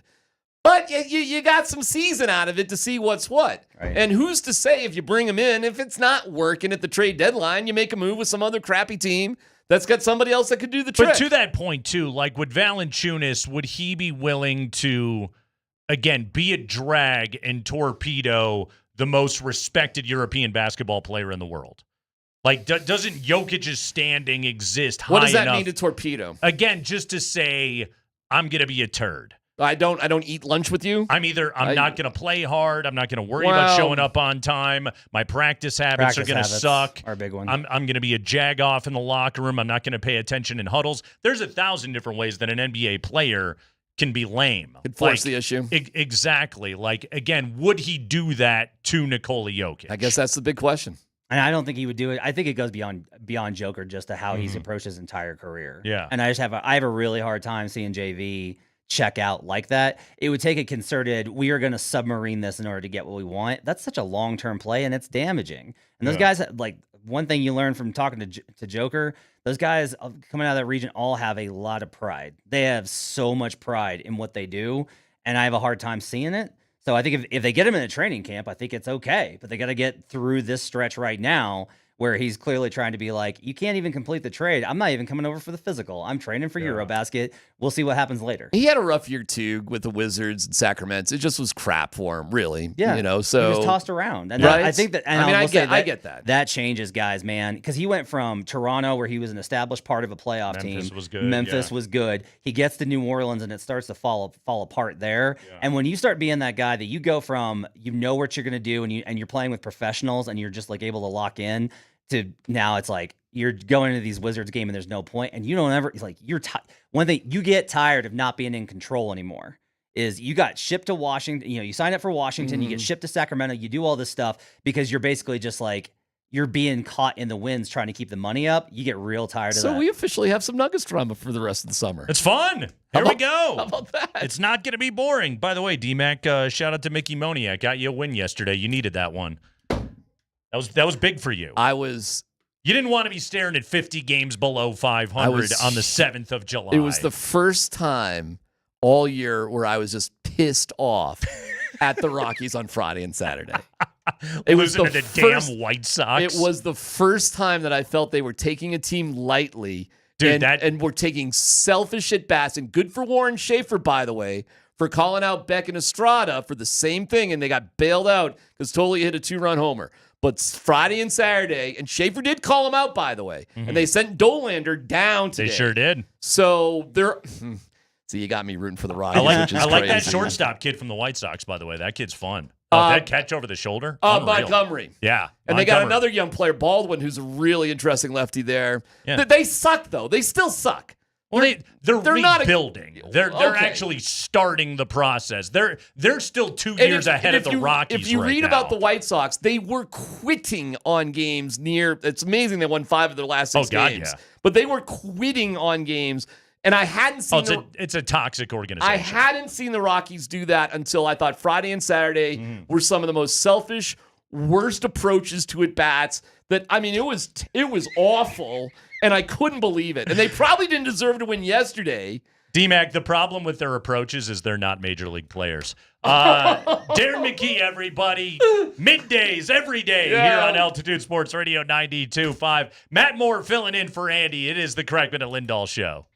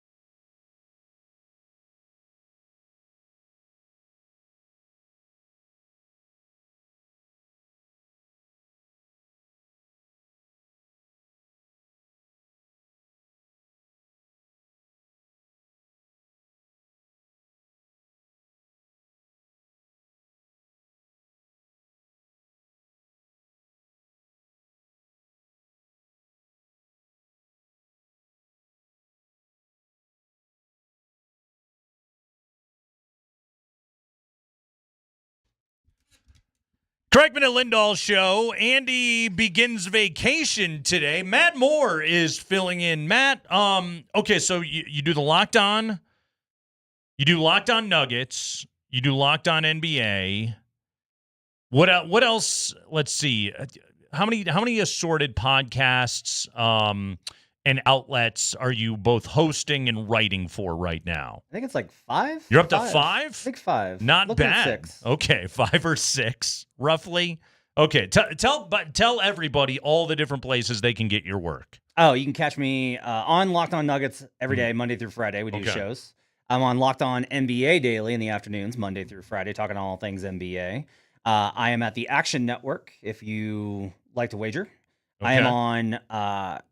I have 2 Substacks. One's Hardwood Paroxysm, and the other one is called the Denver Dig, and we cover the Denver Nuggets there. And I'm writing on that a couple times a week.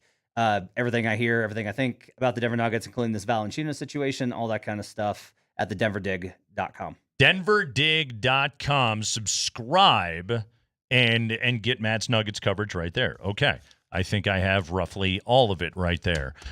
So, Matt, let's... You live and breathe this stuff, all right? This is a weird one. Mm-hmm. Jonas Valanciunas wants to go play in Greece. He wants to play for the club Panathinaikos. Hope to God I'm saying it right. But he wants to sign a 4-year, $13 million deal, I believe, to go play over there is what we're looking at. By the way, this is a highly respected European club. Last won the EuroLeague title in 2023. I believe they were Final Four last year. I dug into this. Dudes that have played for Panathinaikos include Dominique Wilkins. Yep. Finished his career there. John Sally played there for a minute. Antonio Davis started there before the Pacers. Byron Scott finished up there. Good Croatian guy, Dino Raja, old Celtics dude right there. He was on the 92 Croatian team. Former Kentucky guy, Tony Delk, played there. I love the old names right here. Currently, former Illini guard Kendrick Nunn and Juancho Hernan Gomez. Oh, also Jeremy Grant's brother, Jarian, one of Harvey's other sons.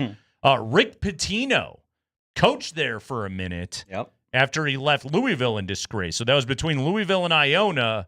Pitino was at Panathinaikos, and again, they won a EuroLeague title just last year. Jonas Valanciunas, according to reports, would like to go and play there.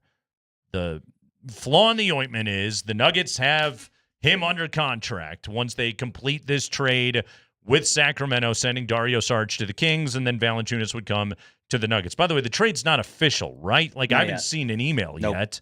Okay, so nothing is official right now. Matt, do your best to inform us what are the Nuggets options right now? And again, the Nuggets, I love the way you put it, hard leverage. They have Valanciunas under contract. He is signed and he is supposed to play here. However, the Nuggets would have to release him if he was going to sign over in Greece. And that's a FIBA deal, right? Right. All right, give me the particulars on that real quick as you know it. All right, so the Nuggets can just waive him and eat the $10 million, and that's $10 million that's on their cap this year in dead money. They're not going to do that.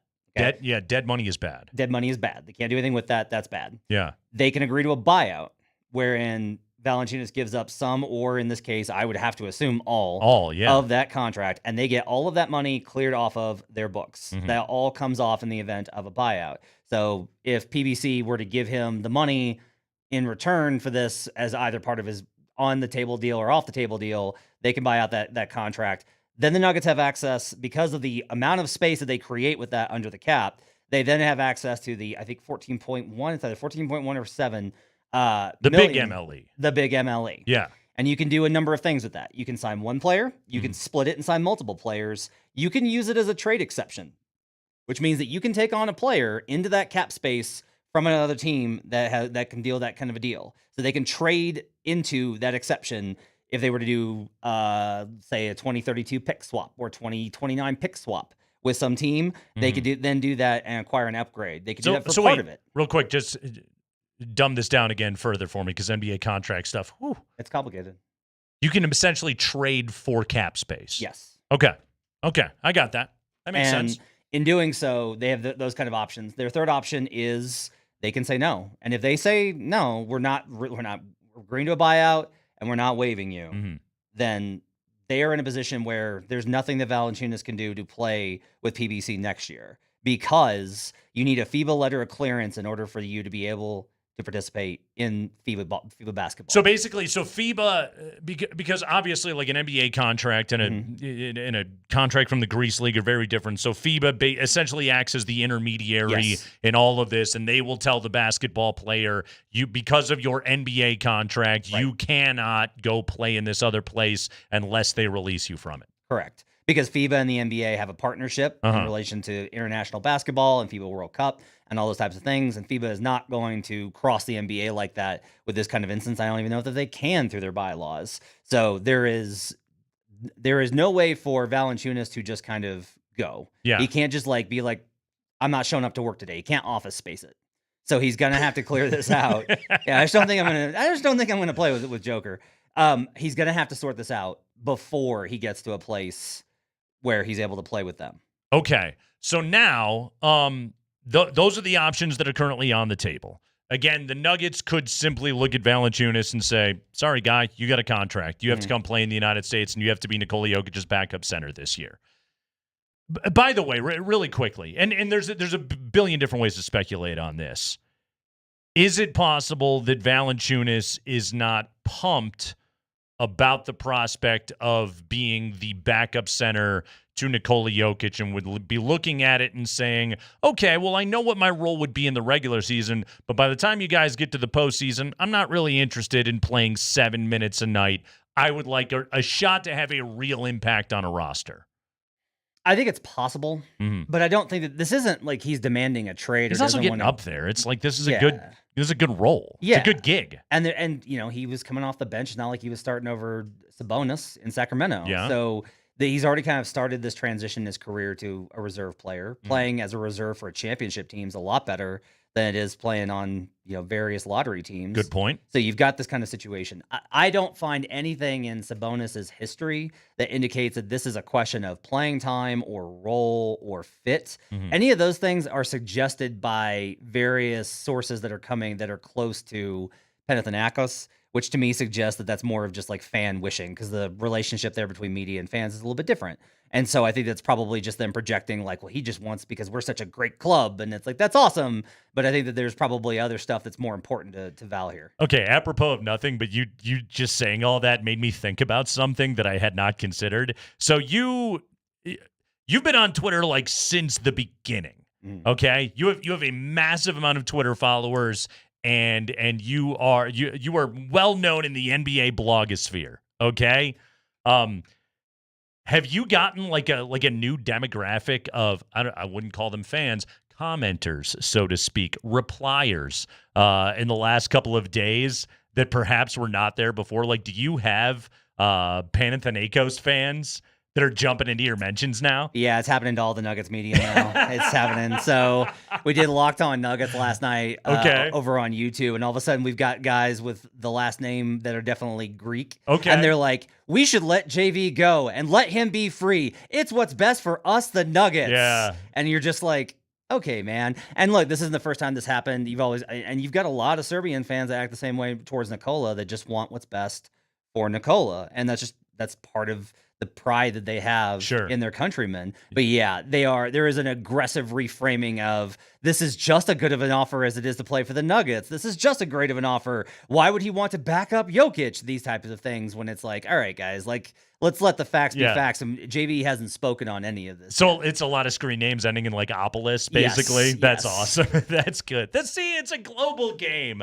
That's all part of the fun of the whole thing. Okay, so let's now dive into what can the Nuggets do with their basketball team?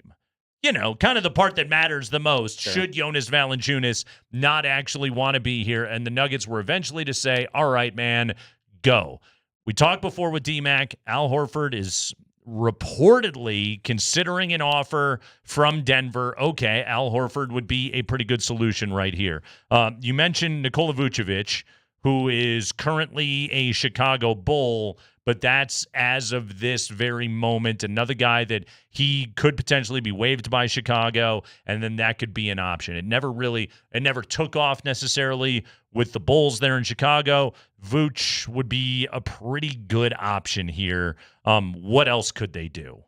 So with the MLE, they can split it into two different ones, and there's a couple of RFAs out there. You can take a flyer on a guy that you think might be good. My personal favorite is Tristan Vukcevic out of the Wizards, who's a young player who's got a lot of pop. I just liked his game a lot last year. His stats aren't going to be great, but when you watched him, it was like, oh, okay, this guy can do a little bit. He can defend, he can switch, he can do some of the various things. He's Serbian too. Yeah, that's like your cheap option, right? Okay. You can go after, if Bradley Beal, when he gets bought out, you can offer him, you can basically say, hey, we'll go, $1 million higher than these other offers that you're getting, because the Clippers are definitely going to offer him something, but they know that he wants to go there, and so they're probably going to offer him a very, very low offer on that one. You can say, hey, more money, chance to redeem your kind of perspective around the league, play with a really good team. You know you're going to make the playoffs. You don't have to worry about Kawhi Leonard's injury, all these types of things. Yes, it's Denver, but we are close to LA, all those types of things. You can sign somebody else that you want. You can keep that cap space going into the season, get out of the repeater, which makes things easier. I don't think fans should care about that. I think fans should focus on what makes the basketball team the best. Fans want a backup center. Yeah.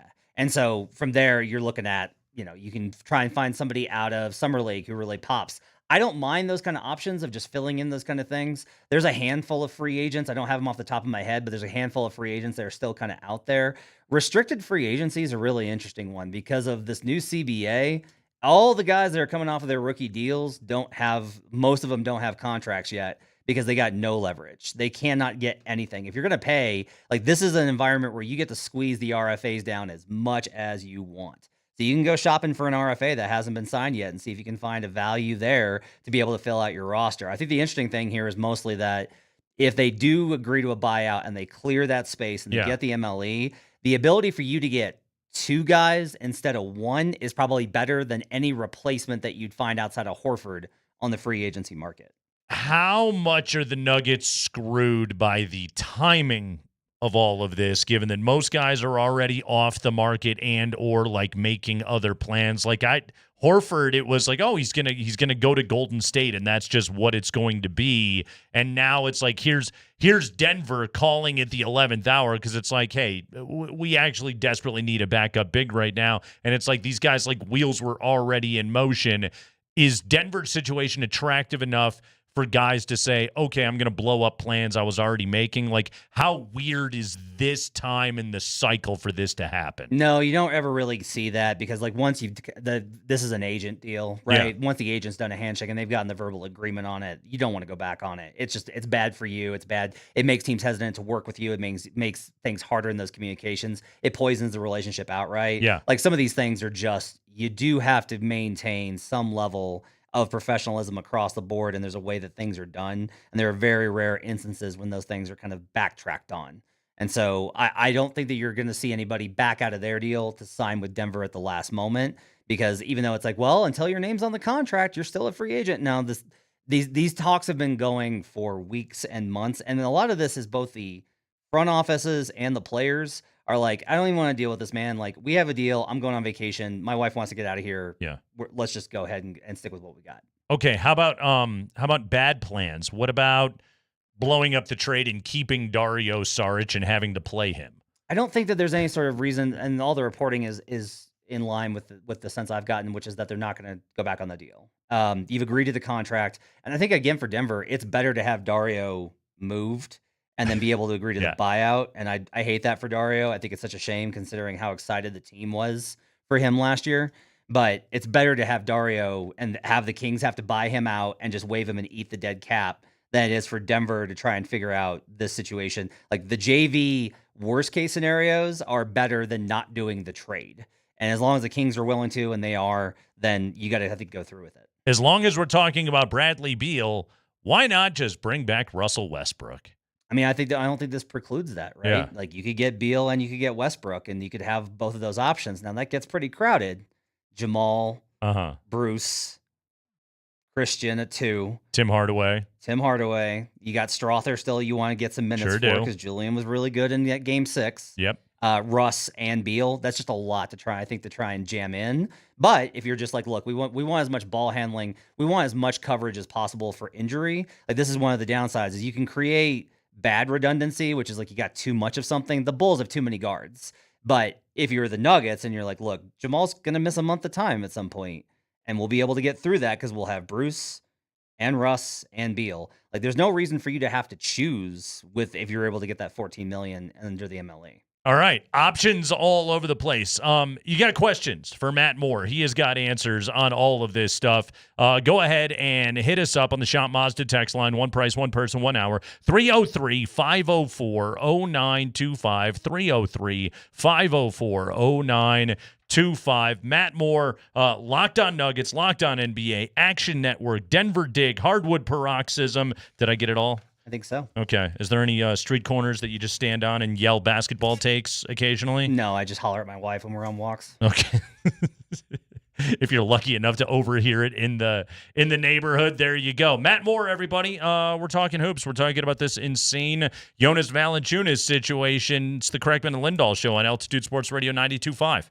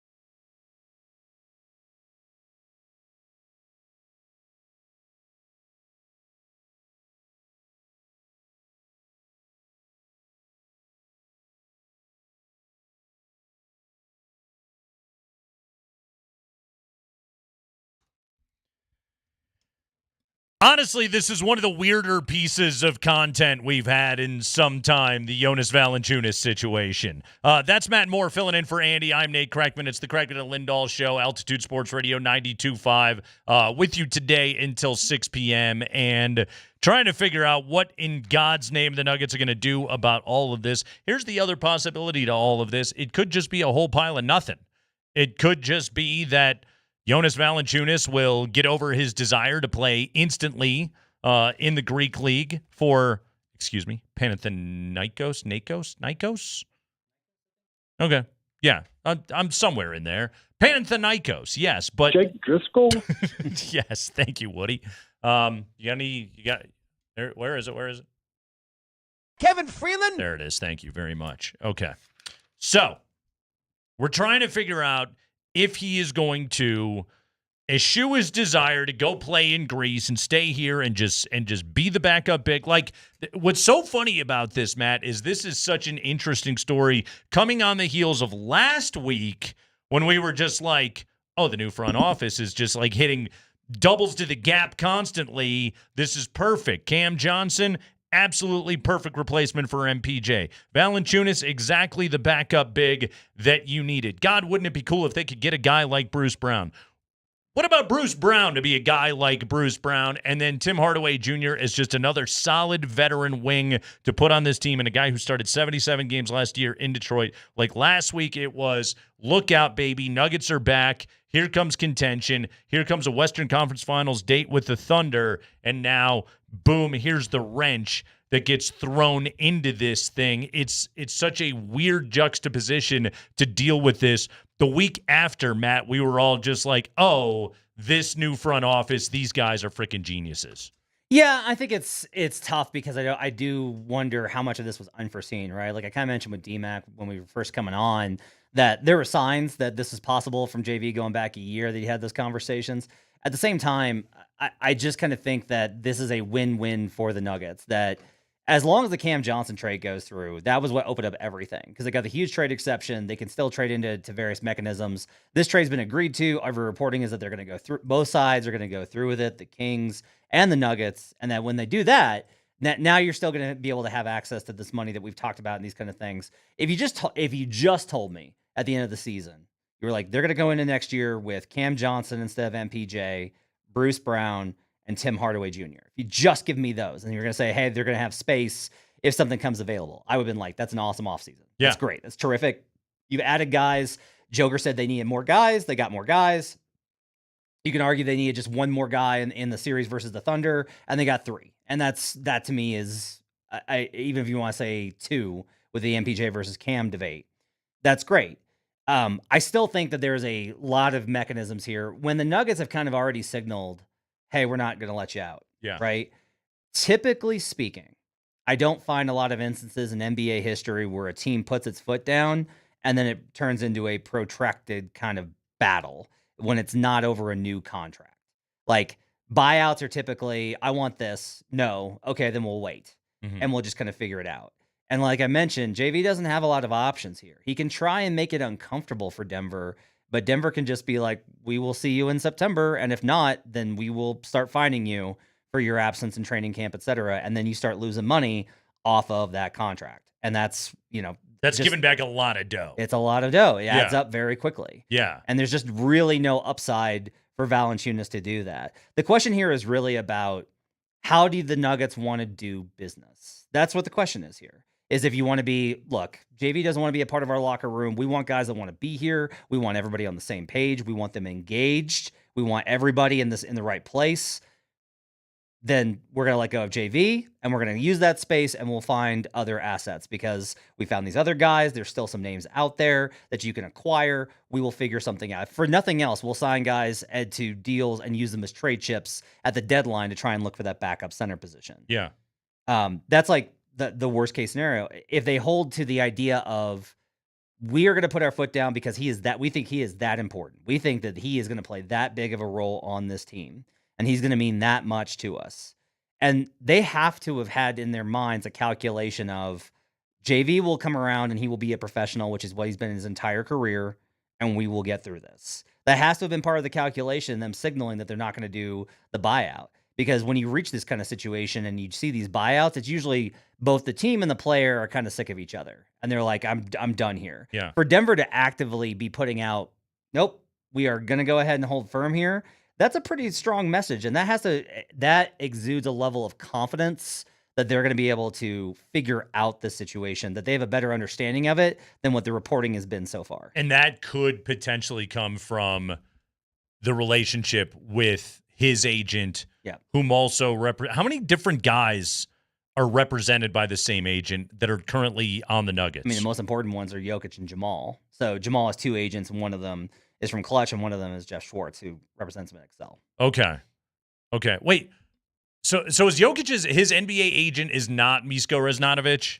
Is he just It's partner. Okay. A lot of these guys now have two agents, which I find confusing, but it's just kind of how it is now, where there's multiple agents in play. Sure, but you want to have an American agent probably locked in with all of that. Okay. Which again, like that part of the calculus, I find very, very interesting, that the Nuggets would just look at it and say he'll come around. Okay, like this is a deal worth doing. He'll come around. The biggest reason why it is, as I view it, and I don't want to just turn this into a math problem, because there's so many other elements to all of this. Last year, Jokic played a career-high 37 minutes a game. Yep. All right? And he's 30 now. Yep. They can't keep freaking doing this. Like, one of the biggest reasons why I was in favor of a very unpopular MPJ for Zach LaVine trade was because, hey, he may not be a backup big, but he is somebody that can get his own shot, which the Nuggets so desperately need to take some load off Jokic. Like, that has to be a huge part of the mission right now, is take the load off of Nikola. It's why I love the Cam Johnson acquisition. Cam Johnson, while he's not like an elite shot creator on his own, got some bounce. He's not SGA, but he's pretty good, okay, and can get his own looks and isn't going to be a 100% dependent Jokic player. Like, Valančiūnas checked off so many boxes on the how do we get more years out of the Jokic prime, which I think this front office, one of the smartest things that they have done since they took over is they've basically, like, if you look at the moves of this offseason, yes, you're improving your basketball team, but how do you improve this basketball team the most? You make life whatever 10%, 15% easier you can on Nikola Jokic. Yeah, and like what you saw last year was the starter minutes were awesome. They were still great. They were still terrific. What happened? He was the third best lineup in the NBA last year. And what happened was the real killer actually wasn't the non-Joker. DeAndre was only minus 3.3 in net rating. That's fine. You can live with that.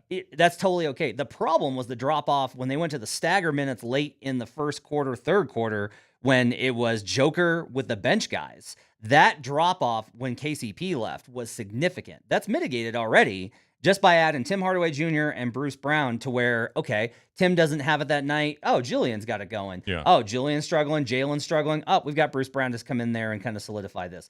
We're facing a lineup where we need to go more guards. We can counter program a little bit. So immediately, this is already better in terms of managing that kind of stuff. You mentioned the stuff with Nikola and late in the season, and I just think that this is such a fascinating kind of part of his career. Joker's been such a tank, man. Like he has the most games played behind Jason Tatum since 2019, the most minutes played. Yeah, minutes. Yeah. It's Tatum and then him, and that's it. And it's going to be him now that Tatum's out. Tatum's hurt. Yeah. Knock on wood. So it's just like you have. I do think that part of this is Joker's used to always being like, no, I'm good. No, I'm good. You don't realize that you're not as good in terms of being physically like, oh, I can still do this. It takes a while for it to catch up on you in your 30s. Yeah. That most players say. And I think that he's kind of hitting that point where he's got so many miles on him. They just need to focus a little bit more on, hey, you need 33 good minutes from Joker a night, not 37 managing it. He's a tank. He's so strong. Don't put him in that position because he's never going to complain. Yeah, it's the Minnesota game where he doesn't sit the entire second half. Like, there were numerous games like that down the stretch where, again, if you go to him, You're absolutely right about that. He's not going to go out of the game. He's going to tell everybody, "No, that I'm good." But like you watch that take its effect. He misses free throws in the fourth quarter. It's just like little things that you find. Yes, you're still a vastly better team with him on the floor. Like everybody knows that part of it. He knows that part of it and knows his own importance to it. But it's the cumulative effect of it all. Where you're right. What'd you say since 2019? That's what that number is. Yep. That's going to add up, man. That's mileage on a dude's career. And it's a matter of you need to put him in a position, and this is something for everybody. You got to put him in a position where he doesn't feel bad sitting down, where he can be like, no, they can handle it. I trust those guys. And you need to put it in a situation where the other players are also like, we are not going to blow this 20-point lead that Joker built in 5 minutes. We are going to hold this down because we're also good.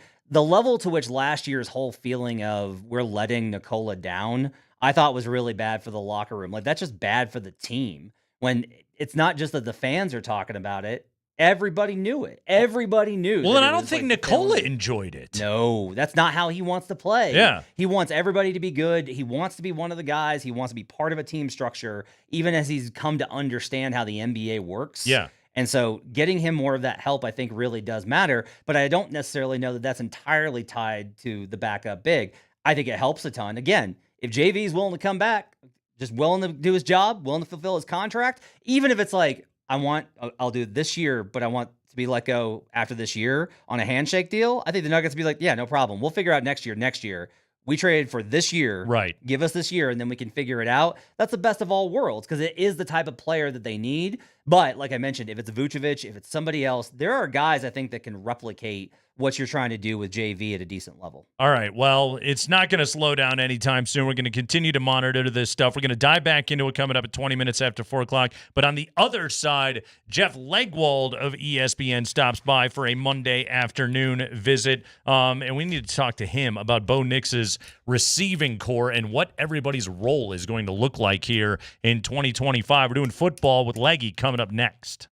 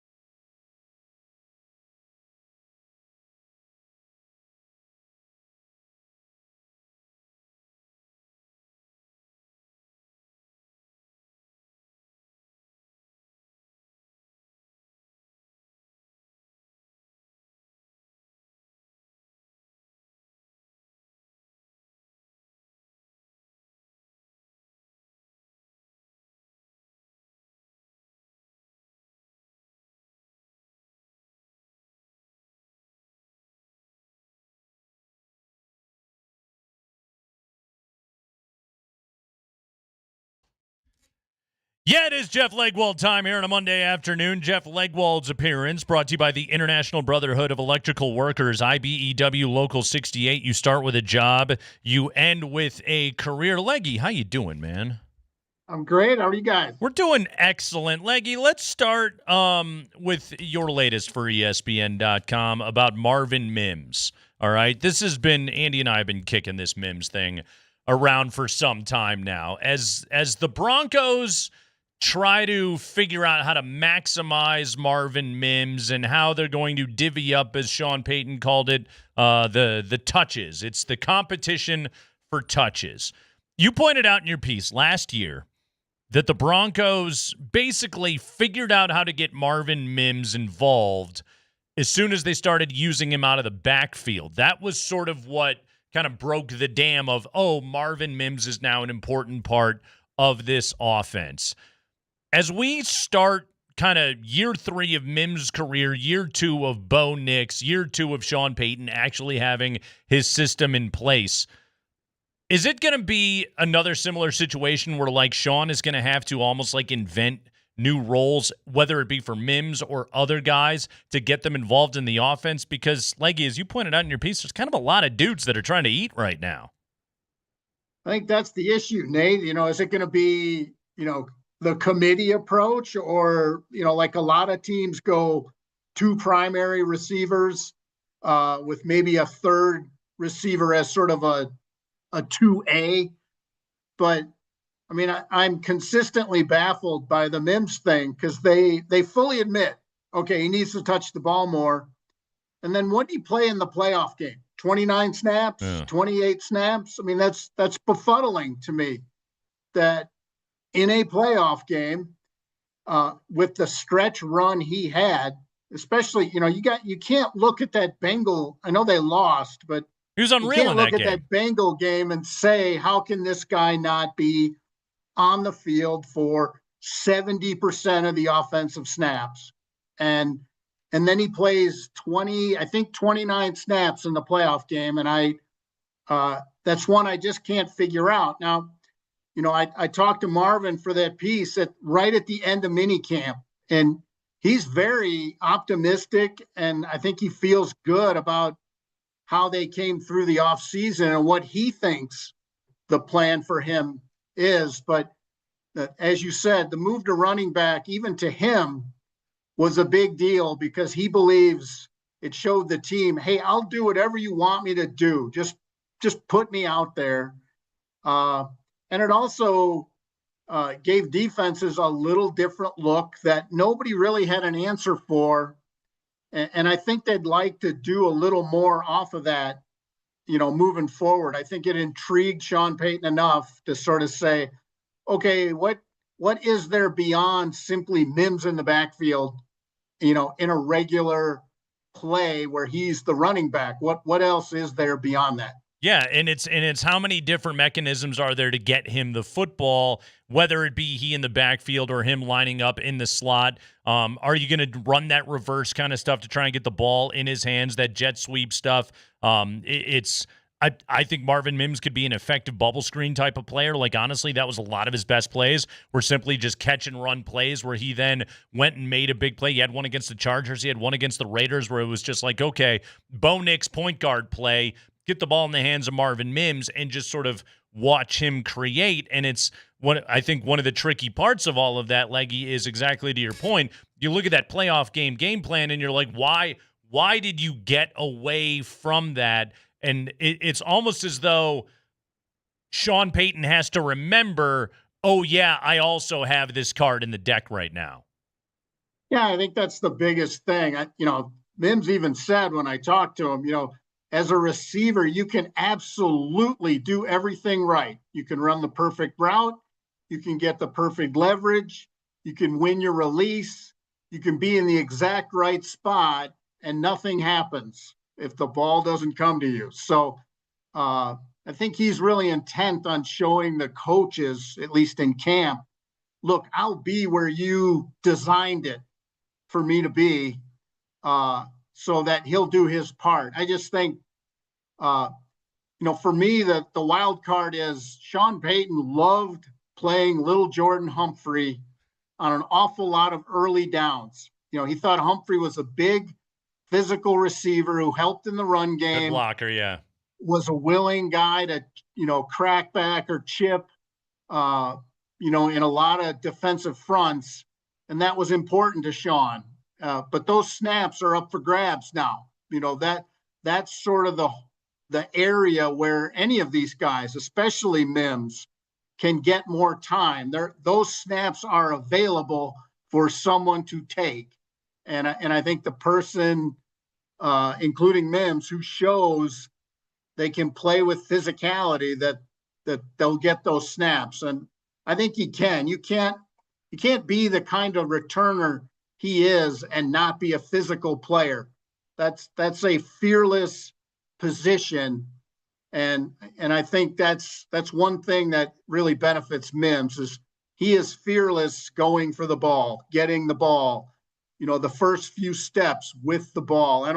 I think that part has been undervalued about him. So I asked this question with the full knowledge that injuries are certainly going to take their toll. That's why you need depth in the NFL. But as you pointed out, it was Cortland, Mims, and Troy Franklin as the top three, or as the first offense 3 receiver set that we saw during the OTAs this year. That doesn't include Devon Valet, who was missing, and it doesn't include Pat Bryant, who does have to play in order to be able to help him develop as well. And you used a 3rd-round pick on him because you like him and you want the ball to be in his hands. Like, it's so funny because you look at the Broncos receiving core, Leggy, and it's like, okay, there's not a Justin Jefferson. I don't even know if there's a Puka Nacua that is in there in that group.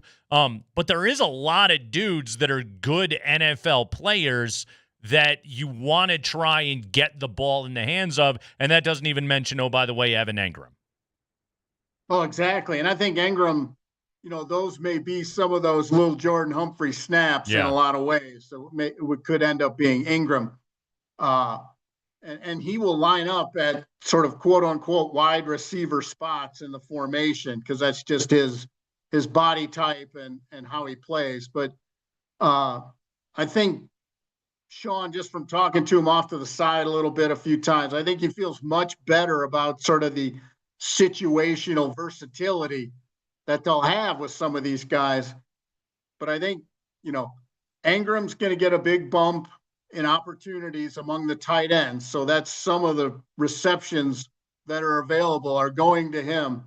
But I think the next guy who could carve out the inroads with a good camp in a preseason is Mims, because even Sean admits, a lot of the holding back of Mims hasn't been Mims's fault. He goes out there when they tell him that it's the coaches have to find a way to keep him on the field.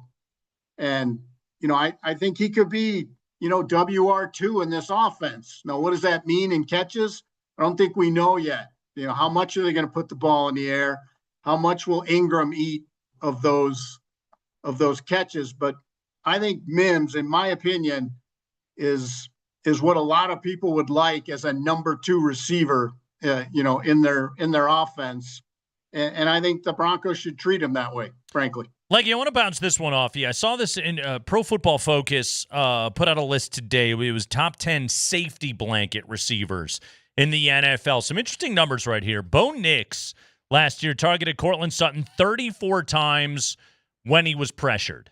Last year, 34 targets for Courtland under pressure. Sutton, 19 of 34, caught 19 of those targets, 289 yards, 13 first downs, secured 4 of 8 contested targets. This gets into some good PFF nerd stuff. I do like this stuff. But basically making the overarching point that when Bo Nix felt pressure as a rookie quarterback, he went to his first target, and Courtland Sutton saw a lot of those targets. I guess my question is that a positive thing? Like, is that something that if you're Sean Payton, do you want to address that with Bo Nix and say, okay, under pressure, we would like to see you sticking with your progressions, spreading the ball out, or is that something where you look at it and say, hey, we're lucky enough to have that dude. We're lucky enough to have that guy that can make those tough contested catches right there that our quarterback depends on, and that's actually a positive for our offense? Mostly the second thing, Nate. And, I've put in a story or two. Cortland Sutton was by far the Broncos leader in what they call tight window targets, where did the quarterback throw it in the narrowest of windows to you? And Sutton was way out in front of the Bronco regulars on offense because of that. Bo Nix trusts Cortland Sutton to be right where he should be, and that if Bo Nix didn't quite get the ball to the right spot, and this is important to a quarterback, and they will all tell you how important it is when asked, but they want the receivers who will fight for the ball. Like, don't give me that cheap interception because you didn't get in there and scrap for it. Nothing irritates a quarterback more than a pick because the receiver didn't go in there and get it. And, because that it's all that the windows are so tight in the NFL that a quarterback can't possibly hit them all the time.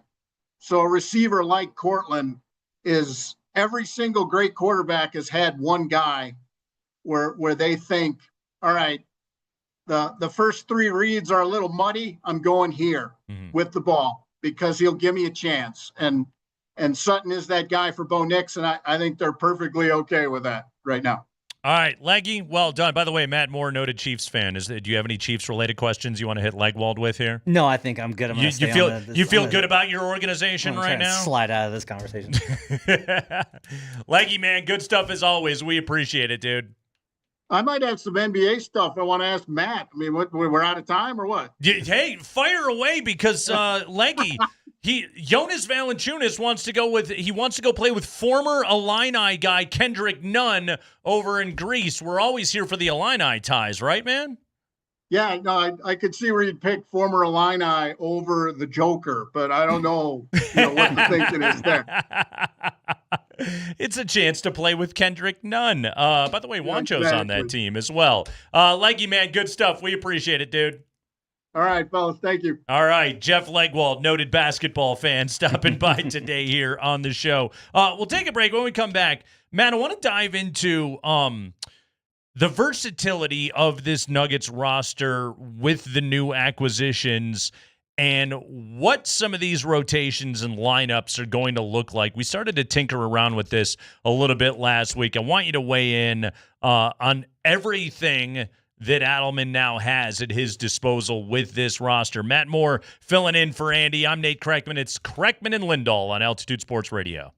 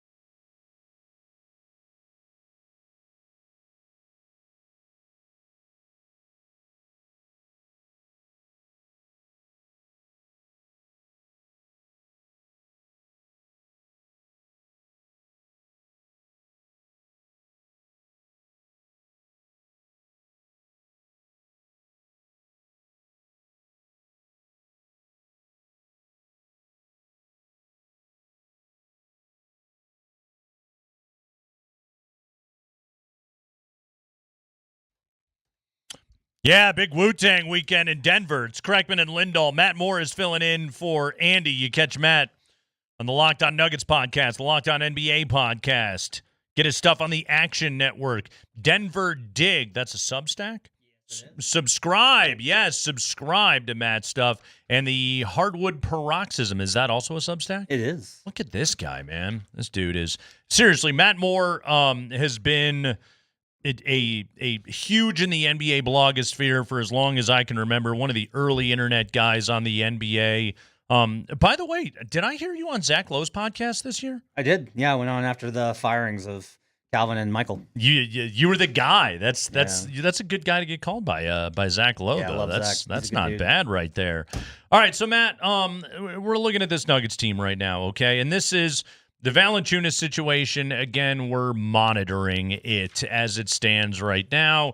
Yes, he'd like to go and play in Greece. Will he be a Nugget? We don't know. For the sake of this conversation, we'll consider all potential avenues that the Nuggets could go down. As it stands right now, your starting five is the same as last year with Cam Johnson now in place of Michael Porter, so he's your starting three. So Jamal, CB, Cam, AG, Nikola Jokic, okay? Pretty good starting five. We'll take that every single time. After that, Bruce Brown steps into the sixth man role. Valanciunas is the backup big, should he be here. Asterisk on there. Tim Hardaway Jr., Julian Strawther, Peyton Watson. Then another column of the Jalen Pickett's, Deron Holmes, Hunter Tyson's, and Zeke Naji. Zeke Naji still very much does exist, along with his $8 million salary. All right. As it stands right now, Tim Hardaway Jr., Strawther, P. Watt. How's all that going to work in terms of the pecking order of kind of being 8, 9, 10 on this roster right now? Yeah, so I think probably what happens, this is going to be interesting because one of the things that David Adelman brought in when he came in was a move away from Malone's approach towards veterans, which is like, you've been in the league, you've earned your time, I'm going to back you, and the players are going to back me because I back the veteran. And that ran into some problems last year with various guys, and we saw what happened. So, everybody got fired. Yeah, everybody got fired. So Adelman came in and he brought kind of a different approach, which was, hey, if you're not playing well, I'm going with somebody else. I'm going to be able to, we are in such a position to do this. That's good when you are working out of, when you're trying to fight your way out of a corner, when you're trying to dig your way out of a hole, when things are not going well, it's great to be like, I'm not beholden. Whoever's playing well, that's who we're going to play. That's great. But when you get into, if your things are working and you're trying to establish that, guys do want to set rotation. Everybody wants to know who they're playing with, when they're playing with them, and they want reps with them consistently. And changing that up kind of arbitrarily causes some instability. So seeing how Adelman manages that, I think, is going to be tough. I would say probably that what's going to happen is Hardaway Jr. is going to come into camp and look like a pro. He's going to look like a veteran. He's going to look like a guy who's never going to get lost. And he'll get that spot immediately. Then they have injuries, and Julian's able to show more of what he's learned and how he's progressed and what he's capable of, and he works his way maybe back into the rotation. And that's always the question is, all right, guys coming back from injury, can he lose his spot or not? And that's a coach-by-coach thing, and we don't know enough about Adelman, I think, to know what the answer is there. I do think that one of the things that's really great, though, is you do have this capacity to be able to build out more, like you have more options now.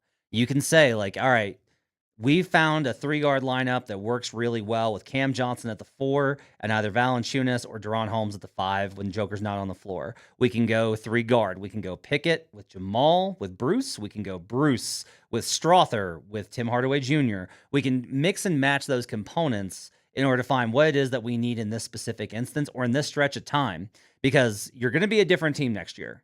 And you've got to be open to, you are not going to be, they went down the continuity road. It won them a title. It was great. It set them up to win a second one, which it looked like they were going to do right up until Game 7, fourth quarter. And then it got stale. Yeah. And so, but you're going to be different now. And guys are going to have to learn, this is going to have to be a different identity of a team. And they definitely, I think, want to move back towards being a little bit more balanced. You don't add the guys that they have in terms of Bruce Brown and Cam Johnson unless you're like, all right, we want to be able to build in more defense here. You didn't say anything in all of that about Peyton Watson. Yeah. So I think the big thing there is Peyton's been in Denver since the end of the season. He's been working out with the coaches. He seems, from everything I hear, he is doing what he needs to do Now it's like, yeah, because he's extension eligible, and that is a big part of this. But look, that's fine. As long as he gets it. Their frustration last year, I think, was that Peyton was not around Denver enough working on the things that they wanted him working on. Then he got hurt in preseason. That set him back, and he never really got back on track. For a guy in his position, you need to come in and have it be, you've been here, they've seen how you've developed, you've added the things that they want to see from you, and then you're in a position to be able to add that. And if it's, look, he's more of a 4 now, he's more of a 3-4, he's starting to add some weight, that'd be a really good development for him. If he's moving more into the 2 role, there's a lot of competition at combo guard. Yeah, no, he needs to bulk up. Yes. He needs to grow into an NBA body. He's still a very young. The weird thing about Peyton Watson is how little basketball he's kind of played in the big picture. Like, he was in high school in COVID. He was a backup on a Final Four team for Mick Cronin at UCLA, so he barely played there. He gets to the NBA, and he's got to battle for minutes, and it's a fight. And he barely played his rookie year until the very end of the season, and his role it's just been tough for him to find continuity. And yet at the same time, like, I can look at this and say there are defensive lineups with this team that are better with Peyton Watson on the floor, but it's always that trade-off. Like, one of the things I really like about adding guys like Tim Hardaway Jr. and Bruce Brown and Valančiūnas is, like, there isn't a massive drop-off one side of the floor to the other. Yeah. These are good NBA veterans that know what it takes to play both ends of the court and stay on the floor. Well, a lot of this is just like Tim Hardaway Jr. is going to have moments and times when he frustrates Nuggets fans both offensively and defensively. And they're going to be extremely challenging moments for the coaching staff.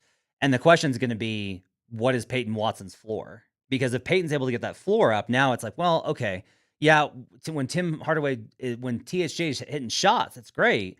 But with Peyton, I know I'm getting a slasher. He's developed some on-ball game. He's got a pull-up jumper now. He's got a more well-rounded game. And defensively, he knows where he's supposed to be more. Because that's such a big part of this, is there's little things that veterans do that do not pop on the screen that coaches notice, coaches see, coaches appreciate, and the other players do too. Like, a lot of times, Joker would rather that you know where you're supposed to be rather than make some sort of incredible play, because he knows that over the course of 50 possessions, more times than not, knowing where you're supposed to be is going to get him further on that possession than making some sort of wild, crazy play. It goes back to the why did Malone play Justin Holiday in the playoffs question. And that answers that question right there. That's the part of it, is like Hardaway checks those boxes that Strawther and Watson, like, they have not done that so far in their career.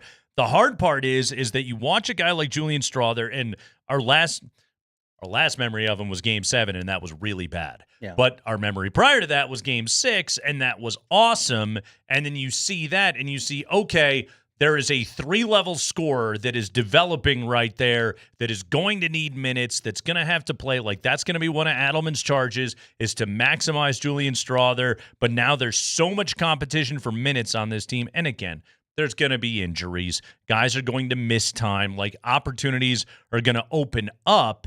And yet, like, going into the year, I think that's going to be one of the big questions, particularly as it applies to that trio of Hardaway, Strawther, and Watson, and kind of that wing versatility that those 3 guys have. And it's like, where does everybody fit in this whole thing? Because I feel like I can answer that question pretty easily, like 1 through 7 on this roster. And again, I'm including Valančiūnas in that. When it comes to that question, that's the one we don't know. Yeah, and I think the ability to kind of take it month by month, to take it and then have it evolve as the season goes along is really important, because I always say you're 3 different teams during the course of an NBA season. And we can go back and see the Nuggets this year. They were about 4 different teams this year, and that happens pretty consistently. I think the other thing that really helps about having this kind of combination is, you mentioned the injuries. So much of where the NBA is getting to, man, is like, you just got to be able to not have to rely on guys, because there's so much made of Jamal's availability. Jamal's availability is an issue because of how bad they are without him. Yeah. And if the bar is higher, then it's like, hey, yeah, Jamal missed a month, but it was fine. In that month, they went 9-6, and they were fine, and it was no problem at all. They were able to withstand that pretty well. They went 10-5. Being able to build up that level to where you're like, we do not need you to play every night, is huge. And that's what I think more teams are going towards, on top of the CBA reshaping all of the way that teams are just approaching how they build their squads. they're also, you can tell they watched the Thunder and they watched the Pacers and they went, we need to be younger. Yeah. And we need to have more redundancy in the event that somebody gets banged up. So it's not, you can't have it be, well, as long as these 4 guys are healthy, because nobody's making it through anymore. They had no redundancy last year. None. It was the weirdest thing about that None. roster last year. It was problematic. And all right, so the next aspect of all of this, and Andy and I talked about this a little bit last week, and I want to get your take on this, is we, as people that view the Denver Nuggets, it gets so ingrained, it's like we could all close our eyes and tell you exactly what Michael Malone's substitution patterns were going to be.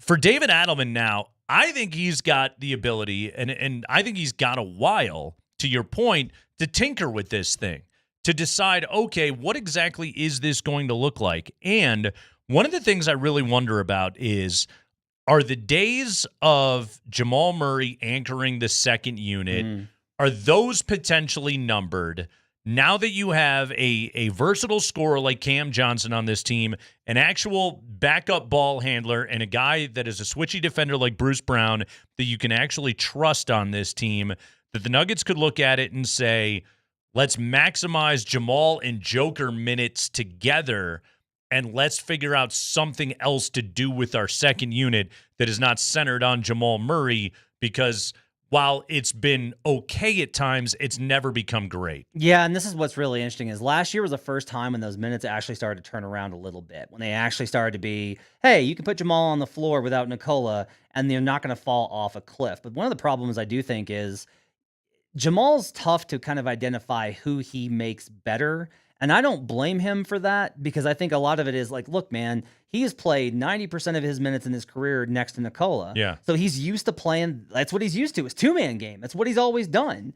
He never learned how to play with a pick and roll leaper lob threat big. He never learned to play with another like high level wing that he can really develop chemistry with and play off of. Him and Cam Thompson have that capability. I think one of the weirdest things about that lineup that typically you would see at least 2 to 3 possessions per game where there was 6 seconds left on the shot clock.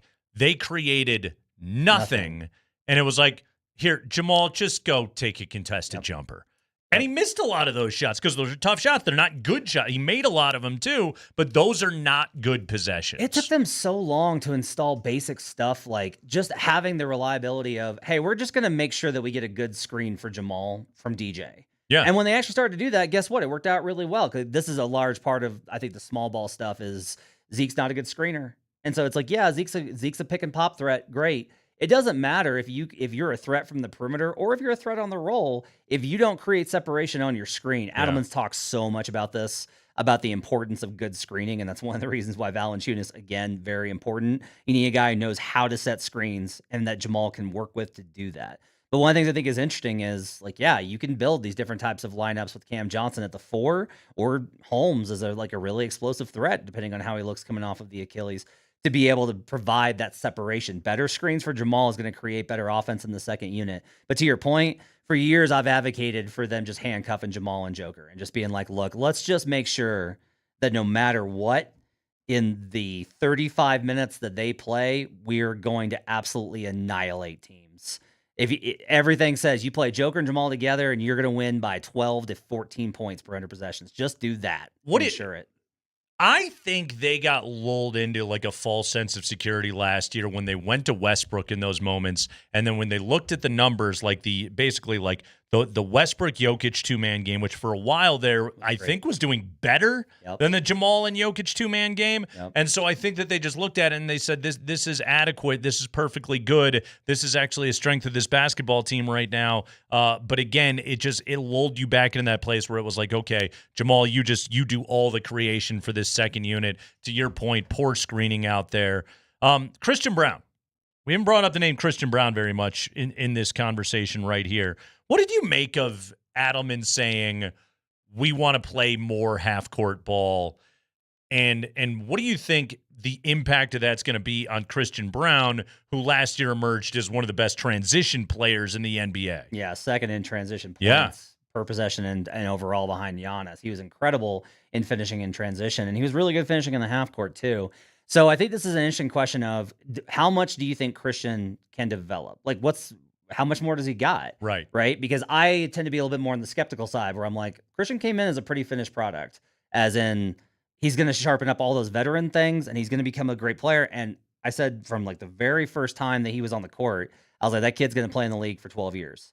But at the same time, I don't see Christian becoming a pick and roll guard that makes reads coming off of the pick, throws it to the opposite corner, weak side for the three. I don't see him making complex reads off of offense. Last year, he hit a couple of turnaround jumpers, like especially like February, March, April, back in I took note of it when it happened because it was like he did not have that in his bag when he got to the league. And he adds something a little bit every single year. If you can add those kind of things, then then there's not going to be any sort of problem here for Christian. And I think even though they'll say more, we're going to play more half court and slow it down. I think that's going to be, we're going to slow it down except for Christian. Yeah. I think Christian's still going to have free reign to go ahead and leak out and dive. It'll clean up some of the offensive rebounding stuff for them or defensive rebounding stuff for them if they don't have everybody doing that. But I think that connection is too good. You don't want to waste that asset from Joker with his outlet passing and how good Christian is in transition. But the other thing I'll say is he got so good at finishing no matter what the contest level was like. It wasn't wide open fast breaks. It was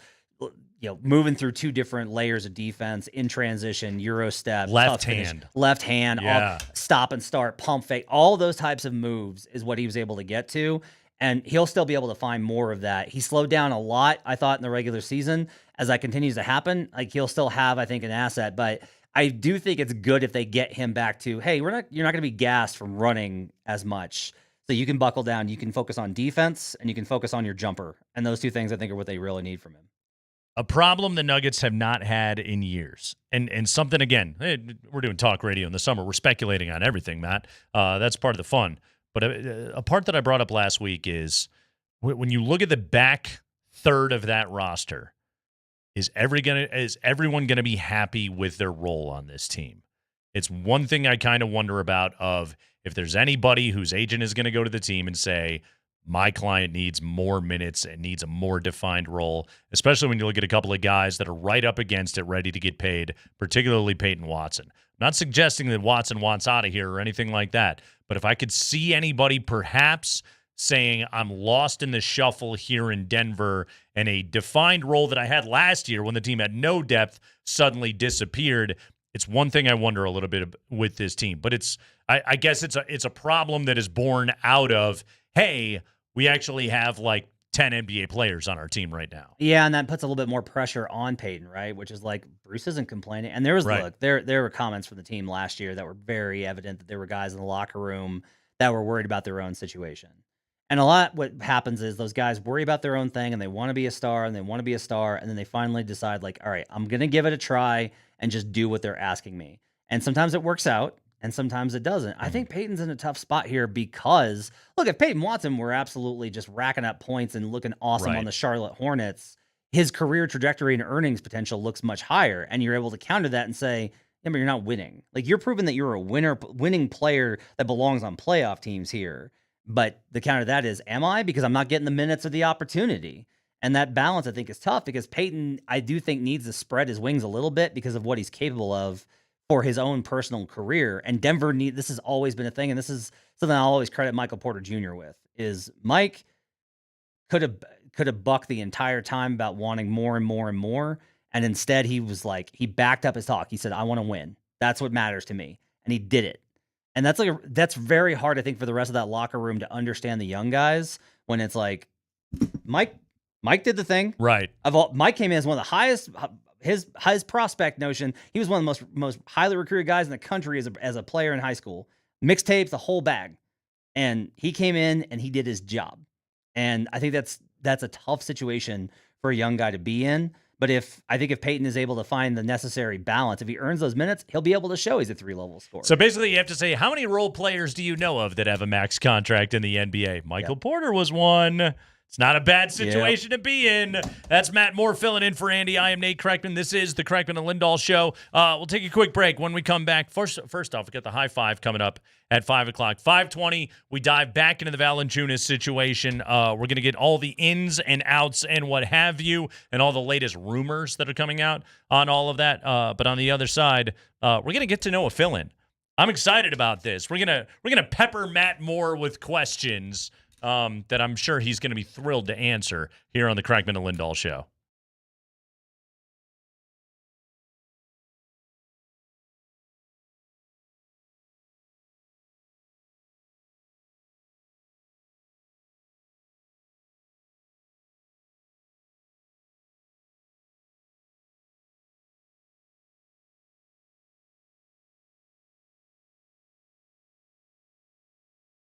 Hey, it's Nate Kreckman for Roller Auction. Go to roller.bid/altitude right now to be able to sign up to bid. You get on the email list. You need the email list, guys, because then they email you when all of these auctions open up. There is a great selection of auctions to be able to bid on right now at roller.bid. I'm counting currently 10 different auctions that are available for you to be able to bid, including this restaurant equipment auction, which, by the way, is going to close tomorrow. So go to roller.bid right now and check this out.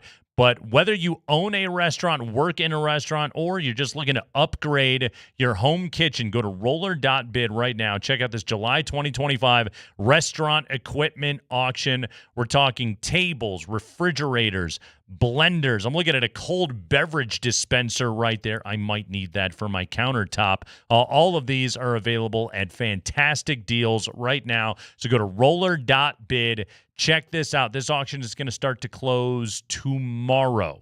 So go to roller.bid. Check it out. Restaurant equipment auction right now at Roller Auction. Phenomenal deals to be had, whether, again, it's your home kitchen or you own a restaurant. This is the way to do it. This is the way to get deals. By the way, one of the guys that's a manager at Roller Auction, he even told me, he's like, I used to work in restaurants. I didn't know about these auctions. I didn't know about the deals that you could get. If I was going to open a new restaurant right now, I would do it completely this way. Get those deals. Go to roller.bid right now.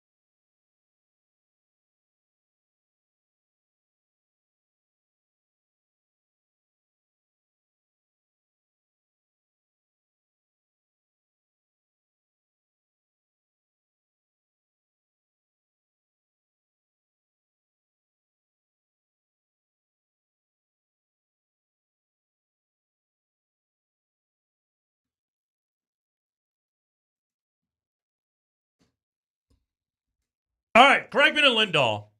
Thrilled to be with you here. Monday afternoon. Andy begins his big vacation today. Everybody put positive thoughts out in the world for Andy right now. Hopefully his dogs all behave themselves so he can go on vacation this year. All right, let's dive into this. Matt Moore is filling in today. We got a slew of superstar fill-ins all week long here on Altitude Sports Radio 92.5 between this week and next. Matt Moore gets to be in the chair first. So, Matt, Okay. I've never actually tried this before, so let's see how All it right. works out. All right, we're going to do a little thing I like to call Meet a Fill-In. Okay. I've got I got a list of questions here. We're gonna get to know you. This is your sports radio dating profile. Okay. First off, who are you and what's your deal? All right, I'm Matt Moore. Matt I've been Moore. covering the NBA for 17 years. Wow. Been in Denver this is going to be my 14th season covering the Nuggets.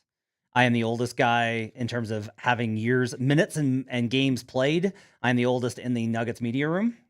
I am an absolute basketball sicko. I'm the kind of guy that stays up going through synergy clips of like the Wizards on a Tuesday night after the games are done. I'm like the guy that goes absolutely bonkers over those type of things. I profiled PJ Hall for the Denver Dig last year because he won G League Player of the Week. And PJ was absolutely great to talk to in the locker room. He's not even on the team anymore. I know. I miss him. I'm sad. But they got Tamar Bates, which I'm excited about out of Missouri. So, I got into this because I love writing. And this was like the golden era of blogs. And so I got on there.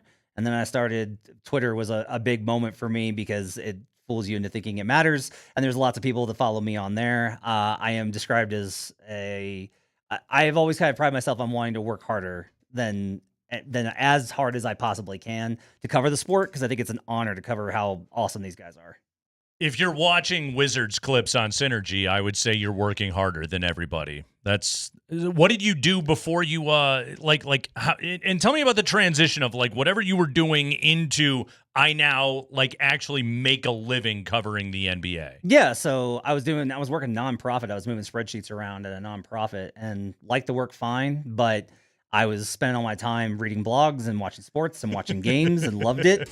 And I started my own site just because that's what everybody was doing back in those days. And I got picked up by a couple of big ones and got some more traffic and then got a name. And then I started knowing some guys from a site that used to be run by AOL called AOL Fan House. And I was talking to a guy there and I was like, well, my goal eventually is to write for AOL Fan House. And he was like, you want to write for Fan House? And I was like, yeah. He's like, give me 10 minutes. And he comes back. He's like, all right, so you start Monday. And that was how that started. That was my first paying gig doing those. And I just kept kind of writing. And then a friend of mine started work at NBC. And I wrote at NBCsports.com on the weekend as their weekend editor for Pro Basketball Talk.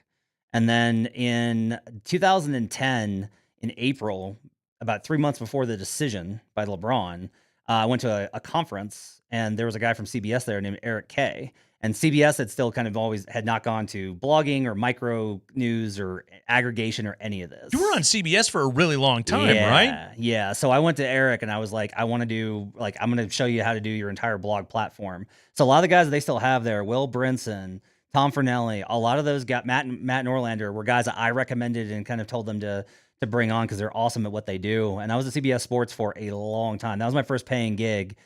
Full time was at CBS Sports. The week I started was the week of the decision, and that was a wild time to be alive on the internet. A lot of people were clicking, man. It was wild. That was a good time. By the way, Dion wouldn't talk to you because you're on CBS, so sorry about that. But you're not on CBS anymore. I suppose he would make an exception for you. What do you do all summer when there's not basketball to watch and write about? Or is the NBA just the gift that keeps on giving and we got another summer of LeBron and you're good to go? I mean, every 2 weeks during the playoffs, I'm like, well, it's going to be better next week. And then my wife's like, don't say that. You're lying. And then it's like a conference finals. It'll be better than the finals. And I'm like, well, okay, the season's over next week. Game 7's on Sunday. She's like, the draft is Wednesday. Don't lie to me. And I'm like, see, the draft is over. And she's like, free agency is Monday. Don't lie to me. But when we get past that, I try and get outdoors as much as possible. I try and touch grass.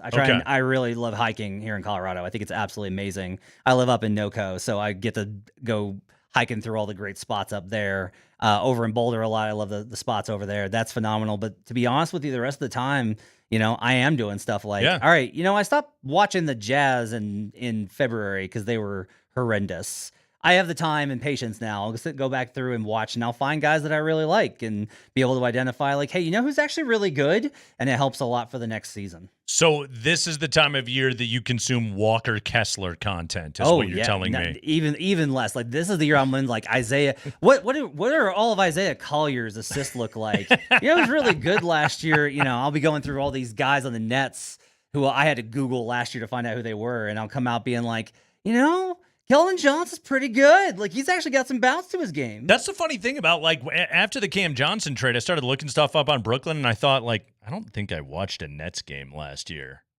They came to Denver, and it was the first time in my 17 years that I was at the game Googling who these men were. I was like, sir, who are you? This does not sound like a real name of an NBA player. And sure enough, there they were. All right. Jokic going to win an MVP next year? No. The history of the award says you don't win after you cross 30. There's only been 2. I think there's been 3 winners in the last 35 years. So is the top 2 run over? Yeah, I think so. Wow. I think so. I think top 2 is still, I think he can still probably finish second. That wouldn't surprise me. But I think this year is kind of indicative because I think this was, quite honestly, and like I wrote about this, I think it was the best offensive season in NBA history. It just was. And I understand why he didn't win it because of the stuff that went on with, you know, Mo gets fired. Calvin gets fired. Team only wins 50. I get it. But SGA's turn, blah, blah, blah. Yeah, all those kind of things. But if we're just talking about what that season was, it was the most amazing season I think I've ever seen. 30-point triple-double. I mean, it was insane. Yeah. It was absolutely ridiculous. Every night, it was just, and I've always been a guy that's tried to let other people take up the oxygen with Yoke and try and find the other guys. And last year was the one where I was like, every night I was like, do you understand how insane it is what this guy is doing every single night? But we talked about the minutes. We talked about the miles. You just got to start managing more.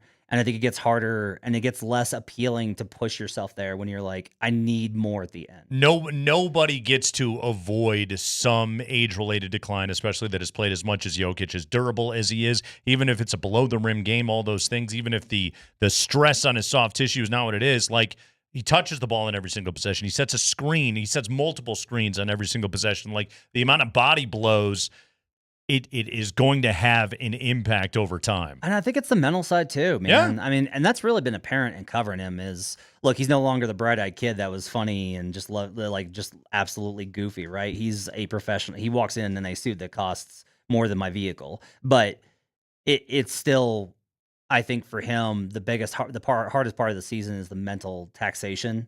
I always say that one of the hardest things about the NBA is you have to come to accept losing. You don't have to internalize it or accept it as like it's who you are. You don't have to become a loser, but you have to just be like, yeah, we're going to play 82 games. I'm going to lose 30 of them. Yeah. That's what's going to happen. That's a good season when I lose 30 games a year. Matt Moore, too much good stuff right there. We're going to do this again before the show is up. I got more questions for Matt Moore. See what I did right there? But we'll take a break when we come back. 5 biggest stories of the day from around the NBA, including we have an indication as to how Nikola Jokic is feeling about this Nuggets offseason. We'll get you that, plus the latest on Jonas Valanciunas. Coming up next, Matt Moore in for Andy. I'm Nate Kreckman. It's Altitude Sports Radio 92.5.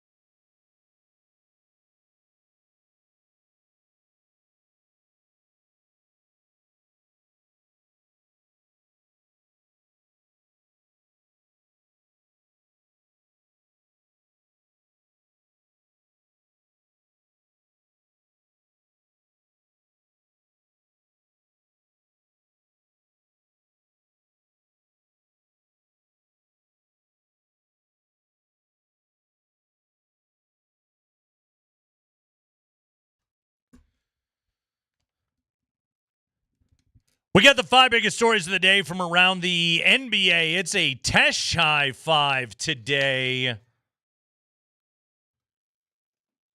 Mark Springer, how you doing, pal?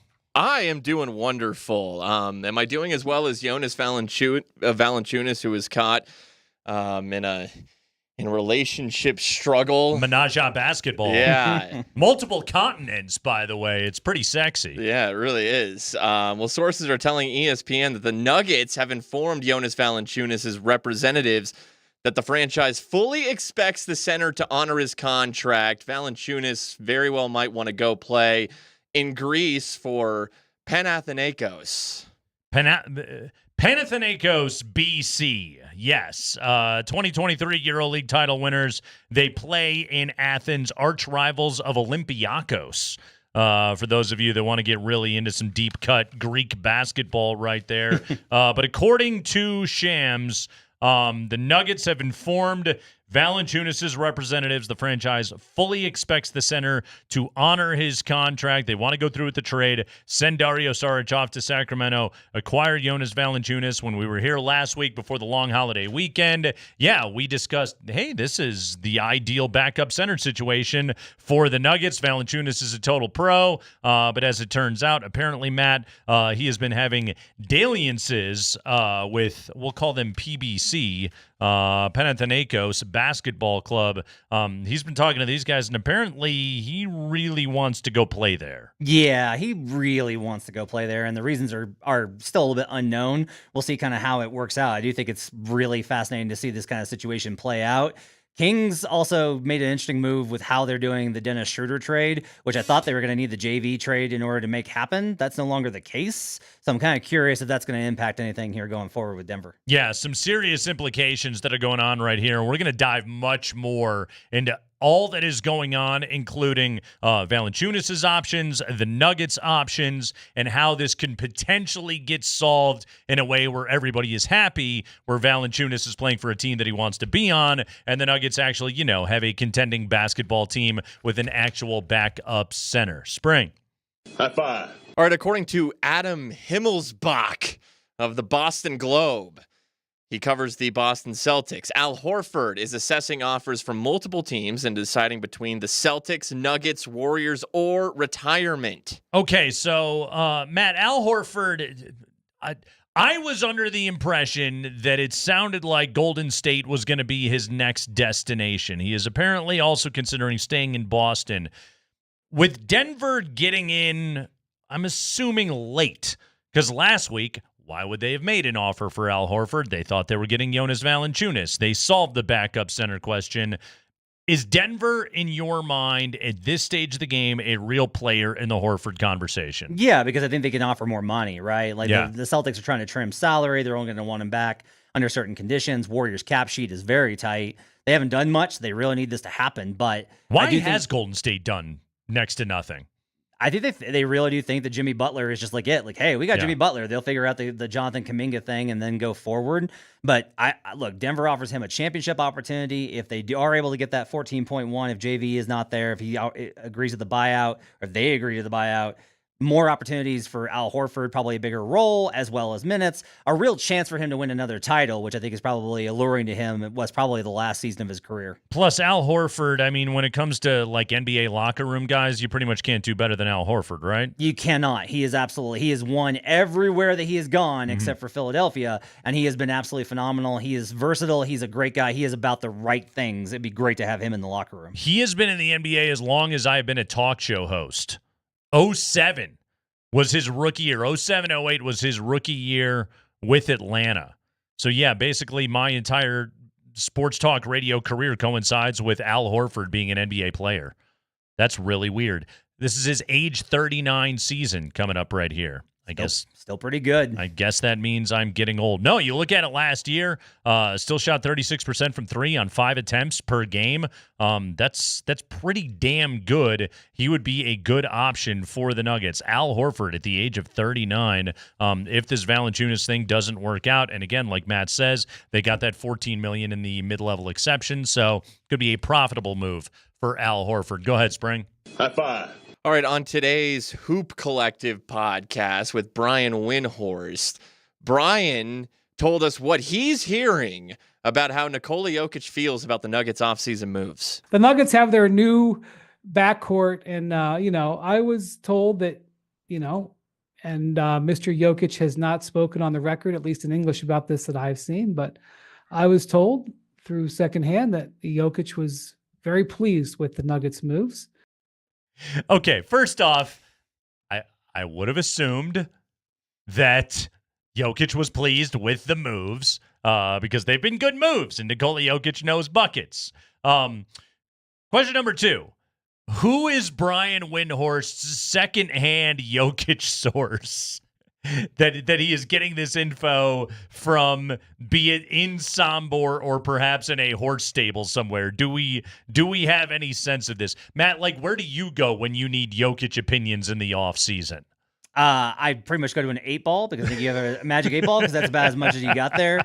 In Watergate, they met in a parking garage, a dimly lit what if this is like a dimly lit stable, and he's just getting his source from a stable boy that says, "Yeah, Mr. Jokic was very, very pleased about the moves." I legitimately have this question. I understand. I trust Brian's reporting that somebody said this. What are the odds that he shows up and is like, "Hey, where's Michael?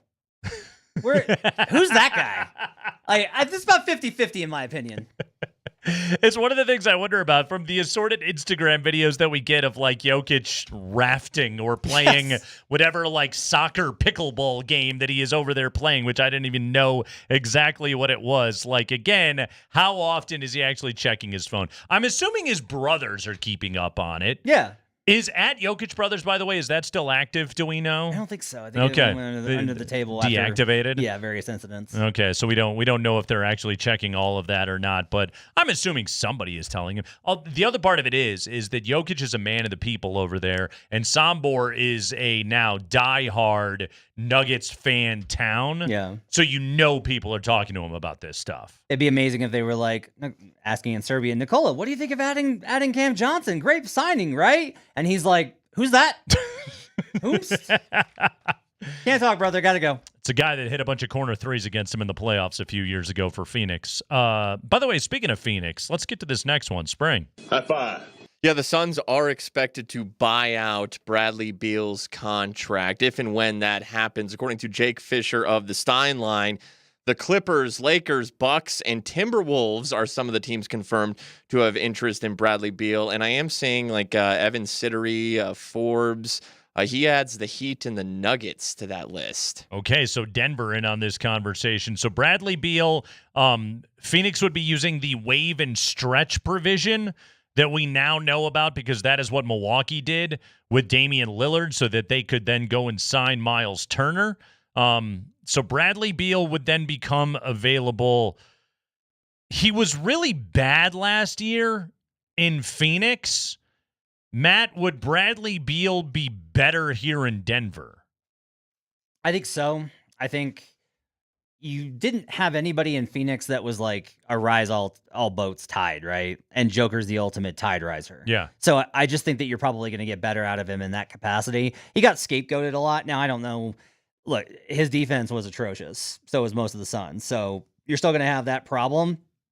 But if you're talking about the need, you kind of mentioned Jamal at the end of these shot clocks, having multiple guys that can just be like, I'm going to beat my guy and take a shot and make it 45% of the time. Yeah. Pretty good. And Beal's still able to do that. I still think that especially if you use part of the MLE on him and add somebody else, it'd be great. I just don't know if Bradley's going to want every indication I've ever gotten about Beal is he's more likely to take less to join the Clippers or the Lakers or one of those teams. Okay, so are you handicapping the Clippers right now probably as the favorite to land Beal? Yeah, I would put Clippers as the favorite and then the Heat, and then I would go down the list. Okay, yeah. LA and Miami, again. Once again, those fine communities winning out. Go ahead, Spring. High five. Speaking of the Clippers and Heat, the Clippers have traded guard Norman Powell to the Heat in a 3-team trade involving the Utah Jazz. The Clippers will acquire John Collins from the Jazz, while the Jazz will receive Kevin Love and Kyle Anderson and a 2027 second-round pick from the Clippers. Matt, am I dumb? Why is L.A. giving up Norm Powell? He seems pretty damn valuable to me. They're clearing the decks for 2026 to get into free agency. That's what they're doing. This is part of it. either for free agency or using him at the deadline as an expiring contract to pick up another star. That's what the Clippers are doing. They understand they're aware of how tenuous this is with Harden, even though they gave him an extension, and Kawhi. They know they got to transition. They are trying to set themselves up to be a part of that. So they add on another $6 million in expiring here, and they didn't want to give Powell the extension, which he's looking for. The question is going to be, is Miami going to do that? Which I think is a much bigger problem for them right now. In this current climate of the NBA, the kind of, I guess we call this like the post-super team era of the NBA. Like it's worked. Adam Silver has wanted to go away from super teams and was wanted parity and has gone away from it. And we've gotten 7 different champions in the last 7 years. Does cap space still have the lure that it once did? 2026 is a rare exception. There's a couple of names in that class that are, not off the top of my head, but that are pretty important. We're going to see probably a return to free agency here in a couple of years, because what you are seeing is a lot of teams being like, hey, we used to just give these guys max extensions. Unless they're really worth it, you're starting to see teams be like, yeah, I don't know about that. Right. I'm not sure about that. So even guys like Ja Morant are going to come a little bit more available. So I think we're going to see probably a move back towards free agency with the ability to sign him for less than they used to have to. 20. By the way, 26 class. Give me some names. Who's out there? I forget the names on it, but I will say that the other thing to keep in mind. Will Luka be available? No. So the other one I think to keep in mind is, even if that doesn't happen and all these guys get locked up and 26 dries up, you are seeing trades happen a lot more consistently. Sure. So you're going to see guys coming off of these deals that are like, again, I think Ja Morant's a name to look out for. I think you got to look at guys like De'Aaron Fox in San Antonio. If that deal doesn't work out, there's a lot of names I think they're going to be available over the next year as the NBA keeps kind of cycling through guys.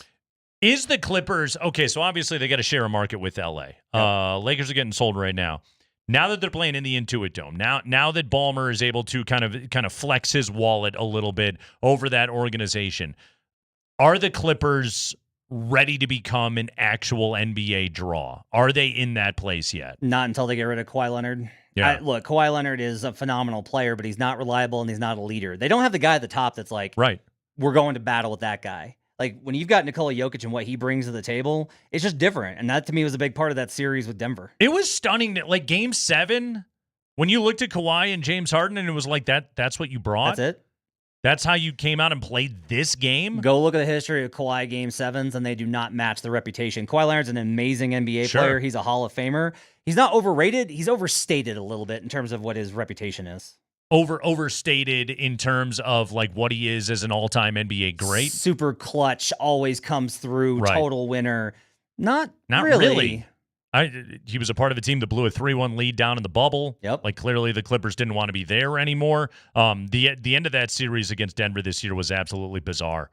How bad he was. The Harden part of it, that was, to me, was very predictable. Yes. Like, once you looked at his track record, like, and Harden, honestly, Harden was better. I think it was it Game 4 or Game 5 where he was really good. Yes. And it was like, that's later in the series than he's typically good. Yes. And it ended with the usual just, thud, basically, that he always brings. He did this with the Sixers, where he was the one that got them a 3-1 lead. And then when he wasn't able to close the door, everyone's like, Harden failed again. I'm like, Embiid's the best player. Right. Kawhi's the best player on that team. It's Kawhi's job to close that out, and he wasn't there. Yeah. Weird end to that series. Do you like John Collins on the Clippers?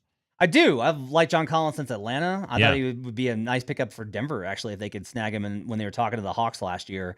I think it's a good addition for them. We'll see if he sticks there, just because, again, we'll see what the Clippers are planning. But for front court depth, they've now got a lot of depth. Brooke Lopez, John Collins. They've got bigs, which I think they wanted to go battle with Denver again. Also in this trade, the Jazz got Kevin Love, Kyle Anderson, and a 2027 second-round pick. Has any team ever acquired less athleticism in a single trade than Utah just did? I do not think so. I think that actually breaks the record. Although, hey, Kevin Love gets bought out. Wouldn't be a bad big in Denver. That's, again, another good locker room guy right there. Let's put him on the list. Okay, I'm going to add Kevin Love. We're going to go through the list coming up next here. Jonas Valanciunas apparently wants to go to Greece. Is he going to stay here in Denver? If the Nuggets let him go, what do their options look like? We're going to go through all of this when we come back. You need the latest on the Jonas Valanciunas situation. Matt Moore has got answers for you. He's filling in for Andy. I'm Nate Kreckman. This is Altitude Sports Radio 92.5.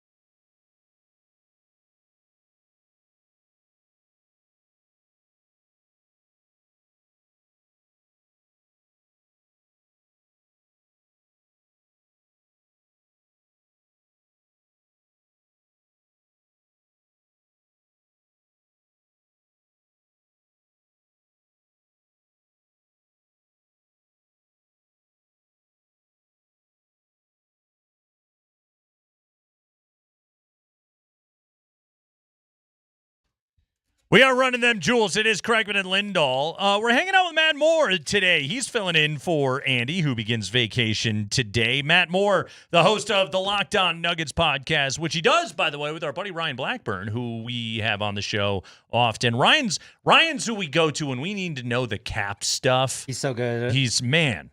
He's got like spreadsheets and stuff, plus his rotation information on Twitter. Absolutely fantastic. So Matt hosts the Locked On Nuggets podcast along with Ryan Blackburn and Swipe a Cam. You guys are in there. You guys do that every day, right? Monday through Friday. Every day, man. The Locked On NBA podcast, where you're talking league-wide. You write the gambling stuff for the Action Network. You got the denverdig.com. That's a Substack. You should subscribe. And the Hardwood Paroxysm Substack. You cover the whole NBA on that one? Cover the whole NBA. Okay. Plus, Matt is on Twitter at HP Basketball. I got that one right? That's right. Okay. And how many? By the way, have you looked up recently? How many tweets do you have in your life? It's many. It's many, Nate. It's too many. You're a prolific basketball tweeter, without a doubt. I don't know if I've ever looked at Twitter during a basketball game in my life and not had my timeline loaded with Matt Moore. Yeah, I'm a volume guy. I'm not really about selection. I'm just looking to get the numbers up. Yeah, if you think it, you tweet it. Yep. It's that simple. So there you go, everybody. Get Matt Moore's stuff right there. Matt, okay, here's the latest on Jonas Valanciunas. The Nuggets acquired him from Sacramento. They traded Dario Saric to the Kings. They bring in Valančiūnas, 2 years, $20 million left on the deal. Second year is a team option, but this is meant to solve the backup center conundrum. We said last week here on the show, or at least I did, this is the best backup big Denver has had since Mason Plumlee, and honestly, Valančiūnas probably going to be better than Plumlee was right now for this team. So this is a fantastic situation for the Nuggets to be in. Then we find out that Jonas Valanciunas wants to go and play in Greece. He wants to play for the Greece club Panathinaikos BC. All right, and he has a desire to live in Athens and play in the Greek league, and has reportedly also. This is a good week to go on basketball websites that are. Probably sharing all of our information on the dark web, let's be honest. But we're looking at what, a 4-year deal? I think it's 3. 3 at 13? Yeah. Okay, 3 at 13 is the deal that he's looking at, but Valanciunas would very much like to go play in Greece. Okay. The problem is he has a contract with the Nuggets. And you can't just ditch your NBA contract to go play over in Europe. Matt, tell everybody why he can't just do that. Yeah, so FIBA is the governing body for these international competitions. And in order to leave your NBA contract, you need a FIBA letter of clearance. And FIBA will not allow that unless you've settled your NBA contract with your team. So there is no scenario for him to just be like, nope, I'm in Greece, don't know what you're talking about. Yeah. I don't want any money from them. Bygones be bygones. Will not happen. So the Nuggets have to cooperate. They have what I've described as hard leverage over Valanciunas here, where if they do not agree to it, his only option is to come into camp and play for the Nuggets. Otherwise, he starts losing money. Yeah. Now, Valanciunas has soft leverage, which is like, this is what's best for me. That I'm just ready to move on. I've got family stuff, whatever it is that he wants to say, including, hey, I'll give you the $10 million back, and you can just clear that off your cap, and then then that's fine. So there's no penalty to you. But Denver ultimately has a say in that, and Denver has signaled pretty clearly through a major outlet like ESPN, they don't intend to do that, that they are going to hold firm and not go ahead and take the buyout, that they want him to report for camp. Yeah, they want Valančiūnas to play on their basketball team, which makes sense. They've made massive upgrades this offseason since Wallace and Tenzer have taken over. Valančiūnas is a huge part of this. Brought this up before. This is the reality. The goal is make life easier on Nikola Jokic. Yeah. It's while simultaneously making your basketball team actually better and not dying the moment that he leaves the floor. That's why the Nuggets have to do this. This is why Valanciunas was perfect. He checked all the boxes for this group. All right. Can the Nuggets, if they waive him, he has to clear waivers, right? Like everybody in the NBA would have a shot at him then, right? So in the buyout situation, it's a little bit different, okay, right? So the waiver, if they waive him, then they would take the $10 million dead cap. If they buy him out, then he just becomes a free agent immediately. There's no waiver situation. They have to waive him ultimately. Yeah. So there is like the scenario of like Denver could waive him and take the dead cap and then just hold it for next year. And then a team could actually literally just sign him in the NBA off the waiver wire. But again, that's why this won't happen. Yeah.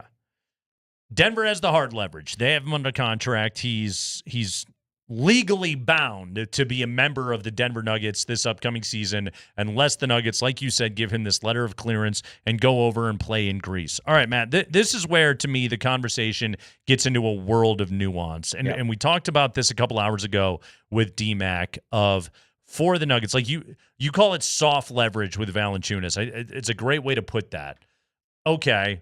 Explain to me how much he can exert on that and why it could be wise for the Nuggets to work and maybe even ultimately acquiesce to Valančiūnas. It's different when it's like, I don't want to be here. You should buy me out so that I can sign with somebody else, because that guy's going directly to your competition. This is not that. He's leaving the country. He's leaving the league and the country and going overseas to the continent. Yes. Mm-hmm. And so it's a little bit of a different kind of matter. Depending on what Valanciunas' situation is, and I'm not privy to that, there can be very like real personal reasons for you to go ahead and accommodate that type of request. That he's got stuff going on, he needs to be closer to home. DMac made the point of he's not going back to Lithuania, he's going to Greece, and that's fine. We don't know what the reasons are with all that. The money to me was like an interesting element of this because it wasn't so much that I was like, wow, that clearly that's why, because he just got this massive offer and wants to make more money. It's not that. He's not making that much more money here. He's getting like a 1 more year guaranteed, but I think the 13 million is actually in euros. So it's actually like even less than that. So there's not like a huge advantage here from a business standpoint to do this. If Valanciunas comes into camp and he comes in the locker room, starts the season, and he's just miserable and he's just pissed off the entire time about how this is going. He doesn't want to be there. It's really rough having a guy that doesn't want to be there in your locker room. It just is. You're around them 6 months, day and night. Now, I have a lot of doubts as to whether Valanciunas is that type of guy. I think ultimately he'll be like, all right, fine. We worked it out. I wanted to leave. I can't. I'll have to wait. Yeah. I'm going to do my job, and I'm going to come in and I'm going to play well. That's what I think is honestly the most likely outcome here. But I do think that if you're worried about everybody pushing in the same direction, you're worried about everybody being on the same page, and you really want to eliminate the kind of locker room tension that existed last year for a number of reasons, I think probably trying to avoid this. If you can't get it solved, if you can't talk them into it, I think it's probably something worth considering. Yeah, the human element comes into all of this because, again, like happy basketball players are better. Basketball players typically. Like it's guys go through things in their personal lives. Like you can go, especially like you can go through long careers in baseball and basketball, hell, almost any sport, and you can pick out a guy's like worst year of his career, right? And then you can also like line it up like, oh, that was the year he was getting divorced, or whatever it may be. Like that's a very real thing that impacts performance. God, Aaron Gordon had just an absolute nightmare off the floor last year and really battled through a lot of things. Like, and hey, AG is the consummate professional, and he still was very good when he was out on the floor, but also like you could see the way that it wore on him. Like that, this is just something that basketball players as human beings have to deal with. And like, if you're the Nuggets, and this is honestly where I think like Josh Kroenke typically has pretty good relationships with players, where Tenzer and Wallace, and again, Ben Tenzer's been around forever. John Wallace has been around forever. Like these guys know the game. They know these players where you can go to him and you can appeal to his human side and say, look, man, like we have to watch our own interests. We desperately want you to play backup center for us. We understand what your desires are. I guess the way you put it is it's just like, give us this year, and then we promise we will do right by you. Yeah. I mean, I think there's an outcome here that works for both parties, sides. Right? And I just think that it is important, though, to not necessarily – I think they're probably doing the right thing by not doing what a lot of teams would have done, which is like, oh, well, that's a shame. All right, let's buy him out and just move on, to being like, no, we are trying to repair this organization. We're trying to repair the track here. Yeah. We're trying to make another title run with the best player in the world. We have to hold firm here. We traded for your contract. Your contract remains firm. It's not non-guaranteed. You don't have a player option. If you want to enter into free agency, you have to enter into free agency when you're eligible to. If you didn't want to play here for 3 years, you shouldn't have signed a deal for 3 years. And I think it's worth doing that while also saying, hey, we'll support you in any way we can. Like, we're invested in you. This is not us like holding you here because we want to use you as a trade chip. We're trying to hold you here because we want you to play. We think there's a big part of this. We think we can win a championship with you. And appealing on that side, depending on the situation, I think ultimately probably works. Okay. Expand on that a little bit, and you hinted at it before, about what is Valanciunas' reputation around the league and why a dude, while he may be an ocean away, a literal ocean away from being in the place where he wants to be, where you would still basically count on him and say, this guy is still going to show up and be an absolute pro. Yeah, I mean, he was a pro in Toronto. He was a pro in Memphis. Everything I heard about when they swapped him out for Steven Adams, it was not based off of JV's attitude, work ethic, any of those things. It was only built off of thinking that Steven Adams was a better fit and about the long term for the contracts for their young core coming up. He goes to New Orleans. They wanted him to be the big. He held him up while Zion had all the injuries. Started to slip, and a lot of the plus minus stuff was rough. And I think that's probably indicative that JV's moved into a bench role. He winds up in Washington because they offered him the money. And this is the big key here, I think, is he probably took the Washington deal because he was like, well, I'll get traded to a contender. And then he didn't. And traded to the Kings. Yeah. And then he winds up just kind of filling his time on teams going nowhere.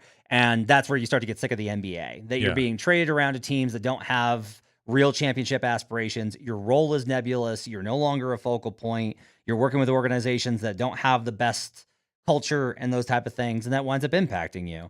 On top of that, I think, but here's the deal is, that deal with Washington was a gamble. It was, I'm going to take the money and I'm going to take the money in the year so I get the guaranteed money because of what this affords me, and I'll probably work my way back into a contention spot somewhere. Yeah. Someone will trade for me, and then it doesn't happen. But that was your opportunity. If you want to leave, could have left then, and didn't, took the money. And when there are ramifications to take in the money. And this is one of them, is the Nuggets do have the right to be like, no, it is not in our best interest to do this. We need you. And we can't really facilitate it. There's no easy way out for us because we lose the thing that we value most, which is you. 868 asks on the text line, and I think this is an interesting question. Could it be that he's just upset that he's not a starter? Okay, I think he probably knows, he's 33, his NBA role is going to be reduced, but he could have looked at it and said, I can go over to Greece and I can play for this team that can win a EuroLeague championship, and I can be the dude over there, playing with Kendrick Nunn and Juancho Hernan Gomez over there with Panathinaikos. I could do all that, or I could stay in the NBA and simply just be a cog. It is possible he's frustrated with his minutes. Maybe. I don't think that if he was traded to Charlotte, that this is not a situation. Right. I think he's still looking to go to Greece. I think that is the Could it just be that he was far enough down the road where he could even look at it and go, all right, Denver, okay, that's good. But again, that's a world away from where I want to be. Right. And, you've got a long-term future. If he wins with PBC, then they're probably going to extend him more, and he plays closer to his 40s and gets more guaranteed money versus becoming a minimum guy in the NBA, bouncing around on minimum deals, on just trying to eke out one more year versus you get to live you play fewer games. You're living in Athens. Yep. Very comfortable. You're treated like a king. You play fewer games. The club's got a great reputation. If you don't care about the international aspect because you're international, it's a very kind of, I think, smart decision. I do not get the sense, though, that this was JV was livid about losing starting position, thinks he's still a star. There's never been any sort of indication that that's what JV's mentality has been. Are fans still allowed to smoke in the stands over in Europe? I don't know. I would assume yes. Yes. Is always my assumption. Okay, with those cool. Questions. That makes it a little bit cooler. All right, let's dive into this a little bit. Options for the Nuggets. Should they buy out Valančiūnas and simply say, okay, fine, we don't want somebody that's not going to be here. We're going to move on here. Some names to watch out for. First off, again, the Boston Globe is reporting today the Nuggets are one of the teams that are currently making an offer to Al Horford. So the Nuggets are, in the very least, according to this one report that we have, the Nuggets are trying to be proactive about all of this and trying to get Al Horford, who's basically the last really good big man that is out on the roster. And when I say really good, I mean really good for this role. Where they're looking for somebody to play 16 minutes a night and back up Nikola Jokic. After that, let's see. The Bulls could buy out Vucevic. He could become available. He and Jokic are said to be close, right? These guys, they're all bros. Yep. Who is our other name? Tristan Vukcevic? Vukcevic, yep. Vukcevic. Yep. He's Serbian. Yeah. Yes, and he's currently in Washington? Yeah, he's a Wizard restricted free agent suffering through the same thing all the RFAs are, which is no one will pick them up. How old is he? He's younger. I think he's on the younger side of 26. Okay. 25. Okay. So he would be somebody that you would be getting, and again, maybe hasn't played the biggest role thus far in the NBA, but a Jokic guy could potentially step into the role.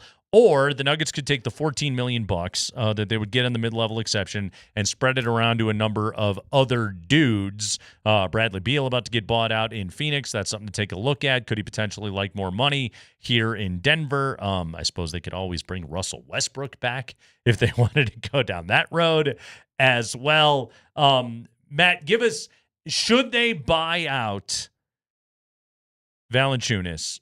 What is the perfect route for the Nuggets to go forward with where the roster is as good or maybe incrementally just a little bit below where they would have been with Valančiūnas? You split it into two because you can use the mid-level exception for your cap space to use two different. You can split it in two.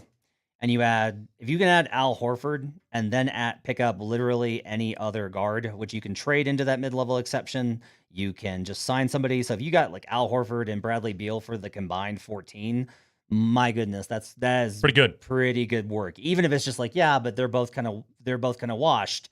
That's fine because you're still adding more minutes in different combinations. Your options open up way wider than for injuries, everything else. I think Horford in just alone is like a great option because you're going to spend less on him than you would have on Vooch. Yeah. You're going to get him for less, even if you outbid the other teams that are looking to add him. Warriors, Lakers, I believe, are in that conversation as well, and the Celtics. And then you're able to pick up anybody else on top of it, like Amir Coffey on a cup of coffee contract.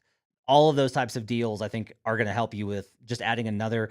The goal for this offseason was let's add more NBA guys that we know are NBA players. Because right now at this point, we don't know if Zeke Nnaji is an NBA player. We still don't know. We do not know.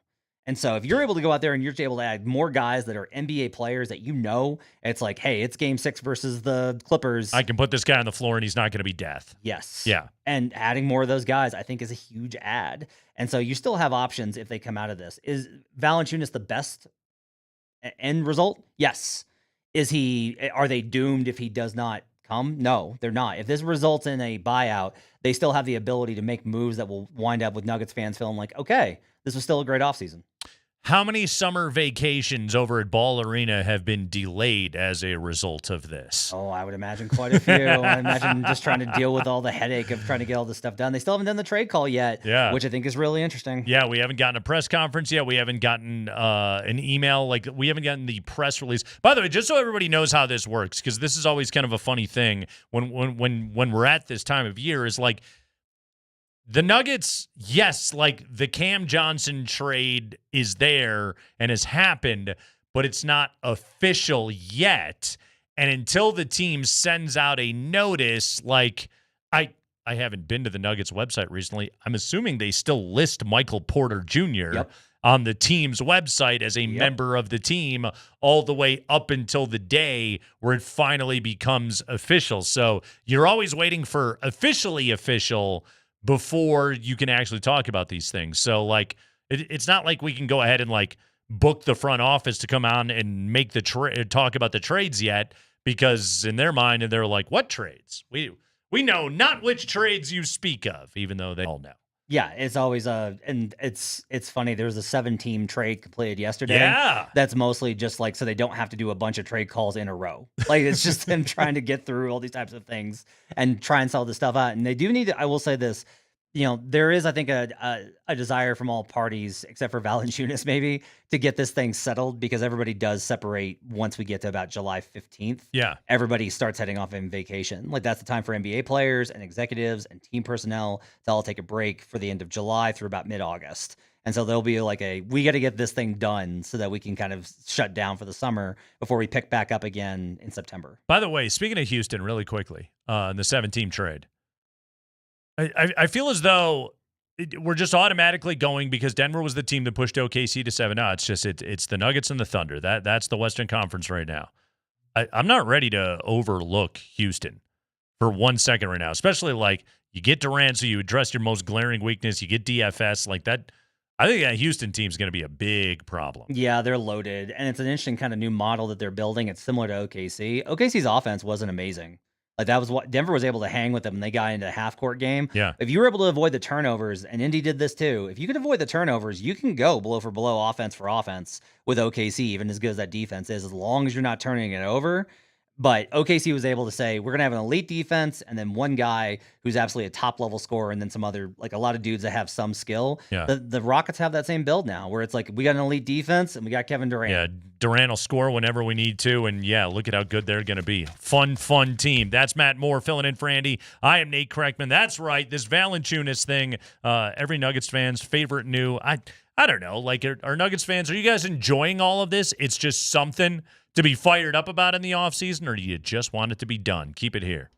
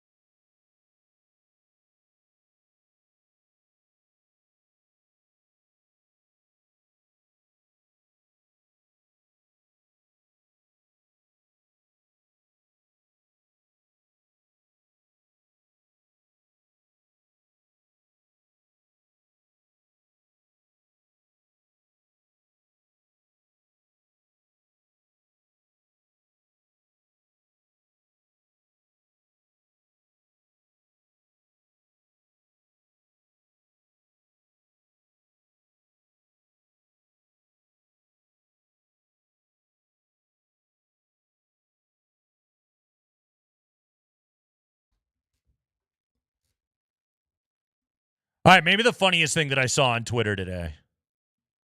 Marvin Mims, Broncos wide receiver, going after his teammate. So the NFL Top 100 is coming out right now. And Zach Allen is listed at number 90 in the NFL Top 100. All right? Coming off a year of being a second-team All-Pro, defensive lineman Zach Allen, number 90. Nick Bonito, being a good teammate, retweets that Zach Allen is number 90 in the NFL's Top 100 and writes, too low. However, Bonito goes too low with the wrong 2. 1-0. Needed 2 O's. He went with 1-0. Gets called out by his own teammate, Marvin Mims, who writes, I had a feeling you were the type to skip class in college. We got an official Broncos offense v. defense grammar beef going on right here. So I ask you, Matt Moore, sports writer, a guy that lives on the written word. Matt, what is your grammar weakness? What is the one that trips you up? Man, it's the comma. It's the parentheticals. Uh-huh. I have to go back and just be constantly adding in M dashes and periods to try and make this thought that comes from the back of my brain and spirals out into infinity and make it have some sort of ending point. Because I get parenthetical inside parenthetical inside parenthetical. It is a real pain, especially I'll tell you in the modern age when I try and write everything now for it to be read on the phone. Yeah, which means that's 18 to 22 words per point, and that's a challenge for somebody like me that gets into all the different. versions. That's actually a thing. Yeah, so I've done a lot writing for the phone. Yeah, I've done a lot of work on it. The average eye basically tails off after about halfway through the page if you don't put it in bullet point type structure. No kidding. You got to start doing that. Otherwise, for all the writers out there, if you want to do, and if you're doing emails, even if you're just emailing people, don't just write a paragraph. Do it in bullet points all the way down, 18 to 22 words per line. That's the max you should go to. The parenthetical stuff screws me up too, and it's probably a result of all the podcasting that you do and all the hosting you do as well, because when obviously communicating for the written word versus verbally is very, very different. But that was one of the things, like anytime I've ever had to have like a blog for the website or anything like that, my writing is always a freaking mess because I write the way that I talk, which to your point is just like subpoint, subpoint, subpoint. And next thing you know, you're just like, wow, that paragraph is a single sentence. I probably shouldn't have done it that way. I had some really good editors at CBS Sports that taught me that they would just come to me and be like, what are you? What's your point here? And I was like, well, it's this. And they're like, okay, so what are we doing with all of these things? Why are we spiraling off into all these type of things? And trying to get back to the main thing is always, I think, really important in writing. For me, it's who's and whose. I always get thrown off on the 2 who's. The it's, I feel like I got a pretty good handle on the it's. It's the who's that get me. And I also do have to stop and think about the there. The there's always get me. The 2's, I'm good to go on those, man. But the who's get me. Who's versus who is, who apostrophe S. That stuff screws me up as well. The whomst. The whomst is always a hard one, too. Whomst? That's not a word. But yeah, whom gets me as well. All right, Matt, before we get out of here, let's do a little bit more me to fill in. You ready for this? Let's do it. Okay. Will the Nuggets win another NBA title in the Nikola Jokic era? Yes, they will win 2. 2 more? Yes. Says Matt Moore. Yes. Says the gripiest guy on Twitter. They will win 2 more. Yes. Even if Valančiūnas isn't here? Yes. Okay. Even if no JV. Wow. So in the era of parity, 7 different champions in 7 years, you think Jokic gets 2 more? Yeah, because we had this era of dominant teams, and the Spurs still managed to win all of those throughout that period of time. Also, the Calvin Booth Spurs plan you think is still in play? I still think it's a great comp for the 2 teams. Yeah. Okay. That's I like that. What's your favorite sports book you've ever read? The Art of a Beautiful Game by Chris Ballard. It's an NBA book that does basically vignettes. It's got stuff in there like it's got Derek Fisher calling Kobe Bryant, his own teammate, a very, very, very bad word and says like that's who he is, and explains Kobe Bryant in the best detail I've ever read. It's got Steve Nash talking about passing, Dwight Howard talking about rebounding. It's all these vignettes, and it's absolutely incredible. The Art of a Beautiful Game by Chris Ballard. Art of the Beautiful Game of A Beautiful Game? A Beautiful Game. A Beautiful, because the beautiful game is soccer. Yes. Okay. The Art of a Beautiful Game, Chris Ballard. Who does Chris Ballard write for these days, by the way? I still believe he's still at SI. He's one of the few holdovers. Yeah, exactly. It was him. It was Jack McCallum. And who was the other NBA writer at Sports Illustrated forever when I was a kid? I can't remember off the top of my head. Anyway, did you ever read, by the way, Jack McCallum's Dream Team book? Oh, yeah. Got it on my so cell phone. good. Yep. It's so excellent. Everything McCallum touches is gold. But yeah. That one in particular is amazing. The conversations about like their first scrimmage, that entire chapter is riveting. It's and SI published that one as well. That was when they were in, where were they? I want to say they were in, not Montenegro. Or was it maybe? Either one, though, it was the scrimmage that was held, and it was basically like Stockton and Bird both couldn't play. Yep. Because they were both injured. They were basically injured the entire time they were on the Dream Team. So Leitner had to play, but it was Jordan's squad, Jordan and Pippen's squad against Magic's squad, and it got downright vicious. Yeah, it got like just absolutely intense. Yeah. It is an amazing story. Here we go. What is your favorite lunch spot in Denver? Matt Moore. Yeah, it used to be the Nickel, but they no longer offer lunch, and I'm really bummed about it. It was absolutely terrific. So I'm looking for a new place. I need suggestions. Oh, he needs new suggestions. All right, there you go. 303-504-0925. Hit up Matt Moore. Help him out a little bit. What is the best live sports experience in Denver? For me, it's the Avalanche. I think the Avalanche games are absolutely electric. I say that as a guy that loves the NBA, lives, breathes, and dies this stuff. I do this morning, day, and night. I'm an obsessive. Yeah. But the environment at Avalanche games is through the freaking roof. Live hockey is awesome. It's just so good. Yeah. It's so good. It's so much fun. I love going. My wife is an absolute psycho Avs fan. She is the sweetest, kindest. She's a teacher, and she turns into a lunatic when I take her to Avs games. The only time that I've sat on the glass twice, but the last time that I did it, and it was, I was with Brett Kane and I was with Vic, and we were down there and we're watching the game, and like what stunned me was sitting right there on the glass, the amount of bloodlust that I got while I was sitting there. Like my hand was all swollen the next day from slamming on the glass as much as I did. But yeah, like I think I'm normally a pretty